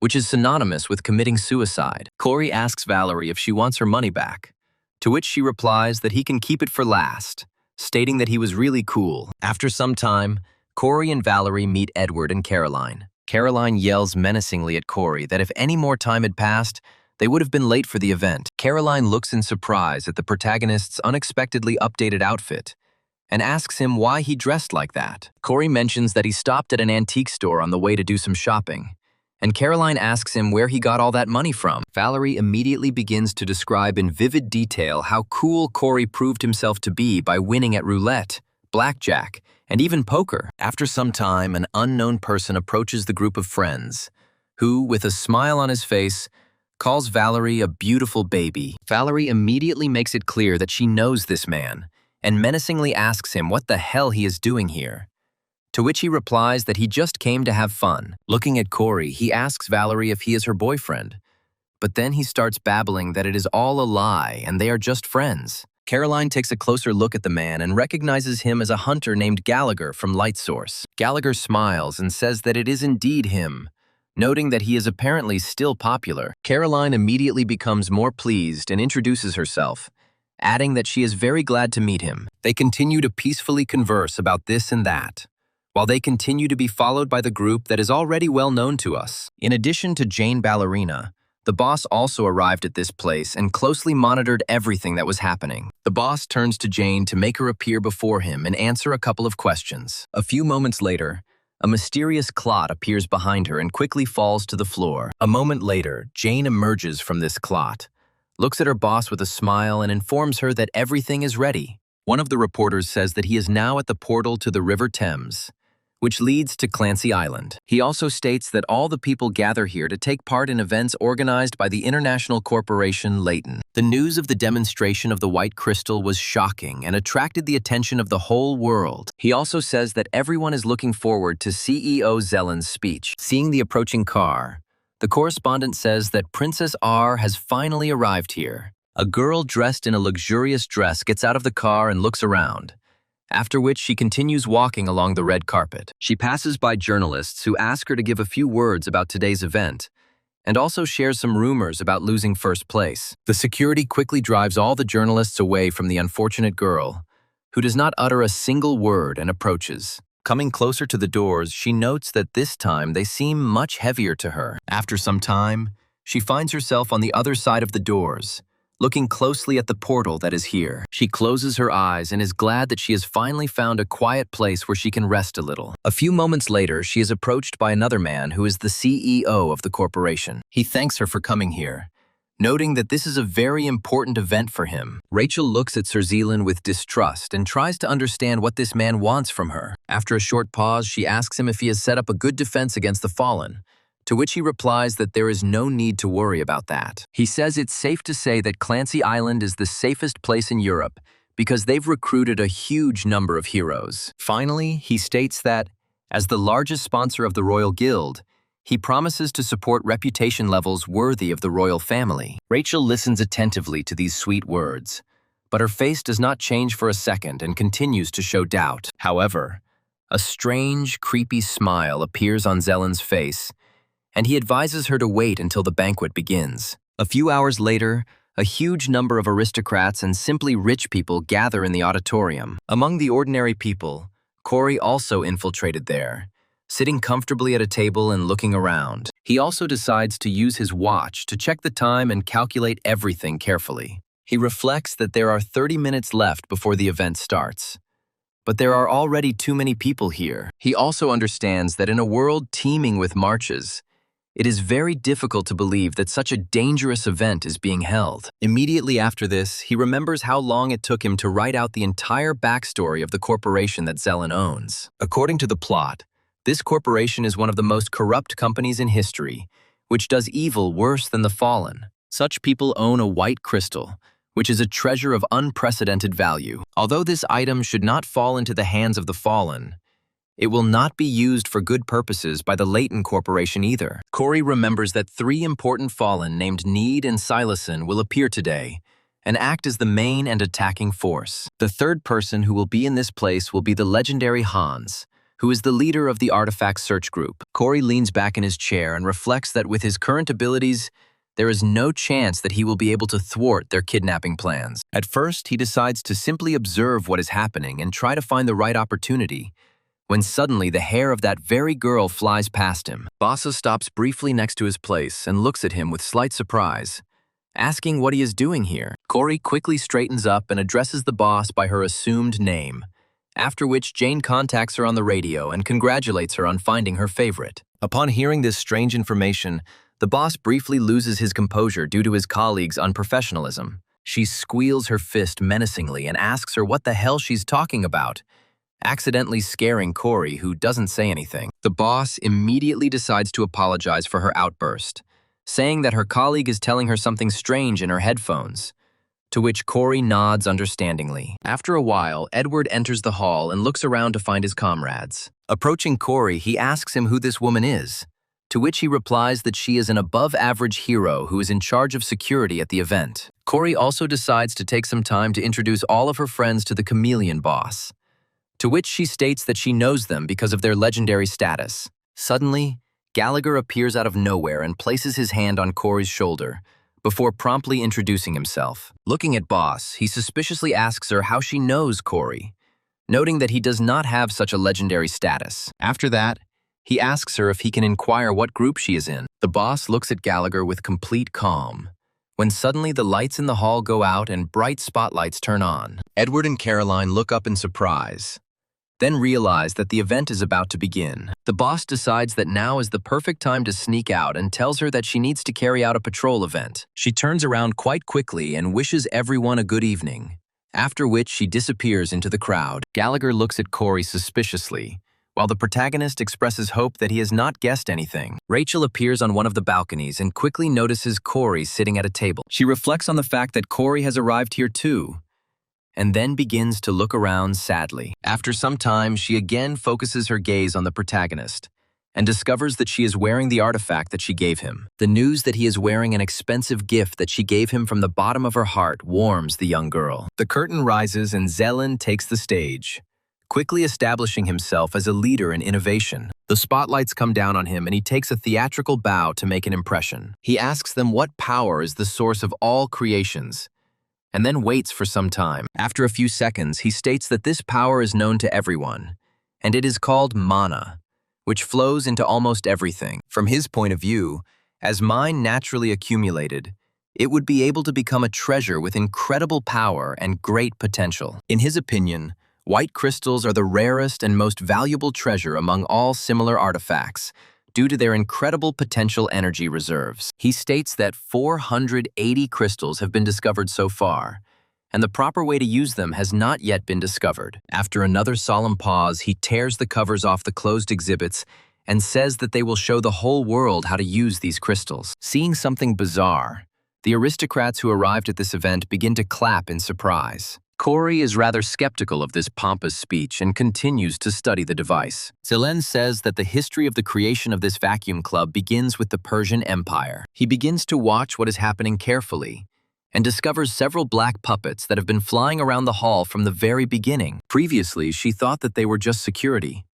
but now there are many more of them, and this is starting to make her suspicious. She decided to admit to herself that something was wrong here, and she felt a strong sense of danger, but she still couldn't act recklessly. After a while, she notices how Corey suddenly gets up from his seat and looks around. The girl wonders why he suddenly decided to get up and go somewhere in an unknown direction. These questions continue to torment her, but no answers can be extracted from his behavior. Finally, a terrible thought comes into her head that Corey is actually one of the villains. As she watches Corey go by, she realizes that he is a man who is always on the scene, and who is always surrounded by an unusual atmosphere and suspicious coincidences. Rachel turns to her security and tells them that she can stand up for herself, then asks them to keep an eye on any suspicious individuals in the room. The guards say that they will gladly carry out the princess's order, and then immediately take off. The princess herself quietly takes out a ring from her dress, which had been on a small chain all this time. She touches it with her hand in order to use the shadow expansion skill. This skill grants her incredible abilities,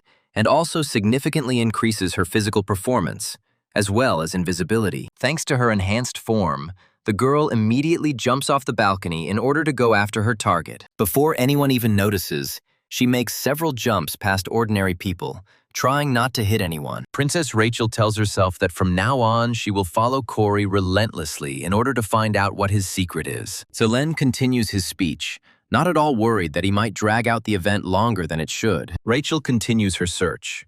Corey, mentally expressing confidence that something will happen in this room very soon. The head of the corporation continues to tell rather boring information, trying to sell everyone his product. He again says that the crystal they are now demonstrating is real, and that the basis of this club is ancient relics and clay. Sitting at the table, Hans reflects on how Zelen brought the real thing here, driven by his greed for money. It was actually a good idea, since the only way in and out of here was through a portal that was strictly controlled. Hans realizes that the island is made of mana, meaning the fallen won't be able to create artificial portals, but they still had air transport. The leader of the gang of villains smiles menacingly, after which he gives the command to his henchmen to begin to act. Corey continues to get to the necessary place, finding himself already on the upper floors of this building. Rachel continues to follow him relentlessly in order to understand what his true motives are. Corey continues to climb higher and higher, and the girl tries to understand why he is going so far. She decides to keep her distance from him so that he doesn't suddenly notice her by accidentally turning around. Coming closer to the door, Corey tries to open it in order to get inside for reasons that are still unknown to the princess. She wonders what he wants on the roof,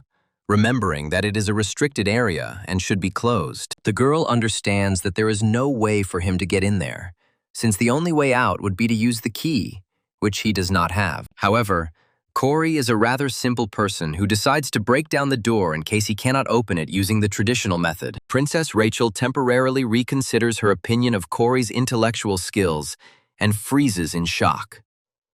Finally, she remembers that it is forbidden to carry weapons on this island, after which she notes that tools are still not considered bladed weapons. Rachel wonders if he's really going to knock down a mana alloy steel door with that battered hammer. She convinces herself that this is simply impossible, and that Corey is doomed to failure due to his senselessness. However, to her great surprise, a moment later a powerful explosion occurs, which destroys a huge part of the wall. Rachel falls to her feet from the powerful shockwave and looks in shock at the spot where Corey had just been standing. She wonders how a normal hammer, not filled with mana, can break this door and half of it along with it. She doesn't have time to get an answer to this question, because loud, shrill screams of unhappy people are heard behind her. The fallen begin to carry out their bloody terror, killing peaceful people who cannot resist them. Panic of enormous proportions quickly rises in the hall, and people try to quickly save themselves. Celine quickly gets caught in the crossfire,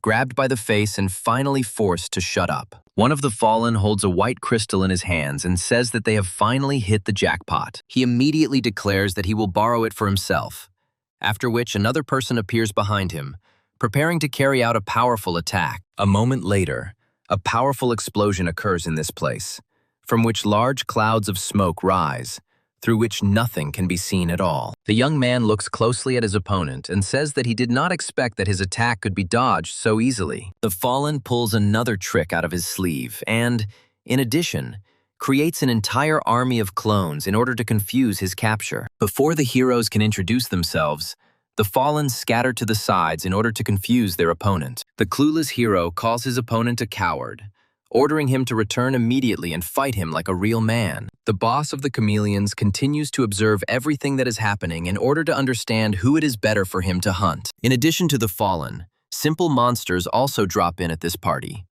But they are, however, quickly destroyed by the experienced cadets. Valerie creates an energy blade in her hands and says that the simple monsters have made things very difficult for them. After a while, she hears the familiar voice of Gallagher, who asks her where she disappeared to. The joyful young man, who brutally beat up one of his opponents and got covered in his blood, says that he is very glad to see her safe and sound. Immediately after this, he turns to Edward and throws him one of the items, recommending that he catch it as quickly as possible. The young man stretches his hand forward in order to intercept an object flying in the air and use it. Once Edward catches this object, he realizes that he is holding a pretty good sword in his hands. Gallagher smiles again and asks him if such a weapon would be suitable for fighting. He adds that despite the fact that this weapon belongs to the fallen, who is now lying on the floor in a pool of his own blood, it can still be used. Corey finds himself on the roof and begins to look out for everything that is happening nearby, in order to emerge from the shadows in time. He reflects on how everything is happening as in the original,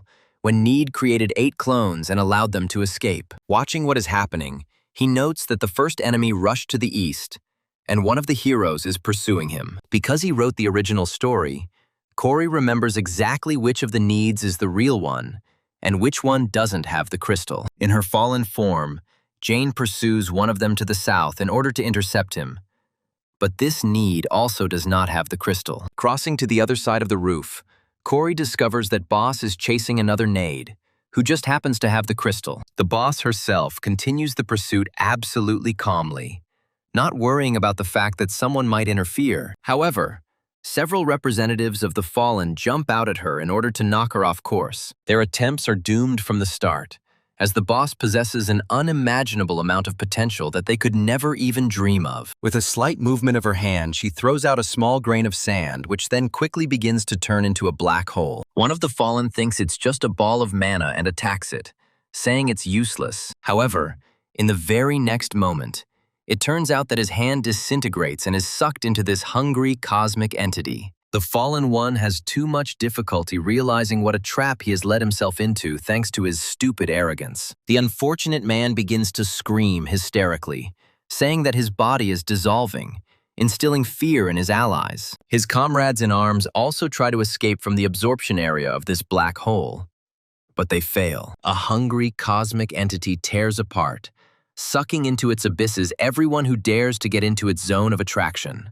A frightened Need turns around and tries to understand whether he really has no other choice but to break through with a fight. However, before he can do anything, a dark energy resembling lightning is sent flying towards him. The fallen one does not even have time to understand what to do, and immediately dies, finding himself under this monstrous force. Corey, who spent the entire time watching Boss fight his opponents, notes that despite the fact that he created her character, he went overboard in places. After this, he says that now, according to the original plot, the white crystal should be in the hands of a group of chameleons. Unfortunately, it turns out that the main character was a simple clone who did not have the crystal with him. Corey quickly opens his laptop to see how history has changed this time. The laptop turns out to be turned off, meaning it didn't receive any notifications about the plot change. All this leads him to the idea that history has remained unchanged, but the current situation has become completely different. Corey asks himself what he should do to emerge victorious from these circumstances.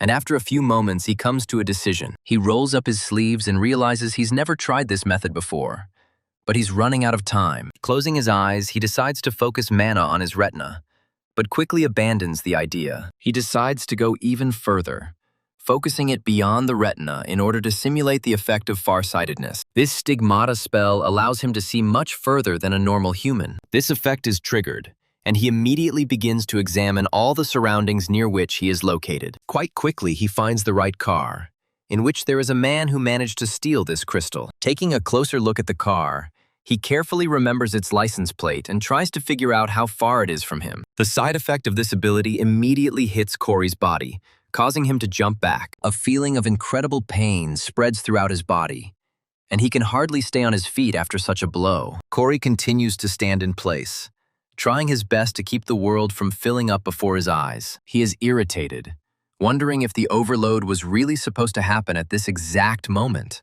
After this, he takes a few steps forward, realizing that he cannot lose a second. Corey says that he will have to go after these scoundrels himself and jumps down, ensuring a soft landing for himself. Landing quickly on the asphalt, he looks around in search of the nearest transport that can serve him. But luckily for him, next to him there is a high-speed motorcycle that is perfect for what he needs. He quickly jumps forward and checks if the motorcycle can start, expressing hope that the owner will forgive him. The motorcycle turns out to be in working order, and Corey promises the imaginary owner that he's only borrowing it for a short time. Valerie and her comrades open the doors of the auditorium to ensure the evacuation of civilians. She yells at them to remain calm and take their time. She also states that they should watch their step, when suddenly a motorcycle stops behind her. Corey calls out to Valerie to get her attention, and the girl immediately turns to look at him. Valerie asks him where he was, but Corey realizes he doesn't have much time and throws her a very important artifact. Valerie catches the energy sword and asks him what it is. Corey tells her ally that it is a sword made of mana, expressing hope that she will find good use for it. The mana sword is a special weapon that Corey took from Sidious, and its stats change significantly depending on the user's mana supply. With the dormant potential that Valerie possesses, this sword in her hands can do the impossible. Valerie asks Corey what she should do with the trinket, to which he advises her to take care of herself and not get hurt. After that, he immediately starts to step on the gas, saying that he needs to do something very important. Valerie asks him where he's off to, but he doesn't answer and takes off, heading forward. With every second, it develops more and more speed due to the fact that this motorcycle is one of the most expensive models on the planet. Using his constant observation skills, he realizes that the target is located to the southeast and will be fairly easy to reach. He literally sees the outline of a car, which disappears from him several blocks away in the naive hope of escaping. Nade begins to suspect something is wrong and asks his driver how quickly they will get to their destination. The driver tries to calm his passenger down, stating that they will be there in a minute, and the plane will be ready by then. Unfortunately for them, the villain team's plans will not be able to come true today, due to the fact that Corey manages to catch up with them and crash his motorcycle. The motorcycle managed to gain enough momentum to send the car into an uncontrollable skid. If the driver fails to correct his driving skills, he dies fairly quickly, and the car itself flips over several times. Corey watches the scene closely, hoping that there will be no survivors in this disaster, and he can just take the suitcase. Nade kicks down the car door and says that he has never encountered such jerks who so easily break traffic rules. He casts an evil glance at the protagonist and says that he is finished because he made a mistake and got involved with them. Turning sharply, he turns towards his boss and tries to get his attention, while Corey realizes what he had up his sleeve all along. Looking up, he discovers the plane number A0937-B, which was supposed to rescue Nade. He decides to use a laptop with his parameters to return this plane to the Vanguard, spending quite a large number of points. Nade watches the plane's behavior closely and watches what is happening with surprise. To his incredible surprise, the plane suddenly stopped moving in his direction, turned around, and headed towards home. Nade tries to run to the plane and asks his boss why they decided to leave without him. Corey finds himself behind the fallen man and asks him if he wants to talk before he resolves the matter with pure violence. Before he can even say a word, he begins to feel strange vibrations of something approaching at great speed. Corey quickly turns around to see who decided to approach him at such great speed. All he hears is the sound of rapidly falling leaves, and he wonders who it could be. A moment later, a creature rushes past him, its energy reminiscent of a train being rammed. Once the creature stops, it turns out to be Vincent, who managed to knock out Nade and capture Rachel. Squeezing his opponent's head with incredible force, he turns to Corey and says that it took much longer than he expected. After this, he makes the assumption that most likely he was hindered by some pathetic midge on his way. Corey reflects that he can't believe Vincent showed up here at such an inopportune moment. After this, he takes a closer look at it and realizes that everything has become not just bad, but simply disgusting. Looking at the unconscious Rachel, he wonders what the hell she was doing here and why he cut her out. The situation is getting worse with every passing second, and he realizes that he needs to act with incredible speed. To deal with this enemy, he decides to resort to the help of ether, which quietly descends down his hand. He understands that this will give him an extra headache and easily grabs the suitcase containing the white crystal. Vincent smiles and says that Corey should put the suitcase back where it belongs while he is being asked nicely. Corey takes out his gun and points it at the briefcase, telling him that he needs to let Rachel go first. Vincent looks at Rachel in surprise and says that he brought her here only because she was hanging around the crystals and asks Corey who it is. After this, he says that there is one very important dilemma he would like to ask Corey before continuing. He smiles and asks him what would be faster, ripping Rachel's head off or putting a bullet into the case with the white crystal. Corey responds completely cold-bloodedly that he doesn't care, adding that if Vincent doesn't let the girl go, he won't get what he wants. Vincent begins to watch Corey with interest and asks him if he really has such a steely character. Without thinking twice, he says that he has won, after which he throws Rachel to earth in order to demonstrate his compliance. Immediately after this, he extends his hand and says that now he must give the case, and Corey immediately throws him what he wanted. Vincent accepts this gift with a smile, as if to say that he is very grateful for such generosity. Corey realizes that he can't do anything with the crystal anyway, and if everything went according to his plan, it would end up in the hands of Rachel and the royal family. However, these plans were disrupted by Vincent, so he had to use this crystal as a negotiating tool. Corey muses that she'll have to ask how Vincent got her once it starts. In these thoughts, he misses the fact that his opponent has decided to break the rules of a private deal and rushes forward to attack. Corey scolds himself for being too careless and realizes that he won't have time to return. As he watches Vincent's fist approach, his entire life, lived in both worlds, flashes through his eyes. Instead of standing, both heroes find themselves in the epicenter of a powerful explosion that scares away all the birds in the area. At the very last moment, Vincent decides to stop in order to scare the main character, thereby testing him. The thug from the Chameleon Gang is greatly impressed by the protagonist's character. Looking at Corey, he says he didn't expect such a display of resilience and incredible dedication to his cause. He reflects on the fact that before him stands a real daredevil who did not even flinch or move a single muscle. Vincent immediately recognizes in this man a fighter who follows the enemy's movements until the very end. He lowers his fists and declares that he takes his words back, since Corey turned out to be not such a weak person. Finally, he states that there are some things about him that he even likes, adding that very few people have ever deserved this compliment. Corey watches his opponent and takes a deep breath. Satisfied that no one else was there, he fell to the ground, feeling his heart begin to pound wildly. Vincent's fist, which could have destroyed him in just a few moments, still flashed before his eyes. Corey begins to scold himself for not having time to react to the fist that was the size of his head and stopped a few millimeters from his nose. The thought that if he had done something stupid, he would now have lost his head, continues to be present in his mind. The endless process of self-digging is quickly experienced as Rachel begins to gradually come to her senses. Corey asks her how she feels, to which she quietly replies that she saw some kind of enemy. Corey says that the danger has passed and now everything will be fine, after which the girl looks at him in surprise, trying to understand what he means. Corey takes some time to tell everything that happened, and the girl realizes that she is no longer in the hands of a chameleon. She also admits that she has been following him all this time, using an invisibility cloak. As proof, she takes out a small bullet that was left over from the last exam and asks Corey if it belongs to him. Corey looks at Rachel in surprise as she states that she found him during the final exam. Corey recalls that he did fire several shots, and one bullet most likely hit the soft dirt. Everything did not deform. Corey tries to take the bullet from Rachel, but she quickly takes the bullet for herself, creating an awkward pause for following him in case the situation repeated itself from the other side. She immediately expresses regret that she could not help him in this situation, since the enemy was too strong. Not wanting to waste any more time, she decides to ask Corey why he decided to come to her aid when it was completely unnecessary. It suggests that it could easily have been written off as a coincidence during the midterm exam, because they were all in danger then. The girl continues her thought and says that during the second exam, nothing obliged him to try to save him from the monster. Corey understands that he has found himself in a very difficult situation, in which he will have to get out of it in completely unknown ways, that she still can't get rid of the thought that he's been following her all this time for some strange reason. Corey exhales tensely and decides that in this situation, he needs to act in the most creative way possible. He states that the truth is that he is one of her very ardent fans. Rachel looks at him with eyes full of confusion,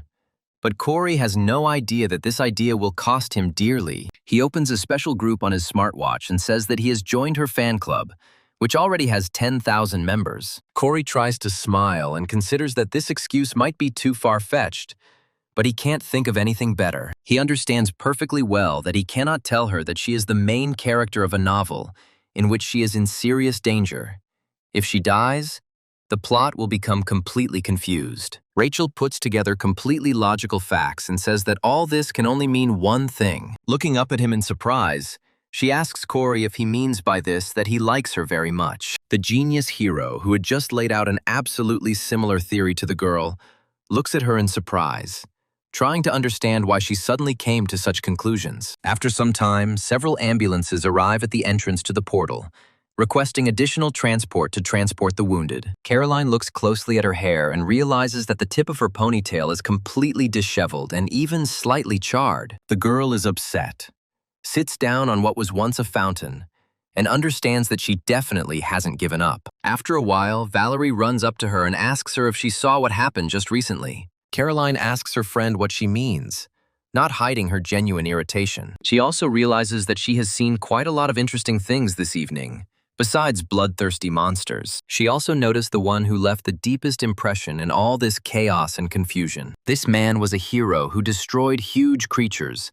scattering them as if they were just pathetic children. That man was Gallagher, who is a straight-of-essence hunter and is destroying everyone left and right. Thanks to his incredible strength, he was able to defeat the monsters and evacuate a huge number of civilians. Caroline also saw Edward in battle, who has the talent of the holy ball and can destroy everything. The young heroes fought at the peak of their abilities in order to save as many civilians as possible. Even armed with a simple sword that belonged to a modified thug, he was able to achieve outstanding results. Valerie also got a chance to prove herself thanks to her now holding the legendary mana sword. With incredible potential, the power of this ball has been unleashed to its most outstanding level. The girl immediately decided to try it out in battle to check how much damage this weapon inflicts. The results were simply amazing, as she killed dozens of opponents with one swing. With practice, this weapon can become so powerful that with just a few swings, an entire army can be destroyed. Valerie was delighted with this weapon, as it gave her an incredible boost in range and attack. Valerie interrupts Caroline's memories and says that Corey went somewhere on his motorcycle. Caroline mentions that she caught a glimpse of him,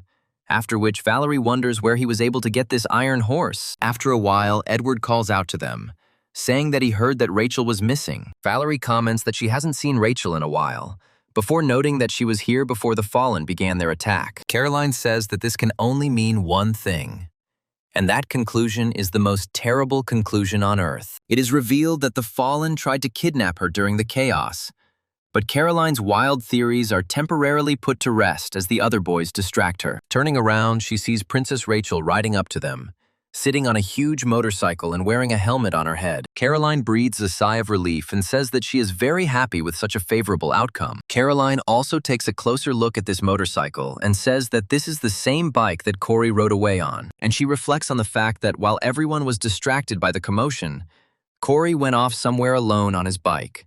But only Rachel returned back. Caroline suggests that Corey dealt with all the Fallen on his own and saved the English princess. Caroline finds this argument absurd and admits that she doesn't believe this conclusion at all. From her point of view, even such an extraordinary person as Corey is not capable of doing the impossible. The event ends and all the cadets go home to finally have some rest. Valerie is still hanging out on the street, looking at her smartwatch, when she suddenly hears Corey's voice next to her. The protagonist approaches his ally and asks her why she is sitting here alone.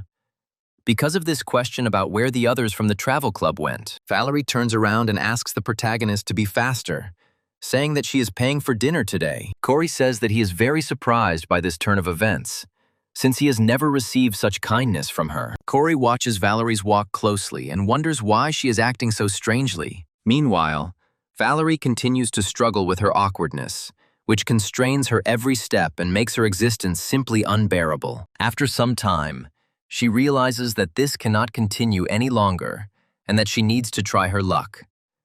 After a few steps, she turns to Corey to get his attention and make him stop for a while. She turns to face him and tells him that she wants to ask him a very important question. Embarrassment fills her cheeks with a red blush, but she still asks the protagonist if they can become friends or even something more. Unfortunately, Corey's expression doesn't even change when he hears such a proposal from a person who is obviously quite dear to him. Corey honestly admits that he would be completely against this idea, which leaves Valerie stunned with shock and horror. Corey, with a calm face, states that something like this would be absolutely impossible under any circumstances.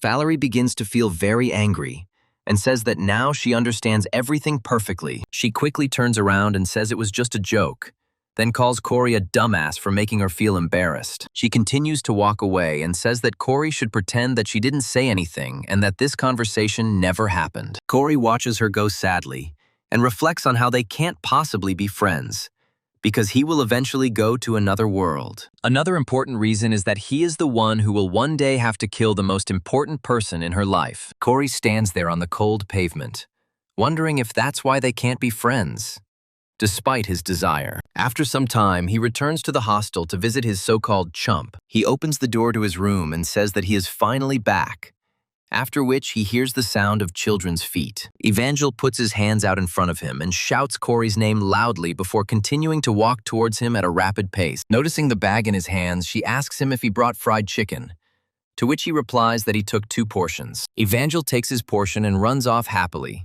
causing Corey to reflect on how he feels strangely satisfied after doing so. He realizes that he was able to keep Evangel busy for a while, and decides to sit down on a chair and do important things. To begin with, He decides to start by connecting the smartwatch to the laptop in order to use important functions at any time. It was quite inconvenient for him to use his laptop every time something happened, so he gradually decided to save up points. The moment Vincent launched a powerful attack towards him, the system notified him that, thanks to incredible luck, he had escaped certain death and activated the skill. This skill was called cumulative luck, and in just one activation, it brought the main character a whopping 193 points. Luckily, Corey's laptop and smartwatch sync costs just 190 points, which is a pretty good deal. After pressing the confirm button, Corey begins to feel the watch on his hand begin to change slightly, after which he receives a notification that the connection has been established. As soon as he presses a special button, a huge number of windows with important information pop up in front of him. Corey happily reflects that he can't believe he put this procedure off for so long and mentally thanks Vincent for the blow. After this, he is happy that he was able to successfully solve one problem, and now he has one important thing left to do. He immediately contacts his agent named Ferdinand and asks him if he bought that very thing. Ferdinand says he has found a great, fully loaded motorcycle that will cost at least 150 million won. Corey says that he would be happy to buy the motorcycle, which surprises his agent. Since Corey won 2 billion won at the casino, 150 million doesn't seem like such a big deal anymore. He also remembers that the day when the masked demon's leader will carry out the tax devil's raid in Suwon is getting closer with each passing second. For the main character, this means that the price of his shares will soon soar to unprecedented heights that one can only dream of. Feeling such an incredible benefit, a smile runs across his face from his cunning and thoughtfulness, which provided him with such benefits. After 3 days, the holidays end and all students return to the club academy to continue their lessons. Corey walks calmly down the hallway, occasionally looking around and thinking about abstract topics. He hopes that everything will be fine, as the atmosphere in the club is at its highest level. He also recalls that he hasn't checked the main character's social networks for a long time, even though they need to be constantly monitored anyway. The first thing he does is decide to open a local social network, and immediately stumbles upon a photo of Howard, in which he states that he is struggling with himself. In the next photo, he notices a caption that says he loves activities that require him to push himself to the limit. In the last photo, Howard also continues his sessions of self-admiration and says that he wants to live today for a better tomorrow. Corey can hardly contain his Spanish shame and says that this man is simply crazy. Unfortunately for the protagonist, Edward and Caroline don't really have much social media presence, and Rachel's account is run by the royal family. After some time, he stumbles upon Valerie's account, who posted a strange photo and wrote that she had mixed feelings. Corey concludes that she was in severe shock, and then expresses hope that she will cope with it. Entering his classroom, he is glad that none of the main characters have any serious problems that they would have to struggle with for a long time. Instructor Jonathan announces that today marks the start of their second semester. He says that the second semester will be significantly different from the first, and not only will the ranks change, but new cadets will also arrive. Jonathan says that some of them saw the enrollment ceremony yesterday and might have noticed something. Corey that at this time, magicians who want to become heroes are given the opportunity to transfer to the 10 Magic Academies Club. A total of 200 cadets transferred, and the main character had already memorized the faces of the magicians who were important to the plot. Instructor Jonathan says that these transfer students will start classes today, and then asks them to pass. The doors open, and the magicians begin to slowly file into the auditorium as Corey counts their numbers and memorizes their faces. After some time, one girl begins to seem very familiar to him.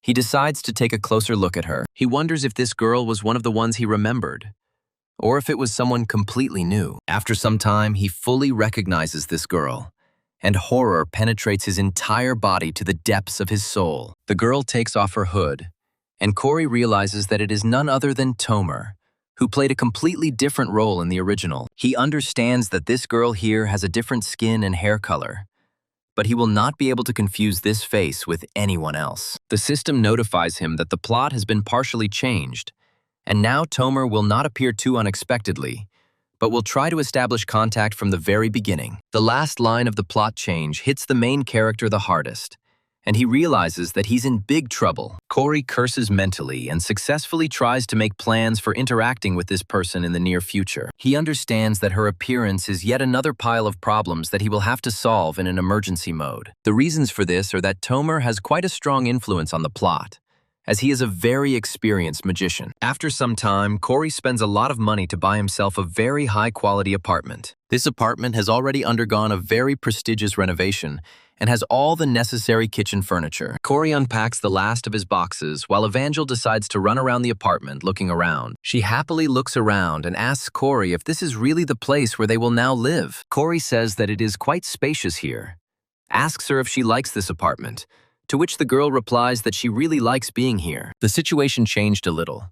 He was given new housing, since his rank had increased significantly. Not only did he jump 600 positions up, but he also placed above average, which is a very good result. However, in addition to the advantages, he also had new problems, since Tomer suddenly burst into the plot, and now he needs to come up with something. Corey turns to his dear daughter Evangel and tells her that he will be returning home after school, to which the child responds with a joyful farewell. The first lesson after the holidays was outdoor training, which was a very important part of the training. The purpose of this lesson was to help the cadets get to know each other better, and there could not have been a more appropriate place to hold it. This place turned out to be a dangerous mountain, which was a rather specific area. Instructor Jonathan said that there are no dangerous monsters on this mountain, but there is a very important nuance that should be taken into account. Jonathan noted that there were dangerous traps lurking everywhere, which were created in the image and likeness of those used by the fallen. He adds that if they are caught due to carelessness, they will be sent to hospital,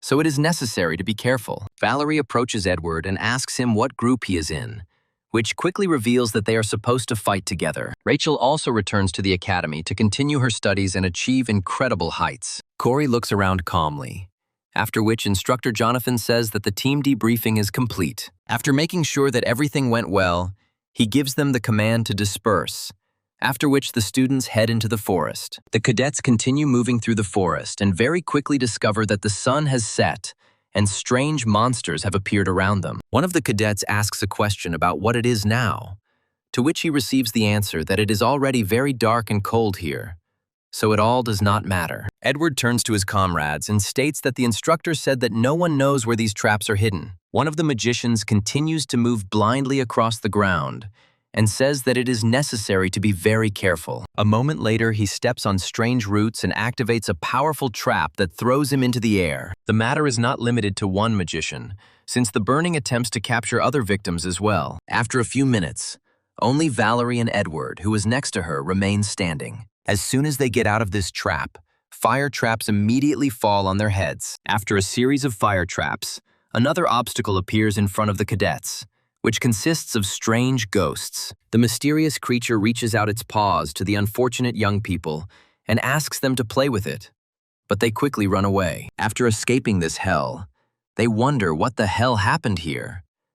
But Edward remains relatively optimistic. Smiling, he says that Valerie did just fine, to which she responds with mutual praise. After a while, rather sad thoughts enter her head, causing her to become silent for a while. Trying to gather her strength, she asks Edward if they are friends, much to his surprise. Smiling, he says that this issue is not up for discussion, since they are naturally good friends. Edward asks her why she suddenly asked him about this, to which Valerie finds it difficult to answer. Immediately after this, she remembers Corey's words about how they could never be friends under any circumstances. However, the girl draws very contradictory conclusions from this, which may seem quite strange to others. After thinking for a moment, Valerie wonders if this means he wants to be much more than just a friend. Before she can think this through, the bushes near them begin to rustle, signaling the approach of people. A few moments later, Corey's face appears from the bushes, asking Edward's group what they are doing there. A group of cadets decides to unite in order to overcome the incredible difficulties of survival in these mountains together. Also, some of them decide to determine where they are, so as not to get lost in circles. One of the cadets points at Corey and says that this grumpy guy constantly asks them not to get in the way on the road. She also states that at first they did not understand his intentions, but then he very quickly found the entrance to the cave. After this, they ask each other when the period will begin during which they will have to work in teams. The cadets decide to ask each other if they have already decided on the team composition, but no one comes to a common decision. One of the girls states that she would like to team up with Corey as he is a very experienced fighter. Valerie and another cadet ask her if she really wants to team up with him, to which the girl replies that team members must be of different ranks.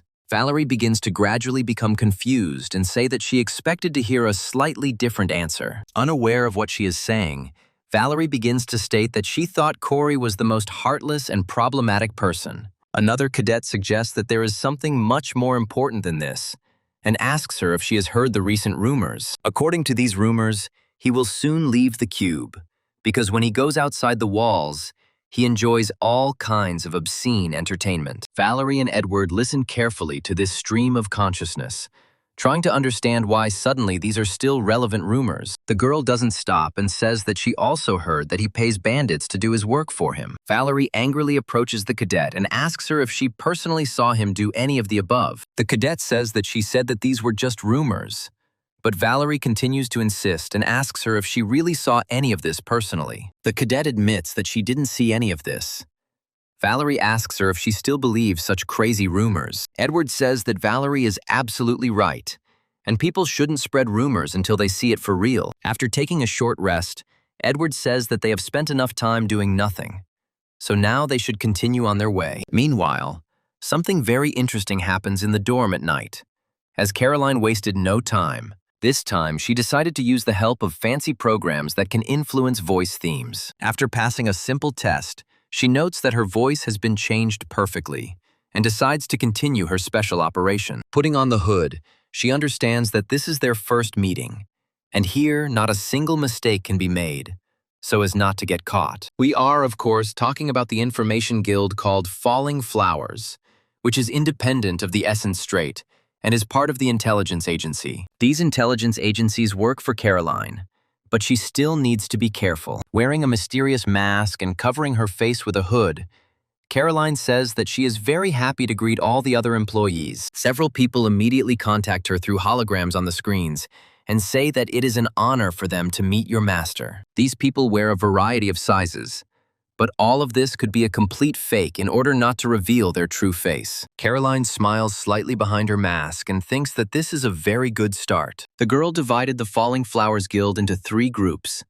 and then sent the first squad to gather information and plans from the already created guilds. This group is called the Moles, and Caroline gives them orders to take on the Creator's Fortress, Dark Moon, and other guilds. The second group's job is to report on new dungeons and repairs that are above average in level. This group is called the Watchers and must constantly monitor important changes in the monster system. It's time to move on to the third and final group, which performs an equally important task. This group is supposed to operate in the shadows and conduct investigations, spy on other people, kidnap people, and engage in blackmail. If necessary, this group has permission to kill people who could affect the entity's reputation. Caroline gives orders to the third group to find out everything about the past of the petition that is in front of their screen. She also says that they are strictly forbidden to be seen or to engage in confrontation with them. Caroline on how 4 out of 5 targets are just decoys that don't actually provide any value. All this time, Caroline was interested in only one goal,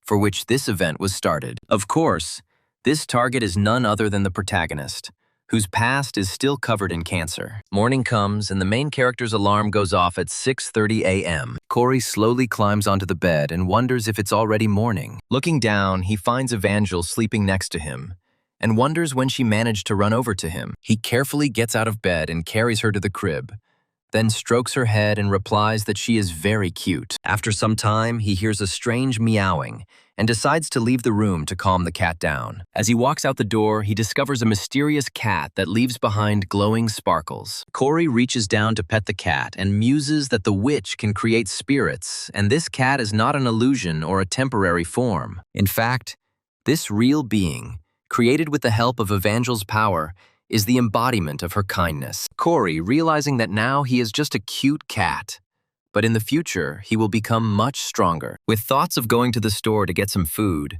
he goes outside and enjoys the cool air. While walking in the park, he suddenly hears a familiar voice that greets him and wishes him good morning. Looking up, he finds Caroline looking at him in surprise and asking where he is rushing to so early in the morning. Corey honestly admits to her that he is heading to the cafeteria to get some proper food. Caroline decides to keep him company and tells him that she heard that he has risen quite high in the rankings this semester. Corey says that this is indeed the case, but he plans to stay at about this level in the future. Caroline, saying that it would be difficult because they would be starting their hero training in their 3rd year, making it difficult to just come to the academy. After that, she takes a few steps forward and asks him what he thinks about joining their guild. Corey says that this is essentially a guild that Caroline will lead in the future, and for him, this is a guaranteed path to success. However, the protagonist likes the Light Source Guild more, and he says that everything depends on whether he is accepted. Corey also notes that there are no clear rules there, since most of the guild consists of mercenaries. Caroline listens attentively to the protagonist's complaints and says that she will make him change his views. Caroline looks at Corey closely and asks him if he would change his mind if she gave him what he had been looking for so long. Corey looks at Caroline in surprise and tries to understand what game she is playing and why she wants to lure him away. He asks her what she means, but the playful girl replies that she cannot reveal all her secrets. She also says that she recently heard that Catherine, who treated him with disdain, was punished for her restraint. After some time, lectures begin at the academy, and Corey hurries to get there in order to avoid getting a reprimand. He takes a seat somewhere in the middle of the audience and watches Edward closely. Watching the main character of this novel, he understands that he should already be preparing to clear the dungeon. He recalls that in the original story, after the end of summer vacation, Edward climbed Hammock Mountain. At the same time, the resonance of energy led him to a hidden dungeon that was impossible to clear without possessing great power. However,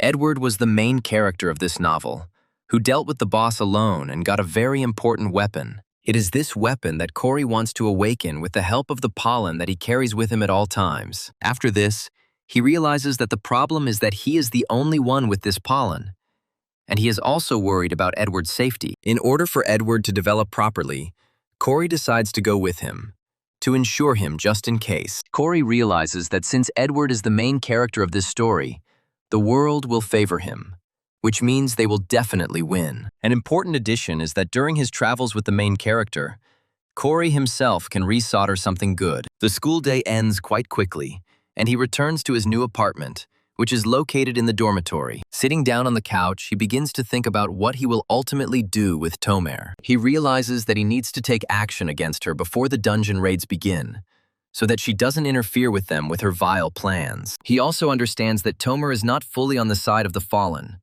and so if he finds her father, he might even be able to win her over to the side of good. The reason for this confidence is that Corey, like no one else, knows that Tomer only wants to find his father and kill him with his own hands. This man has done an impossible evil against her, so she has every reason to treat him with such anger. The main problem with this plan is that Corey has no idea where this man is. He had previously tried to use the Book of Truth, but he didn't have enough mana, causing the information he received to be too vague. Detective Barry Stiff only works on the Korean peninsula, so contacting him would also be pointless. Corey wonders who he can turn to for help, and then he remembers the same boy who approached him when he first got here. Corey realizes that this could be his lead, as he may not have another chance. The reason for the joy is that this boy is a graduate of the intelligence course of the Military Academy of Agents named Patrick. Corey greets Patrick, after which he introduces his real name, which has already thundered throughout the academy. Patrick comments that it has been a long time since the last conversation at the induction ceremony,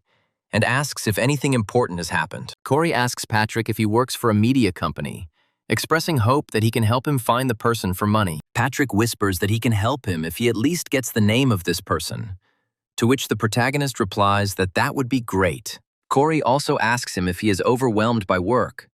His boss immediately states that he could tell from his voice. Finally, he says that if Patrick decides to leave the guild, he can give him advice, since he knows a place where he will be well appreciated. From his point of view, Patrick would be much better off if he got into the Falling Flowers Information Guild, where his talents would definitely be in high demand. After a while, they end the conversation and Corey hangs up to deliver all the details he just received. Smiling slightly, he says that Caroline is now in his debt, as this information could be very valuable. Sometime later, it is deep night, but one of the cadets continues to stay awake and train hard. These cadets are Edward, who is constantly practicing with a wooden sword. In today's lesson, he decided to practice the skills of quickly changing his grip so that in a dangerous situation this would happen automatically. At the moment, Edward is quite adept at changing his grip and using this weapon with both hands at once when the need arises. It is also worth noting that Edward's blows are very powerful and cut through the air at incredible speed. Despite the success of these trainings, Edward continues to remain quite calm and self-critical. After a while, Corey appears and asks him if he is still training. Edward, surprised, puts away his sword and asks Corey what he is doing there, to which he replies that he decided to take a walk. Corey, talking about how he trained so hard at the very beginning of the semester. It's like he's preparing to clear out some dungeon. Edward just laughs it off, saying that it's all just a simple routine. But suddenly, Corey starts talking about Hammock Mountain. Corey realizes that he has managed to catch Edward's attention and says that last week, he most likely found a photo of the dungeon and now wants to clear it out alone. Edward immediately becomes more serious and asks Corey how he knows all this. Corey decides to come up with the most banal excuse and states that sometimes he leaves the academy and observes people around him a lot. After this, he puts his fingers to his eyes, saying that he does not want to brag, but his eyesight is at a high level. In addition, he says that he chose the profession of a shooter for a reason, and, thanks to his eyesight, he has achieved significant progress. Corey says that this vision helps him even outside of Cuba, and so he has a good offer. Looking at Edward, Corey says that he would like to go into this dungeon with him to help him. He also offers to split the reward 9-1 in Edward's favor. According to Corey, if Edward finds a branch, he will take a couple of leaves from it and nothing more. Edward looks at Corey in surprise, and Corey asks him what he thinks about the proposal. Edward says that Corey's assumptions were correct, and last week he discovered a dungeon on Hammock Mountain. He notes that most likely due to it being new, its size is quite small, and he felt that the dungeon could be cleared by a single player. Corey objects to this point of view, stating that it may be small, but it will still be difficult without a partner. After which Edward says that there is some truth to this. Immediately after this, he throws off his cloak and asks Corey if he can trust him with his back in such a dangerous matter. Edward begins to flex his fists and says that he would like to get some confirmation of Corey's skills through some sparring practice. Corey realizes he wasn't prepared for this, while Edward asks him if he can handle a little. He understands that even if Edward uses only one hand, he is unlikely to win, since their difference in skills is simply huge. Corey confidently states that it is not advantageous for a marksman to fight in such terrain, and his abilities are heavily dependent on his weapon. Edward does not react to these words and states that he will not be testing the quality of the weapon that Corey owns. After this, he takes a fighting stance and says that Corey should not aim to win, since he will stop when he is satisfied with the result. Corey realizes that Edward has been possessed and tries to figure out what to do. He immediately guesses that once Edward pours in mana and a real sword, he will easily deal with his bullets, and any face-to-face clash will be lost. Having gone through a huge number of options, he realizes that he must rely only on luck to pass this test. However, a simple, unpleasant look helps him notice something very important and get some ideas to pass the test. Edward asks Corey to let him know when he's ready, to which someone replies that he doesn't really need to prepare for anything. After a short pause, he asks him if they can start right now. Edward says he is ready to begin the test, after which his eyes light up blue. A split second later, he makes a lightning-fast dash to put distance between himself and Corey. Corey watches his opponent's movements closely and decides it's time to use his signature skill. This skill is bullet time, which allows you to significantly slow down time and gain the ability to track your enemy with greater accuracy. By properly concentrating on this bizarre state, Corey immediately begins to see a pattern in his opponent's movements. This pattern of movement also applies to ball attacks, which now become very easy to predict and therefore avoid. Corey uses this skill to its full potential to survive attacks from Edward, who is famous for his speed. Despite this, the power of these attacks is still quite extreme, so the protagonist will need to act with caution. After a while, Edward decides to use another technique and grips his sword tighter in his hand. He lunges forward and makes a wide swing that is much more difficult to recover from than simple punches delivered vertically from a standing position. This time, Corey fails to return from the attack and feels the wooden sword cut through his skin. The thought that he can't just defend himself immediately directs his hands to draw his pistol and point it at his opponent. Before he can fire, Edward lands another attack that only by pure chance misses his head. Corey takes a few more shards back, pointing the gun at the enemy. He reflects on how even when time is slowed down significantly, Edward moves so fast that he can barely dodge like this. After that, he glances at the pile of clothes lying around and thinks that if he can get him to take that step, then he can win. It continues to test its comrade and takes off, leaving behind only a small cloud of dust. Even in slow motion,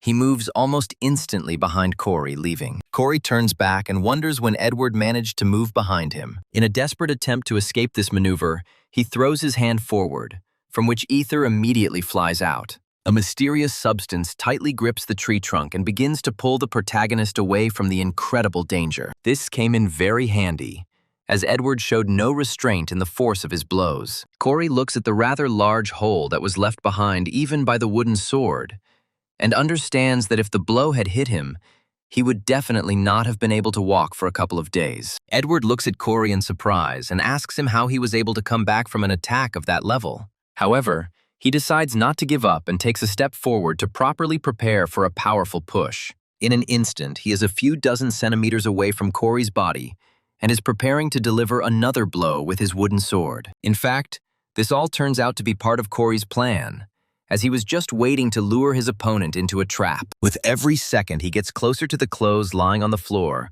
which will prevent him from keeping his balance. At the most inopportune moment, Edward steps on the garment and feels his grip on the surface weaken significantly. To Edward's surprise, these clothes turn out to be not just lying fabrics, but also high-class traps that throw him into the air. The forces of this trap are so great that Edward flies several meters into the air, finding himself in a hopeless situation. Corey watches the fruits of his labor and is pleased that he managed to outplay a fairly experienced and fast opponent. A few seconds later, he lands painfully on the ground, feeling his head begin to spin slightly. Before he can get up properly, Corey is already on top of him, and then places a gun to the back of his head. He looks closely at his opponent and asks him if he was satisfied with the results of this test he carried out. In fact, Corey's plan was quite ingenious, although risky from the start since it relied on one device. This device does not cause serious damage, but is also invisible, as it disappears after 10 minutes. Edward turns to Corey with a smile and tells him that he lost after stepping on a booby trap. After this, he looks closely at his comrade to assess the seriousness of his intentions. He also realizes that Corey is a very useful ally due to his knowledge of everything that is going on in this world. Thus, he agrees to the protagonist's proposal and states that they will go to this dungeon together, after which he extends his hand to him. Corey says that he can be relied upon, after which he helps his comrade rise from the earth. The action takes place in one of the abandoned buildings, where the Chameleon Group periodically holds meetings. One of the artifacts that ended up in the Chameleon Group's possession is mercilessly destroyed upon impact with a hard surface. Fizit addresses the Oracle and says that he carried out his orders, destroyed the artifacts, and then asks about the reason for such vandalism. The Oracle says that there is nothing to worry about, since they can double its value with this item from England. Vincent, not understanding, looks at the boy, but he says that now he will show everything himself and activates the crystal. As soon as the crystal begins to show signs of activity, the child performs manipulations and projects a mysterious beam onto the broken artifacts. This beam immediately begins to interact with the fragments of the artifact, trying to slowly assemble them into a single whole. Each broken piece finds its place in a new light structure that works according to principles unknown to science. After a few minutes of such strange procedures, phantom balls begin to appear in the air, each of which begins to hold a part of the destroyed artifact. The Oracle says that this spectacle seems to him truly amazing and also incredibly effective. To explain what these are, the Oracle says that these are exact copies created from fragments of the original and do not require such a thing to work. According to his results, this weapon has an ability higher than that of low-level artifacts. He also states that this crystal is capable of creating about 30 swords from just one copy, and the volumetric ones will be enough for more than 6 originals. From his point of view, if each sword were sold for at least 700 to 800 million, they would stock up very heavily. Jane claps her hands to get the attention of the rest of the gang and says that this news is absolutely amazing. After that, he adds that there is something more important that needs to be distracted and listened to right now. She informs her comrades that a guild called the Demon Lord is located in the city of Suwon, which is where their lair is located. Asks the boss if this guild is their next target, to which the boss replies that this is exactly the case. After thinking for a bit, she gives the command that Chameleon's group will now try to paint this guild. After completing the tests, Edward goes home to reflect on what just happened. Recalling Corey's movements, he notes that the man moved very slowly and carelessly. He also recalls that he did his best to dodge his attacks, but was exposed to this strange attack at the very end. The young man wonders what it was, guessing that it could have been physical force or an instant release of mana. Despite this, thinking about the past training session makes him smile sincerely. After this, he laughs and honestly admits that he cannot understand what the essence of this trap was, despite the fact that he thought about it for a very long time. After this, he stops and reflects that anyone who demonstrates above-average ability is definitely attracting unnecessary attention. So it seems logical to him that the reason Corey hides his true power is for self-protection. Looking at the mobs flying towards the light, Edward says that he used to think that he was the only one hiding his power. After this, he also understands that he now finds himself next to another person who has chosen the same path as himself. Edward's philosophical musings are interrupted by the sounds and slicing of air that occurs when someone practices with a sword. Edward takes a few more steps through the park before he notices Valerie practicing with a wooden sword and honing her swings. Edward takes a few steps forward and addresses Valerie, startling her greatly with his sudden appearance. He asks her why he decided to practice with a sword in such a place, to which the girl replies that she simply decided to train her endurance. After answering Edward's question, Valerie asks him a counter-question about what he is doing here so late. Edward watches Valerie's reaction with interest, and after a while, a brilliant idea comes to him about how to answer this question. He honestly admits to her that he met Corey some time ago, which causes Valerie to ask him what the reason for this meeting was. Edward says that they spent almost the entire time of their meeting talking about Valerie, which immediately makes the girl feel very shy and panicky. In her usual aggressive manner, she asks him what kind of nonsense he is talking about, to which he replies that it was a joke and they were just training together. Valerie is surprised by this information and asks Edward if Corey is too weak to train together. Edward just smiles and says that he will keep this information a secret and will not disclose any details. Valerie is unhappy, grumbling that they can do whatever they want since she is already about to go home to finish training. Edward watches his friend for a moment, then tells her that she should relax the hand she holds the sword with. After this, he decides to show her a more correct grip and says that if she holds the sword too tightly, it will lead to negative consequences. A split second later, he makes a lightning-fast cut that slices through the air and everything that gets in the way of the blade. Valerie looks in admiration at the leaf that was in the path of the blade and was thinly cut right down the middle, saying that it is very impressive. Immediately after this, she turns to him to show her this technique again and teach her the necessary skills. Some time passes and the friends disperse to their homes, after which Valerie lies down on her bed and decides to think about their conversation.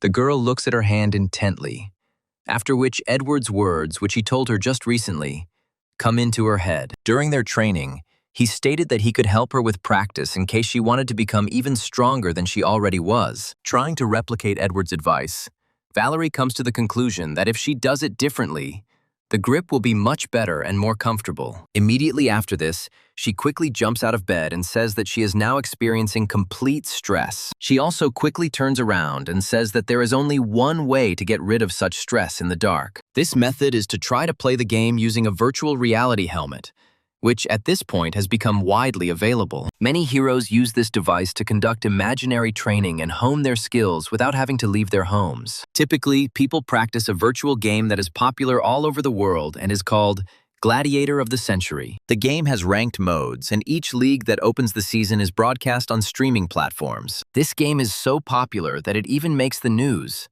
all thanks to one incredibly amazing feature. This feature is that there are no stats or items like in other games, meaning that you can only win by relying on the fighting instincts from your body. Valerie is proud of her incredible record of 98 wins and 17 losses, considering it a very good result. Today, Despite her fighting spirit, she wants to get rid of stress. So she will ignore ranks and try quick battles. She turns her head slightly and finds an unfamiliar player named Extra 7, who has 43 wins and exactly 43 losses. Taking a closer look at him, Valerie realizes that this man even has a rank, which states that he belongs to the Platinum type. The Platinum division is somewhere between absolute beginners and more experienced players.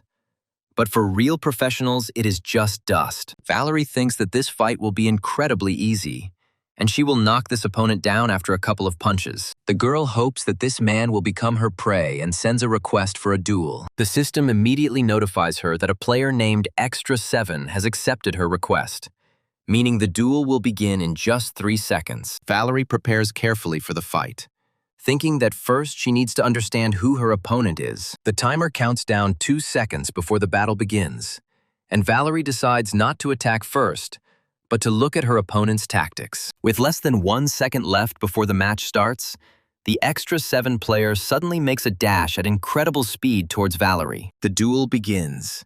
Both fighters cross their swords, making every effort to knock their opponent off his feet. Valerie is surprised by such a rapid onslaught from her opponent and tries to understand where he learned to fight so well. Valerie's opponent grabs a piece of her clothing to gain an advantage by using a dirty move. Having slightly distracted Valerie's attention, he prepares to deliver a powerful kick, thereby creating a sweep. Valerie doesn't have time to react to this attack and ends up being the victim of a similar technique, losing her balance. A moment later, Extra 7 lunges forward with her sword to finish off her opponent with one blow. This attack is impossible to dodge, so Valerie immediately loses this duel, which lasted less than 10 seconds. The system notifies her that she has been defeated in this duel. Valerie loses her patience and says that she will take revenge on this little mangy rat for what he did to her. Quickly getting back to her feet, she issues another re-challenge for revenge. However, this duel ends much the same as the previous ones,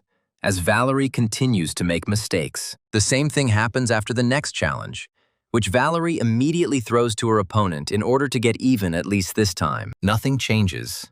And once again, after Valerie, for some reason, continues to bang her head against the same wall. Having lost another duel, Valerie feels how life is becoming more and more unfair to her. Tears come to her eyes, and she reflects that despite all her efforts, she cannot defeat this man. Raising her head, she asks for another rematch. But Extra 7, saying that it is time for him to go, then says goodbye to her.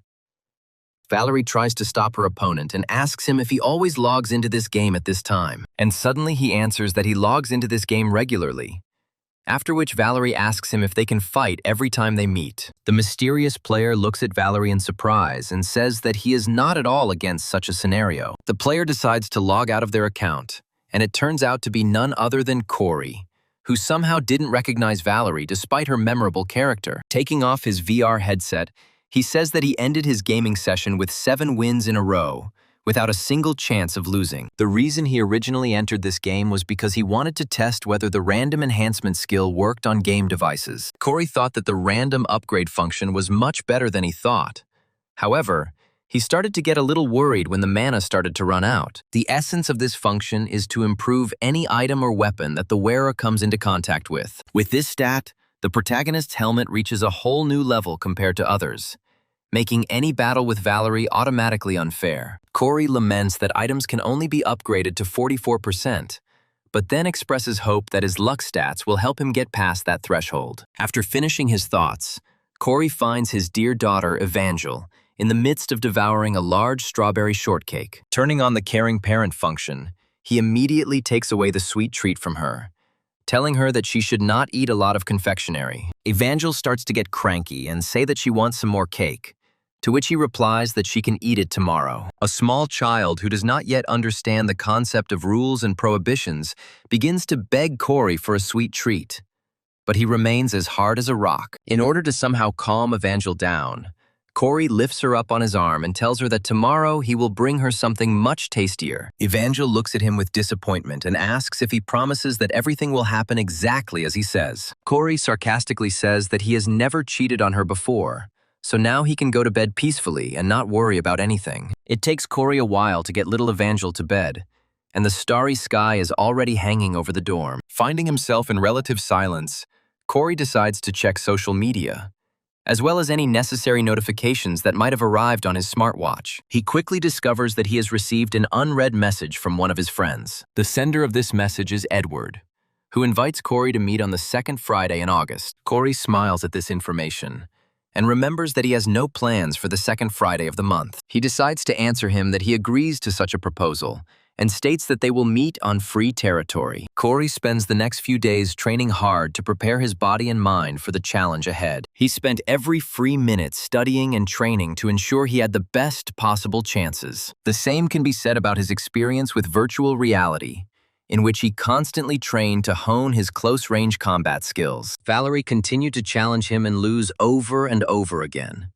periodically asking him how he managed to do it all the time. Corey tells her that she should just act more calmly, to which the girl states that it is not as easy as it might seem. Valerie suddenly asks him why his winning percentage is only 50% if he is so good. In order to at least somehow justify himself, Corey says that he plays not for the sake of winning or ratings, but simply to enjoy the game. After a while, he says that they should finish for today, because it's time for him to go to bed.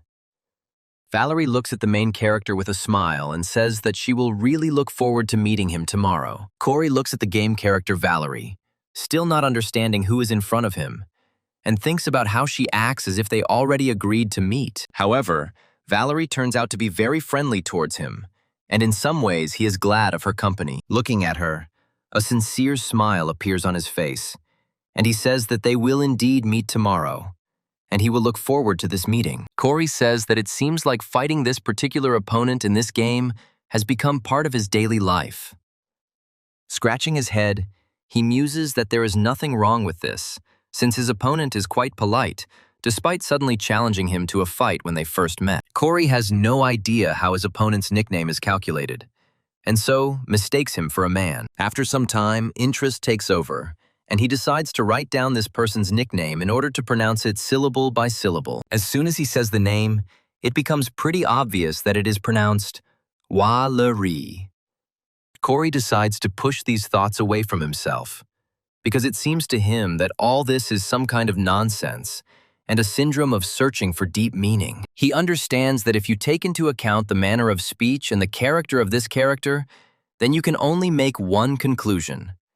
This is a guy. Meanwhile, Valerie continues her diligent training in the park, practicing the precision and power of her punches, charged with an extra amount of energy. After a while, she asks Edward if she has made any progress, to which he replies that her movement is now more natural. Valerie says that she started playing the game, and that the gaming sessions seem to help her a lot. Edward asks her if she means Gladiator of the Century, to which Valerie replies yes, and asks him if he plays himself. Edward says that he has heard a lot about her, but has not tried it himself, after which Valerie states that she has met someone truly skilled with a calm character. Valerie says that since everyone wants to win in a ranked match, they will eventually go on the defensive, which makes the battle boring. She enthusiastically declares that this man, the player, is an exception and always attacks first, making a furious attack like a raging storm. Edward says that apparently this person really does have high skills, since she says so.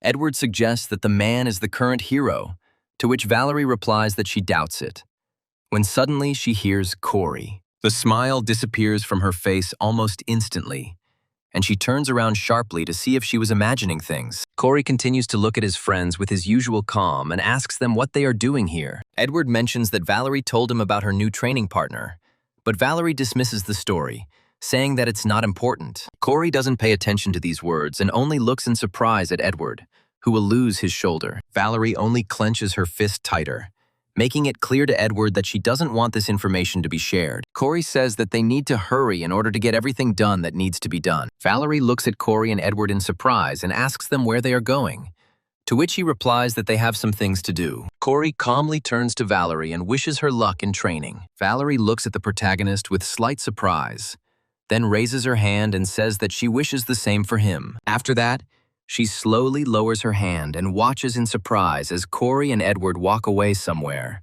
animatedly discussing something. She's still trying to figure out what Corey's strategy is, constantly keeping his distance from his friends, but occasionally getting closer to them. She also wonders when the two became so close, and recalls Edward's words about how they had been discussing her all this time. However, she immediately remembers that unpleasant conversation during which Corey said that they could never be friends. Valerie says that she is wasting her time and convinces herself that some kind of relationship is possible between them, but continues to follow them. Hiding behind a tree, she listens carefully to understand what they are talking about. After a while, she finally tunes in to the required strength of her eavesdropping skill and gradually makes out some words. She begins to clearly hear Corey asking Edward how Valerie has been feeling lately. At first, she doesn't believe that she heard these words, but it quickly becomes obvious that she didn't hear them. Confusion and rapid heartbeat once again begin to be her constant companions on her difficult life path. After finishing their conversation in the park, Corey and Edward head to a 24-hour cafe to have a chat there. The reason they chose this particular cafe is because they serve Grandma's rice soup 24 hours a day. Corey listens carefully to everything Edward told him and asks if the dungeon is located somewhere in Suwon. Edward says that this is indeed the case, after which he states that it is necessary to be extremely careful. The reason for this precaution is that Suwon is the most dangerous place in the entire metropolis, and after the conscription, the area was greatly deformed. More than half of the territory of this settlement has become dangerous for travelers and uninhabitable. This is why ordinary people are forbidden to enter the western side of this settlement. The Agara hammock is located just beyond this border. When Corey created this world, he hid a huge number of different treasures in it, and among them, there are several that he never dreamed of seeing in his life. Corey realizes that if he leaves things alone, these artifacts will fall into the hands of the novel's main villains. And even if it changes the plot, he must take the risk. Filled with optimism, he realizes that if everything goes well, they will find the hidden treasure much faster than the villains. Looking at Edward, Corey wonders in his mind why he became so charming the moment he thought about this prospect. After finishing his lunch, he reflects on the fact that Edward is most likely broke, so he must take care of equipment and food. After some time, a strange man comes into the cafe, wrapped in a dark coat, a mask, and a mysterious hat. Corey immediately discovers this man, which raises the question of who this suspicious guy is and what he is doing in this cafe. As soon as the suspicious person makes eye contact with Corey, she immediately turns away and begins to act much more nervously. After this, she comes closer to the waiter and says that she recently called them, to which he replies that they will bring her order in a while. Corey takes a closer look at this suspicious individual and notices some similarities to Caroline, such as purple hair. Realizing that this is all a very clumsy attempt to follow him, he begins to smile sincerely. After thinking for a bit, he decides to play a little with his victim and loudly asks from the person who it is. Smiling, he asks this question: "Did Caroline really come here to visit them?" Corey recalls that Caroline loves simple food, but cannot afford to go to fast food places because of her status. Corey continues to chat with Caroline and invites her to sit at their table to have some food. Caroline feels incredibly awkward and tears are slowly starting to well up in her eyes because of this ridiculous situation. She starts muttering something under her breath to calm herself down and tell herself that there is nothing to worry about. The saleswoman brings out the rice soup that Caroline had ordered some time ago, and the girl quickly grabs it before turning away. It is difficult to imagine the incredible speed that Caroline developed to avoid this establishment and not become the object of ridicule from her friends. The saleswoman watches in amazement as the customer, who didn't even have time to pay for the food he ordered, runs off in an unknown direction. Corey exchanges glances with the stunned saleswoman and, with a smile on his face, says that he will pay for this dish. After this incident, Caroline avoided the protagonist for 3 whole days so as not to feel humiliated. People came to her one after another, but finally it became Friday, on which the trip to the dungeon was scheduled. The Coreys take a walk around the city and then find Edward waiting for them at a bus stop. Corey asks him where they are going, but he calmly says that he should just follow him. After some time, they find themselves in a mysterious area where there is very thick fog and almost nothing can be seen. Nevertheless, they continue to push through these thickets, looking back in case of sudden danger. After an unknown amount of time, Corey wonders how long they've been on this journey. He gets rid of the duration because this mountain is a very dangerous place due to its close proximity to the Forbidden Zone. However, their training soon ends as Edward says that they have finally reached the right place. He points to a crack between the stones and says that this is the entrance to the very dungeon they were talking about. Coming closer, Corey says that this place is difficult to find, even if someone finds out its location. Edward compliments his comrade's assessment, stating that the passage here is quite narrow, so not everyone will be able to walk through it. However, it is much more complicated than the problem of entry, since the small distance at the entrance will also make it difficult for them to escape if they suddenly encounter any difficulties. Edward looks at Corey with interest and asks him if he is sure he wants to get involved in this adventure, since there may be no turning back. Corey just smiles, realizing that Edward is a very responsible person who does not throw away the lives of his friends. However, he rises slightly and says that there is nothing terrible about it, and he is ready to take this risk. Immediately after, he takes out his Desert Eagle to prepare to fight stronger monsters. Corey, speaking about how he didn't waste any time and took his best weapons to show himself at a good level. In case anything went wrong,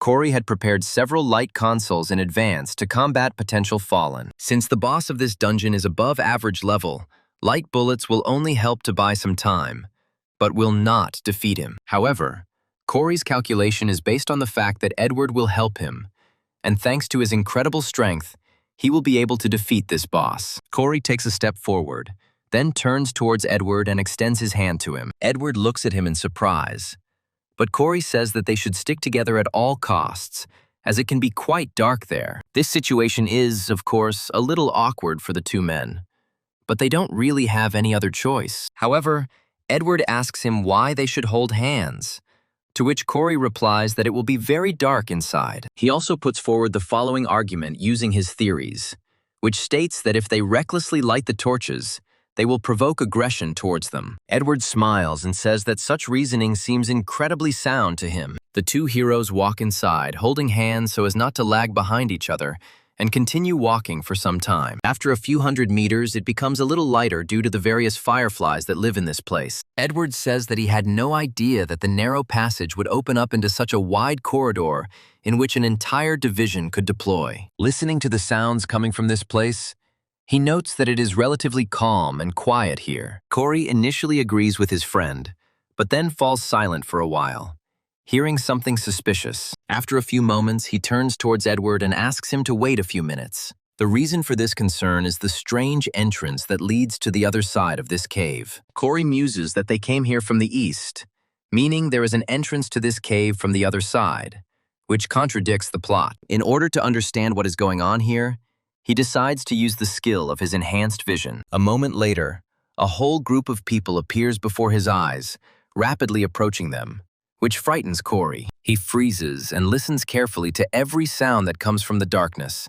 trying to distinguish in them something that people can make. His suspicions grow stronger with each passing second, and he understands that the situation could worsen to incredible proportions. After some time, his worst fears begin to come true, and he begins to hear people slowly approaching. At first, he expresses hope that he just imagined it, but reality is almost impossible to argue with, and he hears the calm sound of people approaching. He understands that someone is heading in their direction, which means that they will inevitably encounter these people if they do nothing. Immediately after this, he decides to take a closer look at these people to understand what guild they are from, what weapons they have, and how dangerous they are. Edward quietly asks Corey what happened, but Corey asks him to be quiet for a moment so he can concentrate. As people approach them, he begins to hear their conversations, and realizes that they ended up in this dungeon by accident. He notes that he has no idea who they are, but their energy clearly suggests that they may be involved with a group of villains. After a while, Corey receives the long-awaited message on his smartwatch and slowly raises his hand. He reflects that he had been expecting something like this ever since he heard the suspicious sounds. Upon opening the message, he reads a notice that the size of the Mount Hammock dungeon that Edward is about to clear is too small for the rewards that are there. The system then presents a solution that states that this dungeon will be connected to the nearby Devil's Lair and become a secret level. All this means is that the Devil's Lair, which was a separate dungeon, is now connected to the Hammock Mountain dungeon. There was a relatively small distance between them, so this decision seems logical but very unfortunate for the main character. Corey quietly approaches Edward and asks him what date it is, to which he replies that it is August 14th. Corey remembers that something very important was scheduled for that date and curses himself for not thinking of it sooner. The problem is that today, The guild that was created by the Fallen is raiding the Devil's Lair. Thus, the people approaching them are definitely fallen from the Villain Guild, who are also just scouts. This also means that there may be many more enemies here that you can no longer handle. Corey decides not to drag his feet and warns his friend that people are approaching them. The guild they are dealing with is one of the strongest organizations created by the Fallen nearby. Corey, realizing that it would not be easy to deal with these kinds of fighters, even with Edward on his side. Despite the increasingly doomed situation, suddenly one of the Fallen suggests to his comrade to stop. He adds that they first need to return to the main squad to share the information they have received. The Fallen man's comrade falls silent for a moment, then reluctantly turns towards him. He agrees with his ally's arguments and says that this is exactly what they should do, continuing to be served at every rustle and peering into the darkness. Corey, realizing that the danger had at least passed for a while. With each passing second, the opponents move away from them, thereby giving them time to prepare for a possible meeting later. Corey breathes a sigh of relief, meaning that the Fallen scouts are finally gone, and now he can focus on coming up with a plan. The plan is that they need to finish off the boss before they can get back, and that might require the stigmata. Corey uses the magical stigmata to increase his sight attack and gain maximum information about the creatures present here. Besides this, he tries to find out the boss's waist in order to go straight to him. The protagonist's improved vision immediately guides him through the winding corridors, allowing him to better understand where to go next. It should be noted that these corridors are quite winding and difficult to navigate, as the local architecture is quite confusing. After a while, Corey's gaze turns to one of the stone walls on which there are hieroglyphs. Corey says that if they go straight ahead and turn left twice, they will come across a room that contains what they are looking for. Corey turns to Edward and says that they don't have much time to find and destroy this boss. He reiterates that the opponents they may face will be far stronger than anything they have faced, so they need to hurry. Meanwhile, on the other side of these connected dungeons, there is a lair of devils, in which the common Fallen are still awaiting command, and the leader contacts his reconnaissance group and tries to get a clear report regarding the situation. He asks them if they were able to find anything worth going on for. The reconnaissance team reports to him that they have stumbled upon a hidden passage that leads them to a secret level. The information about a possible secret level greatly impresses the leader of this group, and he says that they should go together. He also addresses his reconnaissance group and says that they will get to them themselves, since it is necessary to continue reconnaissance so that this does not happen. Looking at his comrades, he orders them to get off their asses as they finally got some good information. He confidently says that the reconnaissance squad has found a secret level, and the find needs to be checked to get all the valuable loot. One of the Fallen, who is a little different from the rest, asks the commander whether it is worth waiting for the return of the reconnaissance group, to which he gives a negative answer. He smiles and says that this is a little beyond what they originally planned. After this,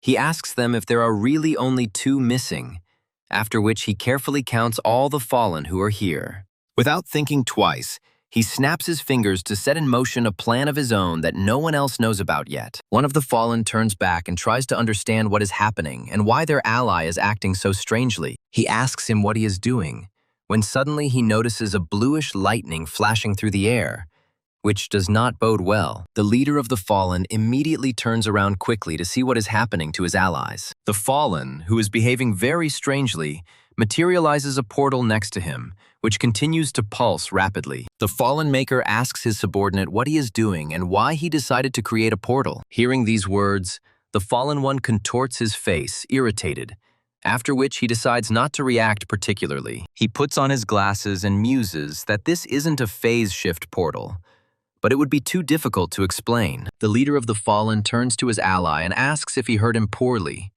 and demands that the cursed portal be closed. The Fallen one himself continues to ignore his comrade and takes out wireless headphones to listen to quality music. Such an act of complete violation of subordination and disobedience to one's commander greatly infuriates the commander of this detachment. The Fallen Maker calls his subordinate a pathetic little bug and asks him what the hell he's doing. Despite this, the Fallen one does not react to the approach of his superior, and only joyfully puts forward one of his fingers. A moment later, something terrible happens, and a few drops of blood spill across the stone floor. The nearby Fallen look in surprise at what happened to their commander, who froze in place. A shadow spike emerges from the portal that was materialized by the mysterious fallen and pierces his head. A moment later, the body of the fallen maker begins to split into two parts, bleeding profusely. The other fallen, who have no idea what is happening here, only watch in horror as their leader dies. After a few moments,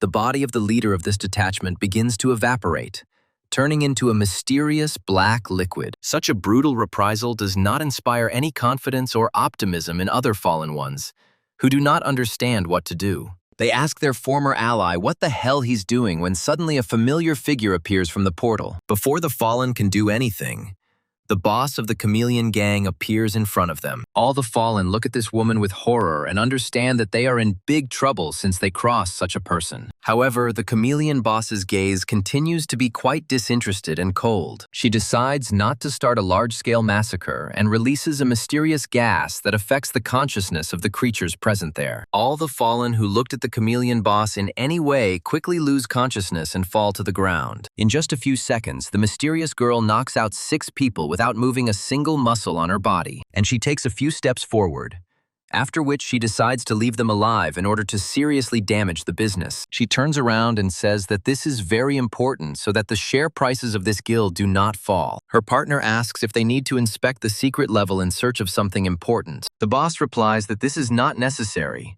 as she wants her comrade to be ready.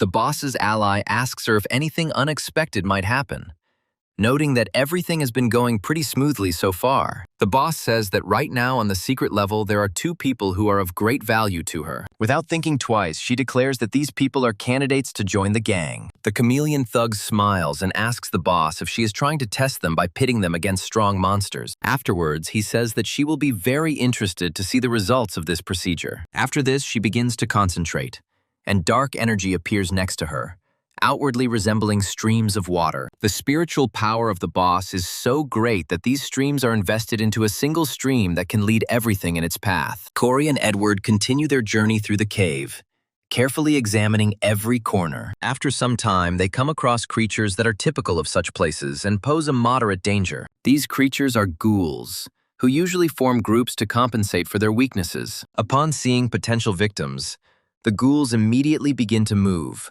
but are destroyed by fire from Corey's pistol. He continues to move forward, shooting every monster that comes his way. Each shot is incredibly loud because they are fired in a confined space, which has a negative impact on the ears. However, the Academy's cadets are well aware of this, and therefore take all necessary precautions. Several more ghouls immediately run out to meet him, but he immediately shoots them with his weapon. Edward turns to look at the falling dead creatures and acknowledges his impressive marksmanship. He also notes that in this darkness, it is almost impossible to see anything.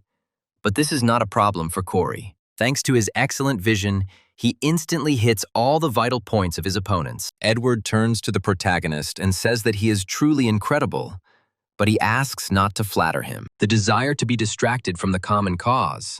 He says that they must move on since there is not much time left. Edward agrees to his proposal and they move on, defeating a whole crowd of ghouls. Despite this, the ordinary dead are not a serious opponent for the Academy cadets, who easily deal with them. While Corey relies on his firearms, Edward easily cuts them into several pieces with his sword. After some time, the last ghoul becomes a victim of Corey's keen eye, and subsequently large-caliber bullets. The protagonist carefully watches to make sure that the opponents fall dead and do not show any further signs of life, so as not to fall into a trap. He reflects on how they are set on fire by monsters around every corner, but since they are low-ranking, they can handle them without any problem. After this, he realizes that something very important is about to happen very soon, when suddenly Edward calls out to him. He announces that he has found a wall with Corey written on it, and immediately turns around, realizing that they have finally found what they are looking for. Coming closer, he discovers a large wall on which some kind of prophecy is printed in hieroglyphs. These words are a mysterious riddle written in an ancient language,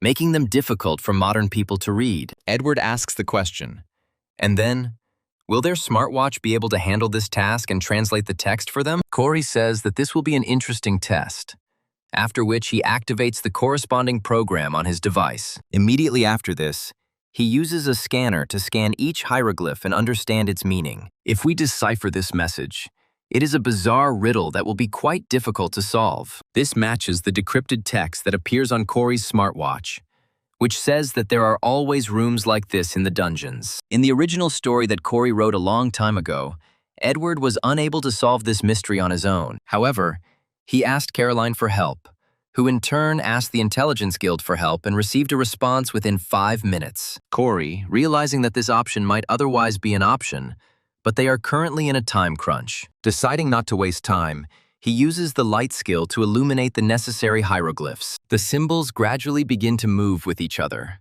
after which they burn brightly. A moment later, there is such a bright flash that it becomes difficult to discern what is written on the wall. Edward looks closely at what is happening, after which he states that the words have disappeared from the wall. And after a few more moments, a small earthquake begins in this cave, which usually occurs when large doors are opened. Everyone starts to get more and more expensive, and Edward grabs his weapon. But Corey remains calm and has a smile on his face. The heavy stone doors, under the influence of an unknown magical force, begin to gradually descend. The crack is getting stronger and stronger, and in just a few minutes, the heroes will be able to move on. Edward understands the reason for the tremors and calms down a little, but still continues to keep his hand on the handle of the ball. Some time passes, and the door finally closes, opening the way into the unknown for the main characters. Edward looks closely at Corey and asks him if the answer to this riddle was light, to which he replies that it is exactly that. In fact, this riddle does not belong to Corey, since he simply saw it somewhere and decided to insert it into his work. The text of the riddle speaks of two things that are always together. For others, they will always be separate, which is perfectly explained by the words light and thunder. Each time he says that Corey is a real genius who can solve any problem, which confuses him a little. He then asks him what led him to the answer to their riddle, to which he states that he will tell him about it later, after which he checks for a round in the chamber of his pistol. After this, he says that first they should clear the dungeon, and Edward agrees with this idea. The heroes gradually move on, when suddenly a figure appears behind them, watching them closely. It's not hard to guess that this figure belongs to the boss, who is reflecting on the fact that, unlike ordinary cadets, Corey is on a completely different level. She notes his common sense, quick thinking, determination, and, as the icing on the cake, his exceptional intelligence. The boss says that this is a secret level, but Corey was able to get here in only 10 minutes. As soon as she finishes her speech, a genuine smile immediately appears on her face. She watches as the main characters move on and says that this will be enough. And now she must force him to join the group. However, she quickly runs out of steam and reflects on the fact that there is one last question that confuses her about Corey. This question concerns whether he would be able to kill a person without hesitation if circumstances required it. After a while, she hears the sound of approaching footsteps and suddenly becomes silent. She doesn't have to wait very long, because two people from the reconnaissance group quickly appear below her. After taking a closer look at them, Boss decides that they are fallen from the Demon Mask Guild, and Corey is unlikely to know that they are not human. Looking at these two people, she begins to think hard, and an interesting possibility appears in her head. She immediately decides that these two would be excellent training dummies to test. Meanwhile, Corey and Edward continue their journey, coming across a huge number of human skulls with water dripping onto them. As they continue through the horror-filled corridors, they come to a brightly lit cave that is littered with corpses. They take every step with great caution, aware that they might accidentally step on some bones or get hurt. Edward realizes that this is most likely the lair of the boss, who is a very dangerous creature. Somewhere in the distance, behind the clouds of smoke, the silhouette of a mysterious man sitting on a throne becomes barely discernible. Corey takes a closer look and realizes that they have finally reached the monster that is the boss of this dungeon. This boss is called the Warrior of Destruction, and he is a very dangerous opponent that is not so easy to defeat. For some time, the man is in a state of semi-sleep, but any observer can immediately tell that this man is definitely alive. As they take a few more steps, the man opens his eyes and fixes his eerie gaze on Edward. The energy flows are immediately distorted, and this feels like an otherworldly entity approaching at incredible speed. The creepy face of the Warrior of Destruction appears with him, pointing at him and saying that he looks very interesting. Panic runs through Edward's body, and he realizes that he didn't even notice how he got closer. This monster got close enough to strike. He immediately grabs his sword, telling himself that he needs to immediately draw his weapon and rush forward. Suddenly, he hears a loud scream from Corey, calling his name and urging him to wake up immediately so as not to get into trouble. Edward gradually comes to his senses. Corey asks him to focus on what is really happening. Edward looks in surprise at the man who has been sitting on the throne all this time and tries to understand what it was. At first, he assumes that a teleportation skill was just used on him, but quickly comes to the answer that it is something else. The reason for such strange hallucinations was the aura that this creature possesses. This man and similar monster are able to speak, which means they are above average and stronger than all the monsters he has fought before. Edward takes a small step back to gain more stability on his feet. This time, the warrior of destruction begins to move, and in a grave voice asks Edward if he feels fear when looking at him. Corey watches the movements of this enemy in surprise, and understands that a difficult battle is about to begin. The warrior of destruction prepares to rise from his throne and says that Edward should not be afraid, as it will all be over soon. Edward looks at this enemy in surprise, but Corey is happy that everything is finally starting to appear. After this, Corey steps back a little to look at Edward and notices a very important detail. Seeing that his opponent would fight with a sword, Edward immediately began to feel much more confident and calm. Corey is very happy that now fear will not hinder them so much in fighting this enemy, which is certainly a serious threat. Looking at Edward, Corey reflects that he is a talented swordsman with a holy sword, and once he masters the art of fencing, everything will be different. According to Corey's theory, if Edward's opponent is the swordsman, he will not be able to lose to him even if he really wants to. However, Corey decides to approach Edward to clarify a few details about this monster. He states that he feels like the sword itself is the monster, not the swordsman who holds it. He explains his point by saying that the voice they heard came from the sword, and the body that sits on the throne is a mere corpse. Upon hearing this information, the warrior of destruction smiles a humorous smile to make everyone fly into fear of their opponents. Edward says that this is very valuable information, and Corey himself remembers that in the original, Edward received this information in battle. But now they do not have time. He then places his hand on the slide of his gun and advises Edward to focus on the ball. He also says that he will not stand aside and will always cover for him, no matter what. Edward says that he agrees to such conditions, adding that he will always believe that Corey will not abandon him. However, the warrior of destruction decides to break this dialogue and rushes forward to strike first. Corey looks at what is happening in surprise and realizes that such attacks should not have been written into the plot. He tries to warn Edward that the warrior of destruction has jumped on him, but a moment later there is a powerful explosion. Corey tries to shield himself from the huge clouds of dust so that they don't damage his eyes or nose. However, the smoke clears very slowly, and for a long time, Corey cannot understand what actually happened at that moment. After a while, he gets an auditory clue as he hears the grinding sound of two metal swords pressing against each other. The warrior of destruction looks at his opponent with a smile, continuing to press with all his mass. Edward, however,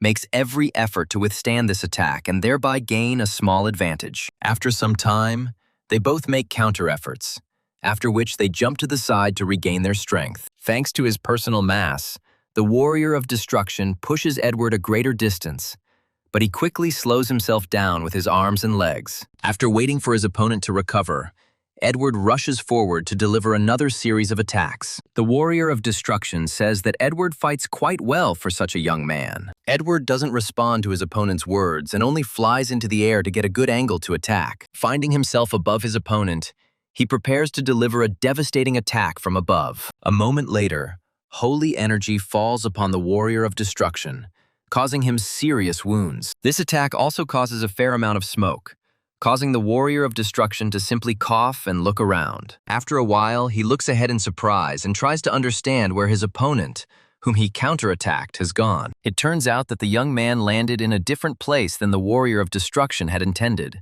and completely escaped his countermeasures. Basking, he already looks around smugly and wonders where the damned boy went, while Edward confidently jumped back to the wall. The warrior of destruction looks up to get his bearings, But it is too late as Edward has already begun his attack. All the Warrior of Destruction manages to see is Edward flying towards him, preparing to deliver another attack from above. Edward looks closely at the Warrior of Destruction and realizes that he needs to aim at a specific part of his body. To be more precise, he needs to aim not even at a body part, but at the devil's sword that controls this corpse, which does not know what it is doing. Corey watches as Edward descends upon his opponent, but quickly realizes that the fight is far from over. Edward was indeed able to hit his opponent, but it all came down to where he hit his sword. The Warrior of Destruction smiles and laughs slightly, realizing that he managed to disrupt his opponent's plans and prevent himself from being destroyed. Looking at Edward, who is trying to push his opponent with his physical strength, he says that his opponent is very strong. The only problem is that he penetrated his armor in the arm area, but was unable to reach the ball, which is the heart of this opponent. He tries to figure out what to do in this situation, but nothing comes to mind in such a short period of time. He tries to push away from his opponent, but the blade gets stuck firmly in the frozen skin and tissue of the Destruction Warrior. The Warrior of Destruction decides to take advantage of Edward's inability to pull the sword out of his opponent and attacks from behind him to pierce him. Having dissolved the approaching death, materialized in the form of a devilish sword, he decides that this should not be the end and returns from it. A moment later, Corey asks Edward to be as careful as possible, then fires a powerful shot straight at the Warrior of Destruction's sword. Corey's plan succeeds because the bullet has enough momentum to knock down an adult's punch. This time, instead of the smoke from a large caliber pistol, small particles of mana fly out, indicating that the bullet has been enhanced with it. It lands on the ground next to its comrade,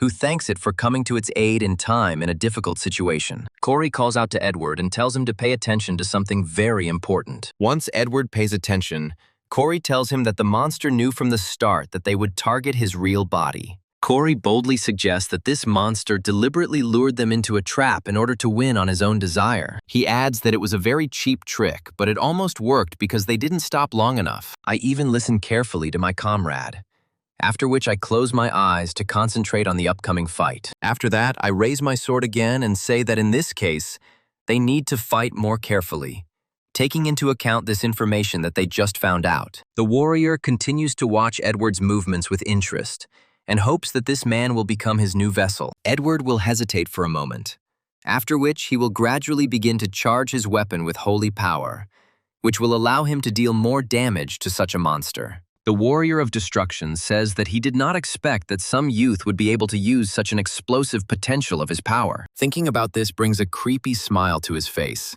which he showed to our heroes at the very beginning. After this, he decides that he has finally met a worthy opponent and lets out a powerful scream that shakes the walls and strikes terror into ordinary people. He says that quite a lot of time has passed, but finally a worthy body has appeared that can be occupied and subjugated. Dark power permeates the body of the Warrior of Destruction, and his arm begins to recover at an unprecedented speed. Edward looks at this procedure in surprise, but Corey says that the sword is the real body, so it is useless to attack the human form. Edward takes a few steps forward to prepare for a swift attack and says that in that case, the sword must be destroyed. Having prepared himself properly, he pushes off the ground with the incredible strength concentrated in his legs, allowing himself to develop incredible speed. The Warrior of Destruction decides to take a defensive position to allow the enemy to get within striking distance of him. Edward jumps slightly to gain an advantage over his opponent, and they prepare to cross weapons. A moment later, both of their swords clashed with each other, creating a huge amount of sparks from the mere contact. The light from the collision becomes so bright that Corey covers his face with his hand to protect his sensitive eyes. Quickly coming to his senses, he finds Edward and the Warrior of Destruction continuing a brutal life-and-death duel that could end at any second. Corey remembers that he can't fire a shotgun because it might hit his friend, and at that range, it would be useless to use a sniper rifle. Looking at his large caliber pistol, he realizes that in this situation, it is the perfect tool that can help him. Meanwhile, the fight is gaining momentum as both participants strive to snatch victory from the clutches of their opponent with all their might. Edward carefully watches every move of the Warrior of Destruction in order to block his attack in time and gain some space for maneuver. As time goes on, it becomes apparent that Edward has great potential, and the warrior of destruction wonders in surprise if he will be pushed aside in this fight. As he continues to fend off Edward's attacks, he realizes that a normal sword would have broken long ago from fighting him. However, the golden mana turns out to be such a powerful resource that Edward's sword does not suffer a single scratch even after strong blows. The warrior of destruction grits his teeth in hatred, realizing that he needs to come up with something urgently in order to win. Seriously angry, he pushes him away with his hand and orders him not to be impudent and to know his place. Despite Edward missing a push from his opponent, he quickly regains his balance by breaking with his foot. After that, he grips his sword tighter, feeling his hands trembling after such an intense duel that has not yet come to an end. Despite this, he maintains the optimism inherent to the protagonist and prepares to continue the battle. The warrior of destruction rushes forward to destroy his opponent, but Edward reflects that the longer he fights him, the more confident he becomes. Waiting for the right moment, he decides to change his grip on his weapon in order to launch a surprise attack and surprise his opponent. He freezes for a while to allow the enemy to get dangerously close, after which he will no longer be able to dodge. After this, he makes another forward movement, fully convincing himself that he will be the winner in this duel. The reason for Edward's confidence is that this time he has a reliable ally on his side, who shoots the warrior of destruction in time and slows down the pace of his attack. Corey doesn't let his ally down and takes a well-aimed shot from his Desert Eagle. While this attack doesn't do much damage to the destruction warrior, it is powerful enough to hold him back for at least a second. Corey realizes that the warrior of destruction is acting as if he is much more powerful than he was in his original form. However, the main character remains confident that Edward will win this duel, no matter what. With a precise and powerful blow, Edward knocks the sword out of his opponent's hands, sending it flying freely for several dozen meters. Without waiting for the bladed weapon to land, he launches himself into the air using his incredible speed, agility, and strength. Immediately after, he makes a flying dash to pierce the warrior of destruction with his attack. He puts a huge amount of force into this blow in order to finally break the will of the demonic creature. His efforts prove to be worth it, as the way he delivered his attack causes a final crack to appear on the sword. If the sword takes too much damage, it will begin to break into tiny pieces, thus being destroyed forever. The warrior of destruction's physical shell begins to gradually evaporate, and he looks at his fingers in horror. Before he can even utter a word, his body almost completely evaporates. Gathering all his strength into a fist, he only manages to say that he cannot believe that someone defeated him, after which he leaves this world forever. Corey looks at Edward happily and thinks that he finally managed to figure this out, and all that's left is to get the reward. Edward feels incredibly tired after such an intense fight with a mythical opponent. Corey comes closer to him and asks him what happened and why he suddenly looked down. Edward takes a closer look at the reward his opponent left behind, and discovers that he left behind a strange twig. Edward doesn't believe that everything will be so trivial, and quickly looks around in the other direction to find the treasure there. Finding nothing there, he looks around to see where the reward for this victory is hidden. The young hero's gaze is fixed on nothing, and this leaves him alone with the thought that he has received a reward, a magnificent twig. Edward's optimism immediately evaporates, and he says that the last thing he expected was that he would receive such a twig as a reward for such a strong opponent. Unable to cope with the weight of the circumstances, he falls to his knees, and Corey asks him if this will make him depressed. Corey tries to cheer his friend up by saying that this branch is unusual, when suddenly the same fallen appear behind him, asking about who is here. Corey looks around warily and realizes that he knows this voice all too well. His worst fears are realized as a group of fallen approach them, acting as reconnaissance. Corey prepares for the worst consequences of his sortie, when suddenly one of the fallen says that he just wants to ask them one of the questions. Looking sternly at the youths, he asks them why the hell they are here and what they are doing here. The blonde fallen states that their guild sent a request to clear this dungeon, and then asks them who they are. Corey tries to resolve the issue peacefully, saying that they knew nothing about it and were academy cadets who were exploring along the path. Corey also manages to hide the twig in time so that it disappears from the eyes of the fallen, saying that there was a monster here and they killed it. The fair-haired fallen continues to listen to them attentively, after which he asks them what they received as a reward for defeating the monster. Corey smiles and says that, as they can see for themselves, They did not receive a single penny as a reward. The fair-haired fallen contacts the guild leader, introducing himself as James, and saying that they have an emergency. He immediately states that they found 2 cadets who were wandering around this dungeon and killed the monster. James asks the chief what he should do with these cadets. But in response, he only hears the phrase that all the cadets must be killed. Corey and Edward realize that they are now in more trouble than they could have ever imagined in their worst nightmares. James says that the cadets themselves probably heard the order regarding their fate. A moment later, a shadowy substance appears behind him, and he says that they should blame it on their curiosity. In order to prevent the cadets from coming to their senses, James thrusts his hand forward to split the shadow matter into 3 beams. These beams immediately rush towards the cadets to split them into parts and significantly weaken them. Edward and Corey dodge this attack, thinking it is meant to cause damage.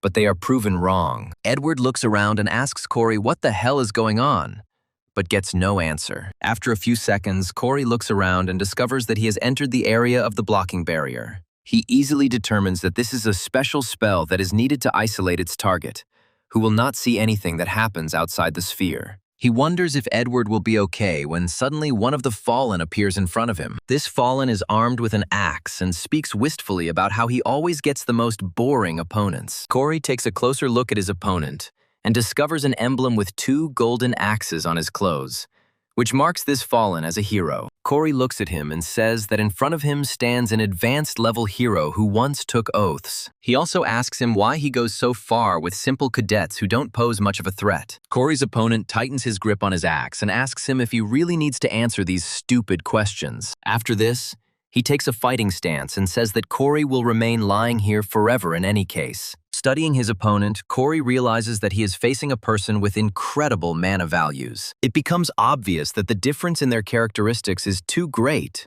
and it will be easy for him to simply blow off Corey's head. Despite this, he clenches his fists tighter and becomes determined to win this confrontation, since everything depends on it. Corey's opponent looks at his opponent in surprise, trying to understand why he wasn't afraid of his approaching death. Corey continues to stand as if nothing had happened and searches for something in his pocket, as if he sincerely hopes that it will save him. After some time, his attitude becomes suspicious as he may be looking for some kind of weapon. The Fallen tense up and assume a defensive stance to block a ranged attack from the shooter if necessary. As soon as Corey finishes searching for the saving thing, his opponent looks at it in surprise, not believing his eyes. All this time, Corey was not looking for some kind of life-saving pill or powerful weapon, but a simple stone that is unremarkable and does not have lethal force. It is difficult to imagine the surprise that appeared on the face of this Fallen, who clearly expected something more impressive. He even stops holding back his laughter and says that some little stone is unlikely to help him cope with this situation. Corey laughs as he throws up a rock and says that it will be more than enough to deal with such an opponent. These words hurt the Fallen hero's pride,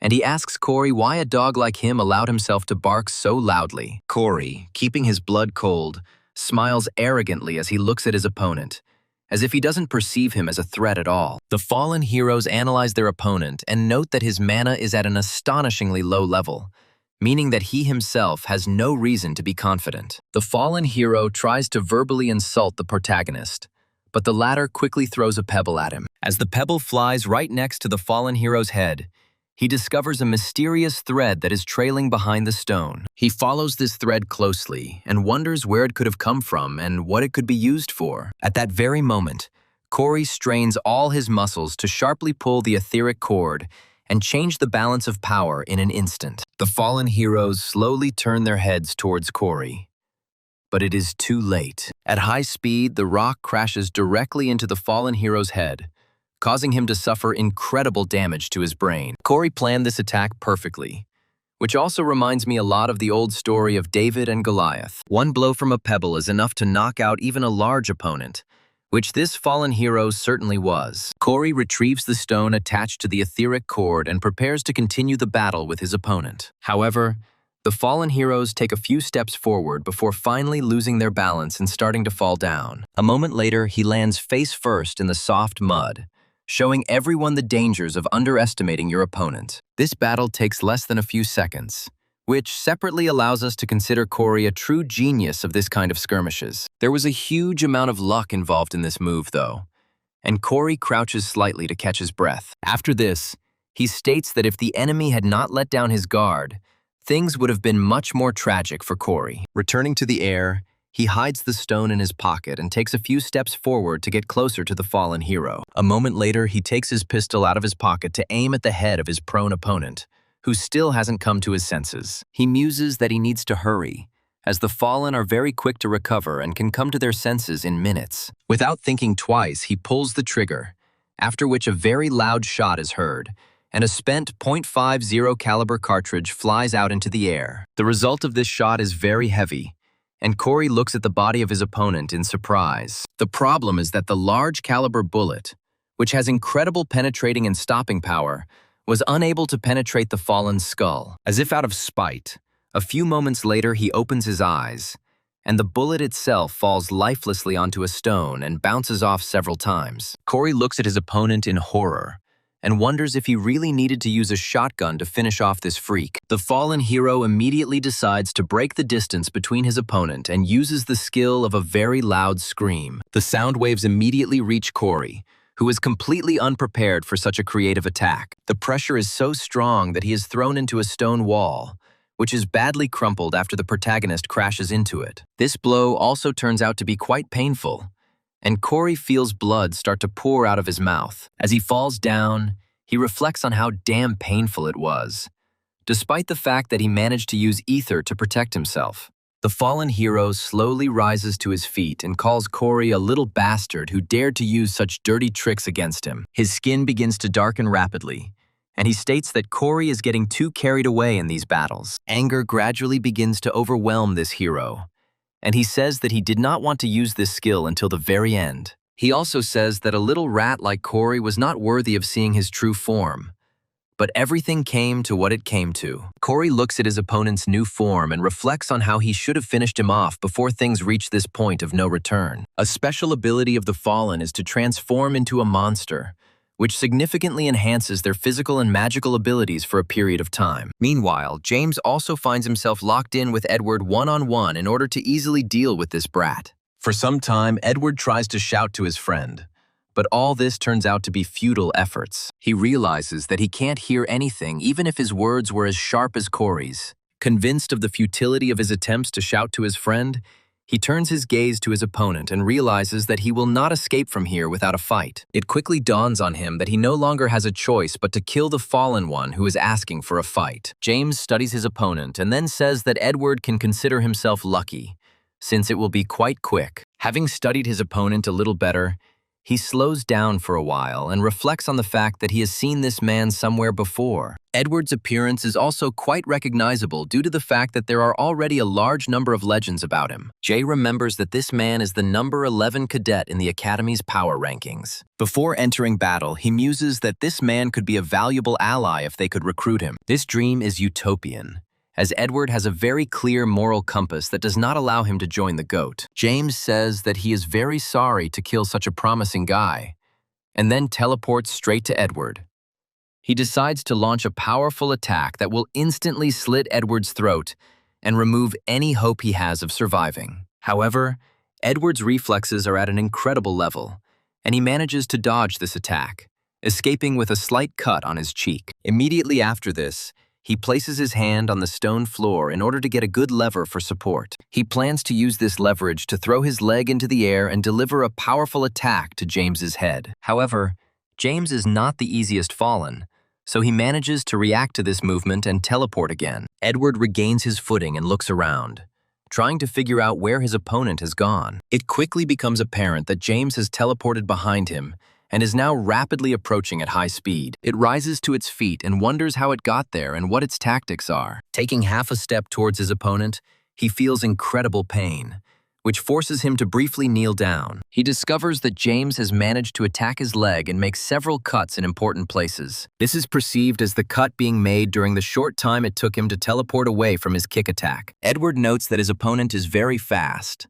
so he needs to adapt to such tactics. He decides to concentrate as much as possible and asks himself what he can do to counter this man's speed. The only thing that can counter superior speed is a more advanced combat mindset that allows you to read your opponent. James decides not to approve you and rushes forward again to catch Edward off guard. He unleashes a powerful attack charged with dark energy, but Edward manages to block it with his sword. The young man looks at his opponent's movement in surprise and realizes that this time he managed to block this attack. However, James lands another attack, which leads to a flurry of blows. At a certain point, he decides to trick his opponent and makes a forward thrust, but Edward turns away from it and gets away with another cut. Looking at what is happening, the infected James understands that he needs to do something more effective. Carried away by this thought, he misses a very important moment that could cost him victory in this duel. Too late, he discovers that Edward is not afraid of such closeness of the blade and counterattacks with his own sword.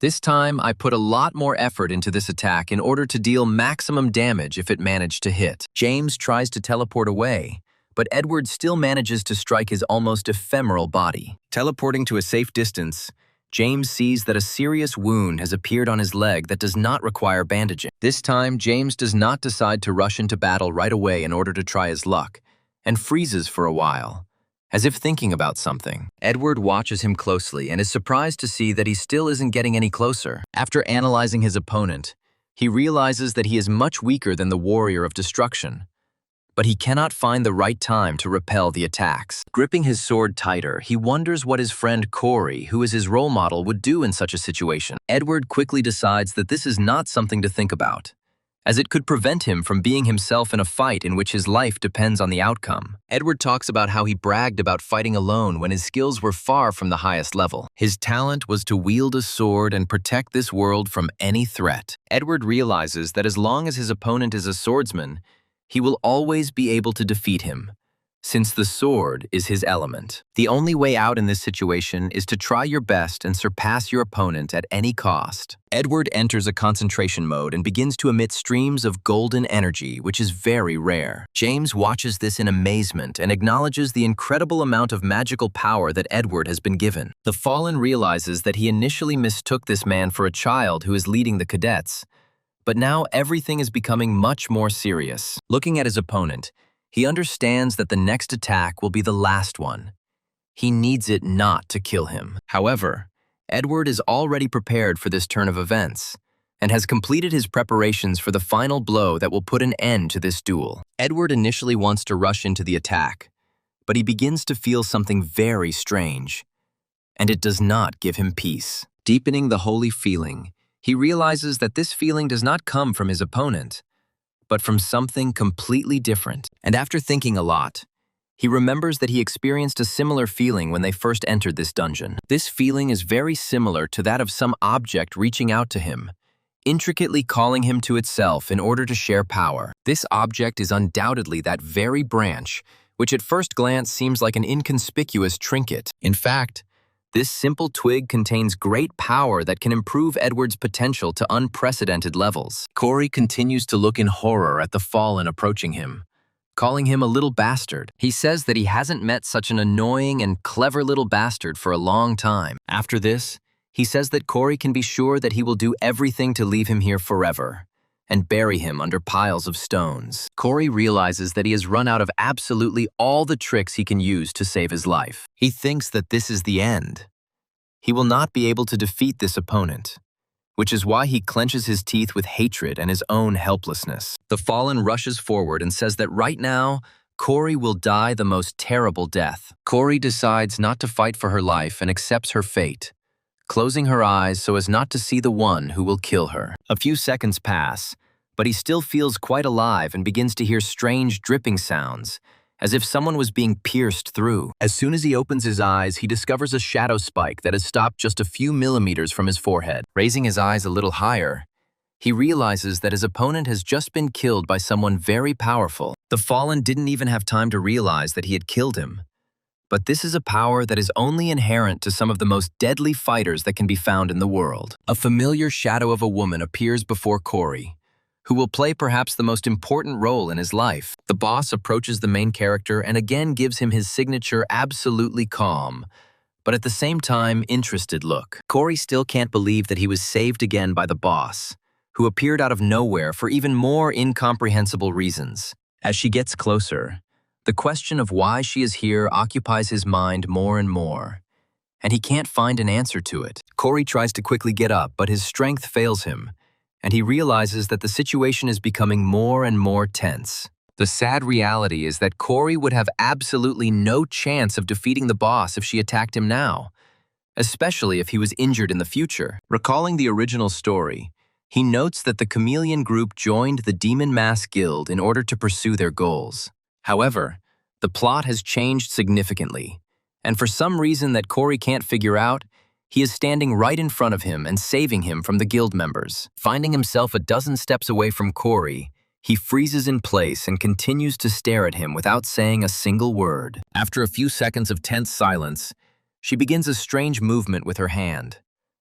Corey looks at her warily, trying to understand what she wants to do. The girl extends her hand to help him up and says that she is very glad to meet him. Corey is disarmed by this tactic and continues to look at his savior in surprise. Looking away slightly, he chuckles and says that, apparently, they have started to run into each other too often. But for a while, he focuses on her mysterious hair, while Boss says there is a simple explanation. After a short pause, she says that all this is happening only because she constantly monitors him and all his movements. Corey looks at Boss in surprise and asks her if she's joking about things like that. He still doesn't believe what he just heard and asks her what she means. Their conversation is interrupted by a huge ghoul that jumps out of the darkness and rushes at the boss, who has been standing motionless the entire time. Corey tries to warn her friend to come back and deal with the danger that jumped out at her from the darkness. Without moving a single muscle on his face, the boss destroys the threat behind him with mysterious shadow magic. A creature struck by this magic instantly disintegrates,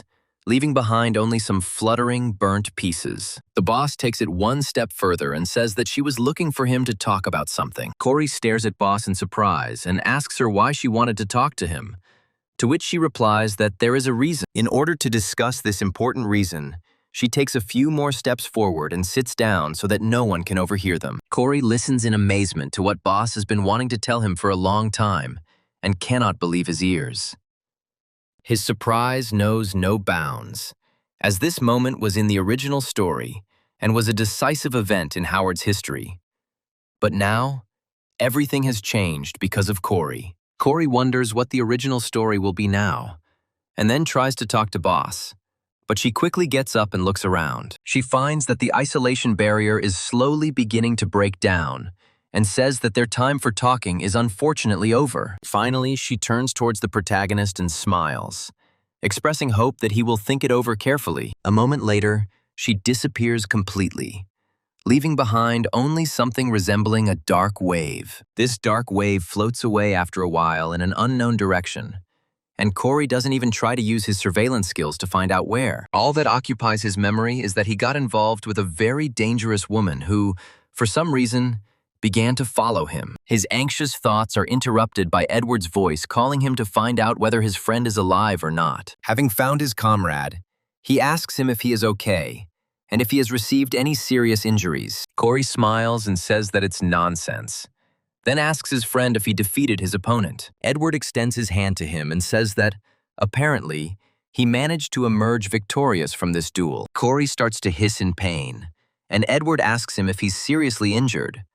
Corey says it's nothing. Edward pauses briefly and asks his friend what they will do with the remaining fallen. Corey turns around to find James unconscious, and is surprised that he survived his fight with Edward. Edward asks him if they should report that they found a fallen here and fought him. Corey tries to stop his very moral friend from making such a mistake, saying that they went into this dungeon secretly, which will lead to problems. Corey also reflects on the fact that he has put all his savings into this guild, so it would be very bad if its true nature were found out. Edward slows down again briefly and asks Corey what happened to the enemy he was supposed to fight in that isolated sphere. Corey decides not to go into details so as not to reveal the fact that he knows the boss.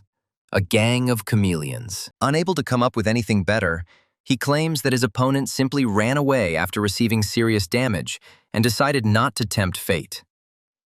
After some time, they emerge from this dungeon and find themselves in the fresh air, which now seems to them to be something very valuable. They look around and watch as small shells of fog gradually descend from the trees. They decide that this is a great time to take a breather, and thus regain their strength to continue moving forward. Corey reflects on how, after using stigmata magic just once, he received a significant backlash that affected his well-being. Edward shows the protagonist a twig that he managed to get, and says that from his point of view, it is something unusual. Corey is mentally glad that Edward didn't forget about this branch and decided to take it with him. Edward continues his story, stating that he felt the twig while he was fighting his opponent, as if the twig was calling to him. He continues to hold this branch and carefully examines it, conditionally trying to understand what secrets are hidden in it. Smiling slightly, he apologizes to Corey and says that this information will most likely be quite difficult to understand. Corey smiles and says that it is not so,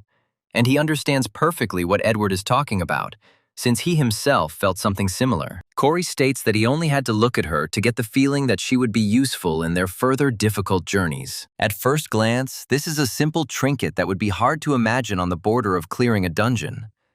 But in fact, it is a special branch. Corey asks Edward if he has ever heard the story of Mistletoe, to which he replies that he has never heard it. Mistletoe is one of the legendary artifacts that is mentioned in the myths of Northern Europe. This weapon was known as a legendary item associated with the slaying of the god of light named Valder. This branch also has the status of a deicide, which means it has incredible power that can defeat any enemy. Corey looks at Edward with a smile as he tries to translate the information he has received, which is difficult for him to process. He also reminds his friend that in order for the weapon to take on its true form, it must be awakened. Edward asks Corey if this means that the branch is not currently at its peak strength, to which the protagonist replies that this is exactly the case.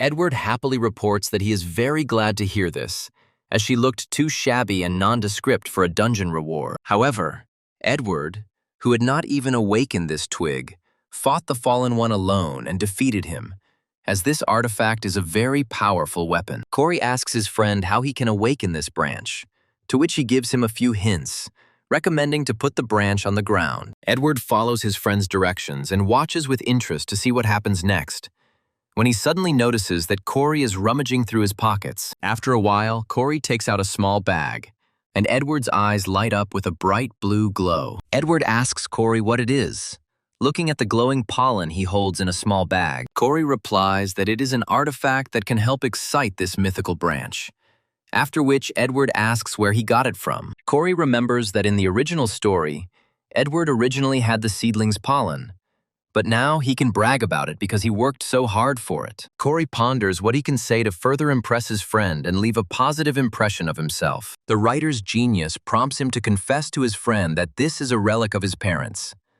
But something goes completely wrong as he expected. Too late, he realizes that his parents' phrase sounds as if he had enchanted the ashes of his own mother or grandmother. Corey quickly says he was joking, adding that it's just something important to him that has nothing to do with his parents. After this, he tells that this pollen will help him to be faster and reach his peak potential much earlier than planned. He also says that this pollen can be used on both a person and an object, after which he finally decides to sprinkle it on this branch. He looks closely at this unawakened weapon and says that once the pollen touches it, it will change significantly. With these words, he brings the bag of pollen closer and says that he will do this today to test the effect. This suddenly grabs Corey's hand and makes him stop to properly discuss the next steps. Edward asks him if he really wants this, adding that the pollen is very important to him, so wasting it on him would not be so wise. Corey says that it is precisely because this pollen is important that he decides to use it at this moment, since he may not have another opportunity. He states that mystical items like this are very rare, and some people can go their entire lives without receiving one. Edward continues to express doubts, but Corey interrupts him, saying that he should be able to accept gifts and not be capricious. Edward agrees with these arguments, and the protagonist slowly sprinkles this pollen onto the unawakened weapon. After a few moments, the pollen is absorbed into the bark of this artifact, and a bluish light begins to emerge from it. Corey watches closely as the light grows brighter with each passing second. Edward also watches with interest as this branch changes, noting that progress can already be seen right now. Pollen has a very beneficial effect on the unawakened branch, and it gradually begins to bloom, becoming covered with buds, from which stems and leaves blossom. Corey says his plan worked because he knew from the start that the pollen couldn't do anything bad. Edward picks up the wand to look at it with interest, when suddenly one of the stalks breaks off from it and falls down. Corey rejoices at this event, saying that the first awakening of Mistletoe is complete, and for Edward to grow and defeat his enemies, this will be enough for now. Corey also notes that the consequences are that the weapon will take the form of a ball that will be able to cut through anything it comes across. Corey picks up a rope for himself, saying that they promised each other a fair distribution of resources during the dungeon. Raising himself up in the river, he repeats the phrase that if Edward gets the branch, he will take a few leaves from it. Edward takes a few steps forward to guide his comrade and, if necessary, to stand up for him. After a few minutes of silence, Edward turns to his comrade and asks him if one leaf would really be enough for him. Corey says that these leaves will be enough for him, and he does not need the branch itself since he does not want to fight in close combat. Having finished this conversation, he again turns to his watch in order to obtain information about the leaf from this branch. After studying the properties, he realizes that this is not just a byproduct of a legendary weapon, but a real treasure that will allow him to create an amazing item. Taking a few steps forward, he understands that he needs to think about how best to use this relic, and what kind of weapon could be worth creating. Feeling sad about something great, he steps on the root of a tree, causing him to stumble and fall to his knees. He wonders how a tree root could have ended up here, when suddenly a shocking thought occurs to him. He recalls that something similar happened some time ago when he came across a ginseng root that cost quite a lot of money. Edward returns to Corey and asks him if everything is okay, saying that he heard some screaming. Corey says that everything is fine, then discreetly puts away the ginseng root and goes to get his friend to return home. Jane and Boss remain in the dungeon to check all the reports and also watch the video recordings of Corey's battle with the enemy. Jane whistles a tune and then says that she is quite satisfied with what she sees on the video. Looking at the recording of the fight, she understands that even if she puts in all her magic, it will be extremely problematic to control a whip with such power. The fact that Corey was able to knock out the fallen man with a simple stone,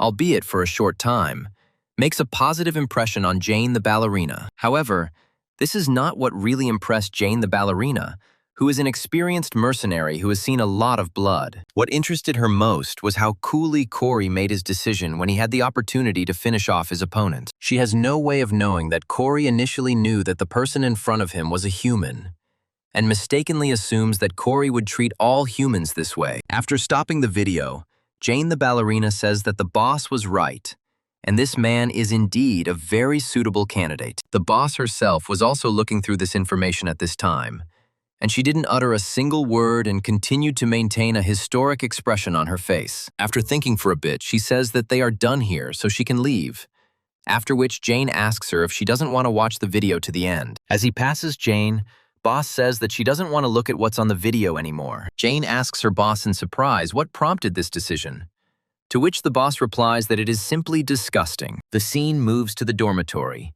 which Corey reaches with great difficulty and feels how incredibly tired he is. Once in his room, he feels his body aching and begging for mercy, and a soft bed on which he can sleep for a few days. Taking a few steps forward, Corey reflects on the fact that he has become one big bruise that could kick the bucket right now. After walking a few more steps, he finds that Evangel has come out of his room to meet his friend, and noticing that the girl can barely stand on her feet because of her sleepiness, he takes her in his arms and says that now they will finally go to bed. In order to put his dear daughter to bed again, he goes to the window next to which her bed is located. Stopping at the window, he freezes for a while, looking at the starry sky, which shines especially brightly on this night. The main character is illuminated by the full moon, which continues to shine the same cold light on the entire city. During the conversation between Corey and Edward that happened some time ago, Edward advised him to return to the academy first, as he was going to visit his family. Finally, he decided to stop Corey in order to tell him something very important. His eyes once again show incredible optimism and light that warms anyone who looks into them. After that,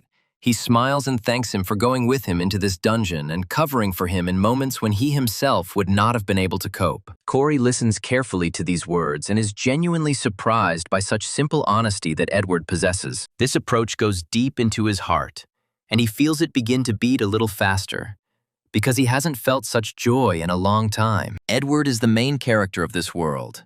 He has no doubts and will never retreat from his goal, and as a fighter for justice, he will steadily follow the right path. There is no person like Edward in the real world, which is why Corey created the perfect hero in his imaginary world. Corey really wanted such a person to exist somewhere and light up the lives of other people with his halo. The whole point of Edward's character was to protect the weak, no matter what, just because his heart and high moral principles told him to. Corey looks out at the city at night, and a genuine smile that had so rarely appeared before appears on his face again. Corey realizes that Edward is the true savior who will protect this world from the grave misfortunes that are constantly trying to tear it apart. As they were talking about this, Corey was very impressed and became silent for a while without saying a single word. Edward asked Corey what happened to him, but Corey just smiled and said that he was absolutely fine. After that, he said goodbye to him and told him that he should take care of himself, because in this world he could trust him more than anyone else. In the Hero Association, the 9 strongest fallen ones are called the 9 disasters, and it was believed that this nickname was interpreted as the 9 sources of evil. The fallen took this nickname as a compliment and accepted it. And after the 3rd disaster, the nickname of Contempt created a very secret base deep in the mountainous south of Namgung. The base of Contempt is a pretty good headquarters, with a budget that even the most secret military bases would envy. The workers at this base are talking to each other, after which they notice a strange girl who suddenly came into the office. This girl has ash blonde hair, and the other members state that she is usually not interested in missions. The staff members continue to look at her, questioning whether this girl is really a fallen one like everyone else here. After a while, an officer enters the room. The girls immediately straighten their backs and pretend that they are working responsibly. The man approaches the girl and addresses her by name, after which we learn that this is Tomer's real appearance. She slams the table in frustration, as the information she found clearly doesn't suit her taste. The boss approaches her and then hands her a small folder containing very important data. He says that he knows that Tomer has elite skills, but he is not going to listen to her complaints because the mission seems unworthy of her attention. Tomer says that she understood everything perfectly, after which she asks her superiors about what kind of mission it was this time. The senior officer suggests that she should familiarize herself with the mission data on her own, to which Tomer says that it would be better if she was told the details. After a while, she turns the pages to read the details of the mission, and the senior officer tells her that everything is exactly as she expected. He says that this mission will focus on keeping an eye on one very important person and taking decisive action at a certain point. The person to watch out for is Rachel, who is an English princess and a very important person. After some time, Corey fully recovers and goes to the magic tower to meet an important person. There are a lot of very rich people in this tower, but Corey calmly sits down on a small sofa. After waiting like this for several minutes, he finally hears a soft female voice speaking to him. Turning his head, he finds a man in front of him who asks him if he signed up for engraving with a magical aspect. Corey says that this information is true, and he did sign up for a similar procedure. The man says that he is very pleased to meet you, after which he introduces himself as Donnie, saying that he is a 4-star magician. Corey muses that a mage of this rank who specializes in artifacts is the highest rank that a normal person could encounter. A few moments later, Corey finds Donnie looking at him in a strange way. This awkwardness lasts for a couple more seconds, after which he asks him to come into his office, and Corey guesses that this magician was just assessing what he was wearing. Rising to his feet, he says that magic is truly a mercantile creature who cares too much about wealth. After Corey enters the office, Donnie asks him what magical aspect he would like to engrave. Corey talks about how he would like to do something with physical protection or protective magic. Donnie snaps his fingers and says that he has an idea that can help the main character. Several possible engravings immediately appear in the air.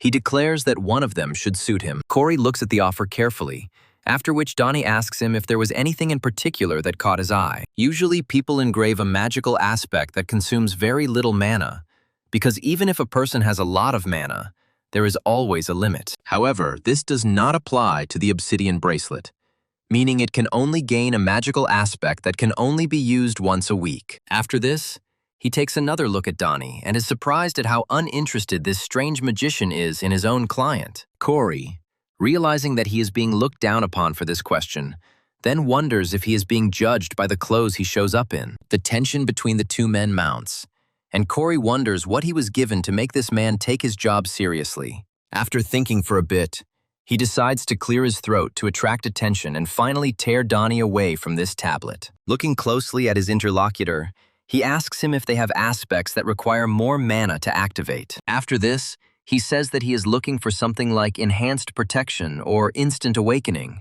to which they answer that this is, in principle, possible. Corey senses doubt in Donnie's voice and asks him if a 4-star magician can handle this. Donnie is silent for a moment, then asks Corey what he is trying to say with those words. Corey, saying that it's not a big deal since he's in a hurry anyway, then states that they'll definitely meet again.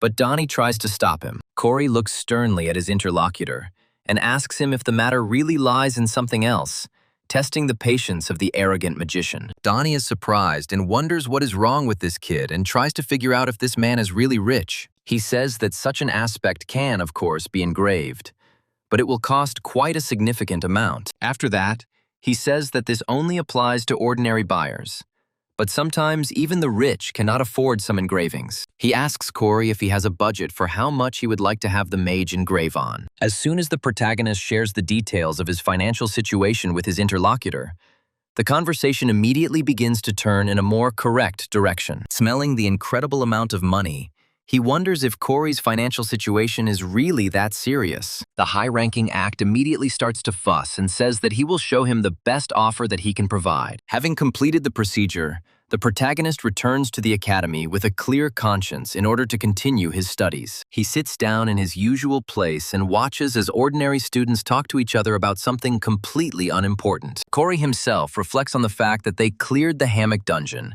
and Edward safely received his artifact. He is also happy that he figured out the engraving of the magical aspect thanks to Edward's help, as well as his shares. Even though Corey didn't want to go to that much trouble, he had no choice because the man was so materialistic. Instructor Jonathan steps into the center of the room and speaks loudly to the students to get their attention. He states that starting today, they will form groups of 5 and begin working together on various tasks. Corey, bored, looks up and remembers the very part of the plot he just got caught up in. During this team game, cadets must perform various activities, one of which may be a raid on a mini-tower. Another such activity that would require teamwork could be a simple skirmish where teams compete against each other. Such activities may also include a joint trip, the purpose of which is to strengthen the bond between team members. The instructor says that you can join a team at your own discretion and provide a list of participants by next Wednesday. Corey sighs tensely and wonders what an outcast like him is supposed to do as he talks about how those who don't decide will be assigned automatically. Lost in his own thoughts,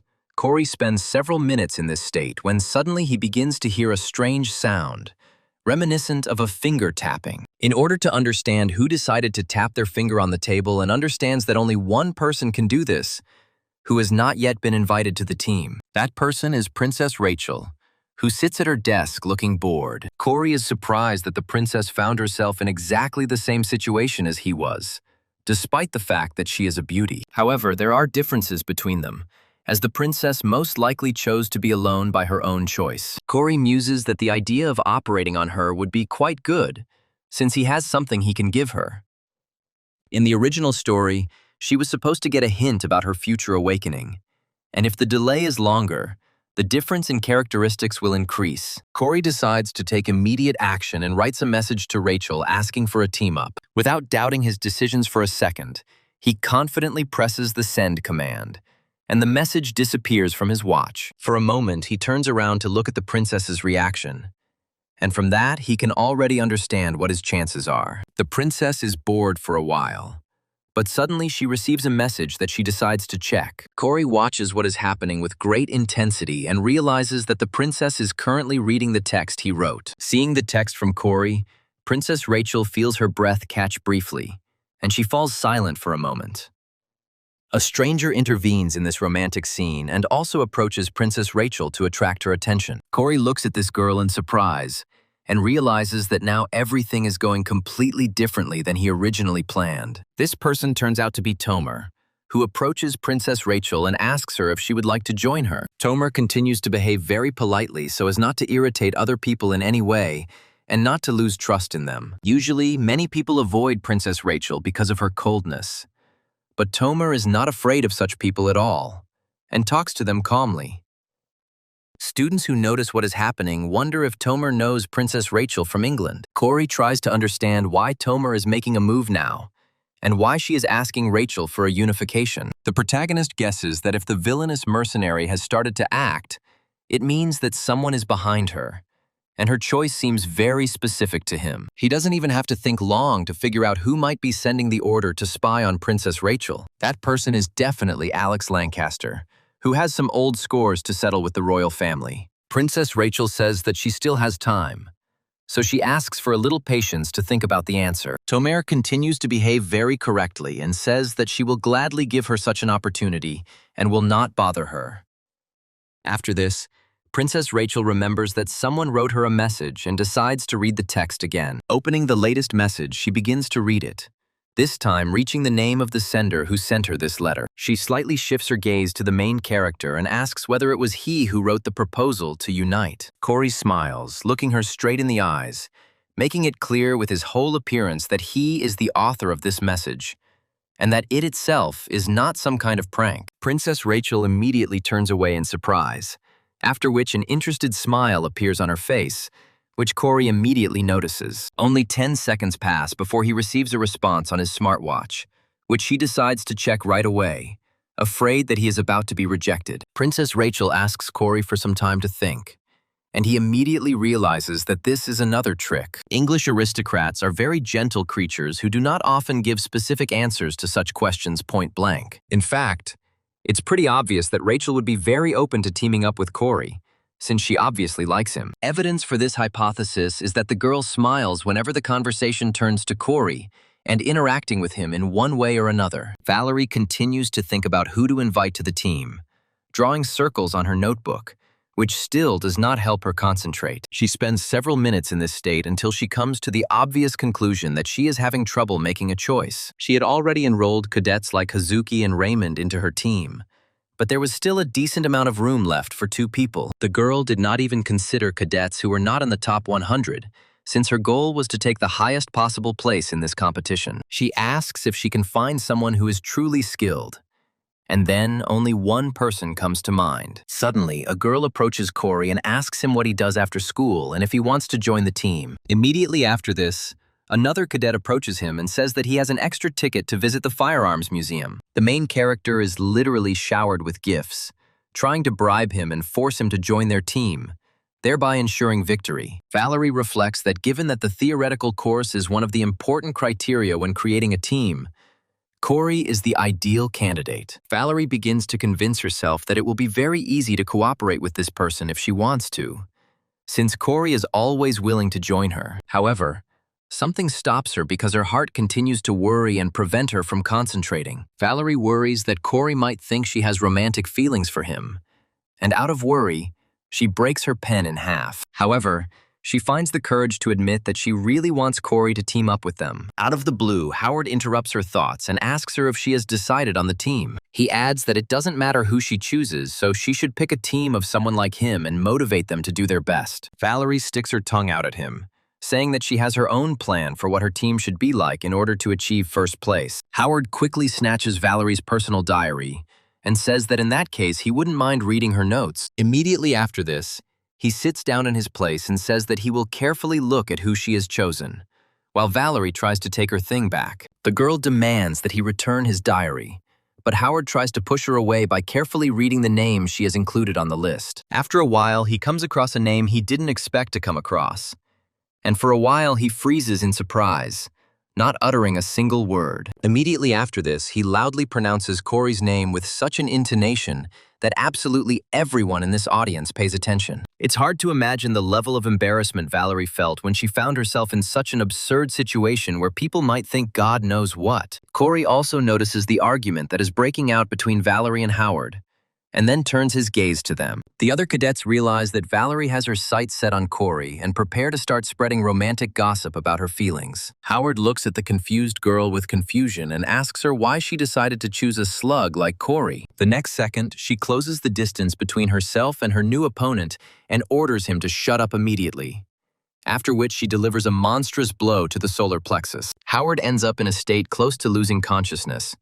But Valerie quickly takes the notebook from him and asks why the hell he is reading other people's notebooks without permission. Immediately after this, she decides to immediately leave this row, while other cadets ask me if Howard has already died a tragic death. Even though it looks like Valerie has sorted out the problem, she runs into the same Corey who has been watching her the whole time. Valerie continues to hold her head up high in order to show with her whole appearance that she doesn't care about this nonsense. Corey continues to watch her with interest, trying to understand what the root of the conflict between these two cadets was. After a while, the lecture ends and Corey, along with his other classmates, decides to go into the corridor. Valerie continues to pursue the protagonist and tries to distract him in order to talk about something. She also grabs his hand so that he can clearly hear her in this chorus of voices. Corey looks at her in surprise and asks her what she wanted to tell him, but pauses for a moment.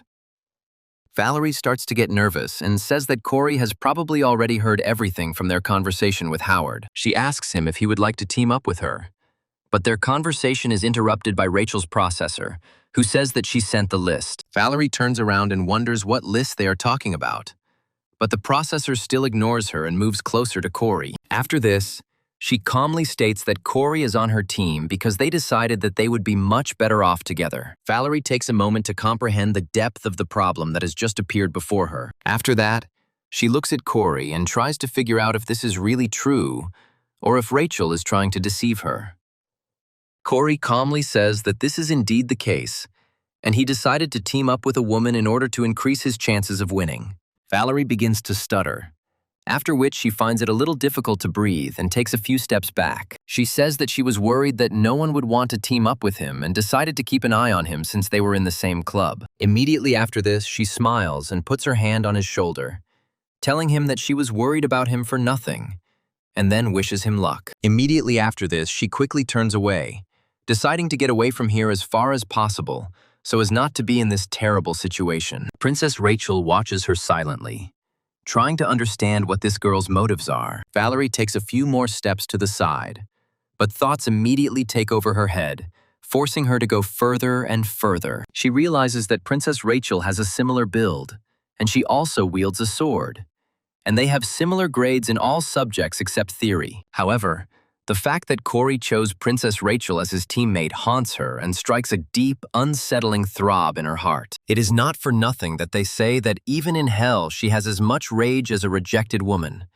and this phrase is very relevant to Valerie's current state. The rest of the cadets continue to calmly go about their business, not noticing at all what had just happened in the corridor. Corey and Rachel continue their walk, but something begins to bother the English princess, and she decides to talk about it with the main character. She stops briefly and calls his name in order to attract his attention. She carefully asks him if he is going to join another team, not taking her sad eyes off him. Corey muses that she most likely began to worry about this because of what happened to Valerie, after which she says that such an outcome is excluded. After some time, two more participants approach him, warmly greet him, and say that they are very grateful to have been invited. They also state that they were really hoping to team up with him, to which the good-natured protagonist says that there is no problem with that. They also ask him about strengthening the team bond and suggest going out for refreshments together. Princess Rachel suddenly says that she would really like to go to some cafe to get some refreshment. Another student asks her what food she likes,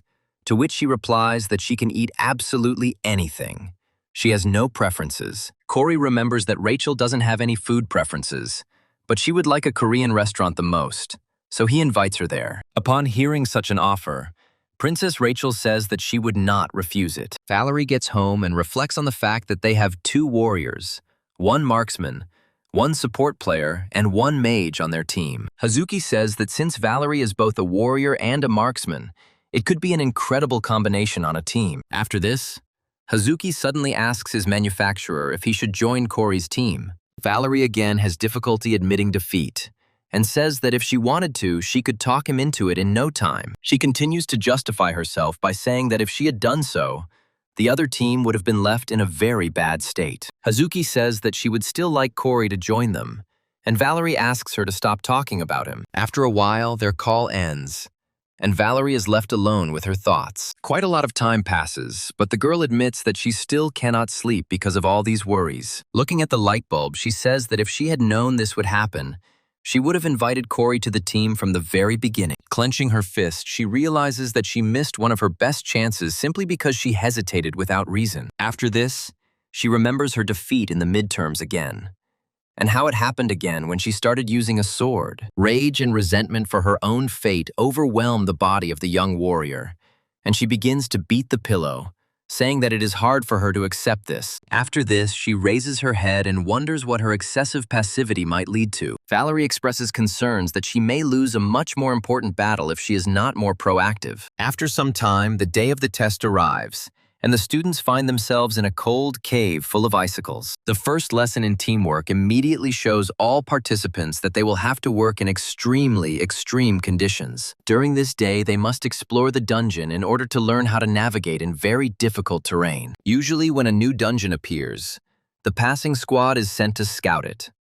And today, our heroes must perform the duties of the advanced squad. After wandering for some time, they find themselves at a fork in the road with 5 passages, and they wonder which passage they should take. Tomer chooses one of the passages and says that there is no point in guessing, and it is better to just go where she suggests. Corey immediately says that he does not agree with this decision, and says that he should not go there under any circumstances. Tomer looks at the main character in surprise and asks him why he is so sure that they need to go in the absolute direction. Corey states that he has a good eye for detail, and is adamant that they should not go down the path Tomer chose. Tomer looks at the impudent protagonist with undisguised displeasure, and tries to understand why he is acting so strangely. Without thinking twice, she approaches Princess Rachel and tells her that she is the head of the team, so she must make decisions in such matters. And after thinking for a long time, Rachel says that she will listen to what Corey says, thereby leaving Tomer with nothing. Tomer understands that this time she is left with nothing,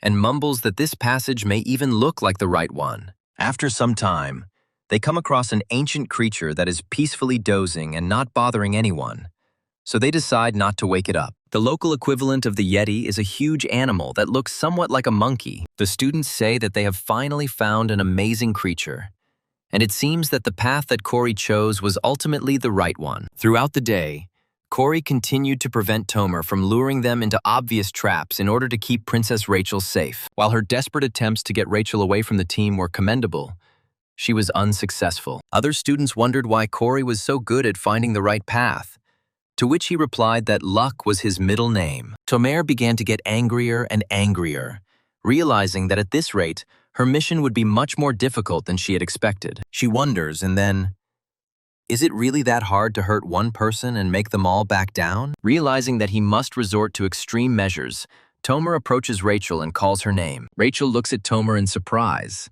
after which Tomer offers to take her hand and go with her. Rachel asks her why she needs to do this, to which the girl replies that they need to split into 2 teams and not rely on the same person. Rachel tries to object, but Corey is right there, telling her that this is a really bad idea. He adds that they cannot waste time, since they have almost reached their desired goal. Grabbing Rachel's hand, he leads her away from Tomer and invites her to come with him to reach the finale. Tomer calls out to the protagonist and asks him why the hell he is acting so self-confident. Corey wonders why he should be insecure if he wrote this plot and knows what's coming. Using the long-range sighting skill, he finds the right route to take very quickly. Immediately after this, he heads straight to his target, dragging Princess Rachel along with him while holding her hand. Rachel looks at the protagonist in surprise and continues to follow him, hoping that his premonition was correct. The students following them happily say that Corey got the direction right again, and they finally reached the finish line. This time, the finish line is represented by instructor Jonathan,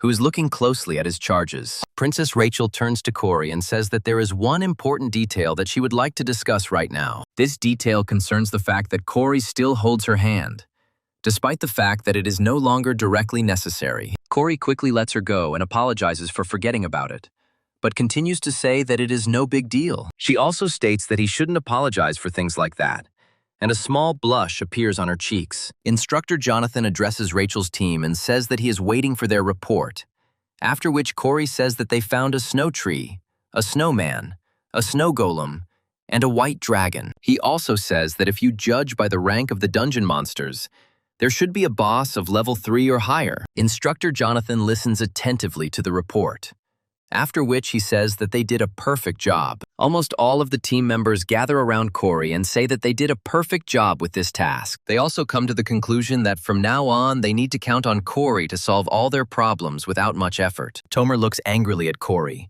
not realizing that now she will have to deal not only with Princess Rachel, but also with this unbearable freak. The senior officer told her that her goal was to injure and weaken Rachel's cadets, adding that the Cuban leaders who had become moles had promised to help with this. The officer also says that if Tomer distracts Rachel from her daily affairs for a minute and completes the task, the agent sent will take care of the rest. Tomer read this assignment with surprise and looked at her officer for a long time, trying to understand what the catch was. After this, she closes the folder and says that, in general, the task is extremely clear to her. She also says that this task seems too easy, since she was forced to fight with some children. Once in her room, Tomer looks at the ceiling and says that she shouldn't have thrown around such loud words prematurely. A moment later, she receives a letter from her superior officer, who asks her why the mission is taking so long. The girl freaks out, saying that only a little time has passed since the mission began, and they are already starting to rush her for no apparent reason. After this, she calms down a little in order to put her mind in order and make a new plan of action. She also admits that during the task,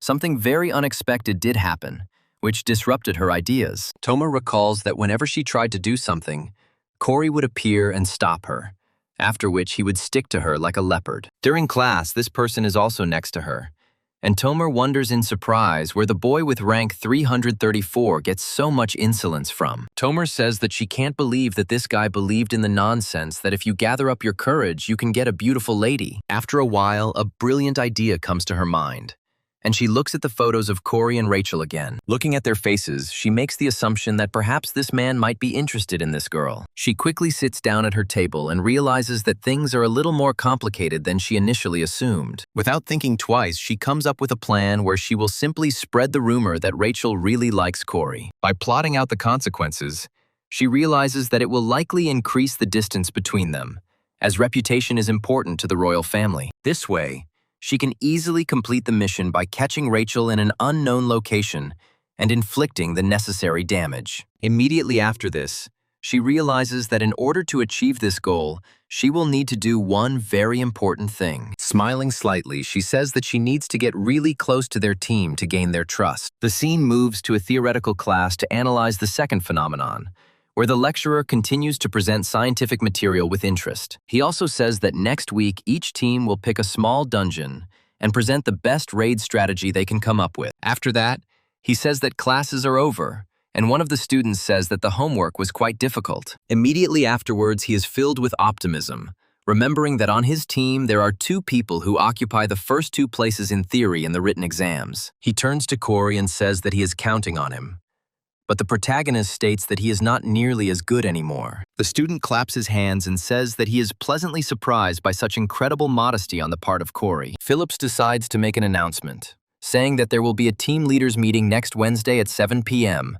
and all leaders must be present in the auditorium. The rest of the students begin to pack their backpacks in order to finally go on a long-awaited vacation. Corey approaches Rachel and suggests that they go to a cafe to split up the roles before they go their separate ways. Rachel agrees to this proposal, when suddenly Tomer intervenes in their dialogue, saying that they can take a cake and get to know each other better. Corey turns around in surprise at the disguised villain and tries to figure out what the hell she's doing. He looks at her in surprise and asks what she has planned this time, not at all embarrassed that she might suspect him of something. Tomer asks him what he means, and then says that she just wants them to become a close-knit team. Immediately after this, she approaches the other team members and starts being nice to them, thereby arousing suspicion on the part of Corey. After this, she takes the initiative and says that they must hurry to order the most delicious cakes. Corey suddenly finds himself behind everyone and realizes that this is all very suspicious and could lead to tragic consequences. After some time, they join a group of students and find themselves in a special cafe,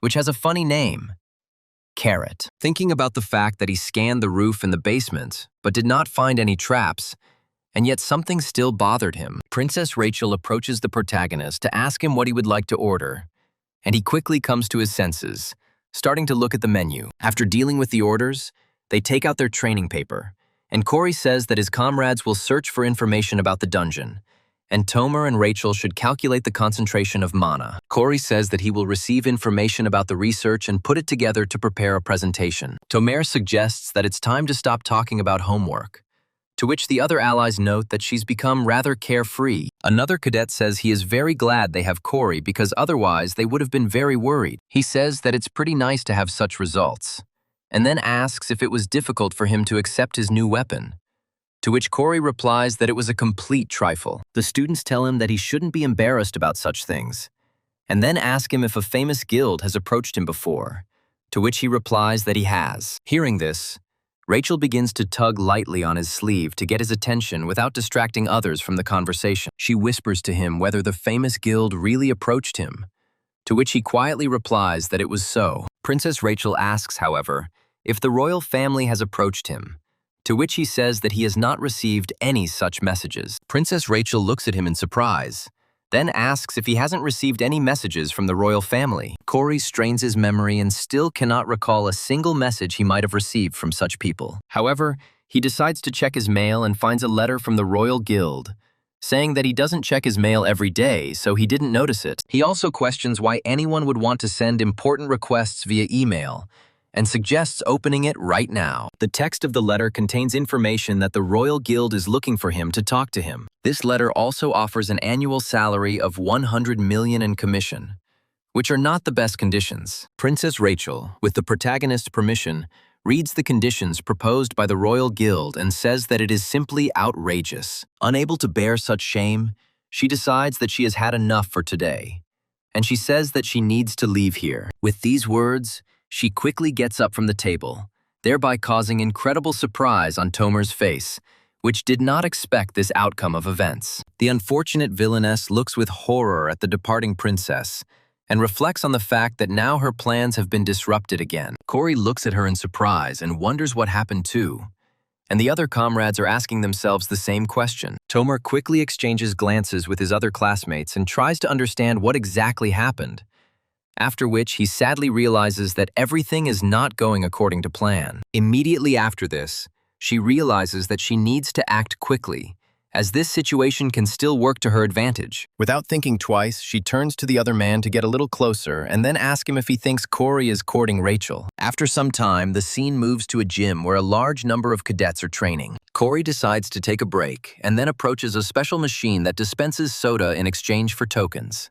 The main character says that there is nothing better than resting after endurance training, which still doesn't come easy to him. He realizes that he barely has the strength left even to open a jar. Despite his futile attempts, he fails to open the can, when suddenly someone's hand reaches down to the can and opens it in the blink of an eye. Corey turns around in surprise and hears a familiar voice behind him, politely greeting him. Valerie looks at the protagonist carefully, after which she says that she would like to talk to him a little. Corey continues to sit on his knees and regain the strength to get to his feet. He also looks closely at his interlocutor, trying to understand what she really wants. Valerie suddenly loses all her confidence and continues to stare at him without saying a word. Corey asks her what she wanted to say, but the girl continues to beat around the bush and struggle with her indecision. She states that her team's presentation is about the dungeon and the mantis, and asks him if he knows anything about the place. Corey asks her how she managed to choose the most difficult dungeon to analyze, to which she replies that she didn't do it on purpose. Valerie says that that nasty magician kept insisting and saying that they had to do it so that it would go away. The student continued to push his ideas until Valerie finally accepted his point of view as her own. Corey easily recognizes in these habits a magician named Arthur,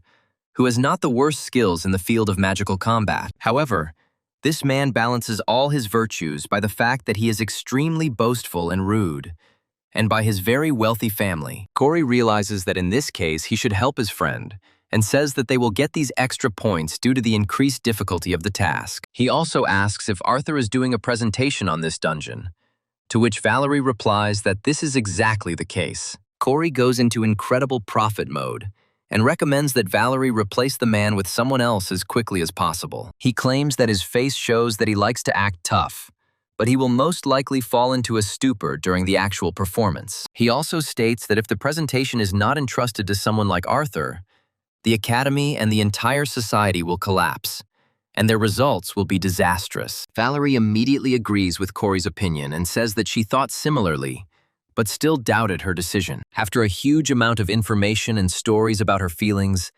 Valerie says that she would never have thought that she would find someone who would agree with her on this issue. Corey says that Hazuki is a great candidate for the role of someone who can perform in front of a crowd. Valerie says that she has thought about something like this, but she is not sure that Arthur will come to terms with such a decision. Corey suddenly wonders in his mind if they are really that close to chat like this, as if nothing happened. After a while, Valerie realizes the awkwardness of the situation they are in. Continuing this completely carefree dialogue, both heroes fall silent and remain silent for some time, not uttering a single word to each other, as if they had turned into stone statues. Valerie quickly changes the subject, saying that she wishes him luck and asks him to be careful during training. And Corey reciprocates, feeling a little embarrassed. Sometime later, the day of the presentation arrives, and Arthur tries to give a public speech, but he does it very poorly. Every word he says seems very forced, and he speaks from his seat, which also doesn't add any points to his style. Corey watches the proceedings with boredom and waits for the dull performance to finally come to its natural end. Watching Valerie get more and more angry with each passing second, he guesses that for some reason they were unable to replace the speaker. Arthur finishes his presentation and says with a smile on his face that he was simply nervous, which is why he didn't perform as well as he could have. It's worth noting that the girls on his team give him the coldest look he's ever seen in his life. Valerie prepares to bolt like a broken dog and asks him if the man is serious about making such a statement, laughing. And as her fists clench with incredible force, she realizes that as soon as they leave the classroom, she will blow his jaw off. The teacher says that it's the next team's turn, after which Corey says that he's already on his way. A moment later, he puts on stylish glasses to appear smarter and walks past Valerie with a businesslike air. Valerie looks at the protagonist in shock, not expecting him to change his style so abruptly and wear glasses that he had never worn before. Corey goes up to the podium and says that with the permission of the rest of the people, he can begin his presentation and begin his report. After that, he says that their team is responsible for the machine dungeon, and this is a real dungeon that existed at the foot of the mountain. After this, he turns to the slides, carefully articulating each of his words in the proper manner and showing everything with appropriate examples. Valerie continues to watch Corey and can't believe how her heart starts beating even faster with every second. Valerie notes Corey's amazing skills in explaining his presentations and getting his points across. After a while, the teacher stops Corey, saying that he has one very important question about his presentation. He asks him how they were able to estimate the mana flow with the little information they provided. Corey smiles, realizing he was expecting this question and had the perfect answer prepared. He immediately confidently states that this is explained by the following formula, which can be seen on this slide. The other students begin to whisper to each other about how great Corey's public speaking skills are. The one who was most impressed by this presentation was Valerie, who felt incredible warmth in her heart. Looking at Corey in glasses, she admits that he even looks a little cool in this outfit. This image suits him very well. After a while, their team's presentation ends and Princess Rachel praises the protagonist, saying that he did a great job. Valerie turns around sadly and watches their celebrations, realizing that she has found herself behind once again. Her gaze also turns to Princess Rachel, who is currently in almost constant contact with Corey. A feeling of sadness and envy permeates Valerie's entire being, as she would now give a great deal to be on the same team with Corey. After some time, Princess Rachel finishes her intense training in the training room and wipes her head with a towel.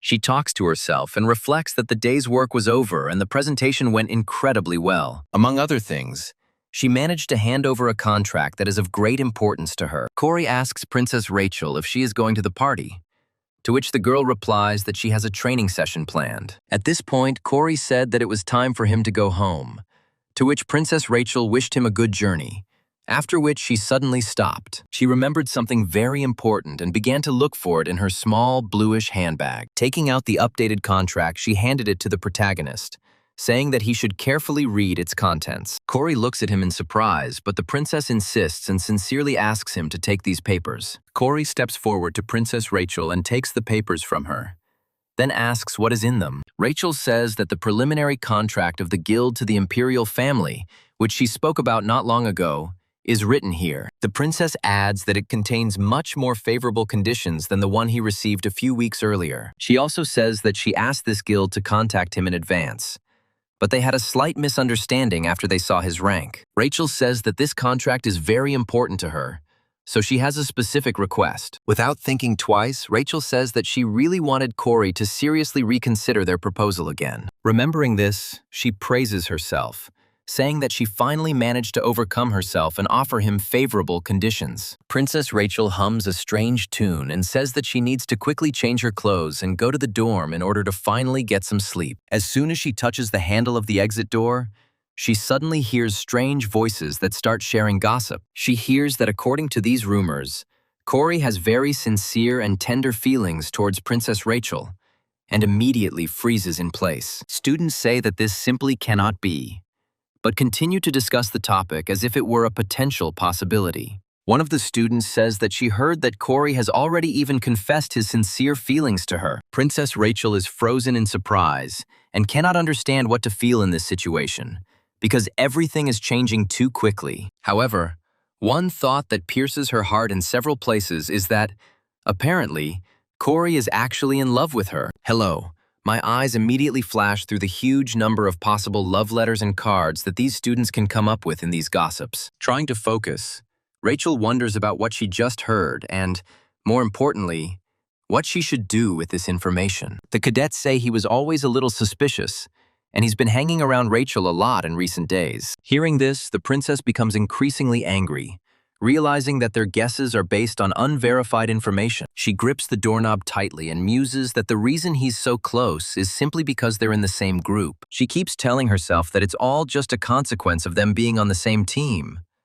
But then she remembers something else. Her memory returns to the moments when Corey risked his life and came to the rescue, even when there was no benefit in it for him. Rachel says it's natural that he would stick close to her, but deep down, she knows it's more complicated than that. She also recalls Corey's words that he is actually her biggest fan and even subscribed to her fan club. Some of the female students overhearing the speech wonder whether their statuses are too different for them to be together. After some time, Princess Rachel is hit in the back by another man who did not notice her standing still. That person turns out to be Valerie, who looks back at Princess Rachel and tries to figure out why she's frozen in place. Caroline came up with Rachel and they asked her what she was doing there. Princess Rachel tries to pretend she's a ficus tree and says that she was actually just standing there as if nothing had happened. Valerie says that as soon as Princess Rachel started to back away, she stepped on her foot and then asks her to remove her heel. He apologizes to Valerie, but she is only displeased, snorts, and then heads to the door to open it. A moment later, a terrible thought flashes through Rachel's mind that if the door to the locker room opens now, gossip will spread throughout the cube. However, she does not have time to stop them and immediately hears a female voice greeting her new friends and asking them if they have heard the latest news. Princess Rachel wonders what she can do to prevent a critical data leak and harmful rumors. Before the cadet has time to share new gossip, the processors decide to quickly open the locker room door and show up on the threshold. Realizing that the object of gossip has appeared right in front of them, the cadets quickly fall silent so as not to draw her wrath upon themselves. They whisper quietly to each other, trying to figure out if Princess Rachel heard them or if they can still feel safe. However, they decide not to push their luck any further and say that it is time for them to leave, after which they quickly leave. Valerie tries to find out what they were talking about, but the girl doesn't answer and quickly disappears behind the door. Valerie finds herself in an awkward position once again and tries to understand why people are running away from her at every opportunity. Rachel already breathes a sigh of relief, realizing that she has managed to prevent the spread of harmful rumors. However, Valerie continues to wonder what they wanted to say, while Caroline looks at the princess with suspicion. After some time, she decides to contact her in order to clarify one very important issue. She asks him at the level of whether she is on the same team with him at the moment. Princess Rachel asks Caroline who she means, to which Valerie immediately replies that she is talking about Corey. Valerie claims that for some strange reason, Caroline cannot say his name out loud, but her friend immediately denies it. After a short pause, Caroline asks her what it feels like to be in this position. But Rachel doesn't quite understand her. She asks Caroline a question, but the girl says that such a misunderstanding seems simply ridiculous to her. She notes that Princess Rachel acts as if she doesn't understand anything at all. After this, she says that the Royal Guild has already made a contract with Corey, and asks Rachel if this information is true. Without waiting for an answer, she says that she could not imagine that the precious preliminary contract was offered to some rank 334. After that, she says that it seems pointless. But everything could have changed if the initiator was the one who saw the secret that Corey is hiding. Valerie, who turns out to be completely uninitiated into this Santa Barbara, wonders what is actually going on here. Princess Rachel says that she doesn't understand what Caroline is trying to achieve by stating that based on the treaty they can still communicate with him. Caroline immediately starts laughing heartily, saying that it was just a joke and no one signed a contract with him. Caroline says that it is much wiser not to take advantage of this privilege left and right. She also states that it is very bad to make enemies among the people around you, and asks Rachel if she agrees with this. Hearing such a tone, the girl immediately clenches her fists, realizing that the conversation has now taken a serious turn. Looking at Caroline, she realizes that she is trying to tell her that she set her sights on Corey first and wants no one to cross the line. Rachel says that she doesn't need to cling to this man if he still rejects their contract despite all their efforts. Caroline says that it is fate that they are in this situation, and then invites Rachel to have dinner together. To her surprise, Rachel calmly agrees to this proposal, which sends her into an incredible stupor. Rachel states that she agrees and accepts these rules of the game, but she is not going to back down. A few hours later, they find themselves in one of the dorm rooms in order to resolve any misunderstandings that may arise between them. Caroline looks closely at her supposed rival and tries to understand what her plan is. Princess Rachel is already trying to show with her whole appearance that she is not at all worried about the current situation. And only poor Valerie absolutely does not understand where this is all going and cannot understand a single word they are talking about. Caroline reflects that it was simply a formal proposal that no one would usually agree to. After a while, she decides to make the first move and asks Princess Rachel if she wants to drink some juice.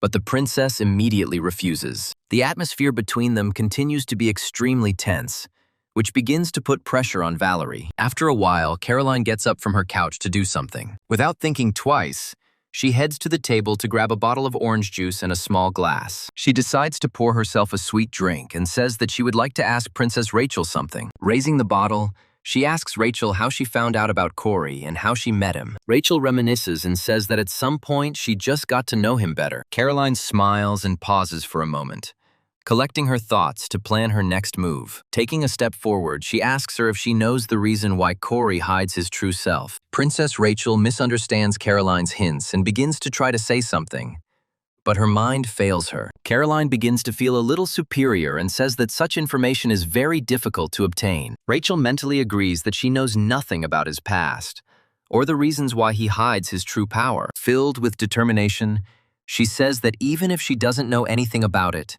it still won't change anything. She also states that she will wait patiently for him to open up to her. She also says that it's still better than trying to force information out of him, which shocks Caroline greatly. Without waiting for a response, Rachel gets up from the couch and says that it is already quite late, so she should leave. As she says goodbye, Caroline thanks her for inviting her to dinner, making it clear that she will not lose the fight for a man who does not really care about them. Caroline doesn't turn around and just listens to Rachel's footsteps as they quickly leave and slam the door loudly. After this, she is left alone with her friend, who falls silent for a while and does not say a word. Quite quickly, the feeling returns to Valerie, and she begins to tremble with irritation, after which she turns to her friend. She asks her why they were both talking about some strange things that she doesn't understand at all. She asks them to express themselves more clearly and speak in a common language without any stupid hints. The scene moves again to the Carrot Cafe, where another gathering of Academy students is gathering. Two cadets approach Tomer,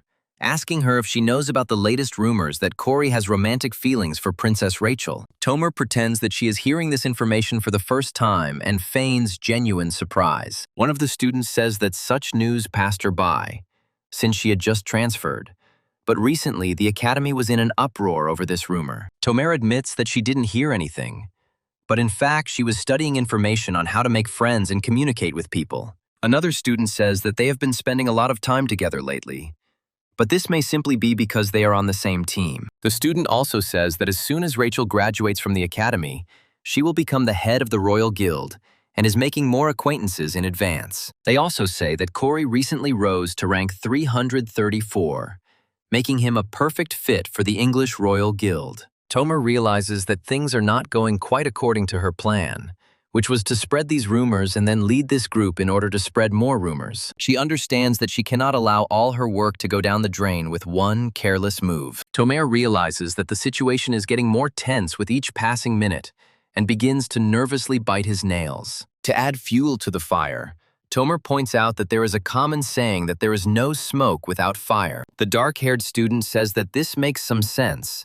since she recently saw Corey staring at Rachel. Tomer immediately says that his eyes were probably full of love, mentally realizing that all this looks far-fetched. Despite this, female students easily buy into such nonsense, since they are very interested in other people's relationships. Inspired, the student turns to Tomer and asks her if there is anything else she can say, to which she begins to think hard. She notes that when they recently went to a cafe, a very interesting dialogue took place between them. Meanwhile, a message arrives on her watch from an agent, recommending that she take the item with her to class on Wednesday to help her complete her mission. Unfortunately for Tomer, all these messages already end up on the protagonist's laptop, who successfully hacked her device. Corey smiles and says that he knew she came to the academy for completely different reasons. Last night, they met Tomer at a nearby convenience store for a completely random reason. Corey reflects on how he has been running into this girl more often lately, and that she is clearly giving in to her desires. It was at this moment that he noticed her wristwatch and realized that it was somehow strange. After some time, he realized that they were indeed fake,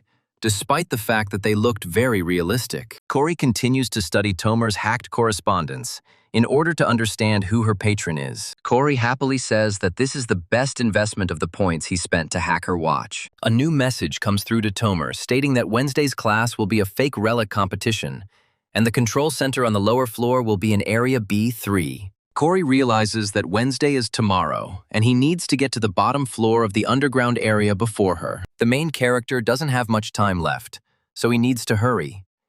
When suddenly his watch starts ringing. He decides to check what happened and receives a message with an embedded image. He assumes that the image was sent to him by Rachel, and that it contains a complex piece of homework that she cannot understand. Upon closer inspection, he realizes that the sender is not Rachel, but a completely different student who is having difficulty with her studies. This student is Valerie, who has been doing homework all day, and now her brain barely works. Despite the fact that she diligently studied the course material, understanding never dawned on her. She looks around and realizes that she has read the workbook carefully, but still can't decide anything. She mentally curses the analysis of the second phenomenon, remembering that the teacher continues to talk about calculations, but she cannot understand anything from them. After a while, she looks up at Rachel, who has been sitting at her notebook the whole time and diligently doing her homework. She also discovers that the girl periodically glances at her smartwatch, as if calculating something. Immediately after this,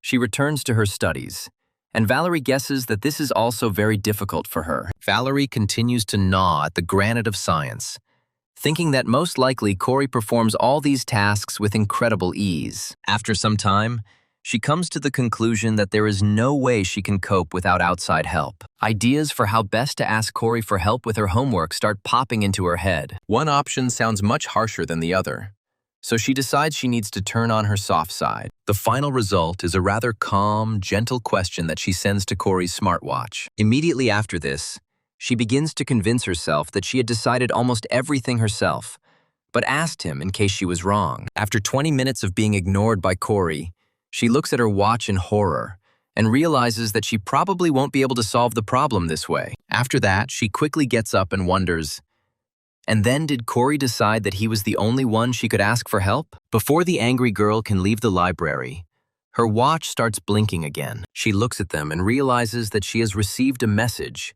which is most likely a response from Corey. She chuckles and sits back down at the table to continue doing her homework. Corey says it took him a little time to write a response that would help Valerie sort out this difficult issue. Afterwards, he smiles, thinking about how much progress Valerie has made in her recent time at the academy. He notes that she works really hard, and that no matter what she did on the previous presentation, she gave it her all too. Corey talks about how she will become an even better hero than her brother in the future. But after that, his throat seems to dry up. Corey realizes that he has completely forgotten about one very important matter, since he has already gotten used to living here. Valerie's brother Victor is currently in a coma as he has become a host for the demon. But after the incubation period, it will all be over. There are no heroes strong enough to defeat this monster yet. But no one knows how long Victor will remain unconscious. Corey realizes with a heavy heart that he will have to take action to prevent an unimaginable disaster. The main problem is that only he knows why Victor is in such a state, which means no one can help him. The protagonist reflects on the fact that he will not be able to get closer to Victor until he gets some quality disguise. Sparkle immediately flashes through his mind, and he takes out the business card he received from the boss of the Chameleon Gang. He recalls moments from his last meeting with his boss, during which she looked at him intently and addressed him by name. She also invited him to join them in order to carry out very interesting tasks together that could change the world. At that moment, she handed him a business card, by which he could find her at any time he deemed necessary. At the time, Corey didn't attach much importance to such a gift.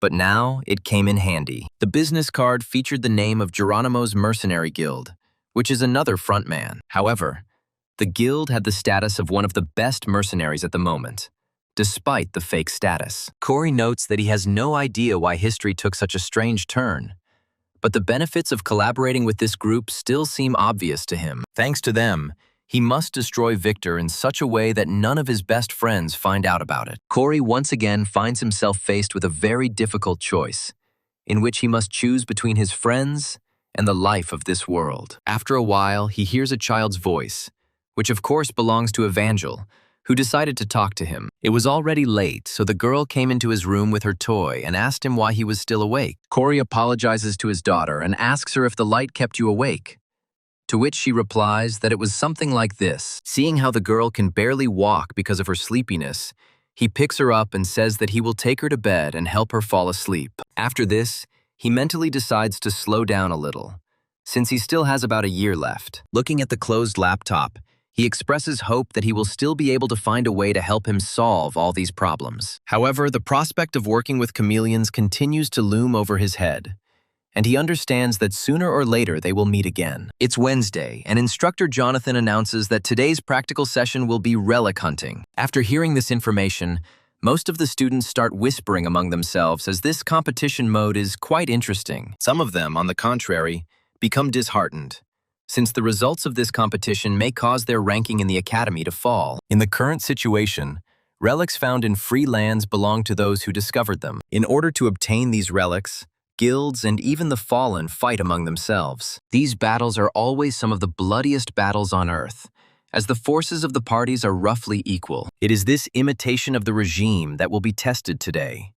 And in other words, this training will help them feel what real war is like. The instructor is already talking about how the relic excavation site will be extremely vast, and the main concept will be close combat. He also said that the team structure, the way of communication with other team members, and the location of the relics will be unknown. The instructor additionally notes that during the training, the white team will defend and the black team will try to attack. The conditions for exclusion from this regime are a mortal wound or surrender to the mercy of the enemy.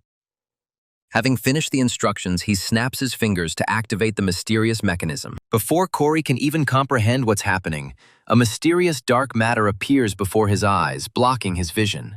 The same thing happens to other cadets, who instantly become blind with the help of special bandages that look quite unusual. Instructor Jonathan asks all the cadets to calm down, saying that he simply used his abilities to make the tests more difficult. He also says that he closed their eyes so that they could randomly distribute them to different locations. Corey reasons that it's not surprising that an advanced hero was able to turn a blind eye to so many cadets. However, he immediately decides to cheat in order to gain an advantage and open his eyes with magic. Thanks to his advanced vision system, he can see through his blindfold and move freely wherever he wants. When it comes to searching for relics, people usually think of pits, but thanks to the technology being transferred, it's more like exploring a bunker. Corey reflects on how people in this world have all sorts of amazing talents, meaning that not many people sent this. As it turns out, he only manages to count 15 cadets who are on this floor. On the second floor of the underground bunker, there are 25 cadets, who are also evenly distributed throughout the area. On the third floor of the underground bunker is Valerie and other very important plot characters. One of these important plot characters is certainly Princess Rachel, who also happens to be there. Corey calmly moves on and understands that there will be a serious duel between these two girls to find out who will be stronger. He continues to walk forward, then pauses for a moment, wondering what he should choose. Having finished his thoughts, he looks around and realizes that he is on the 4th underground floor. And after some time, the color of his clothes changes, and he realizes that he has ended up on the black team. Corey says that he would like to know where Edward and Howard are, but it is unlikely to help him. Looking around with his advanced vision, he realizes that he is in some kind of residential area. Concentrating even harder, he discovers signs of life in the next room and realizes that there is a cadet next to him. Suddenly, Instructor Jonathan says that all the courses have been distributed across the territory. He states that the Great One will be guarded by a hologram, and the white team must guard it while the black team must try to steal it. The doors of all the rooms begin to open rapidly as the complex begins a countdown to the start of the game. This report is carried out at a fairly rapid pace, and the cadets understand that very soon they will have to enter the battle. Instructor Jonathan advises them to get ready, then counts down the last 10 seconds until the match begins. As with all countdowns, the last 10 seconds seem to be the longest because of their significance. Valerie listens carefully to these numbers and concentrates on performing as well as possible. Corey also prepares to engage in combat, emptying the magazine of his pistol and then removing its slide catches. He muses that the relic Tomer must take is located in area B3 on the very bottom floor. Quickly remembering the plot of his work, he understands that the lowest floor is the 7th, but now everything has become more complicated. An added complication is that in the next room is Caroline, who represents the white team. The girl approaches the door and studies it with interest,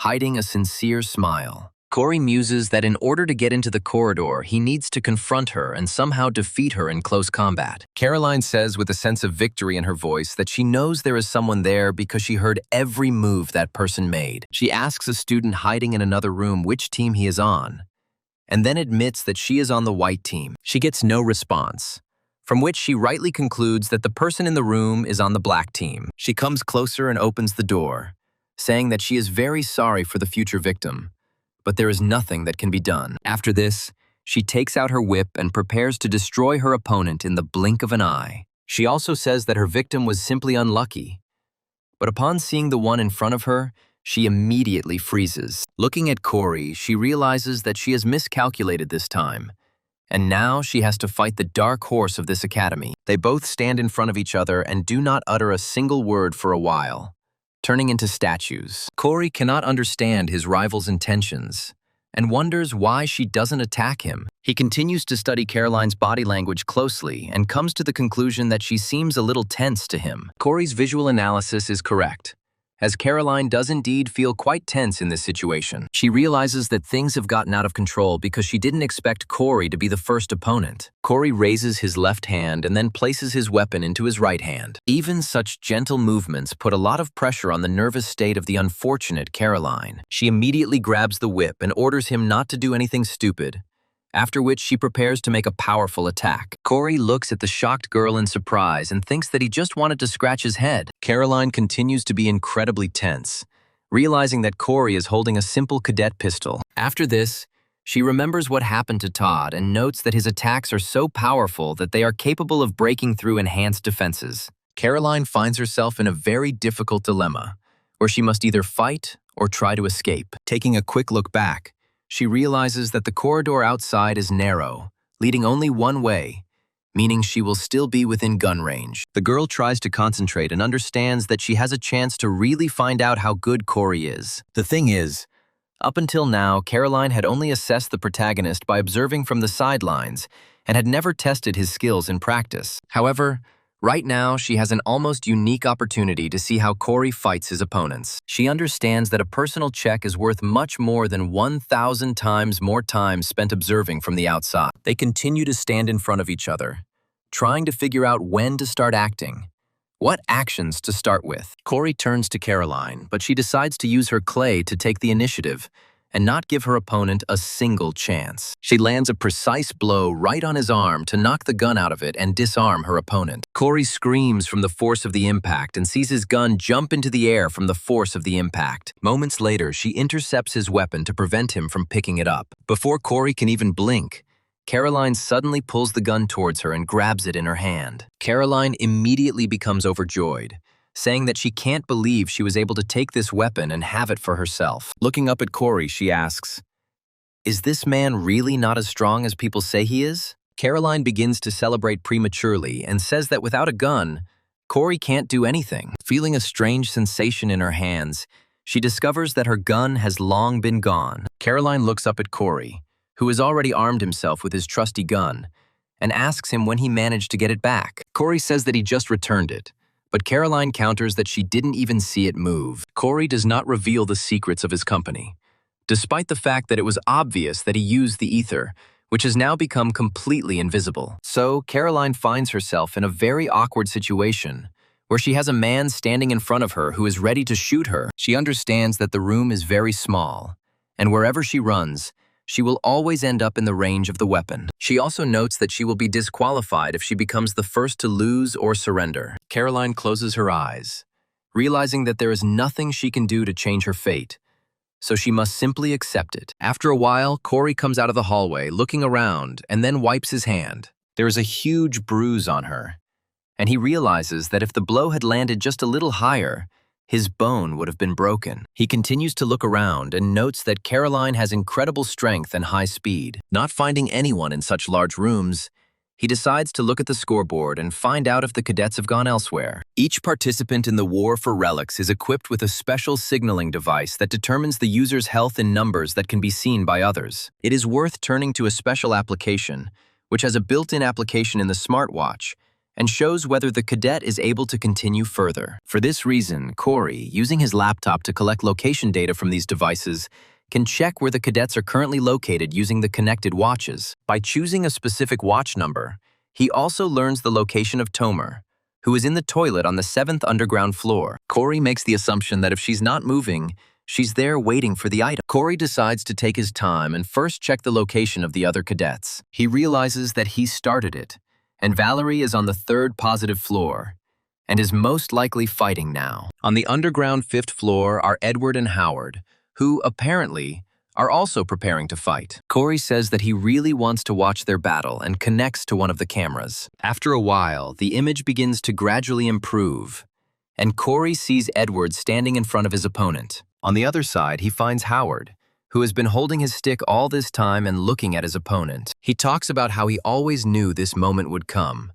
And then Corey realizes he's in for a treat. As both cadets rush into battle, Corey feels incredible goosebumps as the camera strangely turns off. Returning to his activities, he says that the area around this area is becoming too busy. After this, he looks at his watch and realizes that he was too distracted, and now he needs to go to Tomer's location. Looking around, he realizes that there is not a single person standing in his way, and he joyfully moves forward. One of the Black Team cadets stands in front of his opponent and sincerely says that he surrenders. A moment later, the bandage materializes on his face again, causing him to lose the ability to see in front of him. Valerie exhales tensely and says that this is already her 3rd victory, and she herself hasn't even broken a sweat. She is happy that, having switched to the sword only 3 months ago, she has become so good that she can say that she is quite a talented swordswoman. After a while, one of her friends runs up to her, telling her that she is finally safe. Valerie asks her where she was,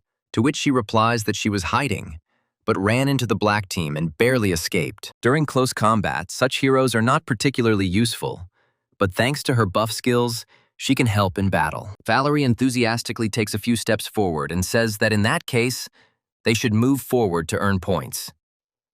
Valerie's friend stops her and tells her that Rachel is also on this level. Valerie looks at her friend in surprise and asks her if she really decided to be here. Valerie's interlocutor speaks up, claiming that she barely escaped when she saw her, after which Valerie tells her to wait a minute. The reason for this change in mood is that Valerie heard a strange sound, similar to the approach of other people. After a while, she grips her sword tighter and tells her friend that she should stick with her. After some time, the doors open, and another cadet appears in front of them, who is not eager to rush into battle. Valerie stares at this cadet in surprise and tries to understand why he was so out of breath, and who he was running away from so quickly. This cadet turns out to be Caroline, who looks at her friends with a sad face. Valerie approaches her and tells her that she is sweating a lot, asking her who she was running away from so quickly. Caroline talks about being stalked by a guy, and Valerie assumes it was Corey. Another girl says that if it was Corey, then Caroline probably defeated him since his rank is much lower than hers. Caroline begins to shift from foot to foot and realizes that she is having a very difficult time answering this question. She also flashes back to the moment she realized that Corey was about to pull the trigger and fill her with magic bullets. However, instead of doing what any other cadet would do in her place, Corey calmly punches her on the shoulder. After that, he passes by and says that this is only the beginning of the war, so they will not ruin each other's lives. After doing this, he continues to go about his business, causing Caroline to quickly turn around and try to figure out if he was joking. Corey walked past with complete calm, not doubting for a second that Caroline would let him go. Caroline returns to the present moment and says that she has not yet been able to deal with him. Valerie asks her what he was doing when she met him, to which Caroline replies that he was most likely doing intelligence work. Another cadet asks Caroline if he's been looking for Rachel all this time, and Valerie then asks her why he would do that. Without thinking twice, she says that the reason for this is that he likes her. Valerie perceives this information with incredible difficulty, and it is difficult to imagine the conceivable or inconceivable limits of her surprise. However, the fact remains that the words that Rachel likes Corey continue to throb in her head. Valerie feels her hands begin to shake as she receives this information. Imagining Corey blushing at the sight of Princess Rachel, she immediately begins to feel that it all doesn't add up and refuses to believe it. Valerie asks her where she got this nonsense from, but the girl replies that lately this rumor has been driving everyone in the cube crazy. Caroline listens carefully to these arguments, after which she says that all this is complete nonsense. Caroline realizes that the fake relic war has a huge impact on grades, so there is no time to waste on rumors and changes the subject. Even though they continue to talk about the relic's location, Valerie still has difficulty bringing up past topics. As soon as the conversation ends, Valerie turns to her friend again to find out something. She also says that all of this could really be rumors, since the only reason for this is the fact that they are on the same team. Valerie's interlocutor says that there is no smoke without fire, and Valerie tries to sincerely prove to her that this cannot be true. Caroline is delighted by this attempt to cope with reality, when suddenly she notices something dangerous above. She warns other people to be careful because there are some sparks coming from above. She asks the student who is the class representative to dodge immediately. A moment later, she takes out her whip and delivers several blows, which immediately breaks the arrows flying in their direction. The shells fall lifelessly to the ground, never reaching any of their targets. Caroline and Valerie look at each other and ask if they were hurt by the attack. Valerie immediately grabs her sword and turns around, wondering what kind of idiot attacked them. Quite quickly, she does not detect the man who stood behind them and gave the command to shoot. The person turns out to be Princess Rachel, who has gathered a small team around her. Valerie says that it was a very cowardly ambush for a person like the English princess. Rachel begins to think she is in a real war and pompously raises her weapon to give the command. Looking coldly at her future victims, she tells her people to prepare to rush forward. A moment later, her subordinates attempt to attack Valerie and Caroline, unaware of what awaits them. Caroline is quick to point out that the cheerleading student should keep his distance and not get into trouble. The girl tries to hide, but one of the archers cuts off her path with his shots in order to drive her into a trap. Valerie understands that her comrade is in serious danger, so she cannot hesitate for a second. She continues to fight multiple opponents at once thanks to her incredible potential. Thanks to her powerful strikes and applied energy, she manages to push her opponents back for a short time. However, they remain optimistic, thinking that even a girl like Valerie cannot stand against both of them. Valerie begins to exhale tiredly and orders her opponents to get out of here immediately before she finishes them off. They are amazed at the high morale of a man who finds himself in a numerical minority. The girl says that she has a lot of unfinished business,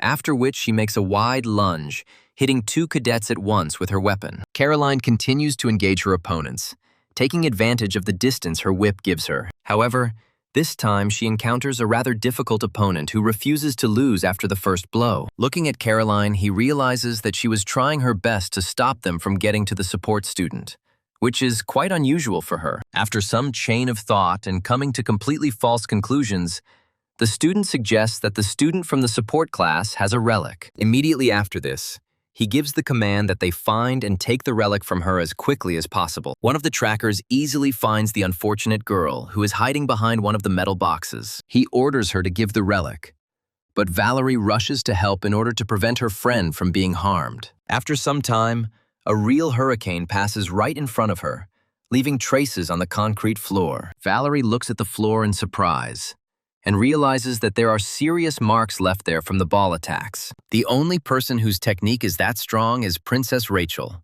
who is preparing to attack from above. Valerie manages to dodge this attack, as her speed and agility are at a much higher level than that of an ordinary student. Rachel is surprised that she was unable to successfully carry out this attack, since after all this time she had already become unaccustomed to fighting worthy opponents. She makes several more dash attacks, but none of them hit their target. Valerie reflects that even this powerful sword, which is suitable for fast combat, is no match for Princess Rachel's brute strength. She also notes that her opponent is very capable, and knowing that she will lack ball handling skills, she only pushes her further into the corner. The thought that even blocking her attacks is becoming more difficult irritates Valerie more and more with each passing second. Taking advantage of her anger, she breaks the distance and says that even in this case she does not want to lose. Channeling her anger into pure energy, she charges her weapon with an incredible amount of mana. Looking at Princess Rachel, she makes a firm vow to herself not to lose,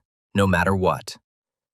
Before the princess can even figure out what's going on, Valerie unleashes a powerful attack that the princess barely manages to dodge. Rachel discovers that her opponent's energy has suddenly changed and reached some completely astronomical values. Valerie goes on the attack, and Rachel realizes that her mother is impressive, but she doesn't know how to use it at all. She decides to simply dodge her attacks and wait for a window of opportunity to counterattack. Unfortunately, everything turns out not to be as good as she would have liked initially, and she stumbles over one step. Valerie watches her opponent's movements closely and sees this as a great opportunity to attack. She jumps into the air to give herself maximum flexibility in using her attacks. After this, she swings and reminds the princess not to get distracted earlier during the fight. A moment later, she unleashes all her power on the spot where Rachel had just stood, in order to cause as much damage as possible. Rachel narrowly escapes the attack and thinks that it was very close and she needs to close the distance between them again. However, it turns out to be quite fragile on the surface, despite the fact that this concrete floor is not so easy to destroy. Rachel looks down in surprise and realizes that the floor is rapidly beginning to crumble. Before she can react, her body immediately begins to fall down along with pieces of concrete. The other students look at what is happening in surprise and cannot believe their own eyes. The princess continues to free fall along with whole piles of concrete that could crush her below. It is difficult to imagine the extent of the fear that Rachel experienced, since this outcome was so unexpected. Despite this, she does not have time to grab onto anything and continues her free fall downwards. Valerie's attack leaves a huge hole, which could lead a casual viewer to believe that a bomb hit the whole thing. Rachel clears her throat and looks in surprise as the floor just collapsed. She remembers the force Valerie used and still can't believe that such a floor could be destroyed with one blow. A moment later, she begins to hear the screams of students who say that they have fallen down. However, the princess decides not to get a single second of rest,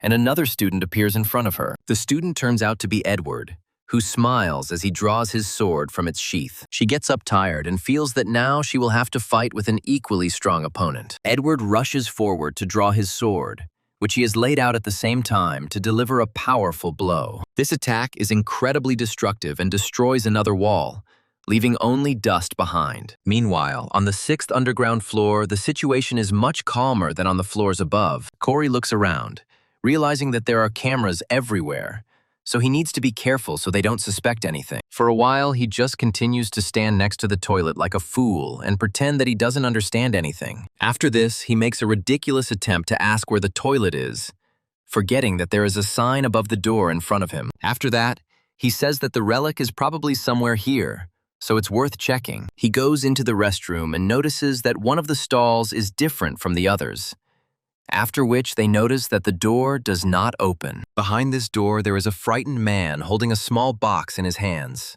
Corey takes a few steps forward, then quickly snatches the mysterious box from the hands of a simple man. Among the residents, he immediately jumps to his feet and begs for mercy, after which he runs away rather quickly. Corey notes that these holograms are quite realistic, and it even scares him a little. After that, he closes the door to the booth and reflects on the fact that he accidentally received the relic, and he needs to quickly decide how to bring Tomer to justice. After doing some calculations, he remembers that right now Tomer is directly below him. The reason for this is that she is waiting in the toilet on the underground floor in order to grab the relic in time. Remembering the message he recently read on her watch, he notes that there are 15 minutes left until 11 a.m. He spends some time thinking about how best to act in this situation. After a while, a perfect idea comes to his mind, and he looks at the ventilation that is in the booth. He notes that this ventilation must be connected to the 7th floor for some reason, meaning he can use stigmata magic. Concentrating on the magic of the stigmata,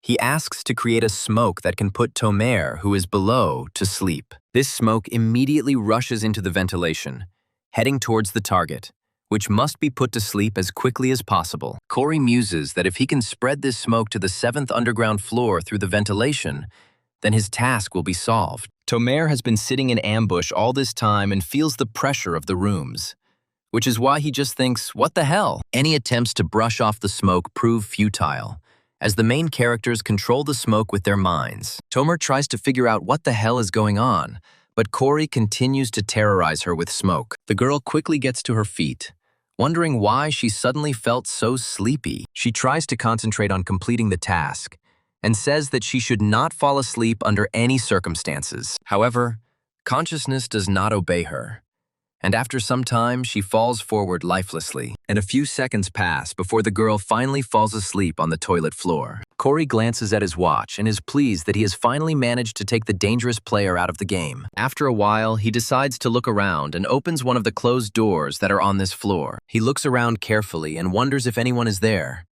but no one answers him. Walking between the computer desks, he suddenly discovers a mysterious box. He decides to approach it, after which he opens it, receiving at his disposal an artifact of incredible power. This artifact turns out to be a drill that weakens any target it manages to pierce. Corey looks at the drill in surprise and notes that it has an advanced enchantment, making it a very valuable item. The reason for this is that the equipment is not relics, meaning it could be worth hundreds of millions. Corey is happy that he finally got to strike gold, having received another rare treasure. He quickly hides it and then somehow erases all the recordings from the cameras, solving all the problems and completely forgetting that he needs to erase the memory of the security guards. After a while, he comes across Rachel, who is leaning tiredly against the wall to catch her breath. Corey quietly approaches Rachel and calls out in a whisper, frightening the English princess, who is expecting something like this. She quickly turns towards him, and the protagonist apologizes for scaring her,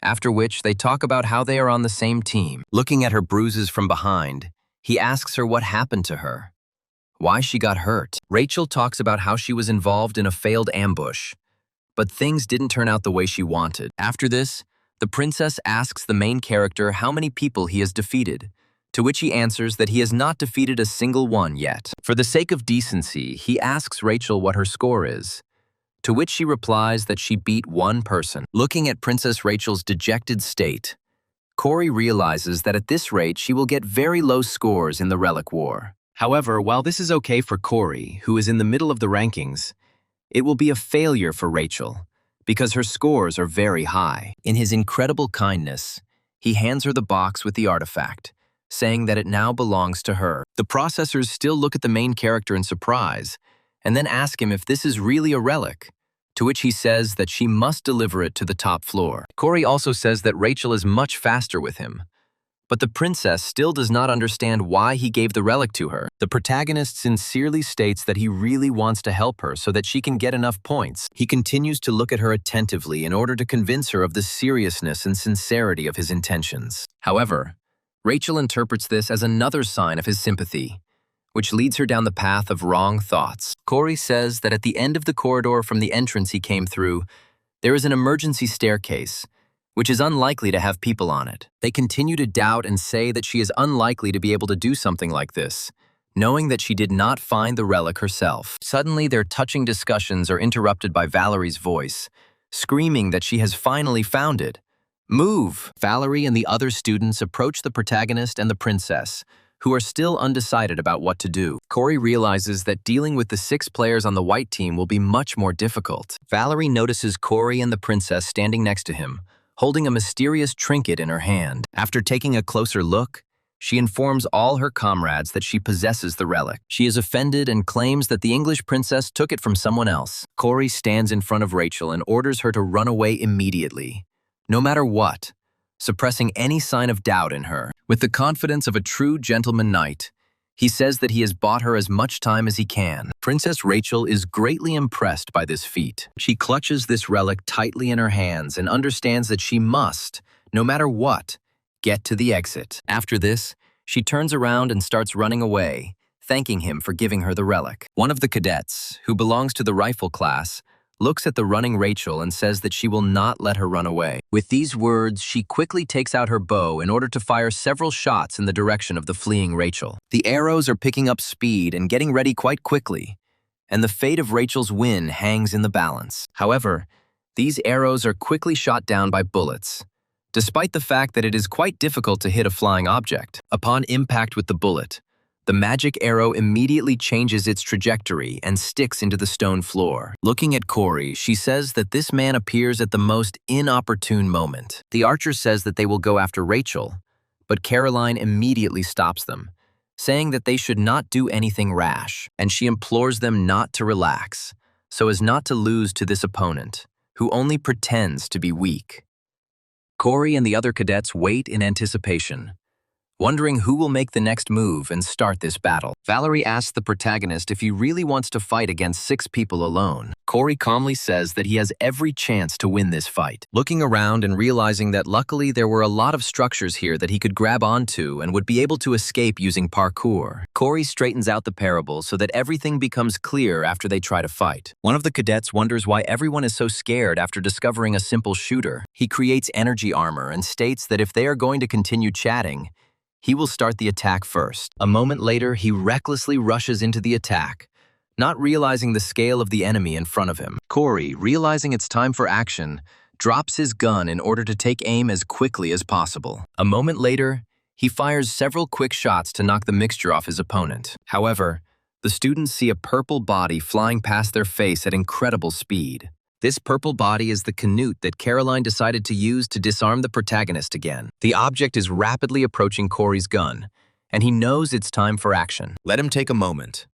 He uses the time-slowing skill to get the opportunity to shoot at all his opponents. In addition to the ability, he once again gains the ability to move his opponent's movements with mathematical precision. Thanks to his increased speed and incredible reactions, he manages to dodge Caroline's whip attack. After this, he takes aim again and fires his pistol in order to finish the job completely. He fires a shot in a specific way so that the bullet hits the magic arrow and abruptly changes its trajectory. Once the time dilation skill ends, time resumes its natural course, and the arrow's altered trajectory coincides with the student's trajectory.